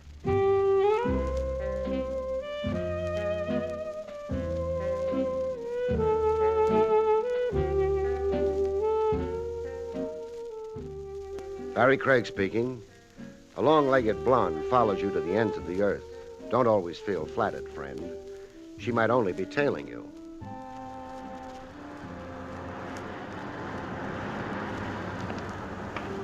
Such was my case on the public streets one sultry summer's evening. A doll panting after me, but keeping a discreet 50 or so yards between us. I got a look at her face without turning around. How? A gimmick standard with cops. A pocket mirror held in front of me. My pursuer was good-looking, with twin dimples in her cheeks and an aristocratic hook to her eyebrows. I let her follow me into a cocktail lounge. Inside, I watched her fidget at the far end of the mahogany bar for a couple of minutes. When the sweat began to spoil her makeup, I joined her. Hello. Look, you're wrong if you... If I confuse you with a pickup, I don't. Well, then... Cry wolf if I'm wrong, but I get the impression we've been inseparable for hours. Inseparable? I left my office at 3:45. I've been east, north, south, and west, and now it's 5:15. In all that time, the shadow I threw was you. Well? No, you're right. I'm sorry, I couldn't help but follow you. I'm your dream man? I meant nothing personal. Oh, that deflates me. If I can explain. Do. At 3:45 outside your office building, I didn't dare come up. Why not? I discovered that I myself was being followed. Oh. You were strongly recommended to me. As a confidential investigator, I could trust implicitly. To whom do I owe that bouquet? Never mind. I followed you, hoping we could eventually talk somewhere without being observed. Like this. What makes you think we're alone with each other now? What makes... You mean the person following me? I do mean. I haven't seen him for the last hour. Shadows don't generally quit, any more than you did. Now, look around. He's not in here. Describe him. Unusually small man with an enormous head, totally bald. He wore an odd candy-striped suit. You're describing a freak. He did look freakish, yes. Tell me, lady, how do you feel generally? I'm quite sane, believe me. Which brings us to your problem. Well, it's more precisely my husband's problem. Well, introduce yourself. Vera Baxter. My husband is J.C. Baxter. You say that like J.C. Baxter is a muckamuck. My husband is someone substantial. Rich, upper class, a figure in the business world? All of those things, yes. He hasn't been himself for months. He's morose, secretive. He can't eat, he can't sleep. I believe my husband is submitting to blackmail. Does J.C. know you're aware of his situation? No, he doesn't know. He's always been violent on the subject of his own privacy, his own private affairs. Mr. Craig, I'm frightened for him. And for myself. Then you want me to pinpoint what it is that has your husband in the toils? Yes, watch him. Follow him if need be. See who the persons are who telephone and molest him And? If humanly possible, help my husband out of his predicament. Don't you maybe mean if morally possible? A fellow yielding to blackmail, he's generally a little dirty himself. I played tail on the monkey to J.C. Baxter for 36 hours, on foot and by automobile. J.C. leading the parade in an expensive custom job hardtop. And me rattling behind him in a jalopy no self-respecting junkie would even buy for salvage. I knew the trip wasn't just a waste of gas by the route J.C. was taking. All back roads and the fringe areas where the city began to look like the Sahara Desert. I watched him slow up, crossing a small bridge. I could guess what J.C. was up to on the bridge even before I saw the parcel go sailing over the bridge rail. I let him speed off before I stopped. A familiar payoff pattern. Money thrown into a specified area. A blackmailer wanted dough but didn't want to be identified taking it.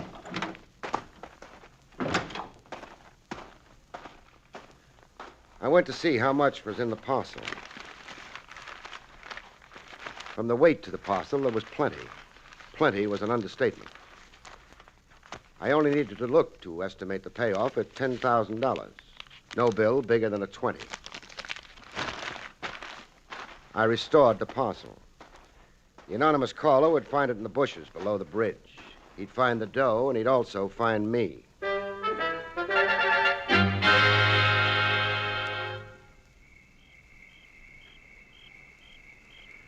The moon was out, and the cricket serenade was going full key when somebody came looking for the money. A little guy, not too much taller than the reeds, and a big round head to him, the size of a circus balloon. When he finally found the parcel, I found him flush on the jaw.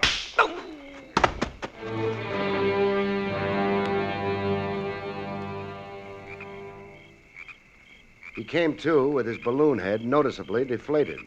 He had a complaint. Oh, I'm bleeding from the ear. And I'm bleeding from the heart. Hey, what'd you want to go and hit me for? I get uncontrollable fits of violence. What? Hey, who are you? A cop. Your name? Lou. Lou what? Too hard to pronounce. Make a try at it. Zyma Particus. Oh, we'll settle for Lou. Yeah, I figured you would. Now, tell me why J.C. Baxter thinks your silence is worth $10,000 to him. Why, J.C. who is what? The 10 grand you had your fat little hands on. In this parcel. Why do you rate it? Let me take this slow, huh? You're telling me there's $10,000 real money in that bundle? I am. And that it's coming to me? You had possession of it when I conked you. Well, sure. I had it all right. There's no doubt as to that. Only I thought it was just some old paper. Work up an act, you'll only promote yourself into bleeding all over. Mister, let me tell you, I only came down here looking for old newspaper. What for? For the frogs. So I could make a bundle when I catch them. Catch frogs? See over there by the pond? So? Frogs. When the moon is full like now, there's millions of frogs. Here, see this flashlight I got on me? What about it? Well, I sneak over to the bank there, and I shine the flashlight right in their eye. It hypnotizes the frogs. All I have to do is pick them up and wrap them. Now, what do you want with frogs? The Valencia Laboratory over on Mercer Boulevard. You know, the medical students? I get a quarter for every frog. That's your story. Yeah, so you see, you got a case of mistaken indemnity. You don't want Lou's, Particus. Thanks. My own name had me. Yeah, we can fix that. How's that? Shorten it. Shorten it to a number. Let's go. Irregardless, I'm pinched, huh? Irregardless. Come on. The frogs won't miss you.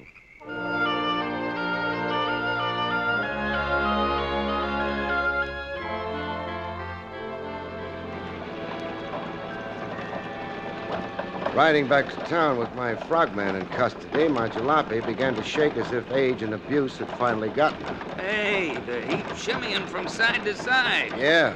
The wheels are wobbling front and rear, like, Old age. like all the bolts have worked loose. Hey, come on, stop before we turn over. You said arrest me. You didn't say kill me.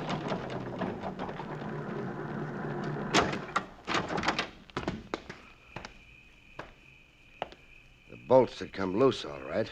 Any minute you'd have lost 4 wheels. Yeah, but not from natural causes, Buster. Not? Human hands did this, while I was down in the reeds pollywogging with you. Or, hey, why would somebody The want... answer to that's in the car now approaching. You want to bet? The guy behind the wheel with a big beak pushing through a handkerchief he wore as a mask. The play was his. Who wanted to argue with a gun? Hey, you there, Shorty. Me? Yeah, you. Climb into my boat. Me switch cars? You're rescued. By the boss, is it? You talking one ear comes out the other. Right now, I don't know what you're talking about. Sure. You only know from frogs, liar. So long now. Now you, big stuff. That presumably is me. Give me your lip, I'll plug you. I'm speechless. All right, hand over the parcel. Parcel? Oh, yeah, the parcel. Here. Toss it the back window. Okay, you've got it. The contents are intact? Check with your stew. I'm asking you. I held out a dime. You want it? No, you keep it as a tip. That incline over there, you see it? Yeah, I see it. Well, start climbing it. What for? Exercise. Be glad I'm leaving you in shape to climb. Watch me go. He watched me go, and then I watched him go. No rear license plate I could read. He had black tape over it. I was up against pretty resourceful competition. That much was very plain.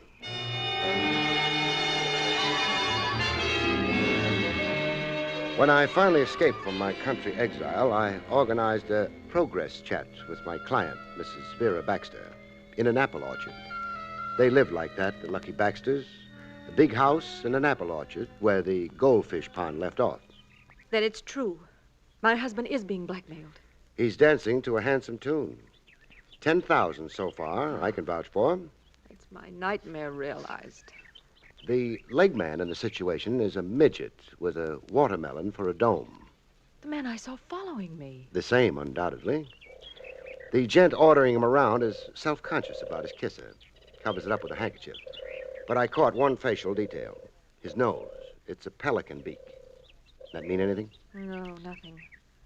I've never seen anyone my husband's in negotiation with. Just what I told you. Just letters, whispering telephone calls, and mysterious conferences in the garage. Yes, that's right. Mrs. Baxter, Yes, Mr. Craig? I'm stymied. I've only got one next approach. What? Your husband, J.C. himself. Grab the dog by the tail. I've got to talk directly at him. Oh, no, please. Oh, without involving you. He won't know you brought me into it. What will you say? One artful dodge or another. I've got a lot of experience at being noncommittal. Well? All right, if you think you must. I have to get back to the house now. I'll wait 10 minutes and then ring the doorbell.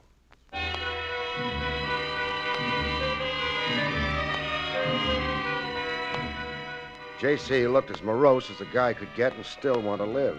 Face tight, every muscle in place. Very close to the screaming Mimis. I find your visit a little fantastic, Mr. Craig. In my business, the fantastic is everyday stuff. To single me out, why? How is what you really want to ask. How I found my way to you. I'll only tell you what I have so far. Let your imagination fill in the rest. You're paying hush money. You threw $10,000 over the rail at Ramapo Bridge. Now, confide in me. I'll mind my own business, and I'll thank you to mind yours. For your own sake, Baxter, any rap is worth facing up to when the alternative is giving in to blackmail. Blackmailers keep coming back again and again. You won't have a dime left or a shred of self-respect. My advice is open up and get done with it. If I dared what you suggest, I wouldn't have a shred of reputation. You lick your wounds, take your lumps, and start all over again. Life's a long time. You can fall down and get up. Now, who's blackmailing you and why? I have nothing to say to you. Okay, then. I'll go. I'm in a puzzle to stay, Baxter.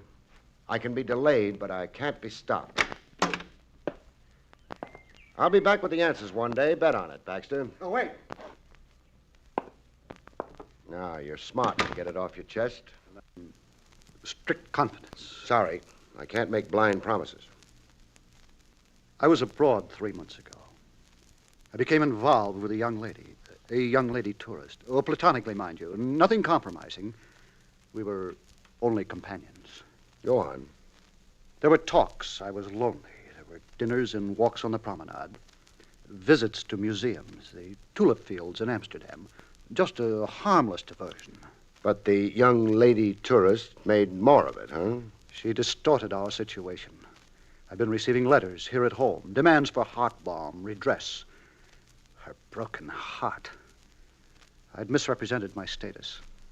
I had not told her I was already married. No foundation to any of her claims? All lies, a blatant fakery. I was only an escort, a friend. Why are you paying blackmail? To prevent scandal, to forestall any needless hurt to Vera, my wife. You feel that vulnerable to pay tribute to a lie? My social and business situation is sensitive. My colleagues, all of them, blue noses, very provincial. The merest breath of notoriety. And also, my wife is a woman of certain delicacy of spirit. A perverse sense of pride and propriety. I could never make her understand. Vera would turn against me. You see my trap. I see it all right, only I'm not so sure I believe it. You don't believe me? A man your size in the world, Baxter, top dog, a high social level, a howling business success. You don't figure to be stupid enough to yield to a blackmail built on a tissue of lies. No, I don't think I believe you. That's very arbitrary of you. Whatever's got you playing obliging sucker is motivated by something a lot more potent than an old-fashioned badger game. Now, this girl, what's her name? I'll not disclose that to you. And you won't either disclose what she's really got on you. She and company, that is. I've already told you all there is to tell. You fed me a line of bunk. I'm sure you can find your way out. Yeah, out and right back in. Watch for me. I'll be back to tell you some of the things you've left unsaid. Goodbye now. In due time, I got to identify Baxter's young lady tourist. It wasn't too tough. I accomplished same at the customs desk of the international airport. The passenger list of the plane Baxter had returned from abroad in 3 months before. Only one of the passengers qualified for the description of young lady tourist. Paula Wiley, age 23, residence Manhattan, New York, 216 Marlborough Heights. I found Paula at home and about to decamp, dressed to go out, and 2 suitcases at the door. Who did you say you were? Barrie Craig, my credentials. Police? Private investigator. I bring you greetings from J.C. Baxter. Oh, you're not going to deny knowing J.C. How is Mr. Baxter? Oh, he's got an ulcer growing in all directions. Where were you going? Away. The Adirondacks. I have a summer job. Nice ad lib. I suppose I should resent your talking. Oh, but you can't. Guilt's all over you like prickly sores. I'll give you a choice. Choice?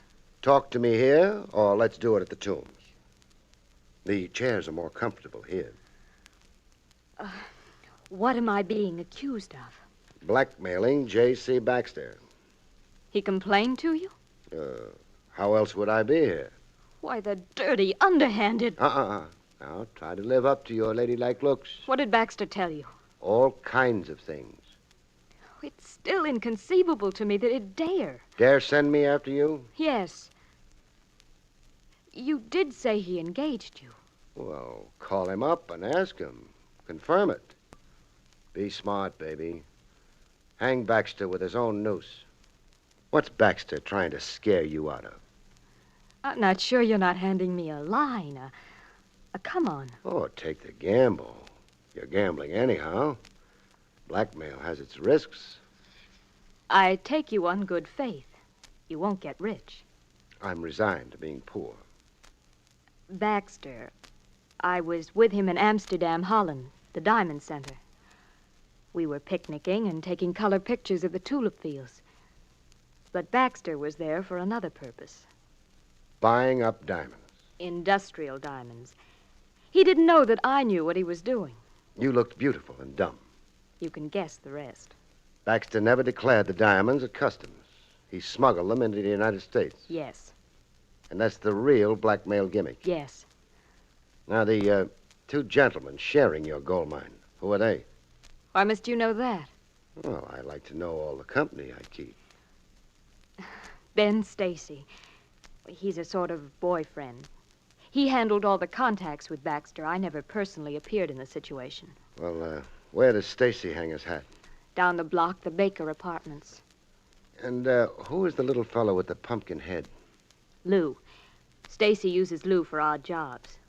And other times? Lou works in the Imperial Bowling Alley. He's a pin boy. Oh, wait a minute. Here. For you. Money. $500. There'll be more for you another time.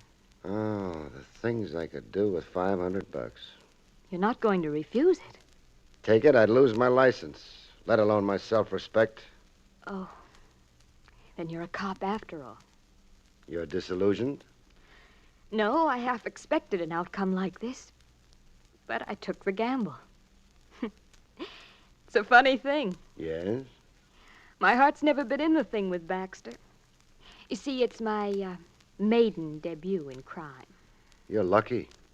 Lucky? Lucky to be caught first time out. It could prevent your becoming a habitual criminal. Let's go, huh? With Paula in custody, I looked up Ben Stacy at the Baker Apartments. No answer to the door buzzer. A formal entrance doesn't pan out, you try an informal one, which I did. I found Ben Stacy receiving at home. He was in. He'd just been playing possum. Dead possum, that is. On the floor, flat on his back, face up and his eyes blind. The manner of death required no guesswork. He had a hole on the side of his skull the size of a quarter, a bullet hole. There was an ornamental touch to the corpse, a square of gold glittering close by his shoe top. A gold cufflink. Not Stacy's. Stacy wasn't wearing French cuffs. The murderer's cufflink, apparently. It lay there like it had been lost in the struggle between killer and victim. It took less than 60 seconds to find the $10,000 Stacy had relieved me of on the highway. It lay on a bureau top, exposed to the casual eye. I had 2 brief calls to make, out of respect to the dead. The morgue and homicide. In the tombs, Paula wept for the dead. I got Stacy into this. It's my fault he's dead. You cry like he meant something to you. I was, in a way, in love with him. Did you maybe, in a way, kill him? Kill? What possible reason? Eliminate a partner. It happens, doll, among the best of thieves. You were going away when I caught you. Get out of here. You get out of here.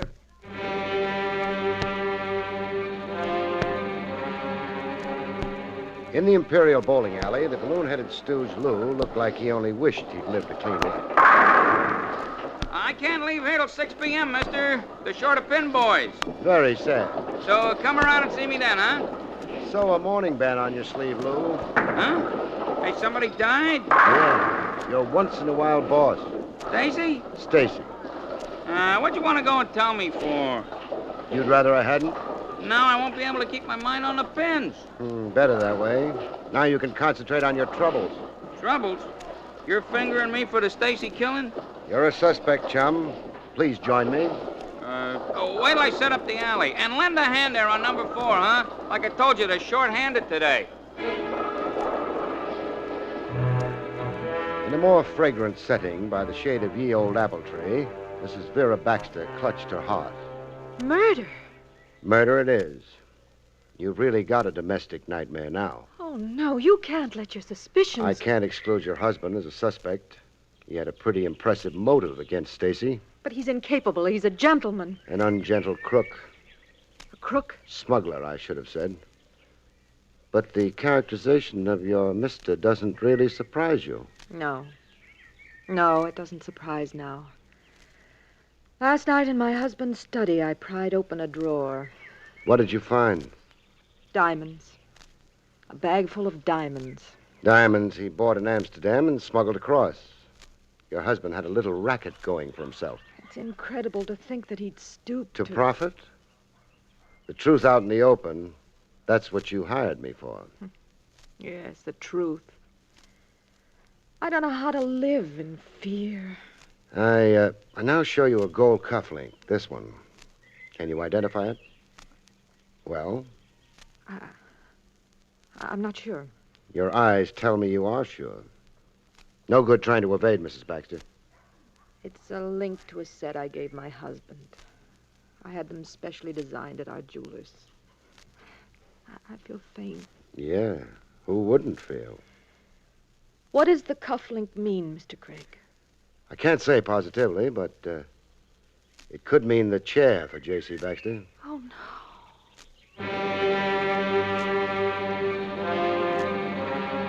While the DA's office figured out which of the three was eligible for electrocution, Baxter, Paula, or Lou, Mrs. Vera Baxter decided to be the best wife a husband ever had. She was in my office in the bright and early a.m. My husband couldn't have murdered this man, Stacy. Why not? I believe the word is alibi. You can alibi his time? I can. Jay was at home with me all that day and evening. Well, that's a sudden thought.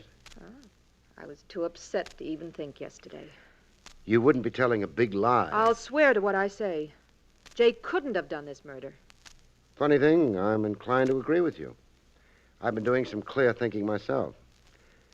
You don't need to alibi him to save him. A nice try and a nice lie, but unnecessary as it happens. No, your husband couldn't have done the murder. Neither could the other pair. Not the other pair? Paula or Lou. You see, while the corpse lay on the floor, the $10,000 lay on the bureau, where I found it. I don't follow your reasoning. Neither Paula or Lou would eliminate Stacy and overlook the loot. Only the loot could be their motive to kill. Cut Stacy out, grab everything. And if your husband killed Stacy to stop blackmail, he would cart the $10,000 away. Not only to recover his money, but to provide a red herring. Make it look like a job done by Paula or Lou. I'm glad you're exonerating my husband, but if you also eliminate the others, then who? I boil it down to one last suspect. You. Me? Uh-huh. You murdering Stacy to implicate your husband. Your revenge. What revenge would I want? Revenge for infidelity. You all along thought your husband was paying blackmail to conceal an indiscretion. You didn't know until last night that his actual crime was smuggling. Not philandering with Paula, but smuggling. I'm afraid you played some kind of a crazy joke on yourself, lady. I don't know what to say. Oh, don't say anything. Think for a long time. And when you're through thinking, make a simple confession, huh?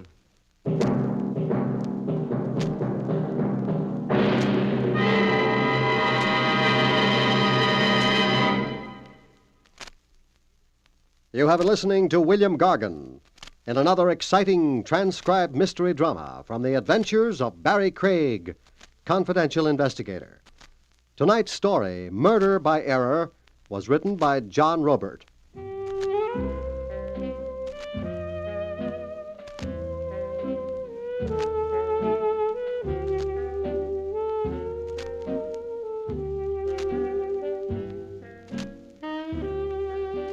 Next week, it's the strange story of Death's Little Helper, about which Barrie Craig has this to say. We call next week's story Death's Little Helper. It deals with a beautiful girl and a couple of highly unbeautiful corpses, and winds up when a killer realizes that death doesn't need any help. Good night, folks. See you next week.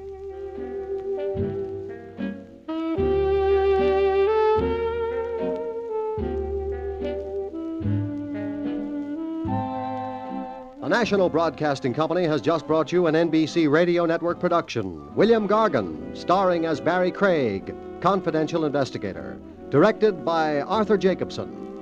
Also heard were Gene Bates, Julie Bennett, Herb Vigran, Hal Gerard, and Herb Ellis. Eddie King speaking.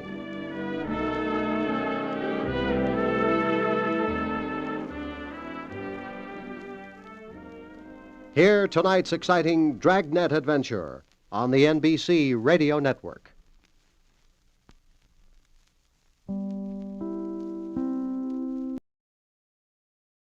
William Gargan stars as Barrie Craig, Confidential Investigator.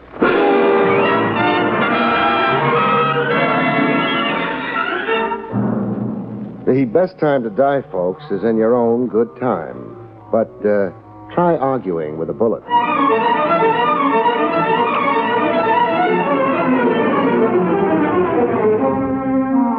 The National Broadcasting Company presents William Gargan in another transcribed drama of mystery and adventure with America's #1 detective, Barrie Craig, Confidential Investigator.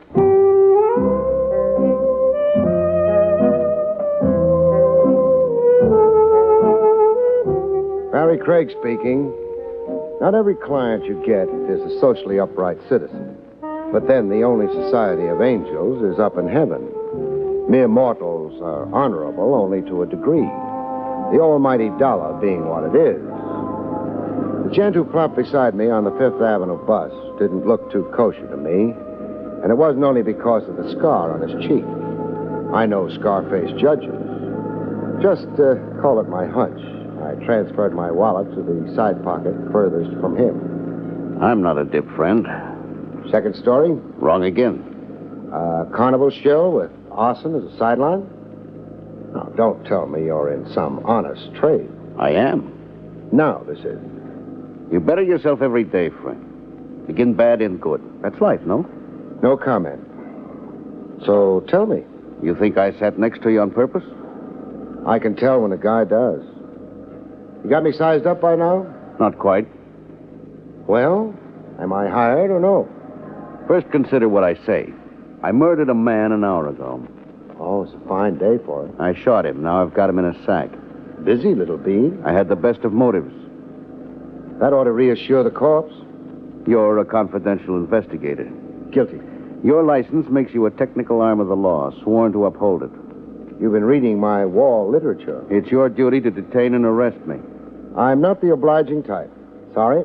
I'm getting off the bus. Getting off. Adios, amigo.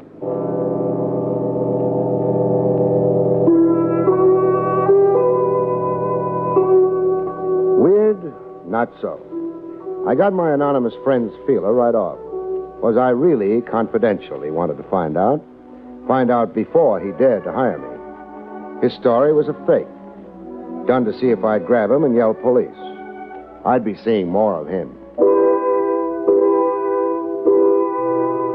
I got to see him again in a health club and gymnasium while I was working out, shredding stomach fat in a punch bag. My friend showed up to watch me. Save some of your punch for me, Craig. Well, back with me again, huh? Park on the bench here. We'll talk. Yeah. Well, I'm parked. So? I'm Moody. Gyp Moody.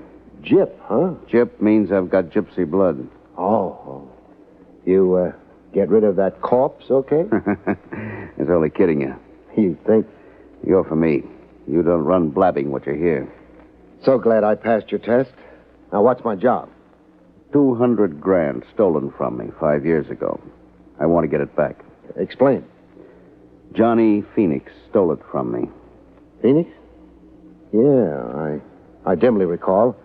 A company treasurer or something. An ex-con I gave a chance to work. Work at what? In my company, export-import. Phoenix robbed my safe in Blue Town. And got caught? He was grabbed in Canada, extradited. And convicted? I'm a little hazy. Convicted, yeah. But he didn't do time. He didn't? Not in jail, I mean. He acted crazy all through the trial, kept screaming about gophers and dragonflies and some dead ant. An act? I don't know. He did wear a silver plate in his skull, and a twitch to him that closed one eye every 10 seconds.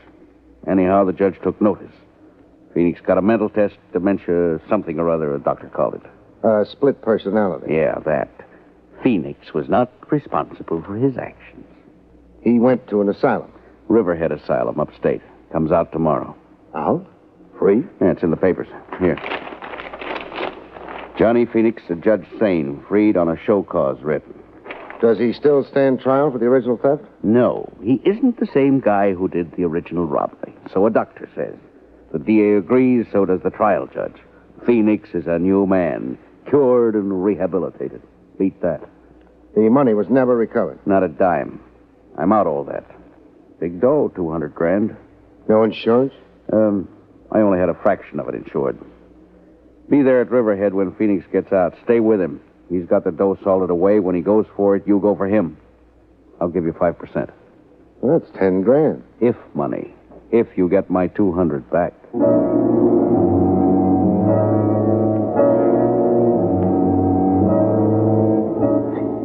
I was in the Riverhead Railroad Station, upstate, right with Johnny Phoenix. He'd been freed about an hour earlier. I kept out of sight while we waited for the train. A good-looking guy, Phoenix. Bushy hair with nature's own Marcel in it. Spare, broad-shouldered. A good clothes horse, when he could get properly togged out. No pallor to his skin. You'd never know he'd been confined. Well, the train rolled in, and I watched Phoenix climb aboard. When I tried to do likewise, I found opposition.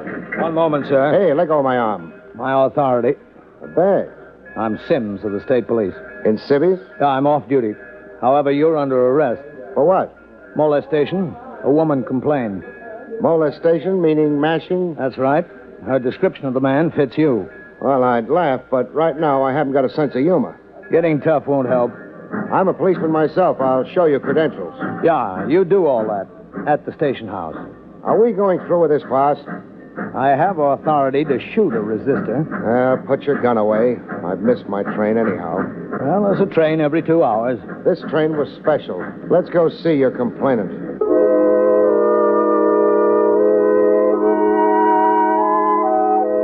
The complainant looked like she'd had trouble with mashers since pigtail days.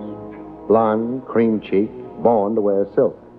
Ma'am, is this the man who annoyed you?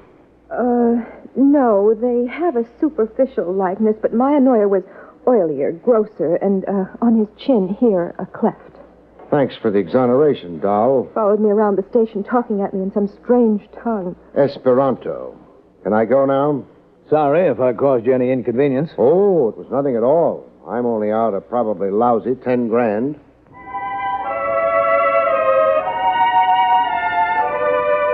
Back at the Riverhead station, again waiting for a train out, I tumbled to a masher mistaken identity routine I'd been caught up in. I watched for Golden Girl to come back to the station. When she did, I really molested her. Hello, doll. Doll, are you out of your mind? I'm mad over you. Mad? Oh, you really mean mad. I'd like to apologize Don't bother. Just explain it. My arm, please, you're bruising it. All right, talk.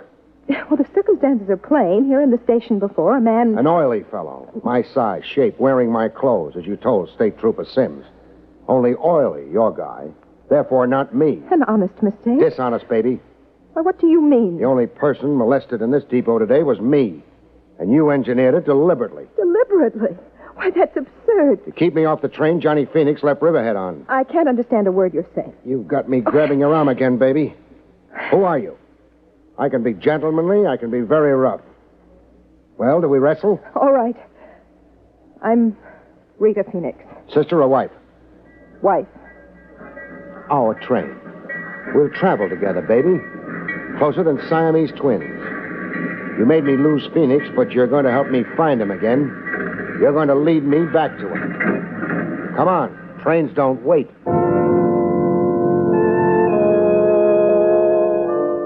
On the train, we sat as close as the law allowed.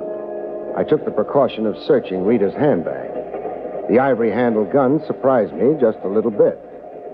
I won it in a raffle. Does that explain it? Okay if I borrow it, baby? Can I stop you?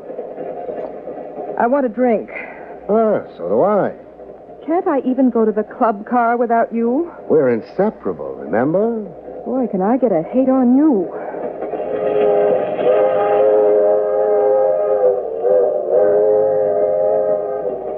Inseparable. Only thing I was wishing aloud. We were going to be separated. By no choice of mine. It happened in the club car while Golden Girl was watering her tonsils with Smirnoff vodka. The fellow flopped on the lounge beside us. With a beauty like Rita available, the dope chose to sit on my side. I knew why in less than a minute. I knew by the gun in my ribs. Do I have to spell it out, Craig? G-U-N. Gun. I'm glad you're quick on the think. The feel. Now, this is where you leave Rita Phoenix. You've been hogging her company a long while now. You really expect me to obey? I know what you're thinking. The crowded club car, people all around us, conductors and stewards, but it won't help you, Craig. You'd have to be pretty desperate to shoot. You'd be crazy to tempt me. Dough, Craig. I drool when I think of the amount of dough at stake. All right. What's your play? That's better. The station up ahead, Sooner Falls. We roll into it exactly 3:47. That's in 4 minutes. You're getting off the train. Alone? Yeah. At the station, someone's waiting for you. Friend of mine. You plan far ahead, huh? I've got a knack for detail. How do I come out in all this? You just lose a client and an opportunity, no other harm done. I lose Rita. Yeah. I lose her, and she's your pigeon. Look, let's not stretch this conversation. 3 minutes now, and we stop. Let's start moving to where you can get off.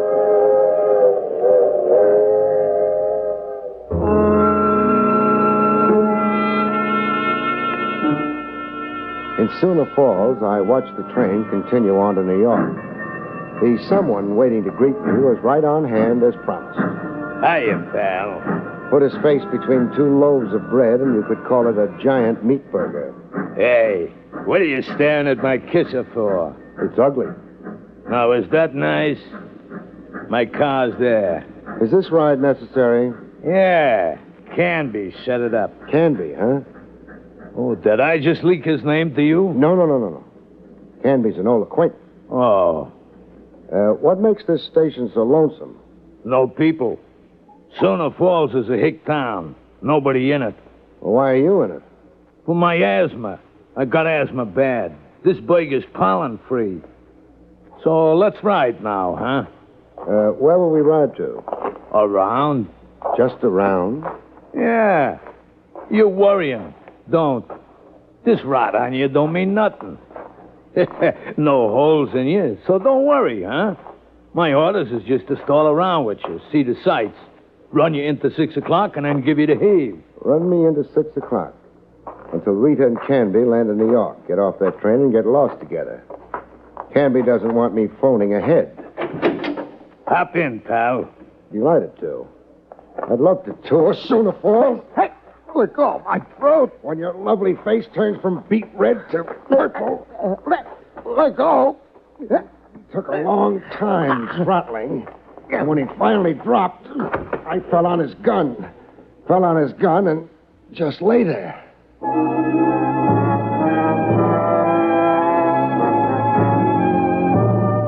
I left my meat-faced friend in a semi-conscious stupor and hurried into a pay station telephone.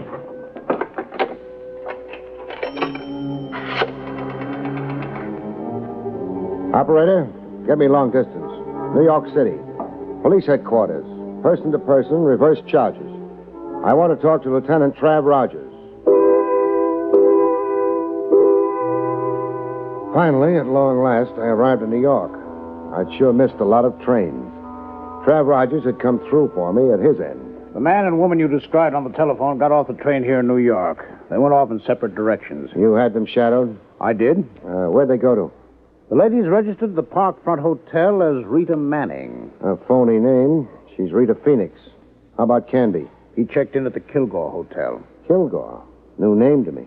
Over in Brooklyn Heights. Oh. Rita, the Parkfront Hotel. Canby, the Kilgore. Anything else you can enlighten me on? I think so. That story of Johnny Phoenix you told me over the long-distance phone. The original theft from your client, Jip Moody. The subsequent trial of Phoenix, his insane behavior in court, and the resultant confinement in an asylum. Et cetera, and so forth. What can you add to it? I found a discrepancy in your tale. What? The alleged $200,000 Phoenix stole. Alleged? In my review of the record of the case, no such sum. Phoenix was booked and tried for the theft of exactly $50,000. For a fact? I have a duplicate of the district attorney's file, if you'd care to see it. I'll take your word.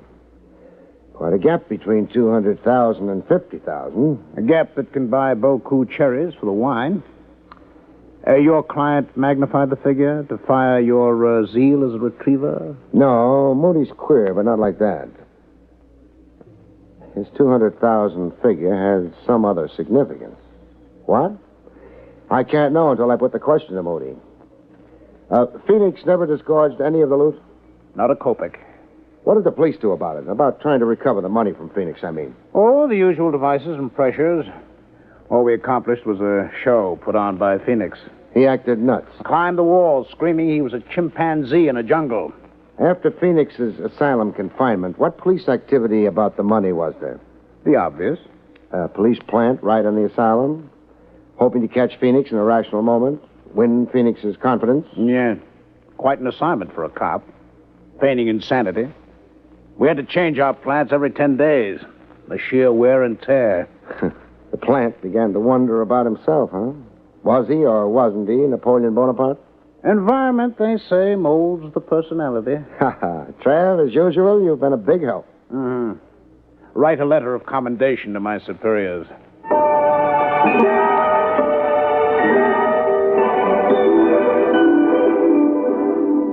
My client, Moody, didn't exactly like explaining the discrepancy between $50,000 and $200,000. $200,000 was stolen from me. You're still avoiding my question. Moody, I want to know. Why did you only charge Phoenix with stealing a measly $50,000 in your original police complaint? I had private reasons. Now, if I'm to come through for you, I can't be in the dark. Well, the bulk of the money was a sum I couldn't afford to broadcast publicly. Whatever that means. You're in export-import, huh? Yeah, export-import. Export-import is a pretty broad heading. It could cover a lot of operations, above board and underhanded. Legitimate goods and contraband of some kind. Let it go at that.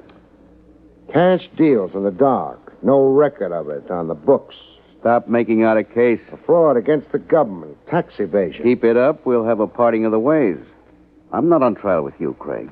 I like to know the character of my client. I'm honest and dishonest.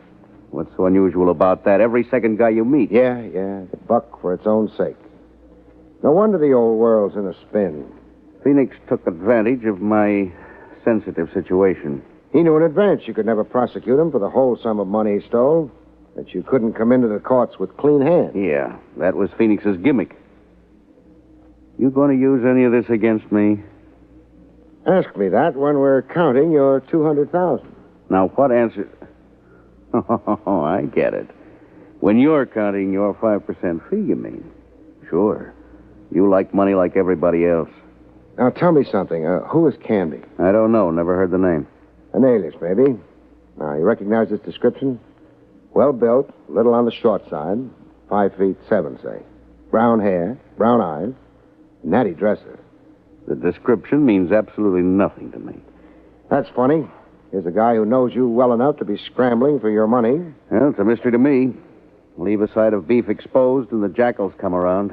Jackals and jackasses? Okay, I'll circulate around. Craig. What? The way you cross-examined me before, like a cop, not a confidential operator on my payroll. So? Don't double-cross me. Or? I'm not stupid, and I'm not helpless. Put it on the line, Moody. Be a cop with me after all? I'll kill you. I'm sure you could. Well? Well, what? Reassure me that you're still confidential. If I did that, I'd only be lying. Meaning? I'm not working for you anymore. You're off the case? I didn't say that. Then it is a double cross. Clean hands. I only like clients with clean hands. So long, Moody. Craig, stay out of my business. Your kind of business, Moody, is public business.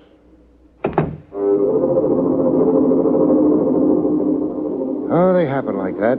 Case where you dump a client midstream. Where from confidential cop you change to Boy Scouts.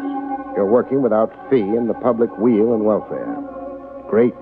Only it doesn't buy any groceries. At the Kilgore Hotel over in Brooklyn Heights, I got Canby's room number from the desk clerk.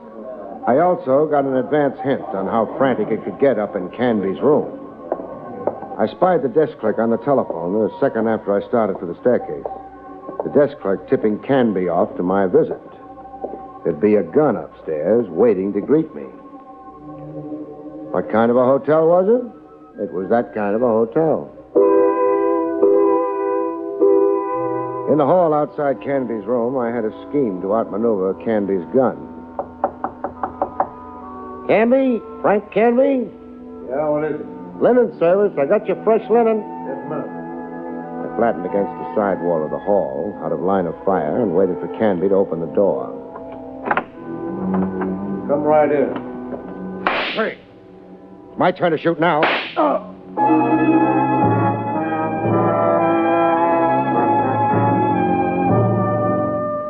In his room, Canby revived before the police ambulance I'd phoned for showed up. You think fast, Craig. I have to keep alive. How bad? Thigh wound. I only shot to immobilize you. Very considerate. You'll live for newer and bigger swindles. When you're free again, that is. You've got no charge against me. The Sullivan Law, that gun you carry. And armed assault on me. Going to pour it on, huh? Depends, maybe, on how you cooperate. Cooperate how? Frank talk. Ask me. Where do you come in on Moody's missing $200,000? I forced myself in. Meaning? Well, I'm out of left field. I don't know Moody and I don't know Phoenix.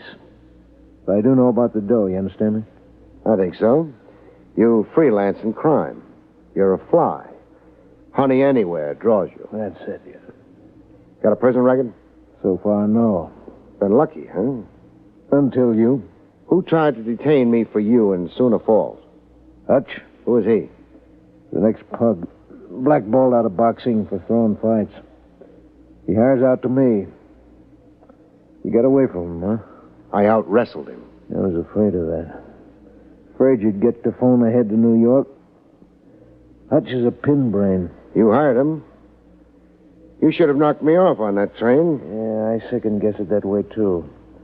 Only, Only? Murder. I shy away from it.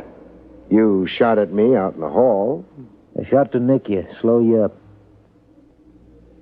Well, what are we waiting for? Police ambulance. Snake eyes for you, Canby. You're out of the game. Pass the dice.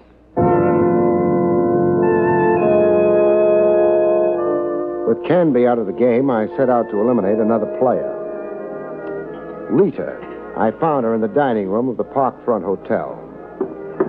She didn't bat an eyelash when I joined her at the table, like she was immune to surprise. You, Me. Oh, what's good? Chicken fricassee. What's new? Canby's in the clink. Thanks. For what? Removing Canby. He's been giving me a bad time. Asking you where he can find Johnny Phoenix? Asking me? Where can I find Johnny Phoenix? I'm deaf. Stupid. Maybe. You're crazy if you keep dreaming of that money. I've stopped dreaming. Meaning? My husband gave me the brush. Johnny wants a divorce. What does Johnny say about the hidden loot?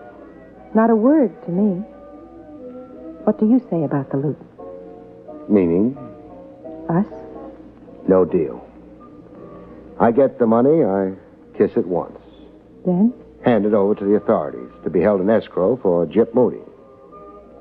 Now, where do I find Johnny Phoenix? Expect me to tell you? You might, seeing Johnny's read you out of his life. 742 Bond Street, a rooming house. Johnny's holed up there. When you surprise him, tell him you're there by courtesy of Rita. Rita without love. At 742 Bond Street, I finally got back with Johnny Phoenix. Funny thing, though, Phoenix didn't seem to care a bit. The money, Craig, I don't want it.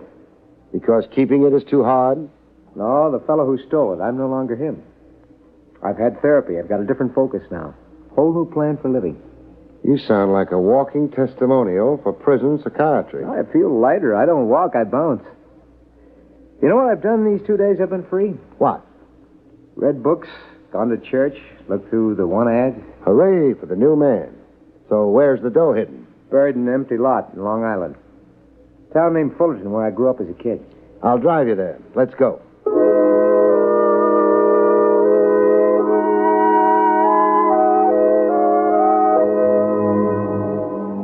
In Fullerton, we ran into a surprise.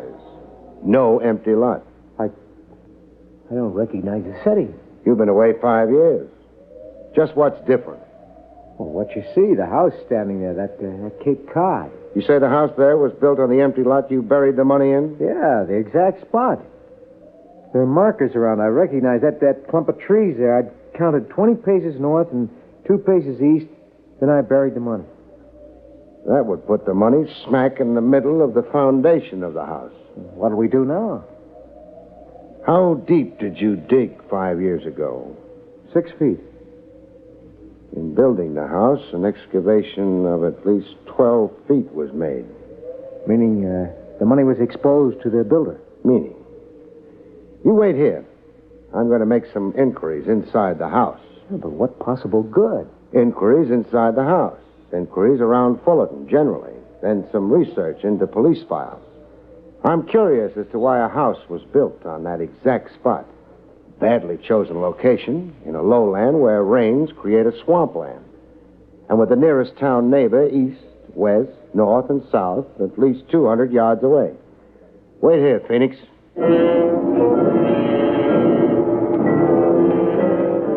I made my inquiries, nosed around, did my research. The following day, I dropped in to see Trev Rogers to tell him who to go arrest. I'm to arrest a homeowner in a town on Long Island called Fullerton? That's right. A homeowner named Cy Canaday? Cy Canaday, alias Joe Cliff. The name falls on deaf ears, huh? Should I know it? A cop should. I could send you pouring through police files on Johnny Phoenix. Spare me the toil. Police headquarters assigned stool pigeons and plants to the asylum Phoenix was confined in. Yes? I have the names of the miscellaneous and sundry plants and stoolies here. Abrams, Tyler, Wilson, Mackenzie, Cliff. Is it beginning to dawn? Yes, Cliff. Joe Cliff. A professional stool pigeon the department employed years ago. A stool pigeon who spent time in a prison asylum with Johnny Phoenix. Time enough to pump Phoenix and get himself a road map to a bonanza. Double-cross the police department. You always take that chance when you engage stool pigeons. It's a calculated risk. Cliff dug up the money in Fullerton, then had a contractor build him a house right over the exact spot for him. A weird device, kind of? The house? Cliff's calculated risk. To make the quest for the money look hopeless. The money was lost to the ironies in a housing excavation. He never thought anybody would be shrewd enough to look behind his alias of Canaday, respectable homeowner and family man, at this late date. But you did. I might not have. All the time I was making inquiries, I was sure I was wasting time. Cases, Trav, sometimes hang on, that's slim a thread. So, make the arrest.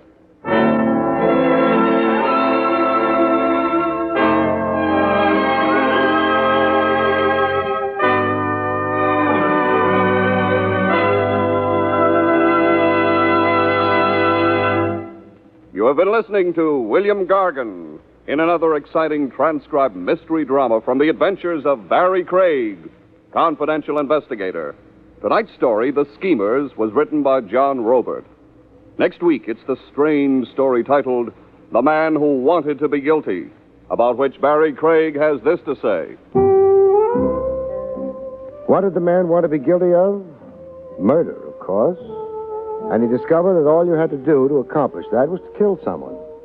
But he had a little trouble. Listen and find out about it, Good night, folks. See you next week.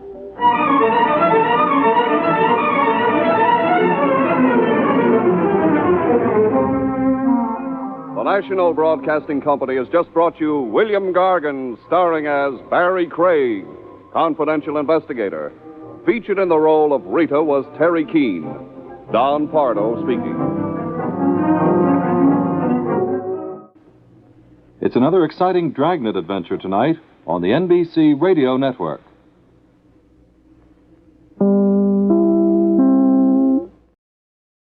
William Gargan stars as Barrie Craig, confidential investigator.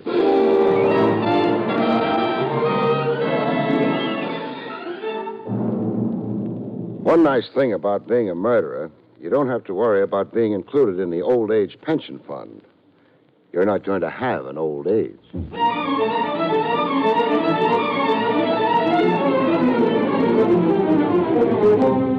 The National Broadcasting Company presents William Gargan in another transcribed drama of mystery and adventure with America's #1 detective, Barrie Craig, confidential investigator.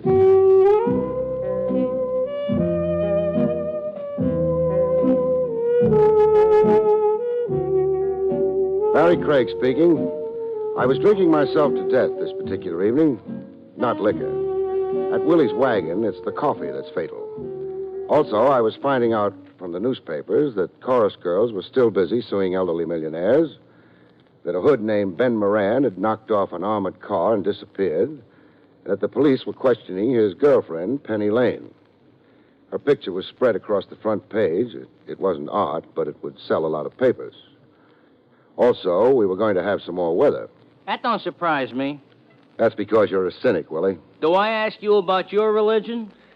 It was around 10:30 at night. But it looked later for the girl who came into the wagon as though it was the last stop on a trip she hadn't planned on making. Excuse me, but can you tell me if there's more than one Hotel Meeker? The only one I know of is around the corner from here. You tried a phone book? Yes, I did. I must be going insane. Hey, Mr. Craig. I've got her. She passed out. Yeah, take her in the back room. I got the couch there. That's fine.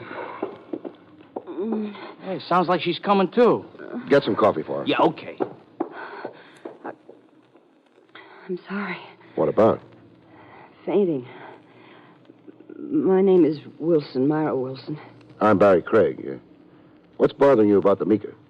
You won't believe me. Oh, I'm a confidential investigator. I've got a lot of practice believing people. Clients, usually. Try me. Well, my husband and I got to town this afternoon. We took a room at the Hotel Meeker. After lunch, I went shopping into a movie. Then I went back to the hotel. It looked the same. Hotels don't change much in an afternoon. But when I asked at the desk for my husband, the clerk said no one by that name was registered. The clerk must have remembered you. No.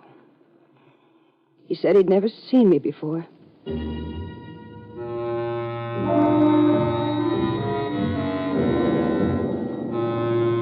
was a nice story. It had shape, surprise, a nightmare touch.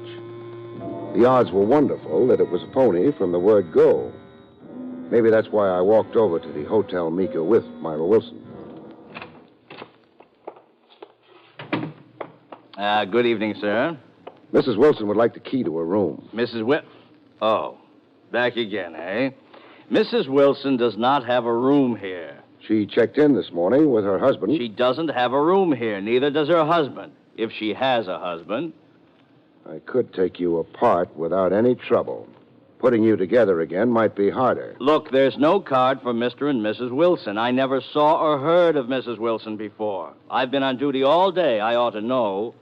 Mrs. Wilson, you remember the lobby, the clerk? Of course I do. What was your room number? 312. Let's go take a look at it. No, you can't do that. Why not? Oh.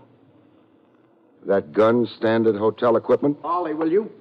What are you doing with that gun? Taking care of this hoodlum, Mr. Roberts. The hoodlum's name is Craig. This is Mrs. Wilson.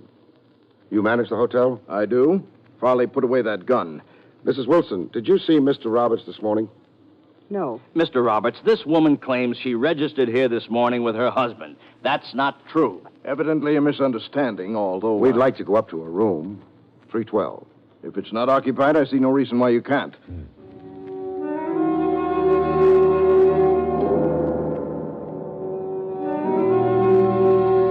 We went upstairs. The clerk, Farley, had been very tough. Mr. Roberts was very smooth. I didn't care deeply for either of them. I started hoping in earnest that Myra Wilson's story was true. 312's down the corridor. Mrs. Wilson, would you mind describing the room? Well, there was a window over the courtyard, a double bed with a flowered cover, a dark green rug, and wallpaper, yellow and blue, I think. Well, that's enough. 312. Well, says so on the door, too. Okay, open up.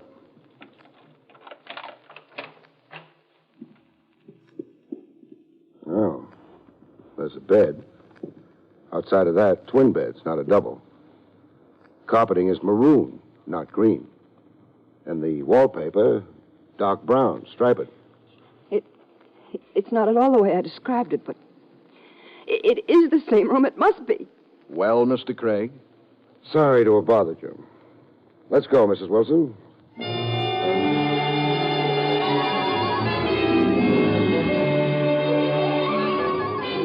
We picked up my car and I started driving home. That gave me a small chance to think. First thought was I'd heard the story before, only that was about a girl in Paris in 1890 or thereabouts. She'd lost a hotel, too, along with her mother. The explanation there was that her mother had died of the plague, and the whole thing was hushed up so people wouldn't be scared away from the city. That wouldn't work here. We don't have plagues anymore in New York, which left what? I didn't know, but I thought it might be fun finding out. Now, this is my house, and here's my key. Go on in and try to get some sleep. Where are you going? Believe it or not, I'm going to a hotel for the night.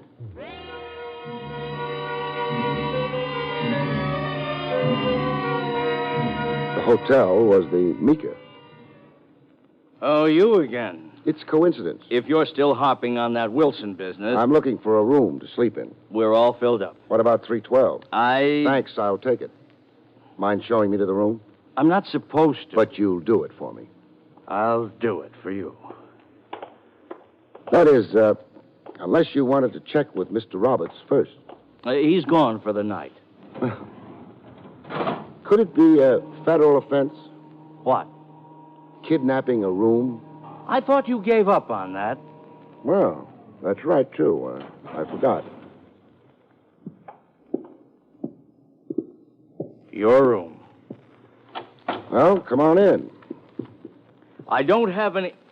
Hey, what are you doing? Well, I'm ripping myself some wallpaper. It's great fun. Now, you cut that out. And look what I found under this striped wallpaper. More wallpaper. Guess what color? Oh, you don't like to guess? All right, it's blue and yellow wallpaper. The kind Mrs. Wilson described. Funny? You can't do things like... Like finding out this really was Mrs. Wilson's room? And that someone changed the wallpaper, the bed, the rug, while she was out shopping? Only one question. Where's Mr. Wilson? The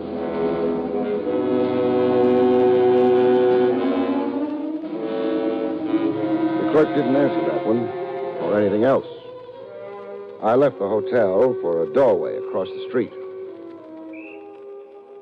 I put in time in nicer doorways, but this one was okay. It kept me out of sight. Until the clerk came out of the hotel and started walking. I walked after him. He led me to a dark street filled with discouraged brownstones. He started up the steps. I was maybe 30 yards from him when he opened the door and walked into bullets.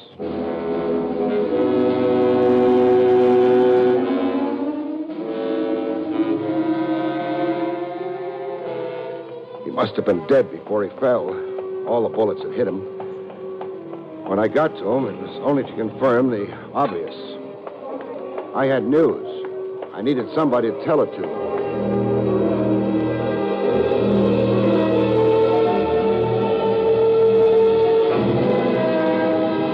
Roberts was in the phone book. I always track down people that way. Maybe not very smart, but it nearly always works. Yes? Oh, Mr. Craig. Mind if I come in? Well, it's late, but come in. Thanks.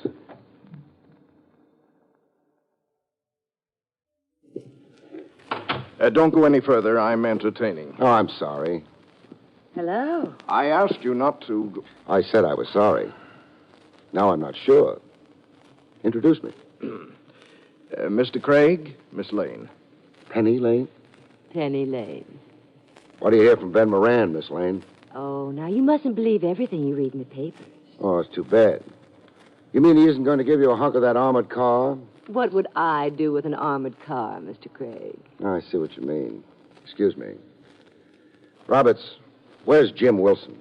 Who is Jim Wilson? Myra Wilson's husband. Oh, that poor deluded girl. Not deluded. Someone changed the wallpaper in the room she had. Underneath was the paper she described. Oh? I can't imagine why or who would. Try anyway. Farley's really the one to ask. He's in charge of such things. Oh, I asked him. He said he takes orders from you. I'm afraid he's lying, Mr. Craig. Would you like to tell him that? I should like nothing better. Because you know he's dead? Mr. Craig, I don't think I've anything further to say to you. Too bad. I was enjoying our little chat. Good night, Mr. Craig. I suppose you need time for rehearsal. Rehearsal of what? Your story to the police. Farley was murdered. You know, I'm not surprised. Apparently, he was involved in something crooked. Is that so? Why, yes. Checking Mr. and Mrs. Wilson in, then denying he'd done so. Having the room changed while they were out. It's going to be all Farley from now on, huh? I'm afraid he wasn't an honest man. Anyway, from now on, he's going to be a silent one. You can load anything you like on him. But you've got to make it stick, Roberts, otherwise it won't mean anything. Good night. Mr. Craig? Yes. Mind if I come with you? No. That's nice. Night, Mr. Roberts.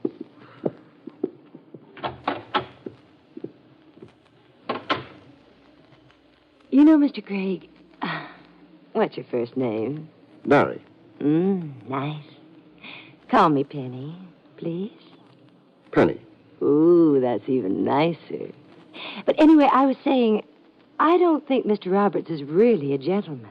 Now, that's hard to believe. Oh, I'm very serious. Well, you ought to know. Barrie, you mustn't misunderstand. I've never been up to his apartment before. You were there tonight. Well, that was because Mr. Roberts said he had some beautiful etchings, and I love etchings, so... But you know what? What? There wasn't a single etching in the place.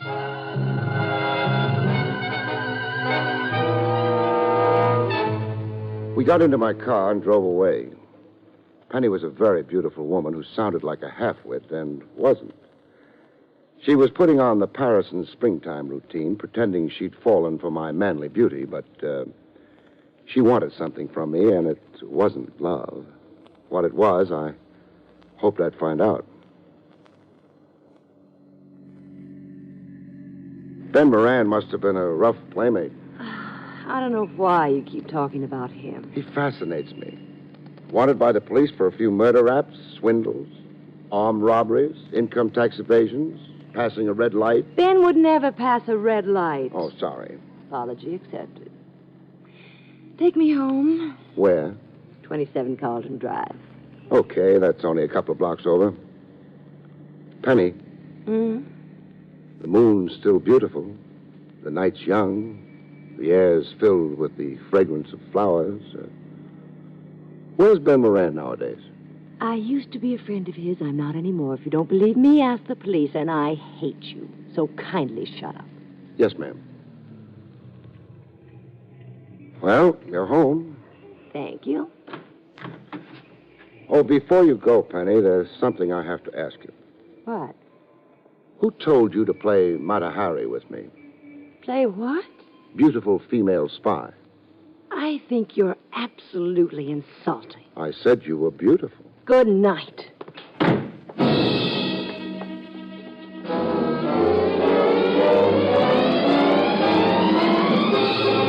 watched Penny walk into her apartment house and then drove away. I thought about it. She was angry, a liar, and the kind of girl who'd go very good on most desert islands. But I didn't have one. So I went home. When I got there, though, I wasn't happy. Myra Wilson was gone. Whether she'd gone on her own or had been persuaded was something I might find out sometime or other. It was a cold trail. I decided I'd try to warm it up a bit. The first step was driving uptown to Robert's house, parking opposite it, and using the phone booth in an all-night drugstore. I had no guarantee the gimmick would work. I didn't have much choice. Yes? Ben, I can't say anything over the phone, but come over right away. Who'd you say you were? Ben Moran, you jerk. Right away. Goodbye.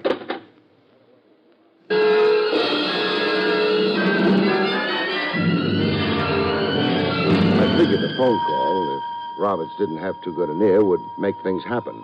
I got back to my car and started waiting. Either Roberts was going to sit tight or he was going to make a move.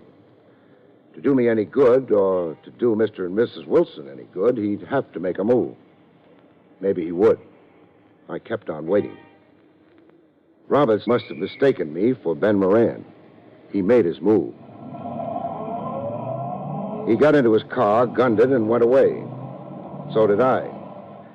Things were maybe picking up.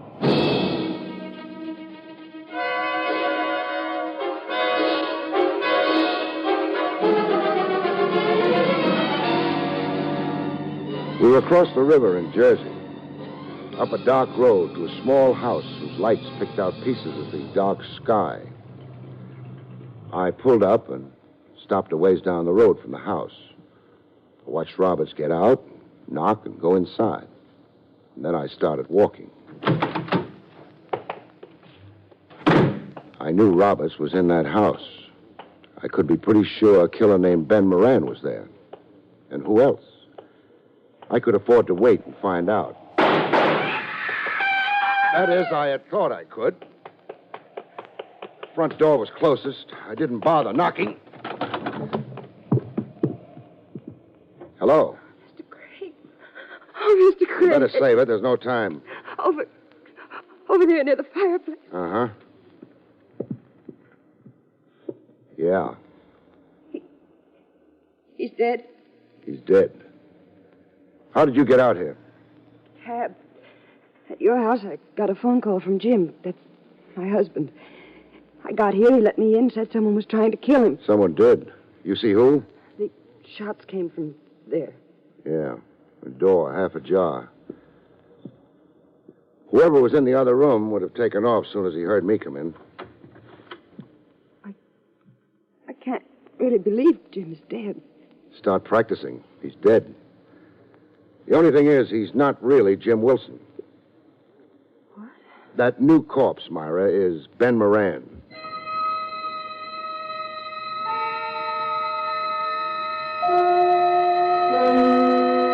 Went through his pockets, found nothing but small change, called the nearest sheriff, and got out with Myra.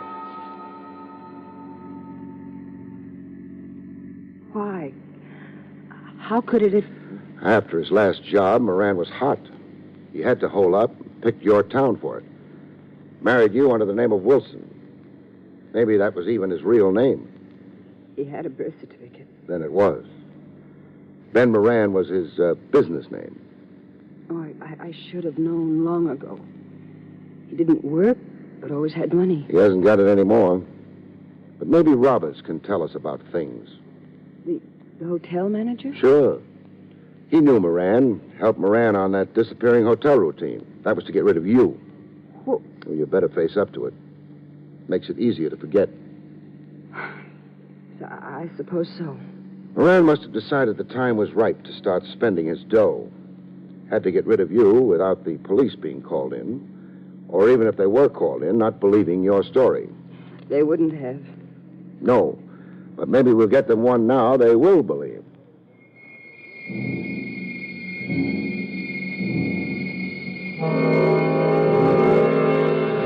We made good time back to Robert's apartment house, but he'd made better. His car was there. And so was he.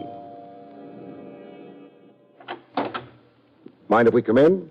I mind. We're still coming in. Come on, Myra. This rough stuff won't get you anywhere. It got us inside. How's Moran? Moran? Yeah, the man who phoned a couple of hours ago. I received no such call. Oh, stop. I made it. You? I wanted to meet Moran. I trailed you to his hideout in Jersey. Then answer your questions yourself. The police wouldn't. They'd ask you to answer them. Suppose you let me worry about them. You'd better. They're going to think you shot Moran. What for? Money. Very convincing motive. I didn't kill him? Maybe I might believe you, but the police wouldn't. Not after I told them how you conspired with Moran to get rid of his wife. You couldn't prove that. Because your clerk Farley's dead? Don't be so hopeful. Myra can tell her story. The original wallpaper is still on the walls of 312, underneath the new stuff you plastered on. You were around when Moran was killed. All of that would add up to a nice package for a jury. You said you might believe me. I did. Who have you got in mind for the killing? Penny Lane. No use, Miss Lane. Your perfume's too distinctive. Come on out of that room and join us, huh? Hello. I was looking for an etching. You were looking for a lot of etchings with the Secretary of the Treasury's signature on them. I didn't find even one. Too bad. I'm sure Moran wanted you to have them. And I'm going to get them. Well, the gun loaded? Uh-huh. Barry, raise your arms. Why? I'm going to search you.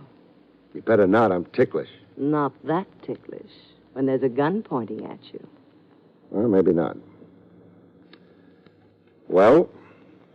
You don't have the money. Nope. What'd you do with it? Gave it to Myra.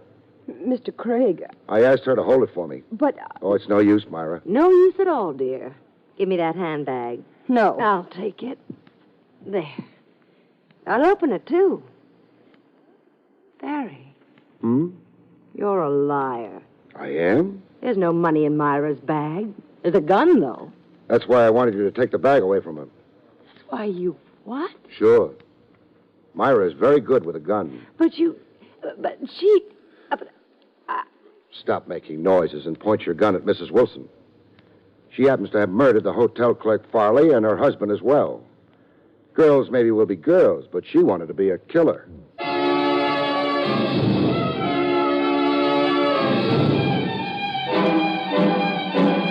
Myra was very quiet about it all. She said nothing. Even when the police came and took her away, she said nothing. She was waiting for a jury and hoping there'd be mostly men on it. I'll be glad to tell you what broke the case, Willie. I didn't ask you. Well, I've got to tell somebody. Now, look. Moran wanted to shake Myra, so he had Roberts and Farley pull the disappearing hotel stunt on her. But she got to Farley. Forced him to tell her where Moran was hiding out. Then killed Farley to make sure he'd stay quiet. I can recommend the hamburgers. Here? No, that new place down the block. Well, anyway, the way she gave herself away was she told me her husband had phoned her at my place. Told her where he was hiding out in Jersey and so on. Well, Willie, how would her husband or anyone else have known that she was staying at my place? They serve it with a kind of coleslaw that ain't all bad. Isn't all bad? Willie, nothing can be all bad. Have another cup of coffee? My mistake. Anyway, here I am, left without a case, without a fee, without... Hey, stop breathing down the back of my neck. Turn around and I'll breathe down the front of it. Oh, hello. Hello. But you can't say I'm left without a penny.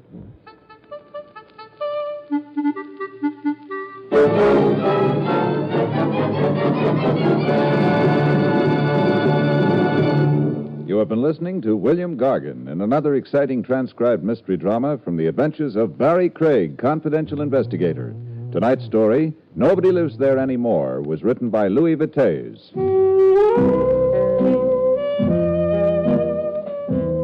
Next week, it's the strange story of the moving target, about which Barrie Craig has this to say. In next week's story, The Moving Target, a high-flying globetrotter finds that sheer elbow room is no insurance for survival when a felonious blonde makes a passionate effort to bring him down to earth, really deep down, that is.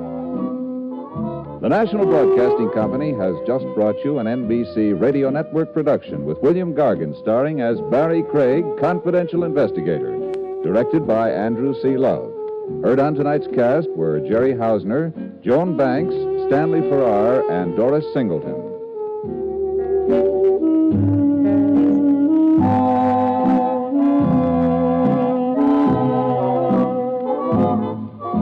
Join Groucho Marx for You Bet Your Life tonight on the NBC Radio Network.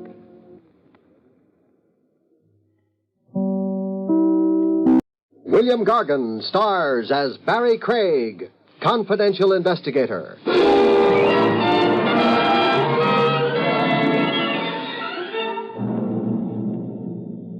Here, a guy called the deep type. It might be more a matter of geography than mentality. How deep is his grave?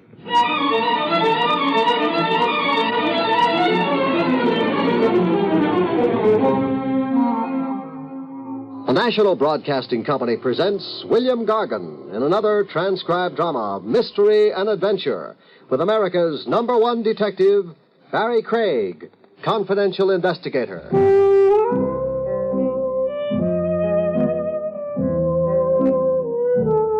Barrie Craig speaking. Work is where you find it.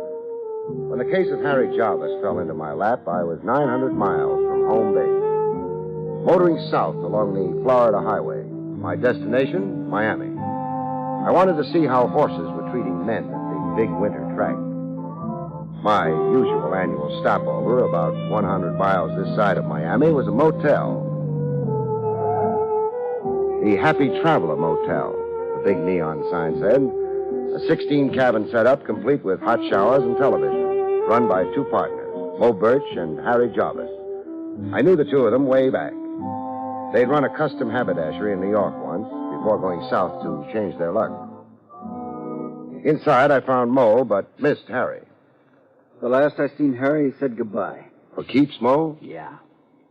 After you two being inseparable for 10 years? 12. A business partnership's like a marriage. Sooner or later it gets tired, there's a divorce. One way of looking at it. Who saw it first, you or Harry? Harry. You heard the words faithful unto death? Who hasn't? That's me. I'm a sentimental slob, Craig. To change the subject, how's business? You saw my vacancy signs driving in? Yeah. Then tell yourself the answer. Business is lousy. I thought the Happy Traveler Motel was a going concern. It was until Harry demanded his half interest in cash. Oh. The books couldn't liquidate Harry's claim and still balance, huh? Harry put $30,000 in his pocket. There wasn't even enough left to pay the towel and linen service. So where do you go from here? I don't know. You loved Harry. We knew ups and downs. Times were tough, we shared a crust of bread. Times were good, we bought each other diamond stick-pins. Then what's really got you worried about Harry? Last spring, Harry married a cabaret girl, a Kiki Adams. A singer in a roadhouse. I didn't know that. A homely shrimp like Harry, 44 years old, not a hair on his bald head, taking a young cabaret chicken for a wife. 44 is the dangerous age for men, they say. A crack opens in your head. Yeah, and other things, Craig. The people Harry began to go around with, a bop musician, a hornblower with a crazy name, Bigelow Bernie. And the gangster in the silk suit. Gangster in the silk suit? Tony Saxon. They ran him out of New York. They ran him out of Miami. They ran Tony Saxon out of San Francisco, Seattle, Nevada, and Dubuque. It could only be my imagination, something out of my nervousness for Harry. But the last days before we dissolved partnership, to me, Harry had a frightened look, like he was... Scared for his life? Yeah. And another strange thing. Yeah? He took his money and went. He had a bus ticket for Key West, he said. The bus at 6 o'clock that night. But? I asked the driver the next day, Krogan, the driver. He stops over here to grab a bite and wash up. How did Harry look to him on the bus, I asked. But no Harry. Krogan said Harry never got on that bus. You find it mysterious? What I find more mysterious is that Harry's wife, Kiki Adams, is still right here in town, in the same furnished apartment they rented last spring. Maybe Harry ditched her. Crazy the way he was over her? Impossible. Also, thinking from the angle of the wife, the cash opportunity she grabbed when she married the poor fish, Harry. Harry's $30,000 in cash. Exactly. I asked you, would Kiki let a gold mine slip away on a bus? Craig, I need some help. Well, I figured only to stay overnight. Stick around, Craig. Find Harry for me. All right, I'll stay a few days. Try to find out what did happen to him. What cabin have I got? Cabin 4, the best. You get washed up, Craig. Then I'll broil you a steak. Free. On the house.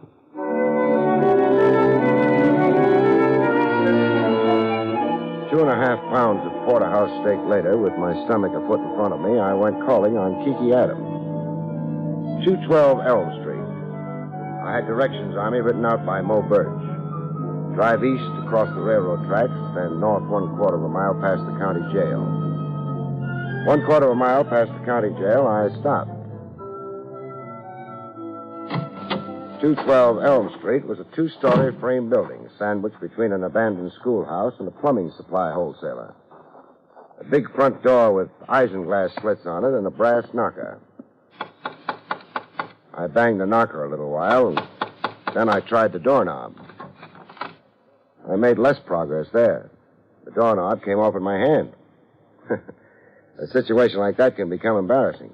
This one did. All right, drop it, Sam. It? The doorknob, Sam. I saw you cop it. You misjudge me, friend. I'm on the steps there beating my feet. I got a cold eye on you, Sam. You're low down jelly belly to the grass. Jelly belly? Hey, what kind of jive? Bigelow Bernie, Sam, and don't scratch your violin at me. Bigelow Bernie. I've heard about you. You're the bop musician. Hey, man, who's been scatting scandal about Bigelow Bernie? Never mind who's been scatting. Look, I'm a detective. Barrie Craig. I'm here to visit a lady, Mrs. Harry Jarvis. Oh, Kiki, huh? My eye's getting colder, Sam. Where can I find Kiki Adams, Mrs. Harry Jarvis? At the Downbeat? The Downbeat? That the club she works in? That is. Thanks. You go back to beating your feet.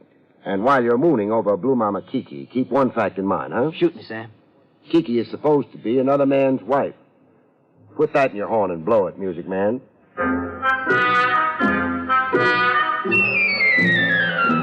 I caught up with Kiki a half hour before her cabaret act commenced. She was in her dressing room doing back bends. Say, you're wasting calisthenics, lady. Strengthening your back muscles won't do a thing for your voice. I'm off the singing bit, lover. Oh? Yeah. Too many canaries around. Every kid out of high school. I see what you mean. Oh, I get trampled in the mob. So I worked out a specialty number. Acrobatics, obviously. Well, more than that. I do a back bend while tooting on the sax. See it? Vividly. While in the back bend, there's a glass of bubbling champagne on the floor.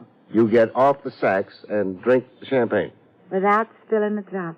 Will the act get me to Miami? Unquestionably. Who'd you say you were, lover? Barrie Craig. Sagittarius? Sagittarius? Your astrology sign. Oh, no. Taurus the bull, I think. Taurus? What I do? Yeah. You can be favorable for me. Okay, lover, it's a date. After my 12 o'clock turn, whistle me over. A low, sweet whistle, lover. Now scram, huh, so I can practice? I got to drive Kiki home after her 12 midnight turn was extended to, upstairs. Make yourself comfortable. To do that, I'd have to take off my shoes. Be my guest. Well, how you like my home sweet home? Charming. Lala, it's a crummy dump. It could use a coat of paint. It could use a match. I know the answer. What? Move. Tell that to my husband. I will. Where is he? Harry's away on a trip. Oh. Lover, I want to set you straight. On? How you got here. Well, you invited me. To pass the time socially. I'm a night owl, not a butterfly. Have I made a pass, doll? No, not yet. So why the sermon? I got a canned speech I use on guys I pick up with. All right, finish it. I don't like talking to myself when I get home after the show. I tried being an introvert once. I don't like it. You're up here only for conversation, lover. In the canned speech. All right, if I made a speech now? Speak. Exactly where is Harry Jarvis? Why should you care? I'm worried about him. Worry? You know my husband? I do. Know him and like him. Well, this is news. You never asked me why I popped into your life.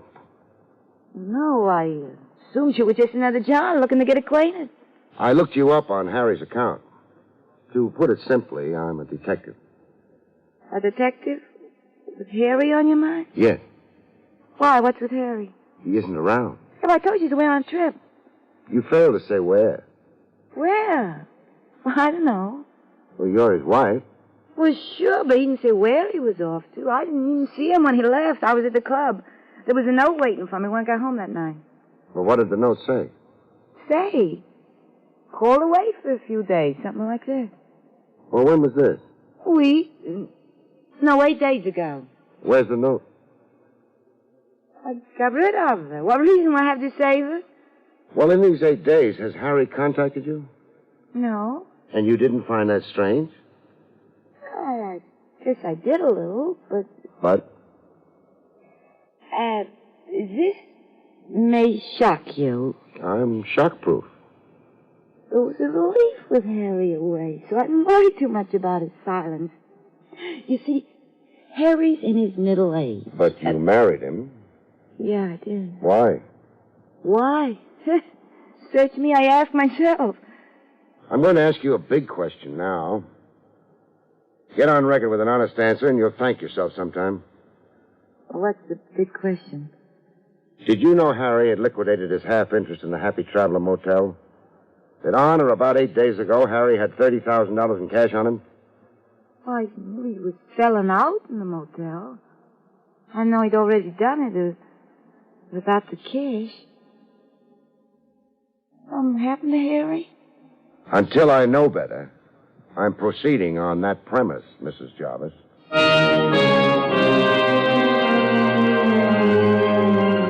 I left Kiki to waste her fragrance on the four walls of the flat. Downstairs, I ran into a familiar figure. Back sitting on the next-door schoolhouse steps, busy, quote, beating his time, the bop musician, Bigelow Bertie. You're real low-down jelly-belly to the grass, Sam. I don't rate the cold eye, Bernie. I did nothing but converse with Kiki upstairs. It's still you and her husband in the field. I mean, if Passion Flower upstairs still has a husband. What's your thought about that, Bernie? Harry will be home. Then, why do you sit outside here beating your time and mooning over Kiki? Another man's wife, and no chance for yourself, you can see. I got an answer for you, Sam. I'm dying to hear it. You see up there where I'm pointing? That flat under Kiki's? Yeah? I live there, Sam. I'm beating my time down here because I live up there. Bernie. Yes, Sam.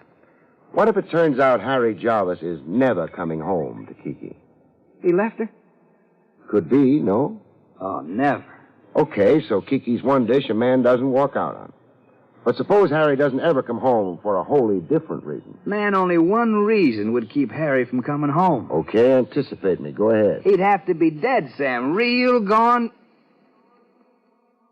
Sam, is that what you mean by Harry not coming home? That's exactly what I mean. That Harry's dead? Dead. With you out in front now in the grab for Blue Mama.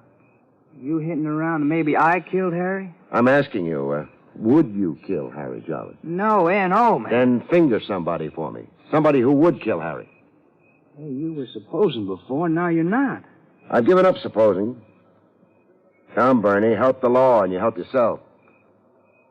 Well, man, if Harry is dead, there's only one man I know Who is this man? who's sporting a silk suit. Tony Saxon? Man, Tony Saxon. Why would Saxon want to kill Harry Jarvis? Money, Sam. Harry was into Tony Saxon for money. Gambling debts? Tony Saxon is a gambler. Where do I find Saxon in this town? 3 acres. That's the Fieldstone house on Chestnut and Raleigh. Man, Harry is dead, huh? That's my morbid surmise. Say, all right for me to go comfort the widow? I'd say it's more decent to wait until the corpse confirms that fact. You know, I'm glad I had this talk with you, Sam. No more feeling low down, jelly belly to the grass, huh? Oh, no, I'm high in the stars, Sam, on a happiness jag. You sure go for Kiki. Oh, she's under my skin, Sam, under my quivering skin. Blue Mama Bigelow Bernie's blowing a high note tonight.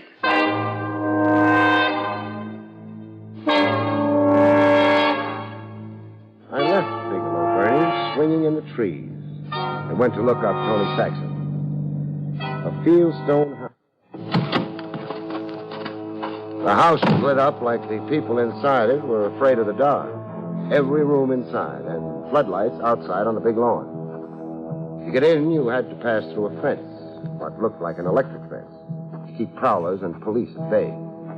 I looked for a buzzer, but couldn't find one for the life of me. While wondering how to get in, somebody solved the riddle for me. How do you do from behind that closed my eyes? I came to with something rattling in my ears. The rattling of bone like teeth. When I got my eyes open enough, I saw what it was. Chips. Ivory gambling chips on a green dice table. I was stretched out on the dice table. He's up 6 and 32. You win, Morty. Pick up your money. A sport in a black silk suit. Tony Saxon. What's this 6 and 32, mister? The time it took you to come to. We made a bet on it here. Me and Morty and Fatso. A bet on how long I'd be out? I said 10 minutes. Fatso there said 8. Morty's bet was 6 minutes. You were out 6 minutes and 32 seconds on my stopwatch. Morty's bet. Morty there owes me a cut for cooperating. Beat it, boys. But not too far. Beat it just far enough to be able to keep me covered, fellas. We don't shoot fish in barrels, Craig. Then give me a running start if you really want to be sportsmanlike. You got death on the brain, Craig. Craig. You keep calling me Craig. Your name. You know. Your wallet says, so does your police license. Did you restore everything back to my pockets in good order? Everything except your gun. You get that on your way out. Irene in the main foyer. She has your hat and your gun. So tell me. One of the boys, Fatso there, saw you prowling outside. He figured you were a lonesome stick-up casing 3 acres. He tapped you. My head doesn't just feel tapped. What happened to all the lights? Lights? The place was all lit up 6 and 32 ago. We turned them off. What happened to all the players? You're pretty smart. Smart enough to know you had a few games going here. Fatso didn't figure me a stick-up. He figured me a cop spelling a raid. He tapped me out until you shooed your guests home. I won't admit it or deny it. What can I do for you? Hand over the corpse of Harry Jarvis. Harry Jarvis is dead. I'll make book. Dead but no corpse. Not yet. That's bad news if true. You lost a friend? A debtor. Harry owes me $20,000. His paper. Maybe you owe his estate $10,000. How's that? The last Harry was seen, he had $30,000 on him. Good night, Craig. Morty, show Craig out. Hold up here behind an electric fence. After being thrown out of as many states as I can name, who do you pay protection to, Saxon? Grandma Jones. Grandma Jones? My landlady. I rent 3 acres from her. Good night, Craig. Find Harry, let me know. A client of mine dies, I like to wire flowers.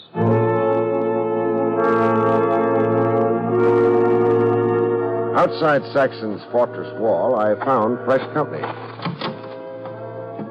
chap parked in my car, sprawled on the rear seat. He looked dead until he spoke. Don't you be alarmed, friend. You better be alarmed. I'm pointing a gun at you. Well, put it away. My name's Frawley.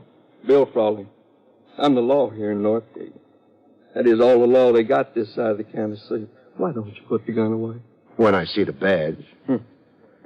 Here it is. See, I was by a spruce across the street a while before, when that Saxton croupier came down on your head. You just watched the show? For now, I'm the law, but I'm peacefully inclined when it comes to Saxton's game. He's the kind of commissioner's problem, and I got my complaint about Saxton up with Commissioner Hawkins right now. Besides, I was standing under that spruce with other things claiming my thoughts. What other things? Harry Jarvis, is he dead? What's your answer to it? Dead. Same conclusion you came to, friend. How do you know? Well, see, I was talking to Bigelow Burney after you had talked to him. Oh, I see. I got something down at the jailhouse now that kind of proves Harry Jarvis is dead. You have to come see? I do. Let's start it up.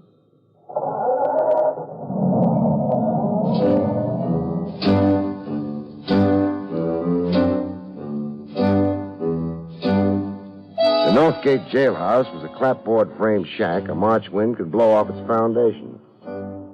It had an office and a cell that could accommodate 2 overnight guests. At the moment, the room was a single. One prisoner, fast asleep on a cot. He's what I brought you to see, Craig. The prisoner? Him. Looks like a hobo. That's the trade he claims. Says his name's Dusty Ames. What does he do besides sleep?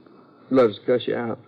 He hadn't ate now for 3 days, turned down chicken yesterday and today. How come? Hunger strike. He wants his constitutional rights. Those being? Freedom.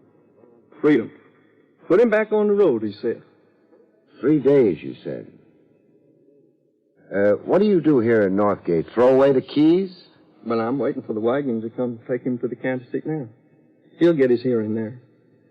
How does he connect with Harry Jarvis? I see the clothes on him? Yeah. The striped and blue suit? Those yellow shoes?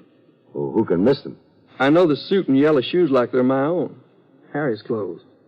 This Dusty Ames was wearing Harry Jarvis's clothes when I picked him up over in Route 9.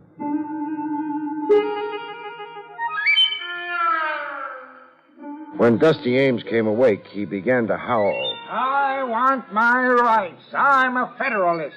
President McKinley will hear about this. He does. You have a miracle on your hands. Look, Dusty, if you've got any wits, collect them. Wits? Why, sir, I was professor of cosmological dialectics in Katydid College. But the road got into your blood, huh? Call of the wild Mackinaw. So you turned in your cap and gown... Took to the open highway. And killed a man here in Northgate. That's a lie. You're in his clothes? I found those clothes, sir. We've been asking you where. I wouldn't tell the sheriff. Why should I tell you? Because when it comes down to it, I'm going to beat it out of you. Civilized man always reverts to the beast. Your predecessor in those clothes was a dear friend of mine, Dusty. A dear friend? A man's greatest possession in a cold, materialistic world. Sir, I have a poem right here in my pocket, after the fashion of Edgar Guest. I'll read it. No matter where the road may go, I'll always think of dear friend Joe.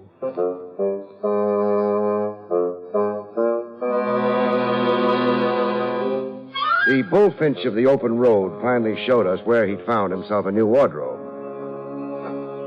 A tree hollow in the piney woods. The clothes were right in there, sir. Wrapped in tar paper, set to burn. See the cinders? Yeah, I see them. I had a time brushing soot off the bundle. Clothes smelled of smoke when I put them on. Some clothes have been burned. I find bits of charred fabric. And these, Sheriff. Shirt buttons. Yeah, some clothes had burned, and something stifled the fire.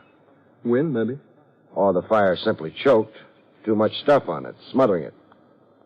How did you come on it, Dusty? I had my repast to tend to. It caught me a stray chicken. Fat little thing, 6 pounds. Looked around for a tree hollow to cook my supper. When you changed into the new clothes, what did you do with your own rags? Hung them to a tree. What for? As a sign that Dusty Ames had come through. A sign that there were stray chickens in these parts. A sign for other hobos. Live and let live. Craig. Sheriff? Harry Jarvis is buried here in Piney Forest. Yeah, looks like. How big is Piney Forest? Bigger than Northgate Township. Close to 400 acres. Meaning we'd need a regiment to unearth the body here. It needs more manpower than Northgate's got. We could appeal to the state governor for National Guard. No. We may not need to. Not need to turn up the body of Harry Jarvis? The time and labor and agony. We might be able to avoid all that. How's that? See if we can get the murderer to find the body for us. Now, that'd be a trick. Trick is exactly what I have in mind. Yeah. We'll try to make a trick do for manpower, Sheriff.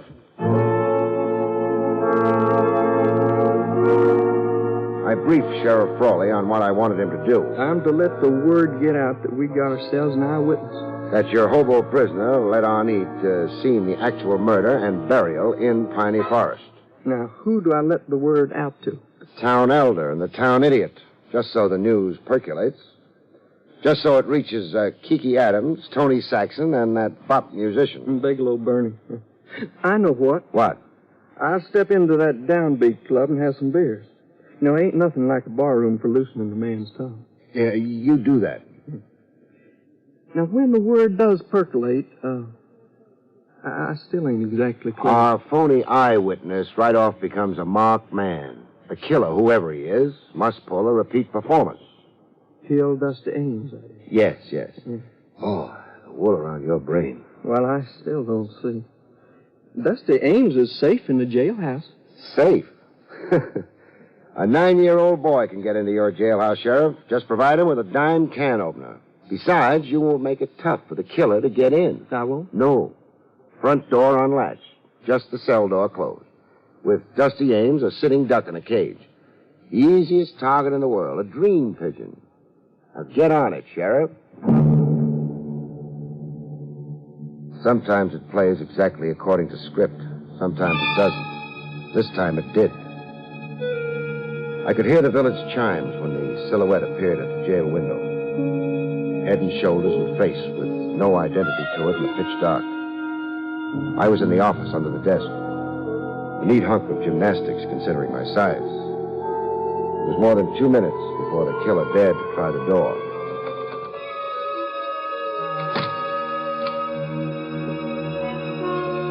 His feet were 6 inches from my nose when he stopped dead center in the office.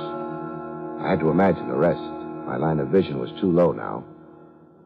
I imagined him estimating the sleeping figure of Dusty Ames, estimating how to make his shots effective. I didn't wait for the murder of the hobo. I just took aim at a 45-degree angle from the floor and shot my pigeon in the leg. That's your killer. It's time for rejoicing. But I didn't feel that way this time. I only felt like getting drunk. It cut me like a fox playing games with a rabbit. How's your leg, Mo? On fire. Why didn't you aim higher? Mo, why did you ask me to find Harry? I asked you to find Harry to demonstrate to me how safe I was. I decided to make a test with you, a smart New York detective. If you couldn't catch me, nobody could. I could stop worrying. Well, you gave me a demonstration. You killed Harry for his $30,000. You've got it stashed away. I killed Harry because I was too old to start over again. We made a life together, and Harry was condemning me to death. Bankruptcy isn't death, Mo. At my age, it is. And my condition, it positively is. Your condition? Heart, liver, kidneys. Inside, I'm like a bombed-out Berlin. It was no time for me to start all over being young and ambitious. Mo, my thought is you're a little off. No, my friend. Say I'm worn out in the world, that's all. Just say that at 53, I, Mo Birch, got so confused I fired a gun at Harry Jarvis. I want to know where you buried him, Mo. Sure. You want to know, and I'll tell you. Right now, I think. Sometimes you take no pleasure in the catch. Sometimes all you want to do is get drunk.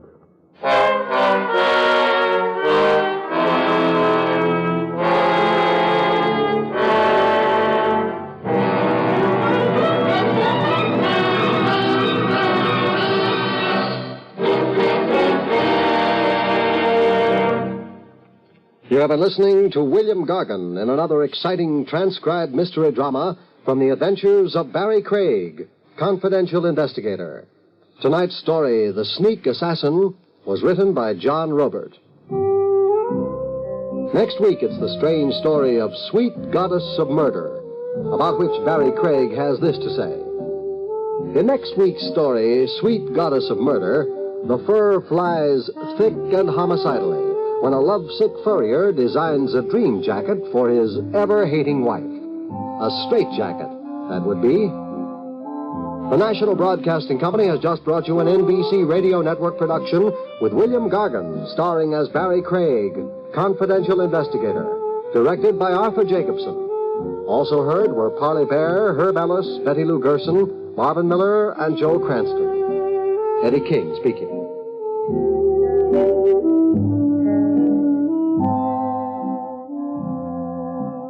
Follow the Abbotts in another exciting mystery tonight on most NBC radio stations.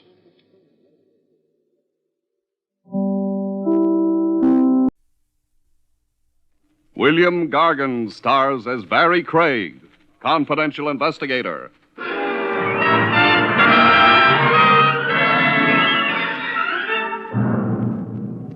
I knew a murderer once who was planning to get married. So he killed a man for money enough to furnish a house. It didn't work out, though. All he got was the chair.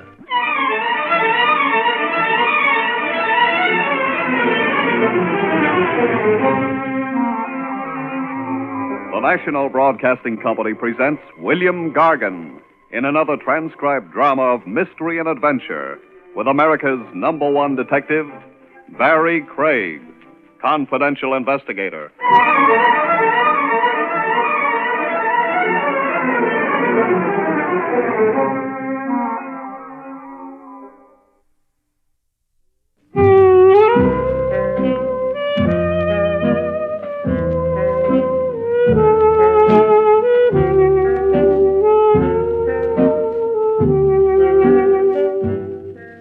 Barrie Craig speaking. It gets dark early these days. It's always cold, and a confidential investigator's business dies a slow death. Maybe it's because the weather discourages romance. Wives stay home knitting. Husbands decide the blonde wasn't born who's worth a trip through the icy city. So I'm in the office pretending to go through the files, trying to keep the corpse warm. The buzzer buzzes, and I look up. Maybe I think it'll be a fireman. It's open. If it is, he forgot to bring the fire with him. You, Craig? I'm Craig. Sit down. Yeah. Kinda cold out. That's why I'm still here, Mr. Hearn's the name. Joe Hearn. How do you do? Are you in a position to take on a job? A job for when? Tonight. Oh, you're lucky. It so happens I'm free tonight. Now, if you'd wanted me to go to work tomorrow, you'd still be lucky. I'd be free then, too. What's the matter, Pop? Huh? Oh, nothing, just cold. I ain't so young anymore. Who is? This job for tonight, what's it about? It's just that I want you to go along with me to pay a visit. Sounds easy enough. Yeah, I used to have one of those. What? Oh, investigator's license? Yeah. Nothing but night watchman now, though. Job won't take more than a couple hours. Would $25 be enough? Sure. Here, I got the dough with me. It's out on Staten Island. Ouch. It ain't too bad. You can stay inside on the ferry. You better meet me around 8:30, hmm? Okay. Down in the Bay Drive corner, Western, 8:30. Place we're going to is maybe a 5-minute walk from there. Bay Drive and Western, 8:30. Yeah. Well, I guess I'll see you later, huh? Oh, Mr. Hearn. Yeah? $25 for company on a visit is a little on the rich side for you, isn't it? Yeah, but on this visit, Yeah? I want to make sure I don't get killed.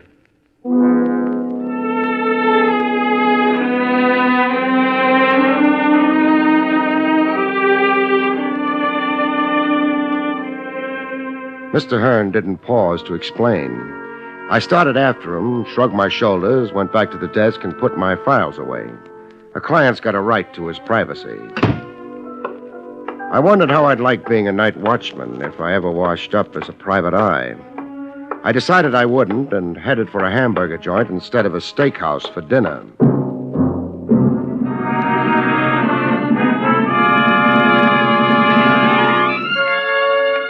The ferry had been fine, but Bay Drive turned out to be right on the bay. I didn't care for the result. I was maybe 3/4 of a block away from the intersection of Bay Drive and Western when the car passed me. The street didn't run to many lampposts, and the pedestrians were all home. I didn't think the car's driving without lights was accidental. I began to run. I could see Joe Hearn shuffling his feet, trying to keep warm on the corner. The car moved in fast, and... Then it went away. No license plates. I got to where Hearn was hugging the pavement and bent over him. He'd given up trying to keep warm. He'd never be warm again.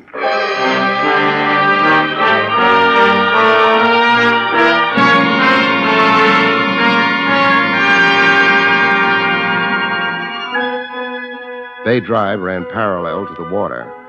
Nothing was below it except a crooked shoreline and the cold darkness of the bay itself. I'd flagged a passing car and had the news phoned in. After a while, Joe Hearn had a spotlight on him, the undivided attention of a half a dozen cops and a nervous intern. Joe Hearn wasn't particularly interested. Barry? Welcome to Staten Island, Lieutenant Rogers. Thanks. I could use a red carpet for a windbreak. Hearn hired you to help him pay a visit. To whom? Me, I would have said to who. That's an interesting sidelight on your grammar. Doesn't tell me anything, though. That's because I don't know anything. Hearn wasn't giving out information. Hearn was a night watchman for the coastlines. He worked in one of their warehouses. Near here? Half an hour's walk. No help there. His date was closer. His date has been canceled. Nobody spotted the car, Barry. Probably put the lights on again once it got a few blocks away. Trav, were your men able to dig up anything on Hearn's actions just before he wound up here? Landlady at his boarding house said he had dinner there. He stopped off at a place called Old Tyrol for a beer. I spoke to the manager, a man named Grunner. Wound up with nothing. Hearn always had a beer there on his way to work. That's it? Yeah, I hope he enjoyed his beer.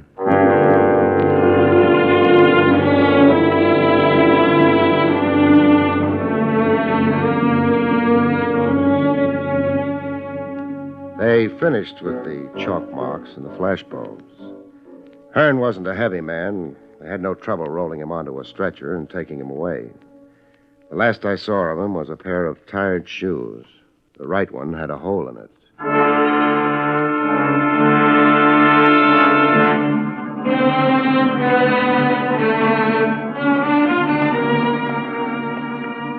I thought maybe I'd try the beer at the Old Tyrol. I wasn't fooling anybody. The $25 in my pocket was bothering me. I hadn't earned it. The place was full of people. The waiters were girls dressed in costume. I suppose their bare knees improved the customers' appetites. I hoped nobody would start yodeling. Good evening, sir. You want a table, maybe, huh? Well, I'm looking for Mr. Gruner. I am Gruner. My name's Craig, Barrie Craig. Yeah? I'm working for Joe Hearn. But the man is dead, no? I'm still working for him. I'm a confidential investigator.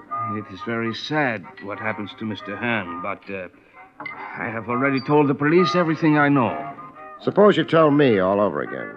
I do not know exactly what confidential investigator means, but I am a friend of the police captain here in the district. That's nice. He would not like it that I am disturbed. Hearn didn't like trying to breathe through the blood in his lungs. You do not make yourself very pleasant. I will not talk with you more. No? Please, you will let go of me. How many murdered men have you ever looked at, Mr. Gruner? I say you let They're go. They're not pretty. Mostly they die with their eyes open. Killer's got so little time he doesn't bother shutting their eyes. And what you see in a murdered man's eyes isn't pleasant, Mr. Gruner. There's nothing much anybody can do about it except turn up the killer. That's what I'm trying to do. I understand. I wish to help, only... Yeah. You own this building? Yeah. Coming, I noticed it had 2 stories. What's upstairs? More restaurant? No. It is storerooms and things like that. Things like that. Mind if I take a look? Why do you wish that? Maybe I'm thinking of retiring and opening a restaurant with storerooms upstairs. It is closed upstairs. I cannot permit you... Never mind. Yeah. No, if you excuse, I go to work. But perhaps you will be a guest of the management, huh? The Wiener Schnitzel here is very good. So's the beer, I understand. No, thanks. For some reason, I can't think of what it is exactly. I haven't got an appetite. Good night, Mr. Groner.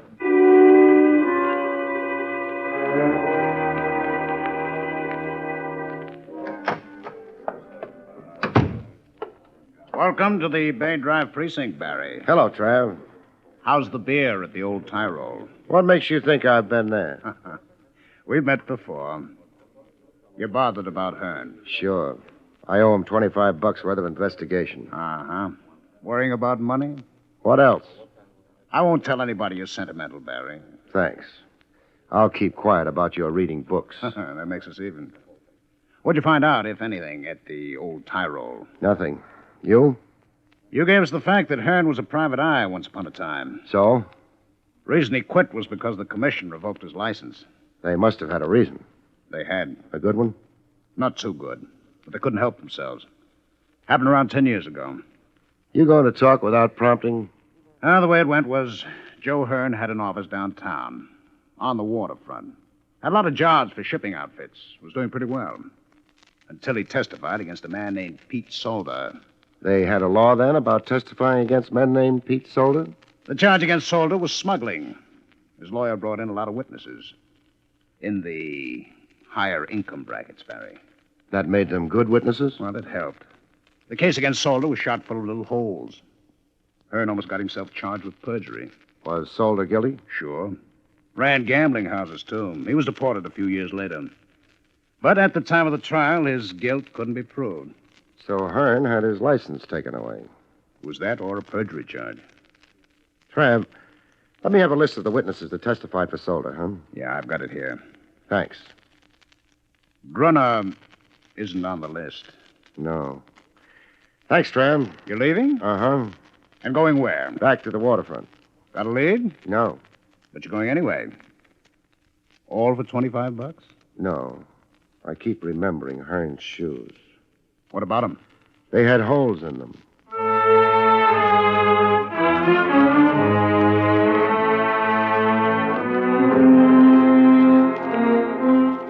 I went back to the corner of Bay Drive and Western. The cops were gone. Hearn was gone. The only thing left was a blood stain on the pavement. Not much to show for a lifetime. I remembered what Hearn had told me. His visit was to a place 5 minutes from Bay and Western. It wouldn't have been back along the way I'd come. It couldn't be down Western to the water. It might have been up Western going inland.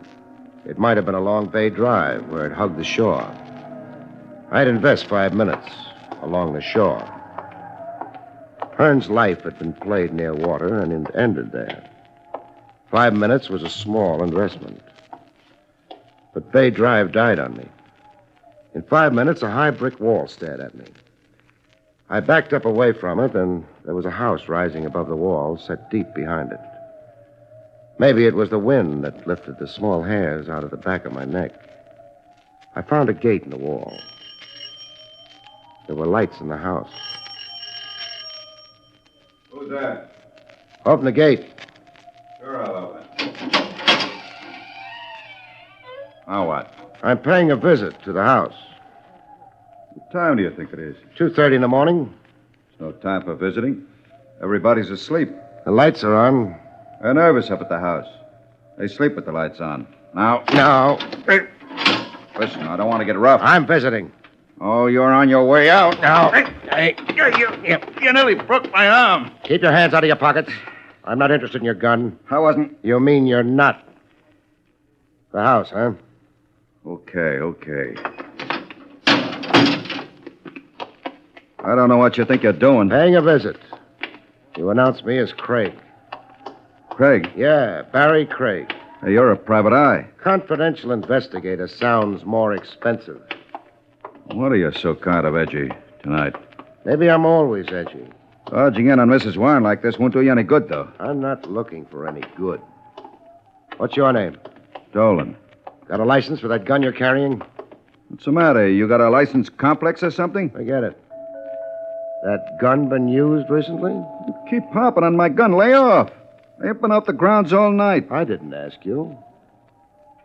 Mrs. Warren run to a butler? He goes to bed early. All right. Get back to the gatehouse. Oh, wait a I said get back. You like to throw your weight around, don't you? I've got plenty of it. Yeah. Only one thing. There's just so much I'll take, and then... And then? Nothing. Dolan, what? I'm not Dolan. So I see. The name's Barrie Craig. Mind if I come in? That might depend on just who Barrie Craig is. Well, he's a confidential investigator. He's got an office in the city, a license under glass, and, And? a necessity for visiting. Does it happen often? No, Well, I suppose there's no harm in indulging you, Mr. Craig. that's up to you. Would you go away if I asked you to? No. Come in, Mr. Craig. It's a strange hour for a visit, Mr. Craig. You're up, Mrs. Warren? I keep strange hours. Why did you come here? A man named Joe Hearn was shot to death a little while ago. Oh, but... He was a private eye once upon a time. More recently, he's been a night watchman. Right now, he's dead. Well, I'm sorry about that. I suppose investigators are all fine men. They bleed when they're shot, and when they've bled long enough, they die. That was hardly necessary. People don't always realize. Big house you've got here. Yes. Around 8:30 tonight, you were where? I don't really see why I should answer your questions. Do you mind answering? Of course not. Then, 8:30, I was here. I may have been reading. alone? My husband's dead. Oh. The butler goes to bed very early. But of course, there's Dolan. There's always Dolan. The grounds run right down to the water's edge, don't they? They do. You're a beautiful woman, Mrs. Warren. Right. Thank you. Beautiful and rich. Why did you let me walk through your front door? Meaning that I didn't have to? I'd put it that way. But perhaps I wanted to. Was it my hand-tailored suit or my polished manners? Your polished manners. Or perhaps the hat you're wearing. It's still on your head.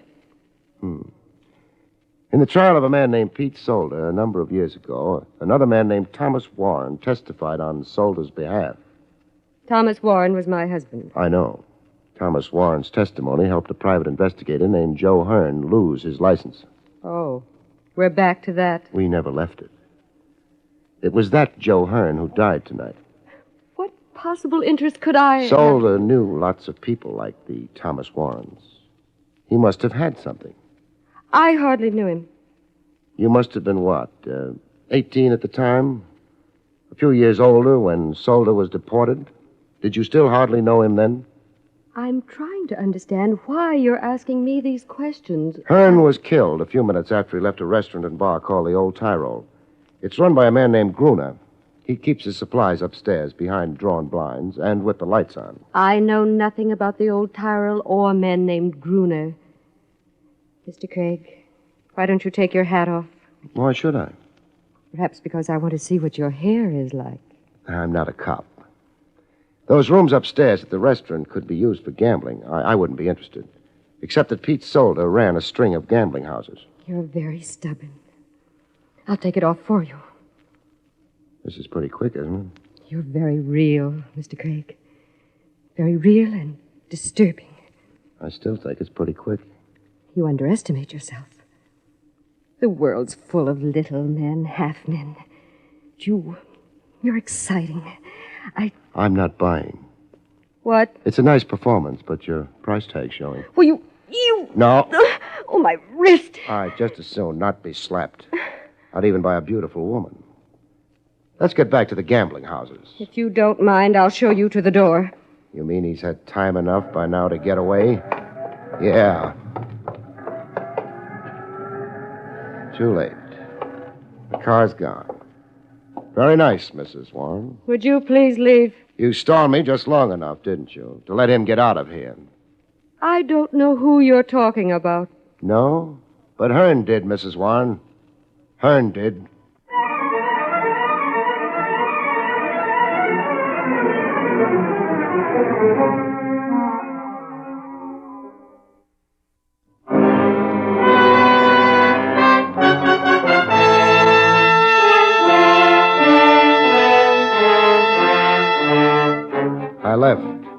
Dolan didn't try to stop me. I hadn't expected him to. Out in the bay, the boats lay at anchor, rocking with the tide. The old Tyrol was still open for business. I gave it mine. Out in the restaurant, a handful of people made tired passes at food. The bar was doing better. The bartender had a very high-class assistant. Hey. Yes, sir. What will it... Mr. Craig. Hello, Mr. Groner. You are back again. Huh? Yeah. Surprised? What is it you want now? Let's not disturb the bartender. Let's go where we can talk. I do not wish to go Sure you do. Only you don't realize it yet. I still say... Groner, you know where I've been? It is not my business. I've been visiting Mrs. Warren. That means nothing to me. Who is Mrs. Warren? A lady with a lawn sloping right down to the shore of the bay. So? Yeah. We, go to my office. Fine. He's upstairs. No objection. Right up among the storerooms, huh? Oh. Yeah. You didn't hit those yeahs hard enough. What you really mean is that you're closed up for the night. Upstairs. You say things which I do not understand. Never mind. My, office is here. Very pretty. You do not come to admire my office. Mr. Craig, what is it you wish to say to me? How well did you know Joe Hearn? I hardly knew him at all. He stopped in every night for his beer. It must have been more than a casual thing. No. The cops know better. Well, what I meant is that, of course, I knew Mr. Hearn, but not very personal, you understand. I understand. You served him his beer tonight? Yeah, an old customer. And while he was drinking that beer, what did he tell you? Nothing, except how the weather is and... Yeah? And that is all. A couple of boys chatting about the weather. No, Groner. What do you mean, no? I don't like your answer. Please. I'm not being brutal, just making sure you stay with me. Groner, what did Hearn tell you tonight? I'm not well. Please. You're just beginning to feel sick. It'll get worse, Groner. I am not concerned. I'll tell you what you and Hearn talked about. Hearn mentioned the fact that on his way to work, he always passed the Warren estate. He told you that when he passed it last night, he saw someone go in that estate. Someone whose face he had a very good reason to remember. Isn't that what he told you? No, I swear to you. No? Why deny it with such excitement, Groner? Why swear to me? Because you know what it means, don't you? That's why you're so anxious to get out of it, isn't it, Groner? I say nothing. Let's go back to storytelling. Hearn told you that. He also told you he was going to pay a visit with a private eye. Me. Although he wasn't mentioning names, was he? No. Don't be so anxious to agree with me on unimportant things. Hearn finished his beer and left. And what did you do? Nothing. Nothing except make a little phone call to a lady, Gruner. Yeah. They've got a funny law. Roughly, it says that if you know about a murder and don't talk, you go to the chair right alongside of the man who actually pulled the trigger. I know about this. Maybe you think it's unfair. You'll go right on thinking that until they shoot the high voltage through that fat body of yours. I know nothing. You phoned Mrs. Warren. You passed on what Hearn had told you. Maybe I did. It is not against the law. What did you think would happen with that information, Gruner? What do you think did happen? It is not of my doing. They got to Hearn before I met him. He didn't die very pleasantly. I'm angry about that. Please, Mr. Craig, you are hurting it. Try breathing with lungs full of blood sometimes. That hurts more. Who did Hearn tell you he saw entering Mrs. Warren's estate last night? You let go of me, and I tell you. Thanks. I wish that it is on the record that I did not know what will happen. It'll be on the record. Now stop washing the blood off your hands and talk. All right. Then I speak. The man Hearn sees who goes into the Warren estate... Get out! Gruner! Nice shooting, Dolan. Come out from behind that door. I've had a bead on it since we came into the room. The angle's wrong for you. Come out from behind that door, Dolan. Okay. Hold it. Drop the gun. Now, keep coming. Hey, what? I said keep coming to me. Or do you want to find out if I shoot straight? Oh. I'll keep walking. That's fine. Now stop. Turn around. Back to me. Face that door you just came out of. Yeah. Now, you start back to the door, Dolan. What's the idea? One dead private eye is enough for tonight. So we play it this way. Start walking. I'll be right behind. So if anybody gets nervous and starts shooting, I'll see to it that you don't fall down when you get shot. You can't do this to I'm me. doing it. Keep walking. But he'll shoot.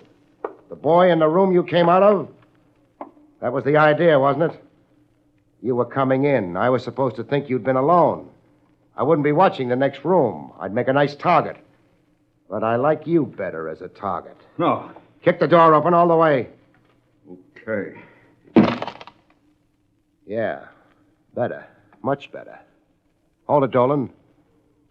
As for you, you can try shooting it out with me. Not much of a chance for you, though. Or you can drop your gun and hope. You may stay alive a little while longer that way till a jury gets around to you. What shall it be, Mr. Solder?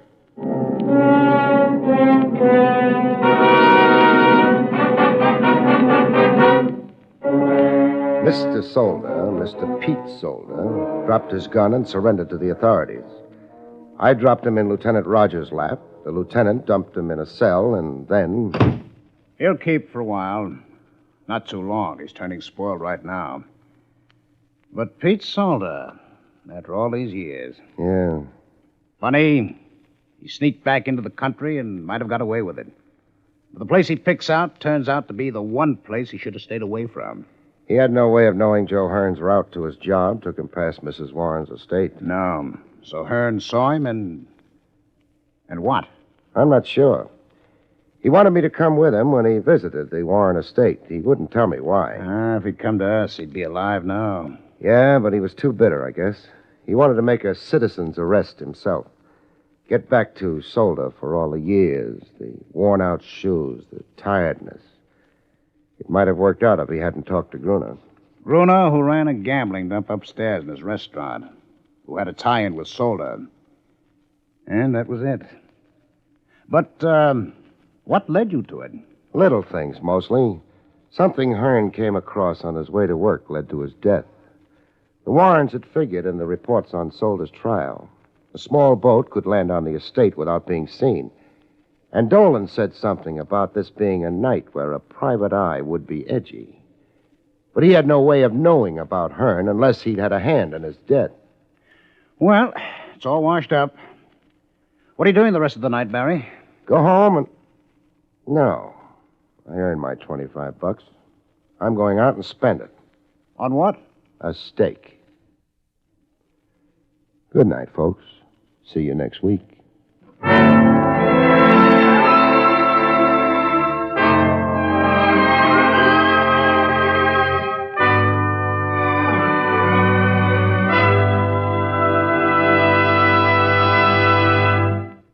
You have been listening to William Gargan in another exciting transcribed mystery drama from the adventures of Barrie Craig, Confidential Investigator.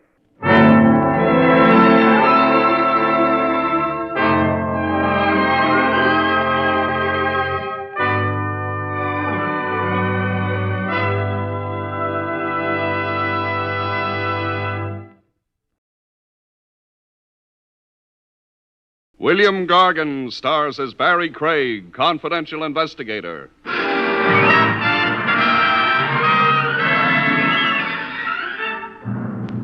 Buying yourself a murder can run into pretty big money, but after that, you've got nothing to worry about. The only charge for the chair you're invited to sit in is electrical.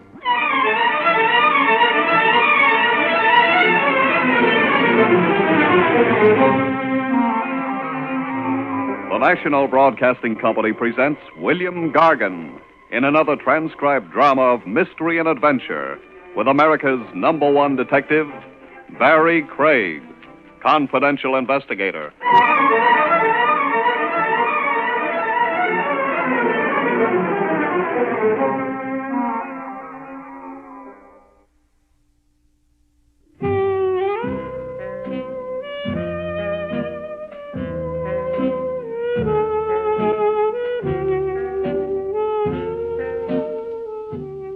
Barrie Craig speaking. When you've been a confidential investigator for long enough, you don't surprise easy anymore. A man named Adolf Beck hands you a couple of $100 to help his wife buy a hat, and you don't lift an eyebrow. You take the couple of $100 and you meet Mrs. Beck the next morning at the Beck apartment. Adolph's gone to work, but you don't miss him. Barrie Craig? Barrie Craig. Nice. Will you wait? Sure. I couldn't very well go shopping in this, could I? Not unless you wanted to hold up traffic.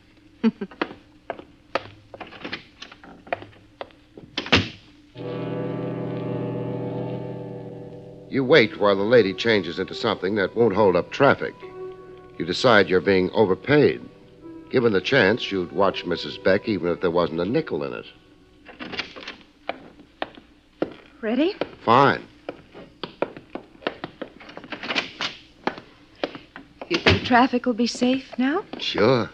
I don't know about myself, though. Oh, hold it. What? I'll take a look outside first. Oh. Well, the street looks normal. Let's go. Ah, it's such a lovely day. Yeah. But that's my car.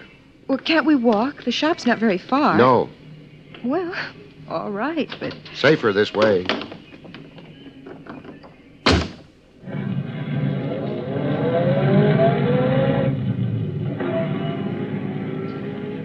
I don't know exactly what you think you're protecting me from. I don't either. Your husband wasn't very generous with his information. Well, then, He was generous with his money, though. I'm trying to earn it. would you believe me if I told you I didn't need any protection? Sure, but I'd believe your husband harder, though. Why? He's my client. I always believe my clients harder. All right.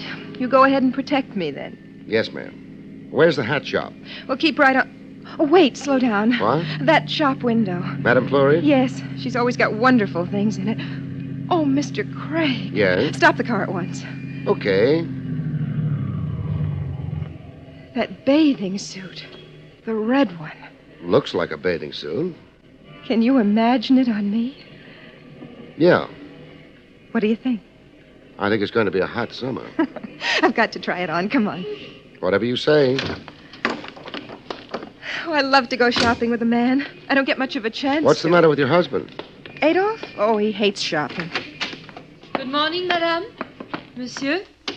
What can I show you? That bathing suit you have in the window. Ah, madame has magnificent taste. It is an imported suit. I hope I have here madame's size. Ah, oui. Altogether, I import only 3 such suits. Voilà. That's all there is to it? Tiens, monsieur, it satisfies the law, no? I wouldn't know. And what is more important, it satisfies the eye of the husband. If, of course, the wife is so charming as madame. Charm isn't exactly what a girl needs for a suit like that. Oh, maybe not. But madame has it, no? She has it. I've got to try this on. Where? This way, please, madame. Madame will find the dressing room comfortable, I think. I must congratulate monsieur. Yeah? There are not many women who would even dare to think of wearing such a suit. It is, of course, ridiculously expensive. It is, huh? But monsieur will not mind paying, eh? I guess he won't. I guess in the kind of deal he's got, he pays and likes it. Or anyway, pretends to like it. Madame Fleury wasn't quite sure how to take that. So she shrugged her shoulders, charmingly, the way the French do, and shut up. Time went by, and I got restless. Monsieur looks forward to seeing his wife in the suit, eh? Monsieur has been looking forward to it for too long. She's been in there over 15 minutes. Oh, a pretty woman always keeps her husband waiting, no? I wouldn't know about that. I still think she's been in there a long time. Would you mind hurrying her up? If monsieur is impatient. He's impatient. Tiens, then I go to advise madame. Madame? Madame? What's the matter? Madame does not reply. The door. She's locked. Well, let me. Yeah. Locks automatically? Automatic? No, it is necessary that one moves the latch. One has moved the latch. Mrs. Beck. Mrs. Beck. Madame Fleury. Oui? Get back a bit. I'm going to break the door down. But, monsieur... I'll explain later. Right now, I'm in a hurry. But this is barbaric. Is monsieur so jealous? Monsieur is scared. Well, latch wasn't too strong. Oh, nobody home. Not even in the closet. But that door there, where does it go? The back of the shop, a storeroom. Fine. Storeroom. Nobody home here either. But I do not understand. You and me both. You always keep that window open? Mais no, one cannot because of the thieves. Well, it's open now. Yeah. Short drop to the alley outside. She could have managed it. Tiens, you are of the opinion Madame flees? That could be the opinion I'm of. Come on. Oh, the bathing suit. Yeah, she left it behind. The mystery grows. Fixing that door up is going to cost you a few bucks. Here's 10. Merci, monsieur, but what... Put the bathing suit back in stock. I've got a feeling Mrs. Beck isn't going to return for it.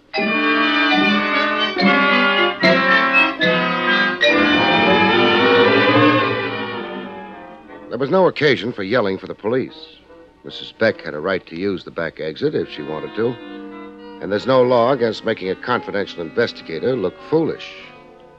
I took my foolish look over to Beck's office and let him stare at it. But you shouldn't have let her Mr. run. Beck. Yes? You handed me a couple of $100 to go shopping with your wife for the next week or so. You told me you were worried about her. Of course. And the first thing you do is let her slip out of your fingers. I never had them on her. You didn't bother telling me my job was to act as a jailer. I assumed you'd realize that... The only thing I could realize was that you figured she was in some kind of danger. Well, maybe she is. Maybe someone knew... No. There was no way anyone could have known she was going to stop at Madame Fleury's and use the dressing room there. Her disappearance had to be her own idea. Yeah, perhaps you're right. It's a little too early to call in the Missing Persons Bureau. She's been gone only for an hour. But I know some of the boys downtown. They might stretch a regulation for me. No. No. I don't want the police involved. She may simply have returned home. She did it the hard way. Or if she didn't... Craig. Yeah? I want you to find her. Meaning you don't really think she went home? Wherever she went, you find her. The police do that kind of thing a lot better than a one-man outfit like me. I don't care. Okay, it's your money. But I'll need a few leads. Leads? Look, Mr. Beck, New York's a large place. Also, it's furnished with trains, planes, and buses, leaving it every few minutes. I've got to have some idea where she might be heading and why, or else I'm licked. I understand, but... We'll do it the hard way. Who was your wife before you married her? Her name was Lila Lorne. Lila Lorne? It sounds phony. It was her professional name. What profession? She sang. She was a club singer. Where'd she have her last date before giving it all up for a home and kiddies? She was singing at the Romany Rendezvous. The Romany Rendezvous. East 40s? Yes. Fine. Before marriage, your wife was a singer named Lila Lorne, singing at the Romany Rendezvous. Now, you tell me the rest. What rest? You know, somebody listening in would think I was working against you instead of for you. I had to drag this information out of you. Why? There's nothing wrong with a girl singing in a nightclub. Nothing to explain a disappearing act, either. You're shrewd, Craig. Isn't that why you hired me? I didn't think shrewdness would be necessary. The way you talk, people might get the idea you didn't want her found. I do. Okay, then what's the rest of it? Before Lila married me, she was sort of engaged to Eddie Myron. What does he do? Pitch for the Dodgers? He owns the Romany. Keep going. Well, Myron was very angry with Lila. And myself, I suppose. I've always been afraid that he might do something. That's why you hired me? Yes. Myron didn't grab your wife. Nobody did. That flight out of the back window at Madame Fleury's was both unscheduled and strictly her own idea. So I understand. Meaning maybe she decided money wasn't everything? Look here, Craig, this is terribly difficult for me. And I'm not helping. All right, I'll get started. Only one thing. Yes? Suppose I find her and she likes it where she is. All Beck had for that was a stricken stare. Didn't look good on him, and I didn't waste time admiring it. I got out.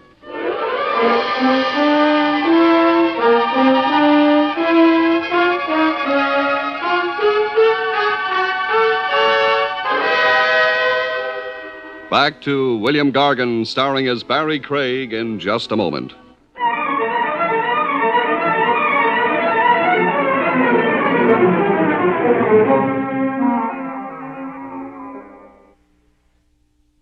And now, back to William Gargan, starring as Barrie Craig, confidential investigator.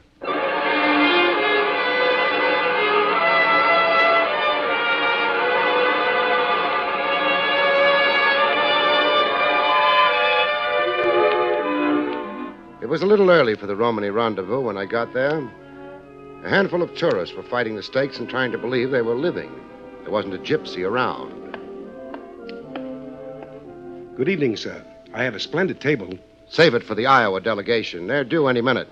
I beg your pardon? Eddie Myron. Eddie He Myron? wouldn't be on public view. Lead me to him, huh? Mr. Myron is not in, sir. That sir must have hurt. All right, he's not in. You've done your duty like a nice little head waiter. Now take me to him. Hey, wait a minute. Careful, the gutter's beginning to show. What makes you so tough? Clean living.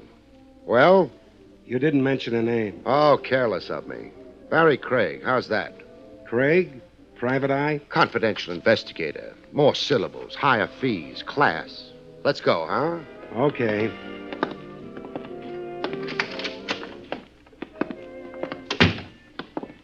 Lila with him? Lila? A friend of yours, Mr. Craig? Very good. Forget I asked. Yes, sir. Mr. Myron's office is down the corridor. You can see the door from here. Thanks. But I'll take the sap first. Let go. Sure, the better to... Now I'll take the sap. Thanks. I get so tired of being hit on the head. Don't say it. We'd both be shocked. You were a little obvious, friend, asking me to walk in front of you. Now go back to the dirty napkins, huh? I'll show you the... Now! Okay. Craig's made another friend. What goes... Oh, I forgot to knock. I'm terribly sorry. Who are you? The name's Craig. I also forgot to shut the door behind me. Excuse me, Mr. Myron. Wonder if there's a lock. Yes. Now, I feel better. I'd hate to have anyone walk in while my back was turned to him. Got a permit for that gun? Got any authority to ask? No. No. That makes us even. No, it puts me one ahead. I got the gun. Some days I can't keep score worth a darn. Is this some fancy kind of holdup? You wouldn't keep your dough in here. I wouldn't. But you mightn't know that. Barrie Craig. Do I stand and salute? You remember I'm a confidential investigator, which makes it unlikely I'm after your dough. Maybe I haven't got as high an opinion of investigators as you have. You're misunderstanding me, hurting my feelings. All I'm after is companionship. Mine? Lila's. Lila who? You took too long on that one, fella. All right. Your business has got something to do with Lila Lorne. The name's familiar. So's the lady. So what? I'm looking for her. Here? Know any better places? Sure. Try the Beck residence. I already have. Well, then we both don't know a thing. I don't know a thing. You do. What makes you think that? I tossed Lila Lorne's name in your head waiter's lap. He tried to toss this blackjack at me. Oh, that wasn't very nice of him. He missed. How does he feel about it? Painful. Well, I hope it doesn't show too badly. I wouldn't want the place to get a bad name. We're getting away from Lila Lorne. I haven't been near her in months. That's why your head waiter was so sensitive? I could pry it loose from him. Okay. Maybe I could use you on my side. Maybe even I might need you. Oh, yeah? Yeah, I got a call from Lila early this morning. First time I'd heard from her since she got married. Must have been a surprise. And it was even a pleasant surprise. She wanted me to meet her. She was upset. Beck was running short of money? Well, Beck, it seems, was running after another blonde. That's what Lila said. Yeah, that's what she said. She wanted me to meet her up in Creekdale. What's Creekdale? Well, I got a kind of cottage up there. It's maybe an hour out of the city. She wanted you to meet her up there this morning? You agreed? I agreed. I drove up there. The cottage was there. And Lila? No. Well, I hung around for maybe a couple of hours. Then I started thinking. Somebody was playing me for something. I made fast time back to town. I worried. Boyle, that's the head waiter you tangled with, got his instructions. He'd been with me all day in the apartment. Why are you breaking down and telling me all this? Well, partially because Boyle lost his head when you mentioned Lorne. That wouldn't make him a good witness. And partially because I don't even know what I was being set up for. I'd like you to find out. I've already got a client. Beck? Yeah. What's your job for him? Finding his wife. Well, that won't have to conflict with anything I want you to do. One client at a time is all I can handle. But if I find out anything that might interest you, you'll hear from me. Or maybe from the police. That was thrown in to worry him. He was already worried, but maybe not about the right things. Even at that, he was ahead of me. I didn't even know what the right things were.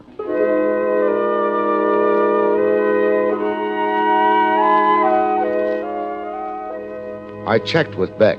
His wife was still out. That left me a choice. I could do nothing. I could try the Creekdale end. According to Myron, that was a dead end. But he could be a liar. Evening. Good evening. You're the sheriff, they tell me. I guess they tell you right. I'm Barrie Craig. I'm a confidential investigator from New York City. That's so. That's so. Are you figuring on setting up business in Creekdale? Not exactly. Something else. I came up here to look through Eddie Myron's cottage. Yep. I thought I might find something there.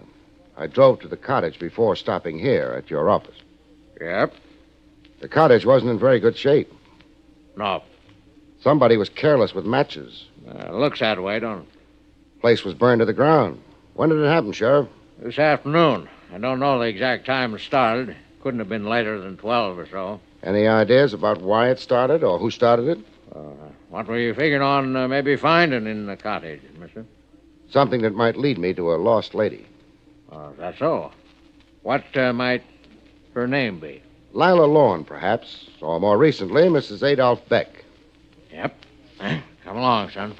Okay.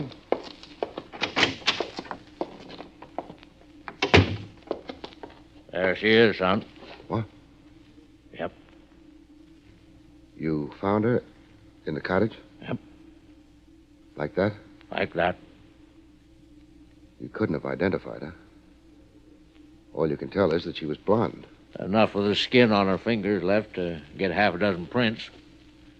No doubt about her identity, son. She's Lila Lorne, Mrs. Beck. She was pretty. Once. Yeah. Sheriff, could that fire have been set earlier than noon, say? Maybe. Thanks. Doc Peabody's got no idea if she was dead or not when the fire got her. Not enough of her left. You got ideas? I got ideas. Names attached to them? Not yet. Well, you'll get in touch with me if you get around to attaching names to those ideas. I'll get in touch with you. Goodbye, Sheriff. Oh, just a minute, son. Yeah? Doc Peabody couldn't swear whether she was alive or not when the fire got to her. He'll swear to something else, though. What's that? She had a couple of bullets in her lungs. The sheriff didn't have any expression on his face I could read when he let me have it. I held the post for a minute, couldn't think of anything else, and got out. I didn't mind the long drive back to the city. I needed it. Mrs. Adolph Beck hadn't been lovely to look at. It's open. What do you want now, Boyle? It's not Boyle. Not... Oh. Thought we were finished for the night. Not exactly. What do you want now? I've been up to Creekdale. Well, I hope you got more out of the trip than I did this morning. I got more. Tell me about it. Your cottage is never going to be the same again. Termites? What time did you leave there this morning? Oh, around 12. Hey, wait a minute. That sounds like somebody's checking alibis. Maybe somebody is. Alibis for what? Arson, for one thing. Arson? Your cottage was burned to the ground sometime today. Maybe you're careless with cigarettes. I don't smoke. I think you better get out of here. Okay, but nobody really worries about arson in connection with a cheap summer cottage. What do they worry about? Lila Lawn is never going to be the same again either. I didn't give him much of a chance to respond to that. I walked out. That would give him an opportunity to figure out what his response would be. I had another job. Who is it? Barrie Craig. Oh, come in. Thanks. Well, it's very late. I hadn't noticed. I hope you've got something to report. I have. You found her? Yeah. Splendid work. Is she coming back to me? I don't think she's got any choice in the matter.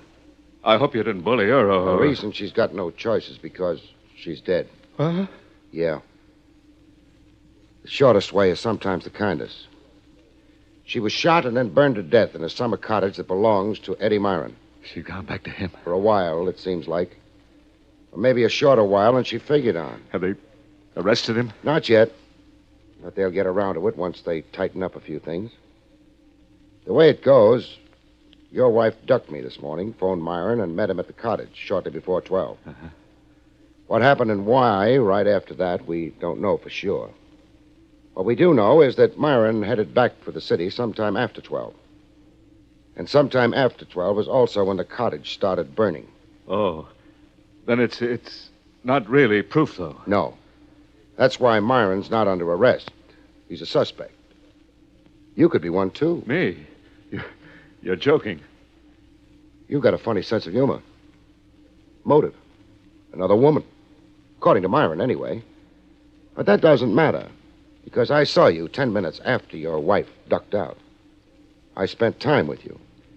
You couldn't have made it up to the cottage in time for the shooting and the burning. Not after I left you. Oh, then you were joking. Just showing you how tricky these things can be. Anyway, the main reason I came was to tell you my job's over. Your wife's been found.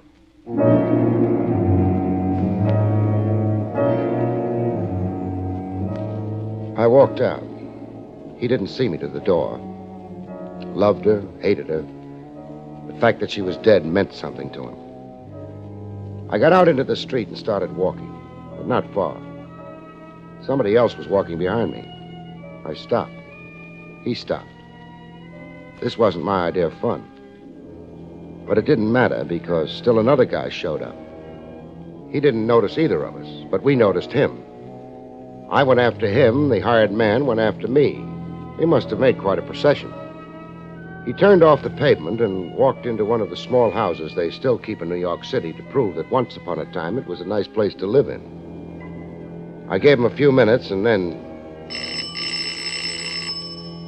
While I waited for the doorbell to be answered, I scribbled a note on my card and dropped it. It would give the man following me something to think about.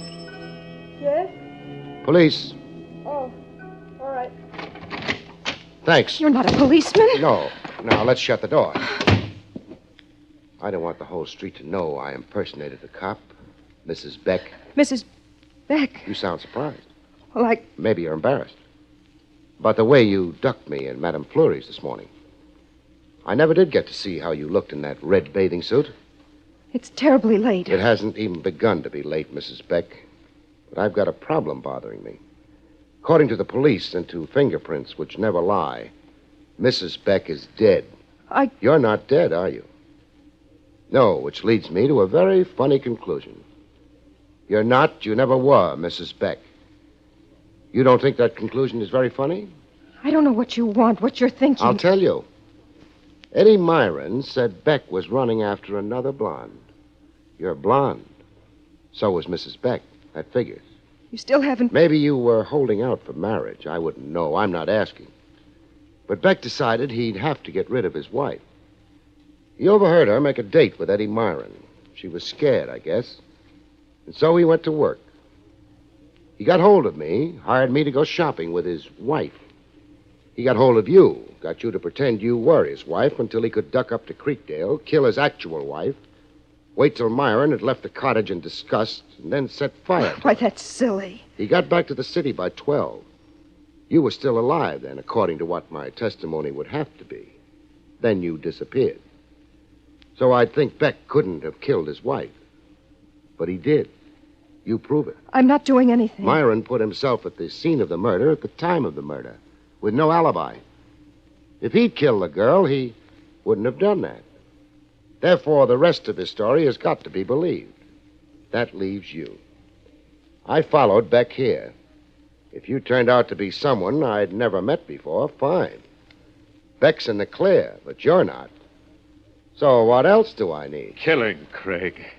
Finally came out of the woodwork, Beck. Why don't you introduce me to the lady who's going to hang with you? Excuse me, they don't hang you in New York. Stop it. Stop it. I didn't know about his plans to kill Lila. He just told me it was a gag for a divorce. Hey, that's not bad. Any jury with men this side of senility on it will go for that. Beck, it looks like you take it alone. I don't take anything. I can take care of her, Only too. trouble is, Beck, Eddie Myron was worried about me. He trailed me to your place. He trailed both of us here. I dropped a note to him when I came in. Advised him to pick a good seat. He's outside that window. You're lying. I'll take care of you first.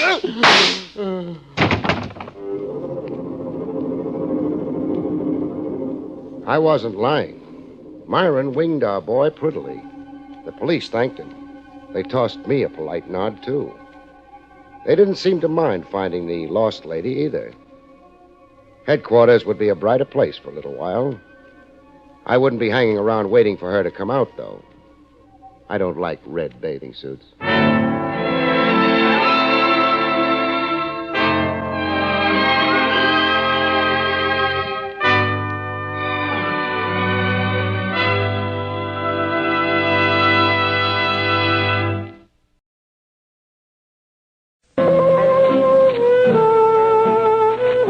Barrie Craig speaking. Some cases don't show at all in your monthly cash receipts. Your only compensation is the warm feeling you get deep inside. A case that would be, say, in the public good and welfare. The first nudge it gave me was in Dolan's coffee pot. I was having a steak burger, free on Dolan. Dolan was paying off a World Series bet. His team had lost. The nudge came from a girl, 20 maybe, give or take a year, in a cloth coat with a babushka around her head. A scared look to her, like she just dried her tears. Mr. Craig, if you'll excuse me. Oh, I do. Be my guest. No, thanks. Oh, the food's good here. Sanitary kitchen. Well, it's awfully nice of you, but I... Coffee, then. Hey, Dolan. One Java, piping hot. Now, no need looking so scared, miss. People come up to me all the time. Then it's not unusual for me to... Oh, not one bit. The day my private life gets too private, friend, make room on that breadline. My name is Norma, Mr. Craig. Well, stretch it. Norma Barron. Your own crisis or a borrowed one? I'm here on behalf of my boyfriend, Chris Chakowski. Here with his consent and blessing? No. Oh, he'd be furious if he... Enough said.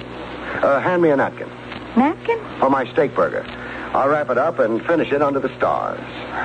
My guess is that you'd feel freer without so many ears around. Well, it is awfully crowded here. Everybody's staring at me.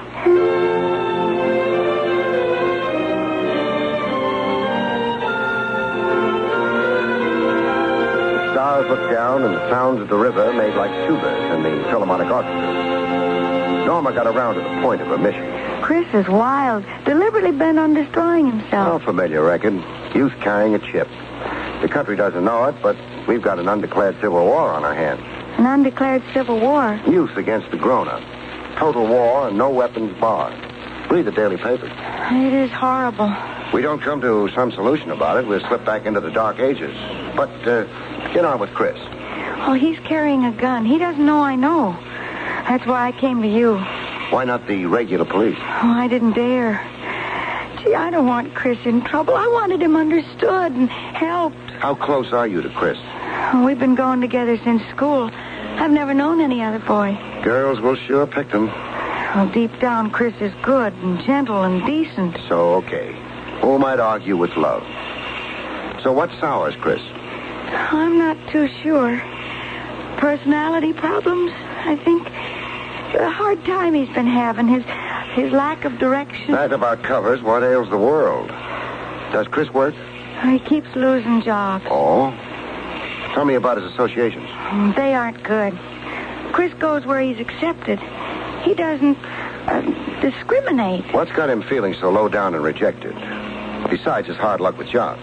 Well, he's always felt second rate. His boyhood was a mess. Parents? An aunt and uncle. Not always a satisfactory substitute. Okay, I'll look Chris up. See what's got the boy toting a gun. Tchaikovsky, only he didn't know it for the time. I wanted to tail him for a while on the QT, see what pattern of movement was typical to him. Average looking, except for his clothes. The clothes were stylish, a fancy Dan cut to them. His movements for a while were very typical of the young tough, lounging in front of a barber shop, then across the street to lounge some more in front of the Apollo Billiard Academy. A little chit-chat with a few young fellows trying to look hard. And then with the 10 p.m. chimes, Chris took himself a walk, with me not far behind him. A short walk it turned out to be, to a movie house, the Odeon. A double feature playing Death in Spades and Girl of the Manitoba Trail. I was right in line with him, buying an admission ticket. The guy buys into a movie house, he generally finds a seat and settles down for a 3-hour snooze. Not Chris Tchaikovsky. He no sooner got in, he was leaving by the balcony fire exit.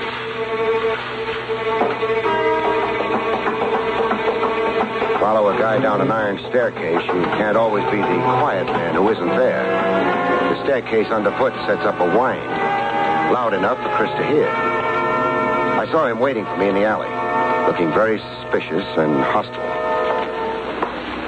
Hold on a minute there, mister. Holding on. Yes? 2 of us on that staircase. How come? The picture was from hunger. Like you, I decided to leave. Why the fire exit? Oh, the fastest out. No pushing past people in the lobby. I got my cue from you, Sonny. So what's bothering you? I don't like strangers behind me. Nice persecution complex? No? Nothing. Fancy talk. All right for me to keep going? Yeah, I guess. All right, sure. Yeah, you read about muggers all the time, mister. Sure. Always suspect a guy creeping behind you. That way you grow up to be a grandfather someday. So scram already. Let's don't make it a coffee clutch. Sure, let's don't. But before I bow out, I've got something for your nervous system. For my nervous system? Now what? A jolt. A real one this time. Hey, you got a run on me. Haven't I, though? You ain't gonna make out. All I got is $1 and a pack of smokes. And a gun? Come again? I said you've got a gun. Oh, now what makes you think that? My X-ray vision. Keep your buck and cigarettes. Just pass up the hardware. Let's have it. Sure. You know something? What? You know, stick up, you're a cop. Know something? What? You're so right. I know an empty warehouse a few blocks south. Let's go to it, huh? What for? Privacy. There's a loading platform we can squat on. Have a nice, long talk. Nice, long talk? Hey, what's with... Perambulate, Sonny, or I'll get you there the hard way.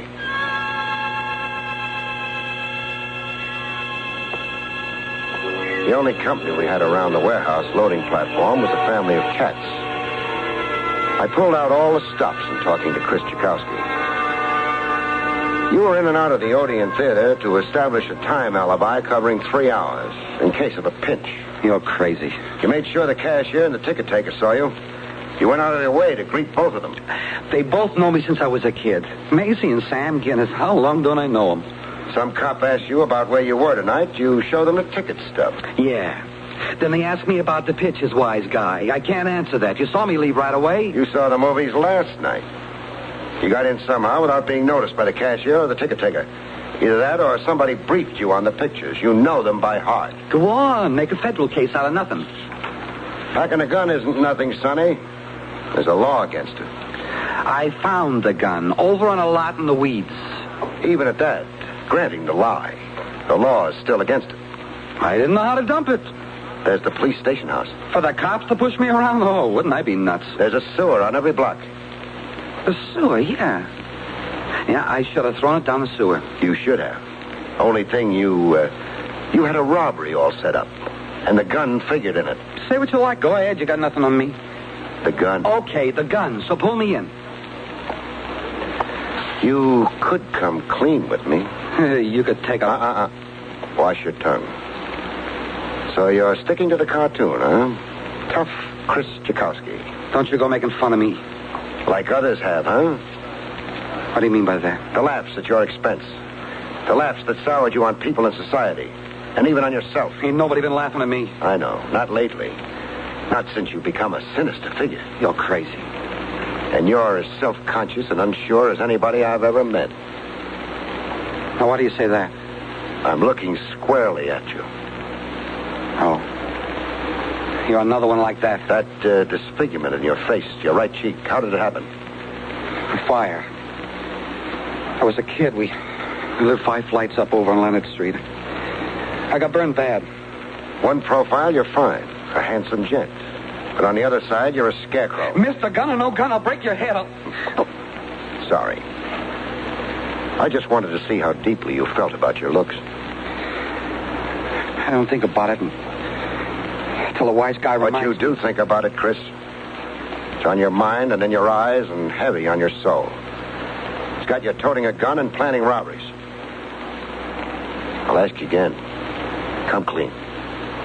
Come clean about what? The robbery scheduled for tonight. Where? Who? And the fellas in it with you. Their names. I got nothing to tell you, nothing. The code, huh? The phony code of honor. Don't squeal. Don't even let out a peep in the electric chair. Where do you live? That's for you to find out. I don't think I'll try. Good night. Good night? You letting me go? For now. Oh. You're gonna keep hounding me? Yeah. From here in, I'm the angel over your shoulder. You'll never walk alone. You think. I'll get even with you. You watch. You don't ain't no good copy. You just watch. I didn't bother answering that. I let the family of cats do it for me. In the morning, I had eggs and coffee. Still free on doors. Meals for a month on the house. That had been my winning World Series bet with Dolan. The morning papers told me what Chris Tchaikovsky wouldn't talk about the night before. Masked gunmen shoot hotel cashier and holdup. Escape with $6,000 in cash. The Eberly Hotel, 9 blocks from the warehouse where I'd sat out the evening with Chris Tchaikovsky. 9 blocks. A 10-minute stroll for Chris from the alleyway of the Odeon Theater. I'd sure gummed up his plan. Not being able to find Chris Tchaikovsky, I found his girl Norma Barron instead. She was busy at work in a glove factory. A piece worker. Norma ran up the side seams on a machine. So fast, I could swear the lady had 8 hands. I can't talk to you now. It's important. Please, Mr. Minton, he's the foreman. He's got a production schedule. He's a fanatic. Lincoln freed the slaves. Craig can do no less. Jokes aside, I'll be laid off. Please, you'll only free me to be unemployed. When's lunch hour? 12 o'clock. I got a box lunch here. Well, quit now. I'll get you another job. What at? I can't keep yelling over your sewing machine. What at? Now, let me see. Yeah, receptionist. At my dentist, Doc Friedman. 40 per and all the National Geographics you can read from 10 to 5. Yeah, I've been dying to get paid for doing nothing. So? Has he already got a receptionist? Yeah. But Hannah's getting married over the weekend. Fell in love at a roller skating rink. Well, you quit now? Do I? Oh, just give me 2 minutes. For what? A choice word I've been saving up for the foreman, Mr. Minton. Have I been dreaming of this day? Norma was just too nice a girl to be making 2 hands do the work of 8. I asked her help in finding Chris. I'm afraid Chris has gone away. Why do you think that? His room, he wasn't in it this morning. His room? Furnished room at Mrs. Bester's. I ring Chris's bell mornings and we eat breakfast together and then he walks me to work. Did you go up to his room? Yeah, It? It looked like Chris had vacated it. His personal stuff wasn't around. No note for you? Note? Of explanation? Oh, no. No note. Your nose just lit up. My nose just... It always does when a nice girl stoops to falsehood. Now, let me have the note. I was always a poor liar. Here. Norma, going out of town for a while. Maloney's, first chance I get. Chris. What does Maloney's first chance I get mean in lover's code? Or Chris will telephone me. Maloney runs the barber shop. Hey, what trouble is Chris in? I'm not sure. The morning papers, however, are full of a hotel shooting and stick-up. Chris? No. So happens I'm his alibi for last night, thanks to you. Thanks to me? If you hadn't sent me after him, it's my notion Chris would have been one of the masked gunmen last night. Oh, I'm so relieved. Now, don't be too relieved. He's on the lam, voluntarily or by force. Force? Chris didn't show up with his gun last night. His friends want to know why not. They had a job blueprinted with Chris fully informed. That makes Chris a possessor of dangerous knowledge. Yeah, Chris might have lammed voluntarily or by persuasion. You said before a hold-up and a shooting. A shooting? The night cashier in the Hotel Everly. Oh. He's got a bullet in him, pierced the lung. First surgery was successful, but a second might not be. It could be murder. If the cashier dies, a man of 65, Norma. Shock alone can kill him. Oh, what a lucky thing that Chris was... Pause in your prayers and write out a list of Chris's so-called friends, huh? All of them you know.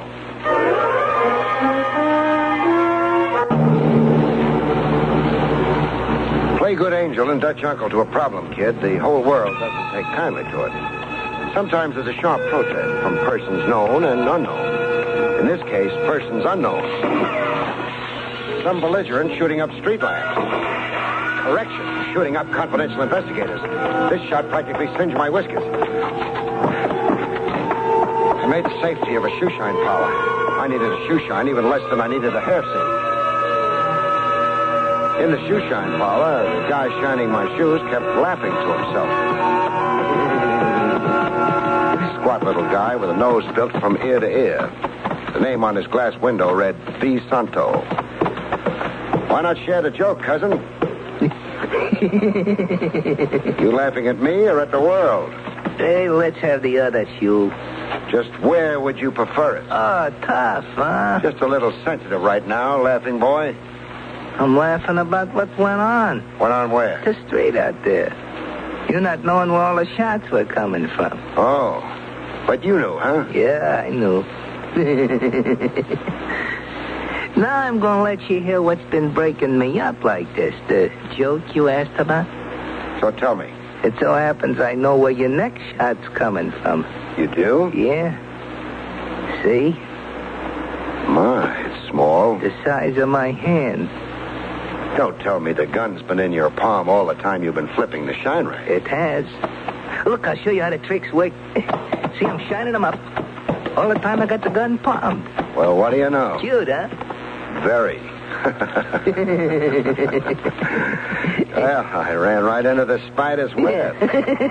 Right straight in. Don't suppose we'll get to the other shoe now. Nah, I'm off that. Don't suppose you want payment for half a job. It's on the house. Thanks. Well? Well, what? What now? You come down off that chair. Yeah. Off the chair. First things first. Sure.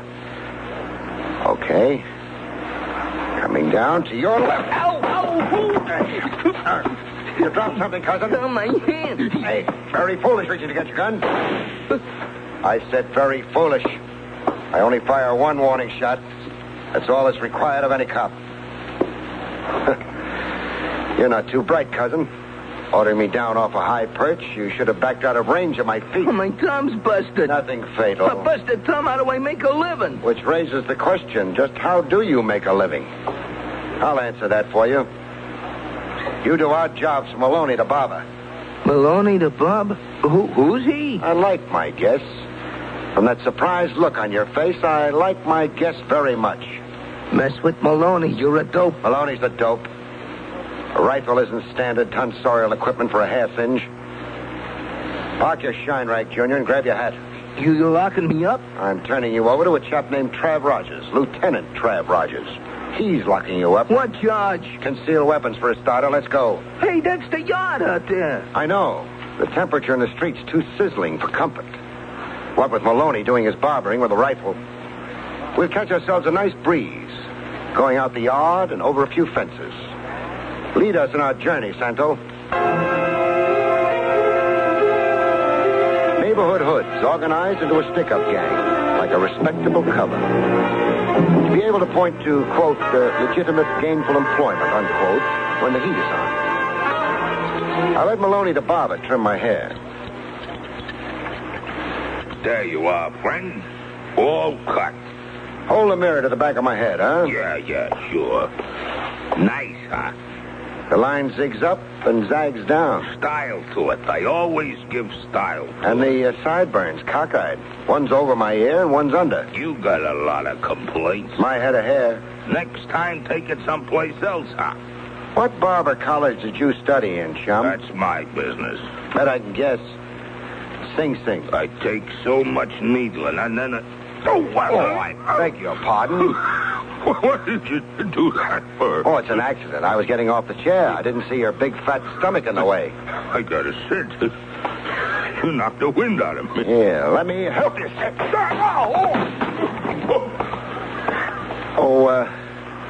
Maloney. Yeah? You conscious? What's got into you? You're a lousy barber. As a matter of fact, I don't even think you are a barber. You're crazy. Just asked around the neighborhood. You're a barber like Santo down the street is a shine boy. Santo? Santo. The last I saw him, he was being fingerprinted. On your feet. I've already asked around the neighborhood, Maloney. Heard all I need to know about you. Bull.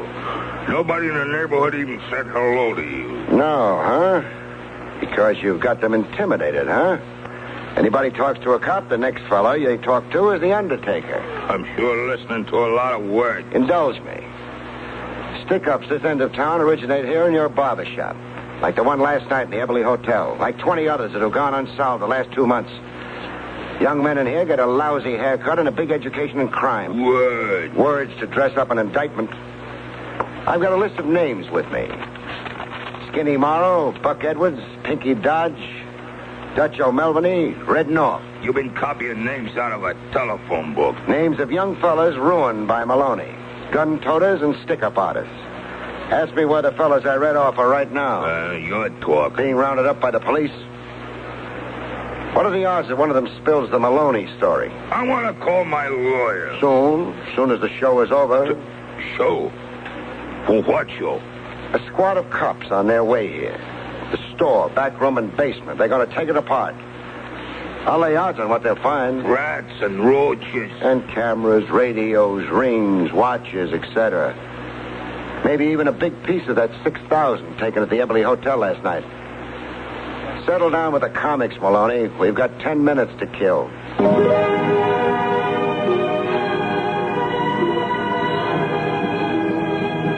I bagged a lot of wild game. I had the standing room only sign out at the local clink. But I still had the problem of Chris Chikowski on my hands. I thought that one over, and then I took my thoughts to a fellow uptown. A fellow with an odd name who wore a short white coat with the pomp of a Maharaja in his ceremonial robe. His name, Igor von Strater. Dr. Igor von Strater. I had Norma Barron along with me to solemnify the occasion. I'll be pleased to do what you ask, Mr. Craig. Great. And I can't tell you how much I appreciate it. Medicine has a soul, too, Mr. Craig. Like your profession. Then the sum we agreed on. Here, $300. You'll find it all there.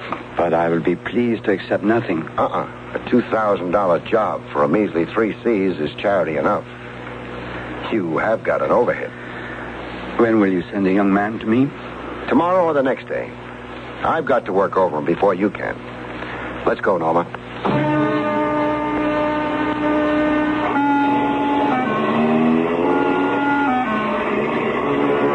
Driving away, Norma could no longer contain herself. A plastic surgeon. Best man in New York. You heard his usual fee. Yeah, $2,000. The only permanent cure I know for your guy.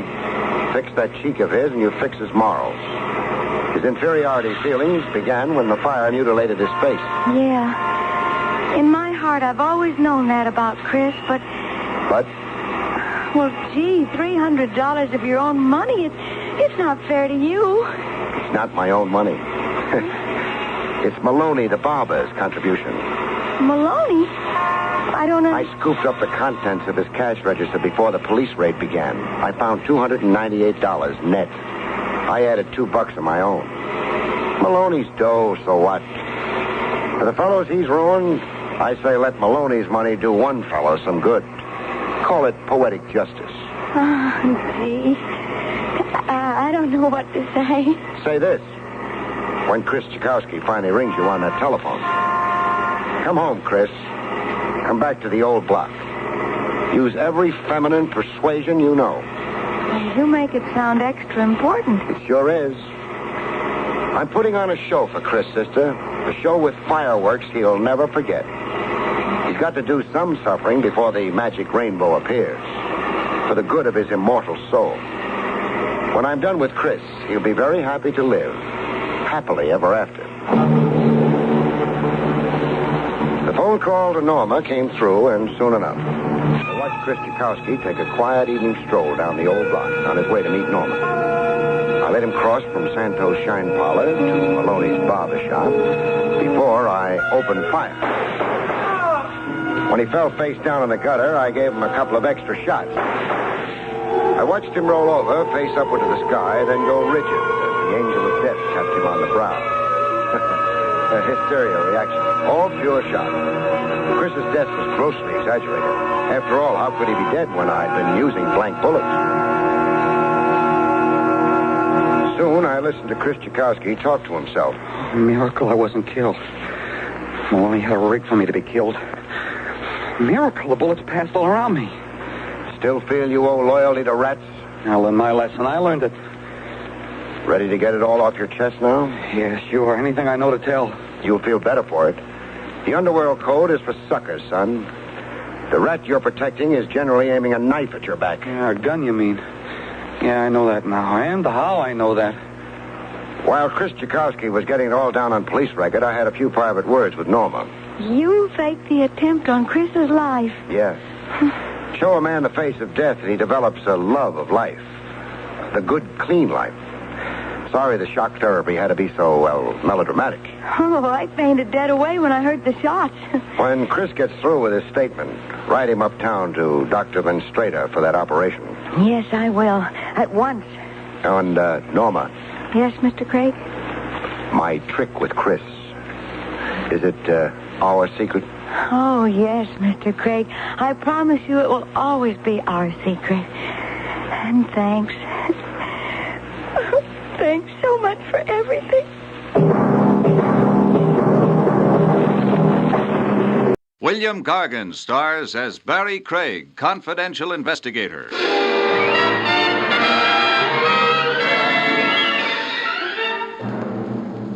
Overexertion can be dangerous, folks, but no exercise at all is even worse.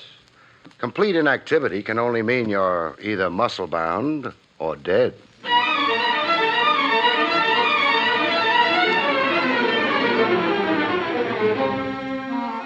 The National Broadcasting Company presents William Gargan in another transcribed drama of mystery and adventure with America's #1 detective, Barrie Craig, confidential investigator.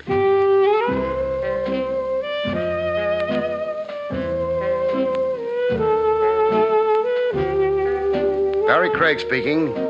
Every profession has its system of reciprocal favors among colleagues. A doctor consults a fellow practitioner.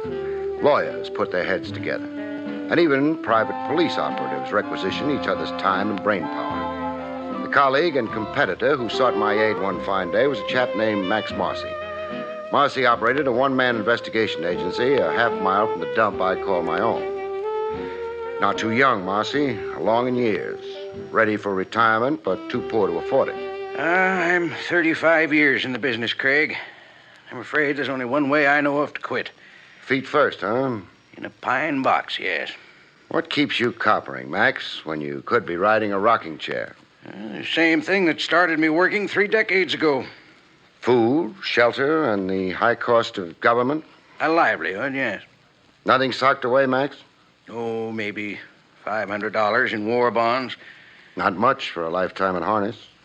You know, there's an old axiom, Craig. Yeah, it's up there on my wall, reading Cops Die Broke. Work for me, Craig. On what? The man I frankly find impossible to locate. For 3 weeks now, I've used every trick I know, every avenue. His name? Anatole Barber. The only clue I have is that he was once a rug dealer. A rug dealer? Oriental rugs. 15 years ago, he had a store on 3rd Avenue. Cold trail, huh? Cold like ice. Who assigned you to look for Anatole Barber? That information is confidential. I understand. Client doesn't want his name bandied about. So you're really stuck, huh, Max? Oh, not so much stuck as... As? Sick. Exhausted. I don't have the old strength. You know, the machine runs down. This coming October, I'm 64, Craig. Then why not just dump a tough case? Why aggravate yourself? $2,000.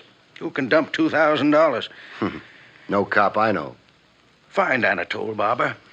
I'll split with you. The fee's all yours. I'll just tap you for expenses. Barber, a one-time rug dealer. You've, of course, got a full description of him. Even a photograph. Oh, Craig, I don't know how to thank you. I'm not doing it for you, Max. I'm really doing it for me. I look at you and I see me. Me a quarter of a century hence. I'm out asking a younger cop to help me stay in business. One cop runs into a blank wall. Another cop finds a door through the wall. The luck of the game. What was tough for Max Marcy was easy for me, as it turned out. An ex-Oriental rug dealer is a member of a clan. The tricky science of rugs limits the colony of dealers to a small, tight elite. One big family of operators, so to speak. My information on Anatole Barber came from a gentleman named Amar Sarabi. Yes, Anatole Barber is well known to me. Under which rug is he hiding? For a long time now, Anatole is not in our trade. He had a store on Upper 3rd Avenue some 15 years ago, I hear. Yes, the Mecca Bazaar. He was the cleverest trader of all of us, Anatole. But he folded his tent. Why he gave up his business, nobody knows. You make it sound mystifying. Fine Oriental rugs are more than a business, Mr. Craig. They are a culture and a passion. I might even say a cult. It is in our blood. Now, really enlighten me, huh? Where can I find your renegade colleague, Anatole Barber? He lives in Sackett Bay. Sackett Bay out in Long Island? Yes. He's using his mother's name now, Belmar. His mother was English. Anatole Belmar? Yes. Tell me, how is it you have Anatole Barber Belmar's whereabouts at your fingertips? We have a trade association. I am corresponding secretary. Even though Anatole is retired from our trade, he has faithfully kept up his dues. I see. Well, I want to thank you, Mr. Sarabi. I've been privileged. You are perhaps interested in a fine Bokhara rug at a great sacrifice price. Mr. Sarabi, please, let go of my coat lapels. I phoned Max Marcy the good news. Hello, Max. Yes, Craig? That $2,000 fee, start spending it. You found Anatole Barber? Anatole Barber Belmar. He's using his mother's maiden name. Lives out in Sackett Bay. 30 miles out in Long Island, Max. Craig, I'm at a loss for words. Why, it's hardly been 12 hours. No bouquets, Max. It happens. The breaks. I got the breaks. Okay for me to follow through in Sackett Bay? Just to verify his presence there, how he's established. Craig, don't alarm the man into flight. I'll pose as a door-to-door salesman. Max, don't worry. Telephone me from Sackett Bay. Will do. So long. At Sackett Bay, Long Island, a guy with blue freckles in the general store told me where to find Anatole Belmar. On an island a half-mile off the mainland. Anatole B. was known around Sackett Bay as the recluse type. The gent with a black patch over his eye ferried me to Belmar's Island. He drove the leaky motorboat like a suicide, as many knots an hour as he had kinks in his brain. Hey, Buster, slow down. Hey, Buster, I'm 2 premiums behind in my insurance. Oh, Anthony, either a deaf mute or not the talkative type. I found a suitable prayer and began to mumble it. Belmar's island had overstuffed seagulls on it the size of vultures. It also had a shack. A shack put together with paper, paste, and wire. I knocked politely. Oh, Anatole Belmar. No answer. I did the impolite thing. I just walked in. Inside, I again did the polite thing. I removed my hat. You generally do if you've got visiting manners. You even make a special point of remembering to remove your hat in the presence of the dead.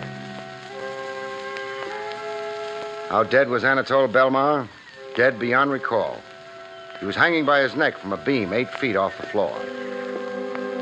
I changed my first diagnosis of suicide when I saw the lump on his head. He'd been slugged and strung up by somebody hoping to pass it off as suicide. I had news for the local police, and after that, I had mournful news for Max.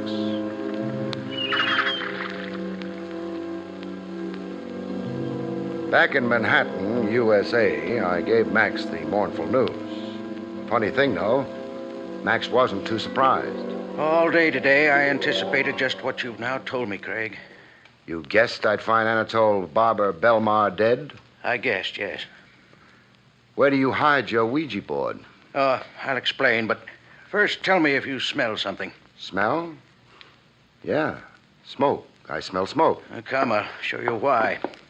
In my file room. Look, Craig. You've had a fire in here, huh? When, Max? This morning. How come the fire was localized to the one room? Chemical extinguishers. The building porter discovered the fire. He broke down the door and managed to put the fire out. An incendiary fire, obviously. Plain as my nose. And said nose is as plain as an aviation landing strip. I see papers were pulled out of your cabinets, piled on the floor, then a match lit to the pile. When I found the fire, I knew at once you'd find Anatole Barber dead. What's your theory there? The client who engaged me to find Anatole Barber. I had his signature on a retainer, a form I regularly use in my agency every time I take on a case. So? I've carefully reconstructed the pattern of the fire. What files were burned, I asked myself. Who'd have some interest in destroying a section of my files? And you finally fixed on this one client? The only active account I've had in 6 weeks. His file was among those destroyed. Well, it's a bit arbitrary as a conclusion, Max. They're not so arbitrary when you're related to the murder of Anatole Barber. It's a fact, Craig. The purpose in engaging me was to find Anatole Barber Belmar so he could be murdered. And this trick with my files was to erase every clue there could be to the murderer. The murderer being the man who engaged you in the first place? Yes. What was the signature on that retainer form? Alan Merritt. A traceable signature, no doubt. Cinch for a cop to find in some public record. That's why he had to recover it and destroy it. Yes. And the fire was set to confuse matters as a cover-up. Alias Alan Merritt. What does he look like, Max? Oh, like anybody. Nothing distinctive to his appearance. He's average in height, build, complexion, dress, speech. Oh, great. What reason did he give you for wanting you to round up Anatole Barber? Barber owed him $10,000 from an old business investment. He wanted to locate Barber so he could file civil suit. Fish story. A lie, yes. Surely a lie. Max. Yes, Craig. The sad truth is, in finding Anatole Barber, you gave an unwitting assist to a murder. Also, to give credit where credit is due, so alas did I. We were fingermen. One other thing, Max. What? This alias Alan Merritt.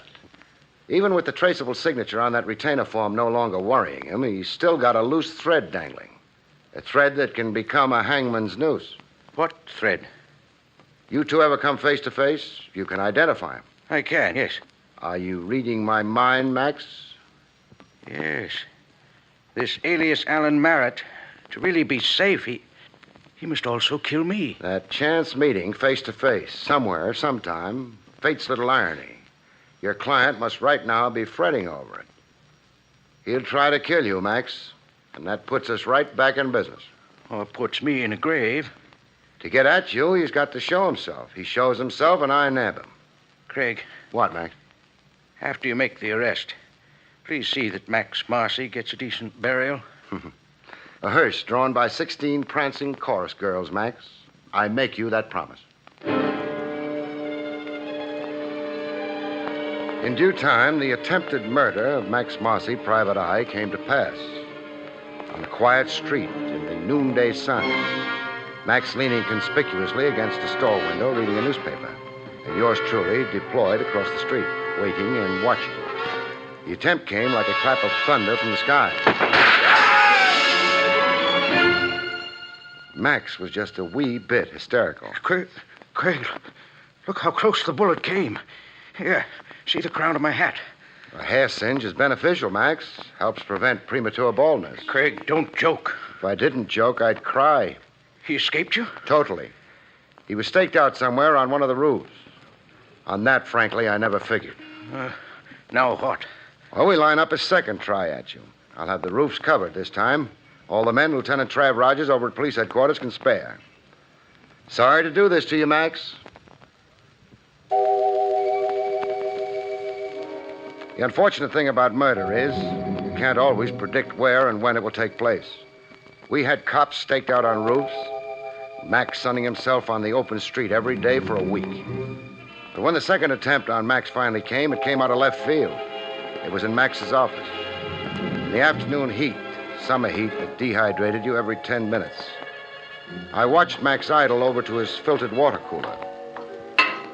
I watched Max pour himself a drink. 10 seconds later, I watched Max turn colors. Craig. Max, what's wrong? Craig, I'm poisoned. Max!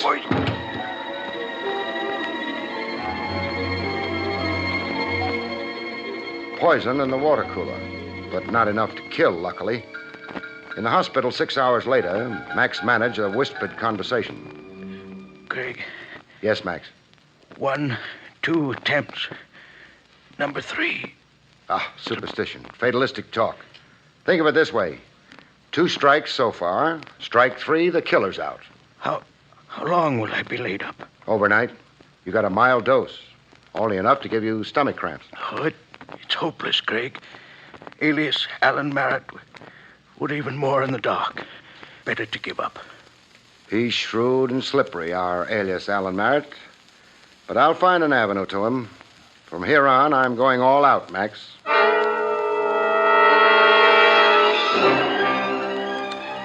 For utter lack of a lead, I did next best to the aimless thing. I stopped in to admire Oriental carpets in the shop of my original contact, Amar Sarabi. Yes, I have heard the sorrowful news. Police check disclosed no next of kin, no relatives. Anatole Barber was alone in the world. How about best friends? Anatole Barber turned friendships away. He was suspicious and secretive. How about lady friends? Ladies? No, I do not think. Oh, come on. Even a suspicious and secretive recluse has some male ego. Some passing interest in the opposite sex. There was a woman. Oh, but such a long time ago. What was her name? Madame Nila Gallard. Know where I can find her? Nobody has seen Nila Gallard for 8, 10 years. How close was she to Anatole Barber? All I know to say, she worked in his store, the Mecca Bazaar. They would work together, take their meals together. Sounds chummy enough. Say, Sarabi. Yes? Anatole Barber's burial. The police have it scheduled for the day after tomorrow. A Potter's Field burial under the auspices of the city. Oh, this is regrettable. I shall see that the association extends the honors due him. That is to say, pays the bills for the funeral. Oh, that's fine, but keep that quiet. What I want you to do is spread the word around that a kinsman's being given an obscure pauper's burial. Create sentiment and sympathy. Make old friends and business associates want to pay their last respects. Give Anatole Barber a decent send-off. You think Nila Gallard will hear this and come to the funeral, huh? I hope Nila Gallard will put in an appearance.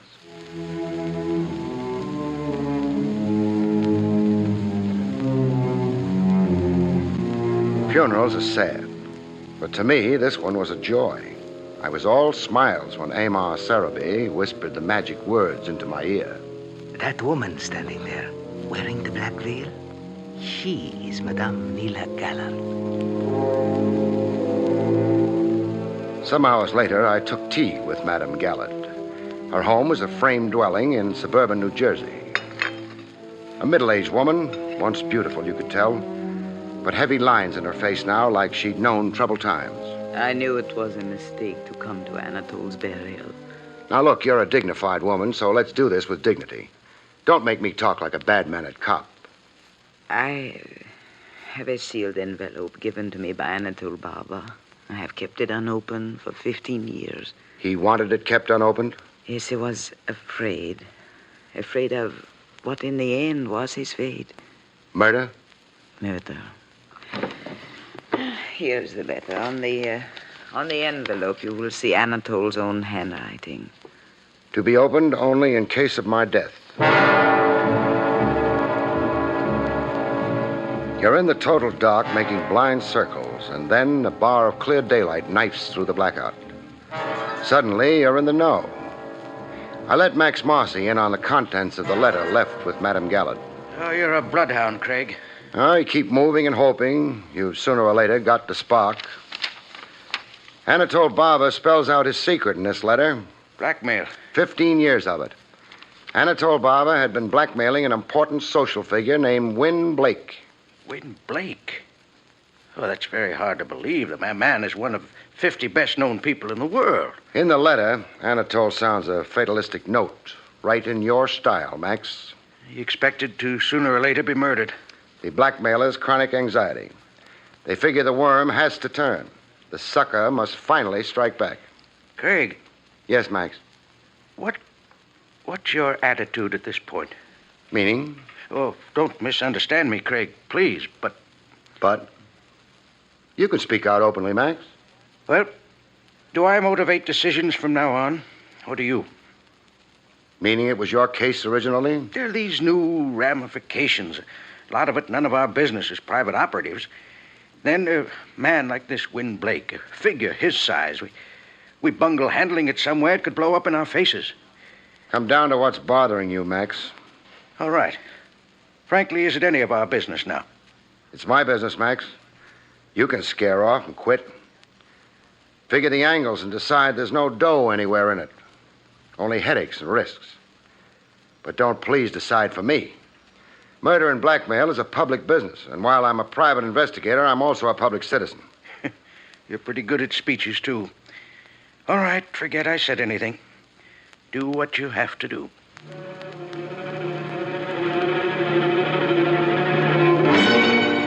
What I had to do was go see Win Blake, which I did. The Blake house was not only upper class, it was the top story of the upper class. And the guy who wielded the scepter in the palace looked every inch his role in life. Gray, distinguished, with a stiff, aristocratic spine. A polished surface veneer with only one thing marring it. His eyes. I'd never seen sadder eyes. I wondered when it would be that a man just like yourself, a detective, would come to Blake Manor. You've been wondering that nightmare for 15 years. Yes, for 15 years. The ordeal of it, sir. The eternal apprehension. The ghost in your closet clanking his chains. And these days since the death of Anatole Barber, I've barely weathered them. Remorse? I'm not surprised at the innuendo. I rather expected it. Who else would care to murder Anatole Barber? I have no answer to that. Barber, a leech who's been blackmailing you for 15 years. But I paid his every demand all these years.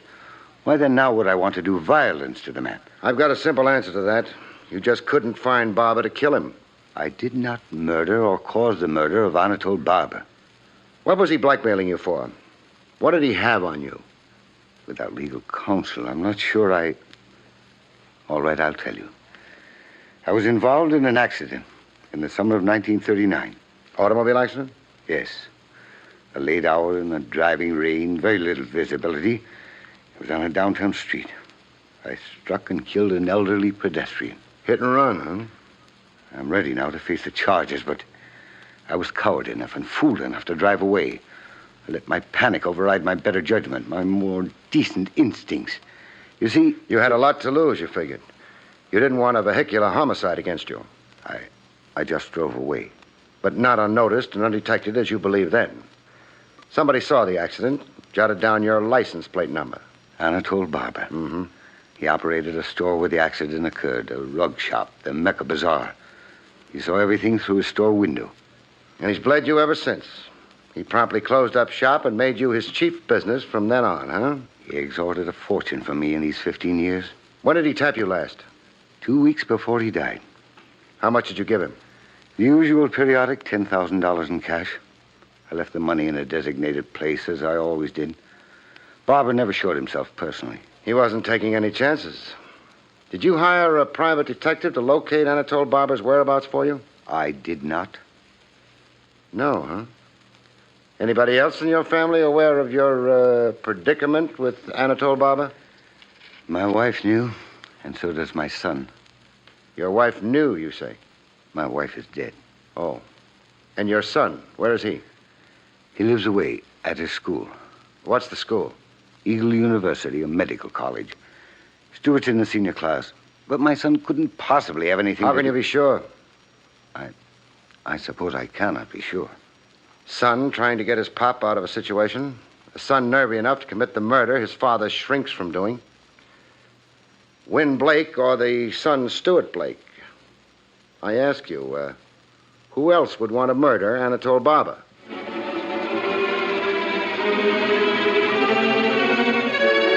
so Barrie Craig went to college. The college dormitory room is only a box built around silver loving cups, souvenir banners, and pin-ups of Jane Russell. Barber was vermin. Murder was too merciful for him. Asked me he deserved 15 years of some insidious oriental torture. Did you kill him? Did I what? Murder Anatole Barber. Yeah. Yeah, sure I did. He had it coming, and I gave it to him. Nice try, Sonny. Try? Try at taking the heat off your father. My father? Look, Dad hasn't got the moxie for the job done on Anatole Barber. But you have, huh? I say I killed him, so let's not beat that question around anymore. Okay, we'll bypass that question for the time being. Now answer me this, and truthfully. Did you hire a private detective to track down Barber? I hired Max Marcy. Do you doubt that, too? Well, proof could help. Proof, huh? Sure. Sure, wait a second. Here. Here's your proof. A receipt. That's right, for $300, a retainer initialed MM. My down payment to Max Marcy for his services.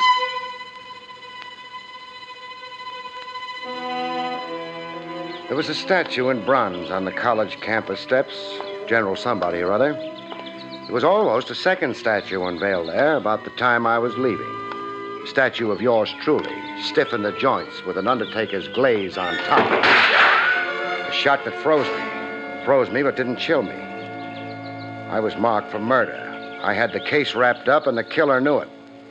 I brought Max Marcy up to date. The son is plainly lying to protect the father. That's my thought. Arrest the father. Under arrest, he'll confess. To keep the boy honest, huh? To let the son take the father's blame, that's the ultimate cowardice. It's unthinkable. No decent father would. You're right there, no doubt. I swiped a photograph of the son off his bureau top. This, Max. Handsome kid, huh? Yes, strapping. Nothing average about his looks, huh, Max? Way above average in height, size. Very distinguished looking generally. Crew cut. A break in the beak of his nose. An unusual looking boy, yes. That admission, Max, kind of gives you the lie. The lie? Oh, you mean my description of alias Alan Merritt, do you? Yeah. Your nothing description of a man you invented. The big lie you told me. I've just remarked on the glaring flaw in your almost perfect scheme, Max. Scheme? Crime. You're accusing me? Of beating my time to Sackett Bay. Of murdering Anatole Barber before I got there. I found Barber for you. You did the rest. But, Craig, consider all the facts. Facts, huh? Facts like the phony fire you set yourself? Or the hood you hired to climb a roof and shoot at you? Or the modest dose of insect poison you deliberately poured yourself from the water cooler?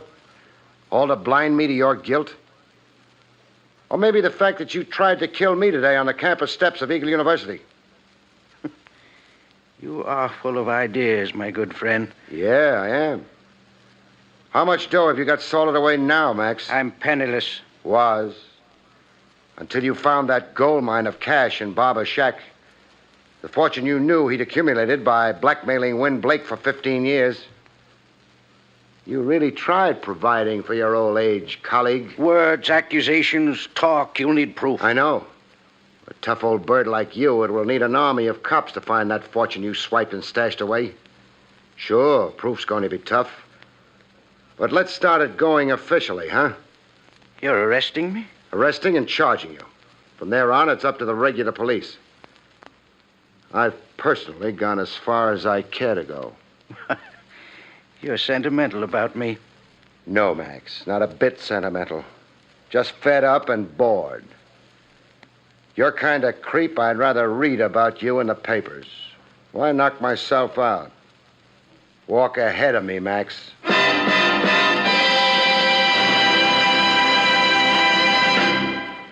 You have been listening to William Gargan in another exciting transcribed mystery drama from the adventures of Barrie Craig, Confidential Investigator. Tonight's story, Blood Money, was written by John Robert. Next week, our story is titled Hay is for Homicide, about which Barrie Craig has this to say. Next week's story is titled Hay is for Homicide. And the reason for this has something to do with a hayride and a farmer's daughter. With that combination, how could it help being murder? Good night, folks. See you next week.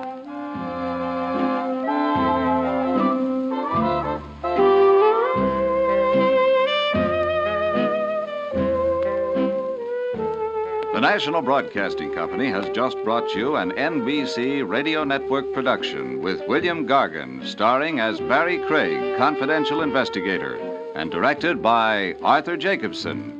Also heard were Jim Nusser, Marvin Miller, Betty Lou Gerson, Jack Moyles, and Paul Richards. John Lang speaking.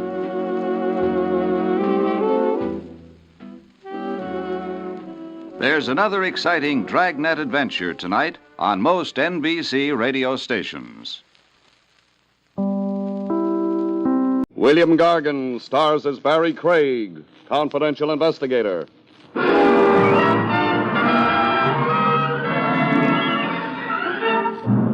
Murderers really have a hard time. In other fields, if a man's work is properly appreciated, he gets higher pay. All a murderer gets is higher voltage.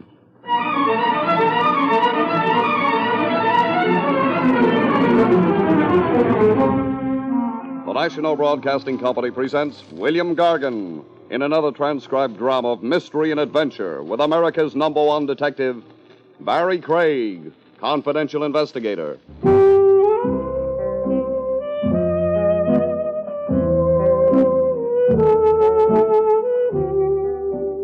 Barrie Craig speaking. It all began quietly enough. He walked into my office, stared contemptuously at the rug, sourly at the furniture, and coldly at me. He said, "Good afternoon, Mr. Craig. I am W. Stubbins. "How do you do?" I am an attorney. I represent Arthur Philip Peterson." "You do, huh?" "You are questioning my word?" "I was just being friendly." "That is not necessary." "Oh, forgive me." Cha. "Is that annoyance or Russian soup?" "I find your levity irksome, Mr. Craig." "There's no extra charge, Mr. Stubbins." "Were it not for Mr. Peterson's insistence upon hiring you..." "That's Arthur Philip Peterson? Never mind the cha. You might tell me about the case instead of trying to impress me with Mr. Peterson's importance." "I shall." "Good. I have here a photograph." "Thanks." "Of Mrs. Peterson. Stella Peterson, to be precise." "Now I have the photograph." "Also, on this paper..." "Uh-huh." "The address of the lodgings where Mrs. Peterson was last known to be, plus her last place of employment." "I'm to assume that she no longer lives or works at these addresses?" "That is correct." "And I am to locate her?" "If possible." "How long has it been since she dropped out of sight?" "Oh, 3 months or so." "Somebody wasn't in a hurry." "There were circumstances." "Oh, I'm sure there were. The photograph's nice and clear, I but, have also here a physical description of the lady. Age, coloring, height, weight, and so on. Well, that might help, but it isn't exactly what I had in mind. Says here she was 24.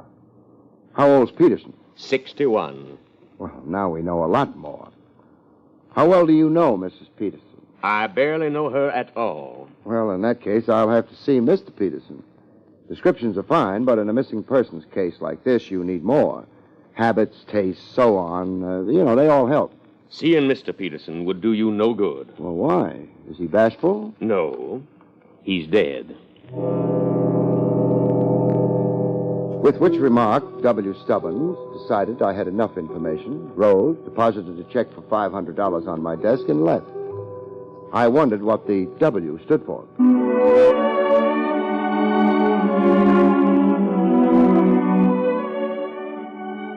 The address of Stella Peterson's last known lodging was 1217 West 29th Street. The neighborhood wasn't nice.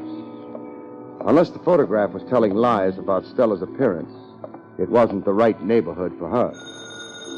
As a matter of fact, it wasn't the right neighborhood for anyone.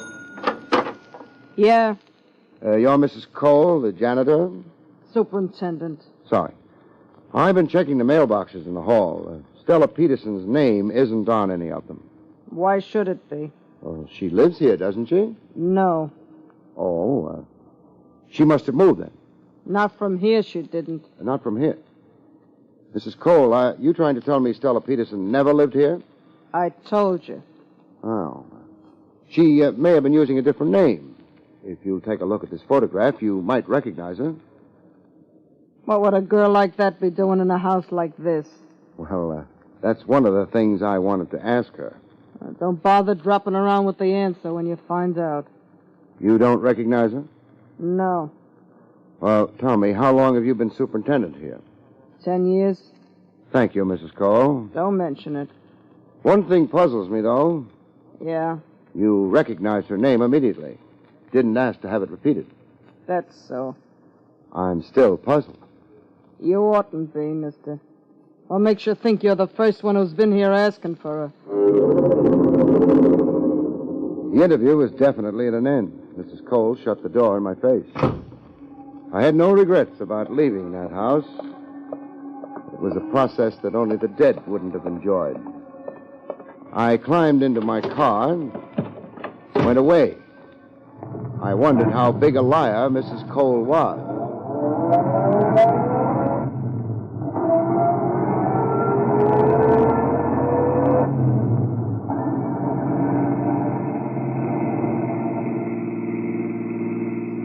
It took 10 minutes for me to be sure I was being followed by someone in a green car.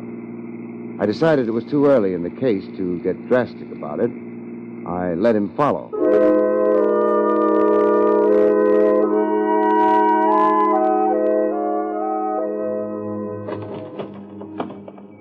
Stella Peterson's last known place of employment was in the low 50s. It was also something they called itself the 1020 Club. I had the feeling that the only qualifications for joining consisted of being alive and foolish. Hey, you're a little early, pal. If you was a bird, you'd get the worm. And if I were a worm, the bird would get me. I'm looking for Stella Peterson. It so happens I ain't got her on me. Maybe I left her in my other suit. Does the name mean anything to you? It's a girl's name. Well, she may have worked here under another name. Take a look at her picture. Oh, let's you and me both go look for her. Then we'll toss a coin. Why don't you save it for the customers? No sense of humor. Recognize this? That there is a beautiful shade of green. I like the way they engrave those 20s in the corner.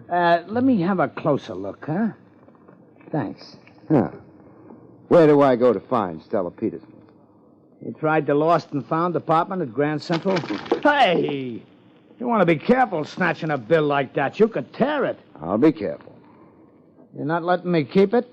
It's not a sample. Well, like the guy said, easy come, easy go. Which guy? I never heard of him. Well, it's been fun. The last customer offered me 50. He did? Yeah, but I like you better. Why? He only let me look at it. All you come up with was a 20, but at least you let me touch it. So long, pal.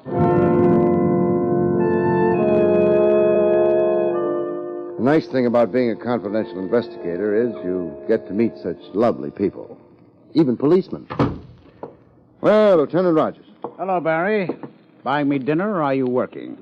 Well, maybe we can combine the best features of both, Trav. Name one good feature of working. Well, you get paid for it. I keep forgetting that. Working for the department, it's easy to do. Wouldn't your boss object to your eating on his time? He's dead. I guess he wouldn't object. He must be a lively corpse if he's going around hiring investigators. The name's Arthur Philip Peterson. Oh, very impressive. What's he hired you to investigate? Well, I've got a picture here. See? Didn't anyone ever tell him he couldn't take that with him? He's not really trying. He died sometime last week. Heart. That's his wife. She left him more than 3 months ago. Uh-huh. What information do you want stolen from the department? Anything the department has on her, if it has anything. We'll see. What's the front name? Stella. I'll feed it to the gallery, boys. What else? A green car keeps driving around behind me. License number 1W17660. You want us to discourage him? No, I'd feel lonely without him. I'd like his name, though, in case we ever meet socially. 1W17660. I've got a couple of hours' work here, Barry. After that, I'll be your guest. Fine. I'll go back to the office. You can call me there. Maybe we'll eat at Willie's Wagon. No, thanks. I've still got scars from the last hamburger I tried to eat there. Well, you can't say the meat isn't fresh. But does it have to be alive? In a couple of hours, then. All right. Keep out of trouble. I intend to be very hungry.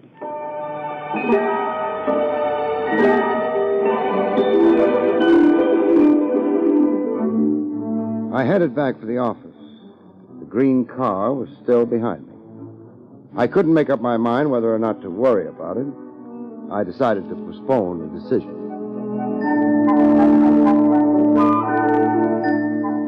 But I didn't use the front entrance to the building.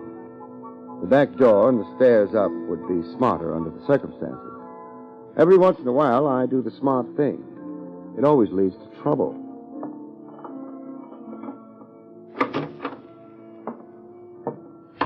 No. Huh? Don't put the light on. Why not? I'll shoot you if you do. How good a shot are you? Pretty good. You're a big man. I'm not very far away from you. Meaning anybody who could hit the side of a barn door? All right. I'm willing to discuss the matter. We're not going to discuss the matter. Get away from the light switch. Want me to leave? No. Go to your desk. What am I supposed to use instead of vision? Radar? Your eyes must be getting accustomed to the dark. Just walk straight forward. Straight forward. Women and cats are much better at this kind of thing. Look out! Oh! That was a chair you ran into. Thanks for telling me. I tried to warn you. If you really cared, you'd let me put the light on. No. Sit down. You mean I happen to be directly above a chair right now? The one you knocked over. Pick it up. Oh, okay. If I knew exactly where you were, I could throw this chair at you. That wouldn't be nice. It might be. The only trouble is I don't know you well enough yet to decide whether you deserve being thrown chairs at. Well, thanks for asking me to sit. Mr. Craig, Yeah? why are you looking for Stella Peterson? What makes you think I am? But you are, aren't you? One of the things you want to look for if you ever hire a confidential investigator is whether he knows how to keep his mouth shut. About confidential things. Well, yes. You're looking for Stella Peterson isn't a secret. It hasn't made the front page of the Times either. You've been asking people about her? When I went down to lunch today, I asked the boy at the newsstand who won the 6th at Jamaica. I'm not investigating a racehorse. That's not the same. No, it isn't. But there's nothing you can do about it. Look, Why not try telling me why you're so interested in anyone looking for Stella Peterson? I'm interested because Yeah? I'm Stella Peterson. By this time, my eyes had adjusted a little better to the absence of light. I could see her, but not well enough to tell whether or not she was lying. If you want to stop a search, the best way is to indicate that the object searched for has already been found. I wasn't satisfied. You may be Stella Peterson, Don't you think I know who I am? but I don't. Well, I am Stella Peterson. Repeating a lie doesn't make it into a truth. I'm not lying. I didn't say you were. I'm not saying you're telling the truth either. One way or another, I've no way of telling. Why should anyone imitate me? Why should you be afraid of letting me look at you in the light? It's too dangerous. Someone outside should see the light go on here, Sooner or later, it'll have to go on. but not when I'm here. Okay. Good night. But you haven't told me why you've been looking for me. I haven't told you that I am looking for Stella Peterson either. Too early for Trav. Someone's out there. Yeah. Outside the door. What are you doing? Moving up to the door on one side of it. Door isn't locked. We're going to have company. Don't use that gun of yours. So glad you could come. Hey, let go. Never come visiting with a gun in your hand. Okay, I'll drop it. You're breaking my arm. Oh, thanks. Now, get over to the side. All the way over. Wise guy. No, nice. The gun. Yeah. And I think the lights. Where the... The door to the next office. Jimmy'd open. That's how she got in here. How? Who got in here? You don't see anyone here now, do you? She could have got out through that door to the next office. Who could have? The one who got in. And who was that? Well, that's what I asked you. We're back at the beginning again, huh? Yeah, it looks that way, don't it? All right. So far as you're concerned, it began with your walking in here, carrying a gun in your hand. Why the gun? I thought the joint was being burgled. I am a public-spirited citizen. And you happen to be strolling past the office? Up on the 4th floor of an office building, late in the evening? Yeah, that's right. It ain't so drafty up here like down on the street. Not as safe either. You're not going to try any rough stuff, are you? A police lieutenant named Rogers is going to be along in about a half an hour. I already got all my tickets to the policeman's ball. Maybe, but what he'll give you is a burglary charge. Burglary? Yeah, breaking and entering. Plus attempted armed robbery. Add it up for yourself. Add it up? That could be 10 years. Easily. Oh, now, wait. I didn't burgle. My word's a lot better than yours. It ain't enough. Maybe you're right. See that pen on my desk? Yeah? Pick it up and put it in your pocket. Well, what do you... Hey, wait. That'll prove that I robbed you. Nothing doing. Would you rather I shot you as you were breaking and entering? But you didn't. But I will. Pick up the pen. No. What do you want from me? What's your name? Empty. Who hired you? You prefer 10 years up the river? Meaning you're more afraid of whoever it is. I'd better get out of here. Hey, come back here. You knew I wouldn't use the gun on him. Barrie Craig here. Barry, I won't be able to make that dinner date. Why not? A homicide was just phoned in. Woman named Cole over on... On 29th Street? Yeah. Hey, how did you know? 1217 West 29th Street? She was the janitor? The superintendent there? That's right. I'll meet you there. All right. By the way, before I forget, we checked the license on the green car that was trailing you. Yeah? It belonged to a woman named Stella Peterson. So long.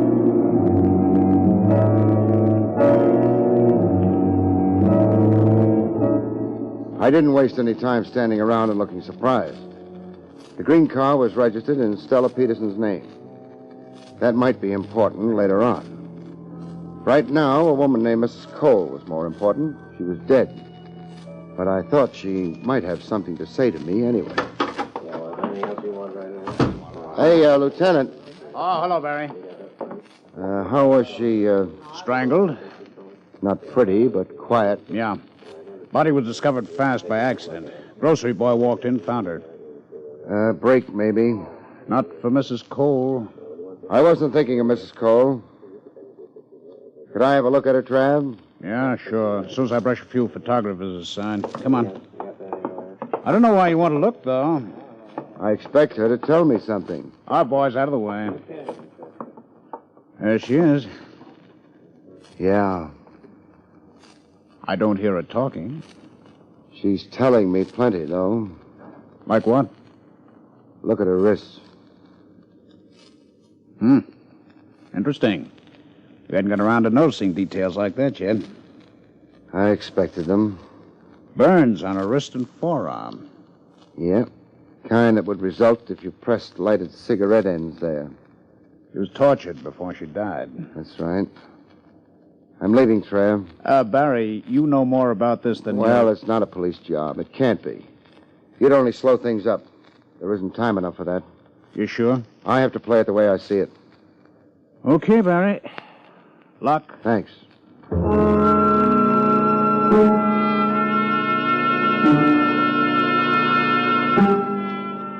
The thing was forming into a pattern. I didn't feel bright realizing it because the pattern was backwards. And I was a step behind, as I'd been since the beginning of the case. Maybe a fatal step.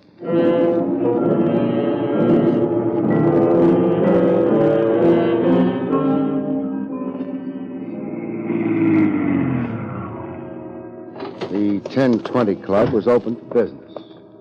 I went around to the back. The green car wasn't anywhere, so I went inside. Hold it, huh? Hey, it's the pal with the $20. You still got it? What's your name? Wendell. Is that the name that wins the 20? Mrs. Cole is dead, Wendell. Mrs. Cole? This conversation is getting out of hand. Who's Mrs. Cole? Janitor over on 29th Street. The house Stella Peterson stayed in for a while before ducking for cover. Yeah, well, janitors don't lead healthy lives. Lots of them die. Of strangulation? Well, maybe she was cheating on her husband or not emptying the ash cans right. She was tortured before she died. Tortured? Yeah. The way I figure, whoever tortured her got what he was after. How do you figure that? He wouldn't have killed her otherwise. She was a lead. Maybe the only real lead he had. That could be. Where's Stella? Out on the island. A beach shack. Phone? No. Neighbors? Not for miles. Come on, we're in a hurry. A big hurry.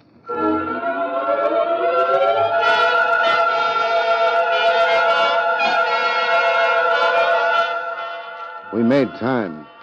I didn't break too many traffic laws. Only one. The one that keeps your speed down. We were lucky. We didn't pick up any traffic cops on the way. Or were we lucky? How much further?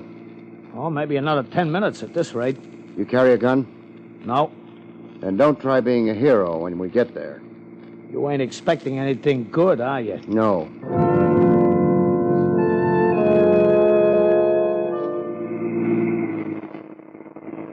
Who does the shack belong to? Mrs. Cole. That's why... Anybody besides you and Mrs. Cole knows Stella is staying there? I don't think so. But that was before they got to work on Mrs... Forget it. For now. Stella dropped in at my office. Huh? She had some idea of forcing me to tell her who'd hired me and why. Once she found out I was looking for her. I know. Sure. You were driving the green car. The one that was tailing me. Yeah. Stella took it to drive out to the shack?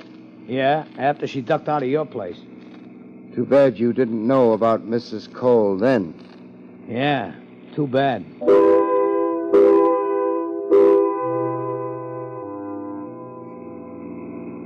Better slow down. Shack is off a private road. Turning's right ahead. Okay. You run out of road another 100 feet. Uh-huh.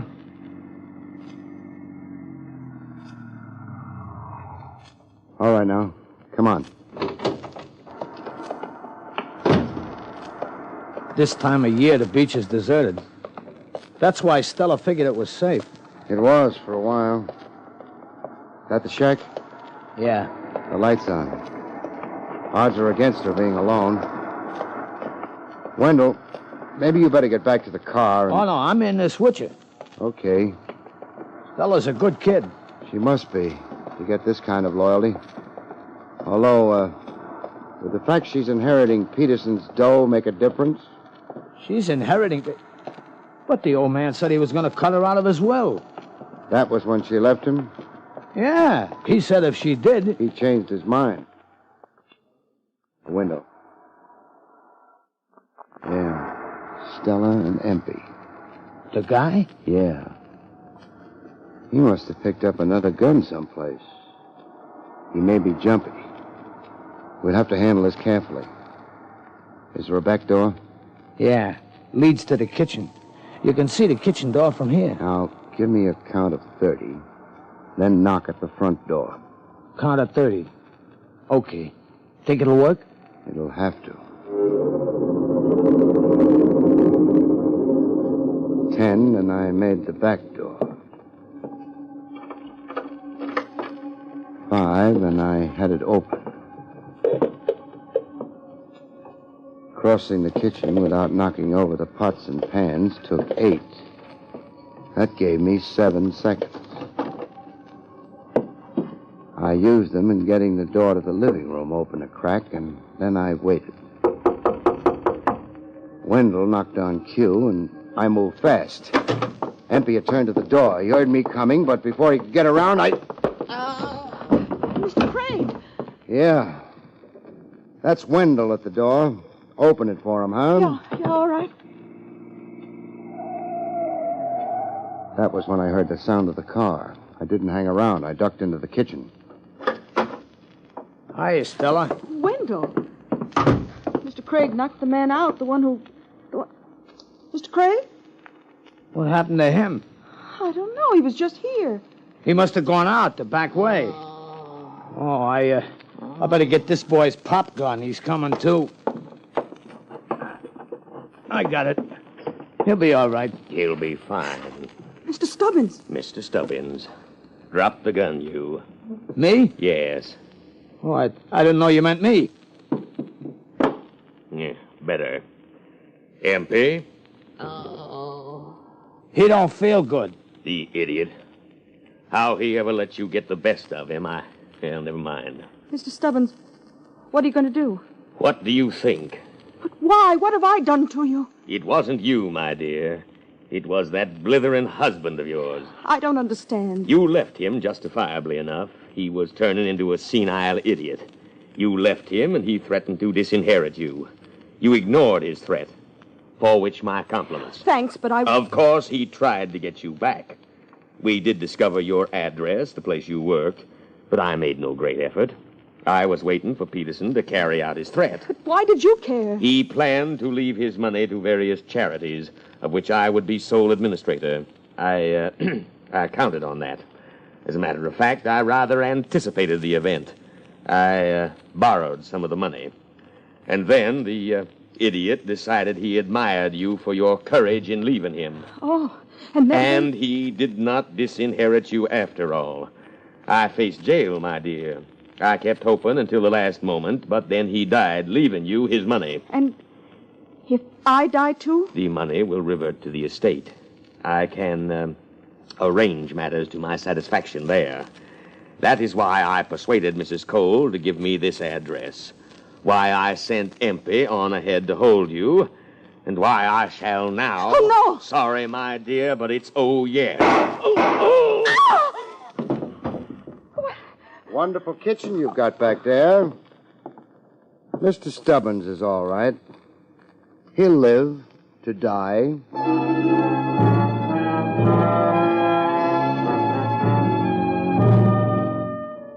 There's not much explanation needed, so if you don't mind, I'll get it over with quick.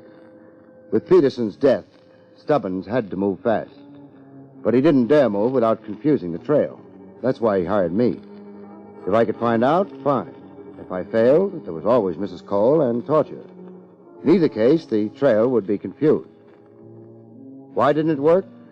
Why did I expect him to be the killer? Because he was the only one who could have sent Empey to my office. Darling.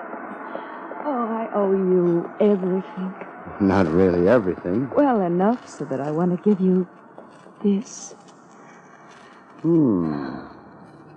This is why I wanted to get the explanation over with quick.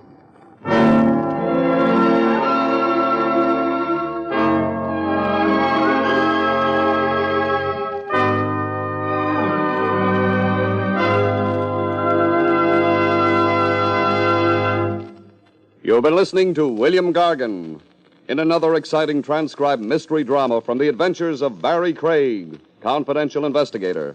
Tonight's story, The Corpse Who Was Wrong, was written by Lou Vittis.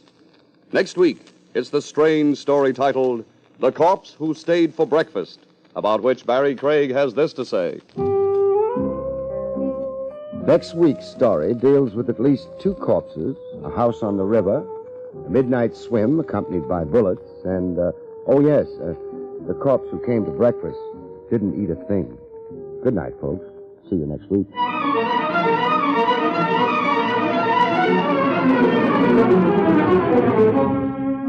The National Broadcasting Company has just brought you William Gargan, starring as Barrie Craig, confidential investigator. Featured in the role of Mrs. Cole was Bryna Rayburn. Don Pardo speaking.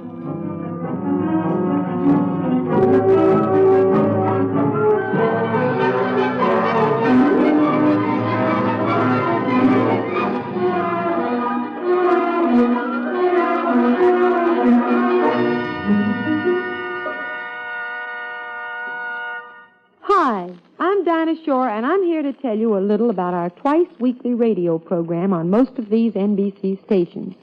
We're on every Tuesday and Friday evening, and we do our best to crowd each of our 15-minute programs with real entertainment. Why not make it a regular date to listen to our Dinah Shore show every Tuesday and Friday evening on the NBC Radio Network?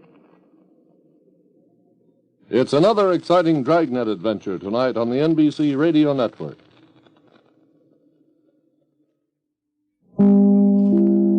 William Gargan stars as Barrie Craig, confidential investigator.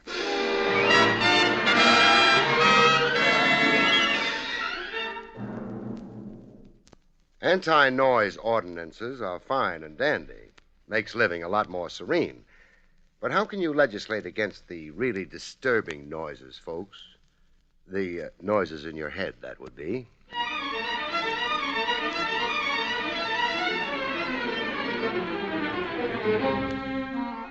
The National Broadcasting Company presents William Gargan in another transcribed drama of mystery and adventure with America's #1 detective, Barrie Craig, confidential investigator.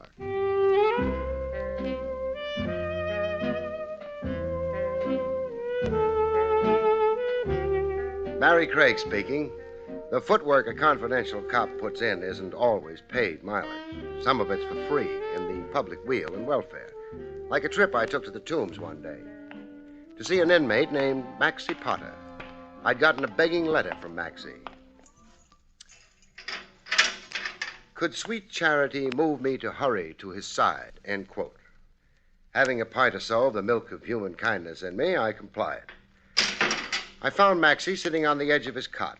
His eyes lit up like 100-watt bulbs when he saw me. Barrie Craig? That's me. Oh, you got a heart. And you've got a nerve. Just for asking you to come? For confusing me with the Legal Aid Society. What's wrong with helping people? Starvation. I don't get paid. No cream in my farina. I'll tell you what. I'll owe you your expenses. The road to hunger is paved with bad debts. Oh, shades of Mrs. O'Houlihan. Mrs. O'Houlihan? My teacher in continuation school. That saying you said, she used to say it. But it made no impression on you. No. What I went for was, it's blessed to receive. And so you wrote to me. And so you're here. Now, what do you want? For you to get me out. I never engineer prison breaks. Bail. Put up the bail. How much? $500. Dollars? Sure, dollars. Well, I haven't got it. Well, Uncle Real Estate, then. They'll take that for bail. I've only got a cemetery plot. See, now, wait. You're a citizen in good standing? Opinions divided on that. Well, Judge Ferganza, he'll let me out on what's the word I'm trying for? Recognizance. Yeah, on your... Well, will you? You've sure got a cheek. I got troubles. I share them. I'm not proud. What's the charge against you? Assault, 3rd degree, hardly nothing. Who'd you hit? Randy Lomax, the talent agent. You might have heard of him? Everybody has. He's been promoting my girl. Feeding her baloney about how he's going to make her a big star. I lost my head. I hit him. What with? A brick. But that's between us. In court, I'm denying it.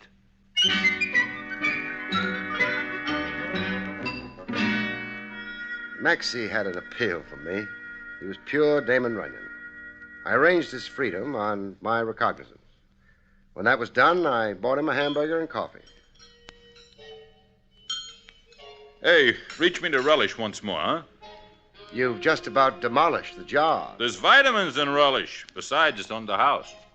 Relish? Man, you're sure a friend. And you're such a leech. Sadie, my girl, Sadie Sachs, we've been keeping company for 6 years. It's a long engagement, but Sadie likes long engagements. We had plans, the two of us. Raise rabbits and grapes soon as we got $2,000 saved. $2,000 saved? To buy a certain going business over in Jersey. Sadie and me, the two of us, we worked in the Blue City distillery. In a distillery? Bottle washers, both of us. Oh. I made 60, Sadie made 40. Anyhow, everything was hunky-dory. Until Randy Lomax came along. Yeah, one fine day, the rat. He saw Sadie in the fun house at Atlantic City. He followed her around to the Ferris wheel in the Wax Museum. Couldn't let Sadie out of his sight. She had $1 million legs. He kept writing that down, passing notes to her. All this behind my back. Please continue. You try and stop me. Then Sadie wrote out a telephone number and passed it to him. Still behind your back? Oh, I had a couple of beers. I was blind. Anyhow, they met next day, and Lomax sold Sadie a bill of goods. Would she be a model? And did she have theatrical ambition? To which Sadie said, yay, brother. Well, what girl ain't conceited? That's the story, anyhow. Sadie signed up with Lomax. He gave her a new name, Paula Paloma. From a dirty blonde, he made her jet black so he could pass her off as Spanish. What a name. Paula Paloma. Which brings us to your fight with Lomax. He told Sadie to give me the brush. I was wrong for her future. I was a slob.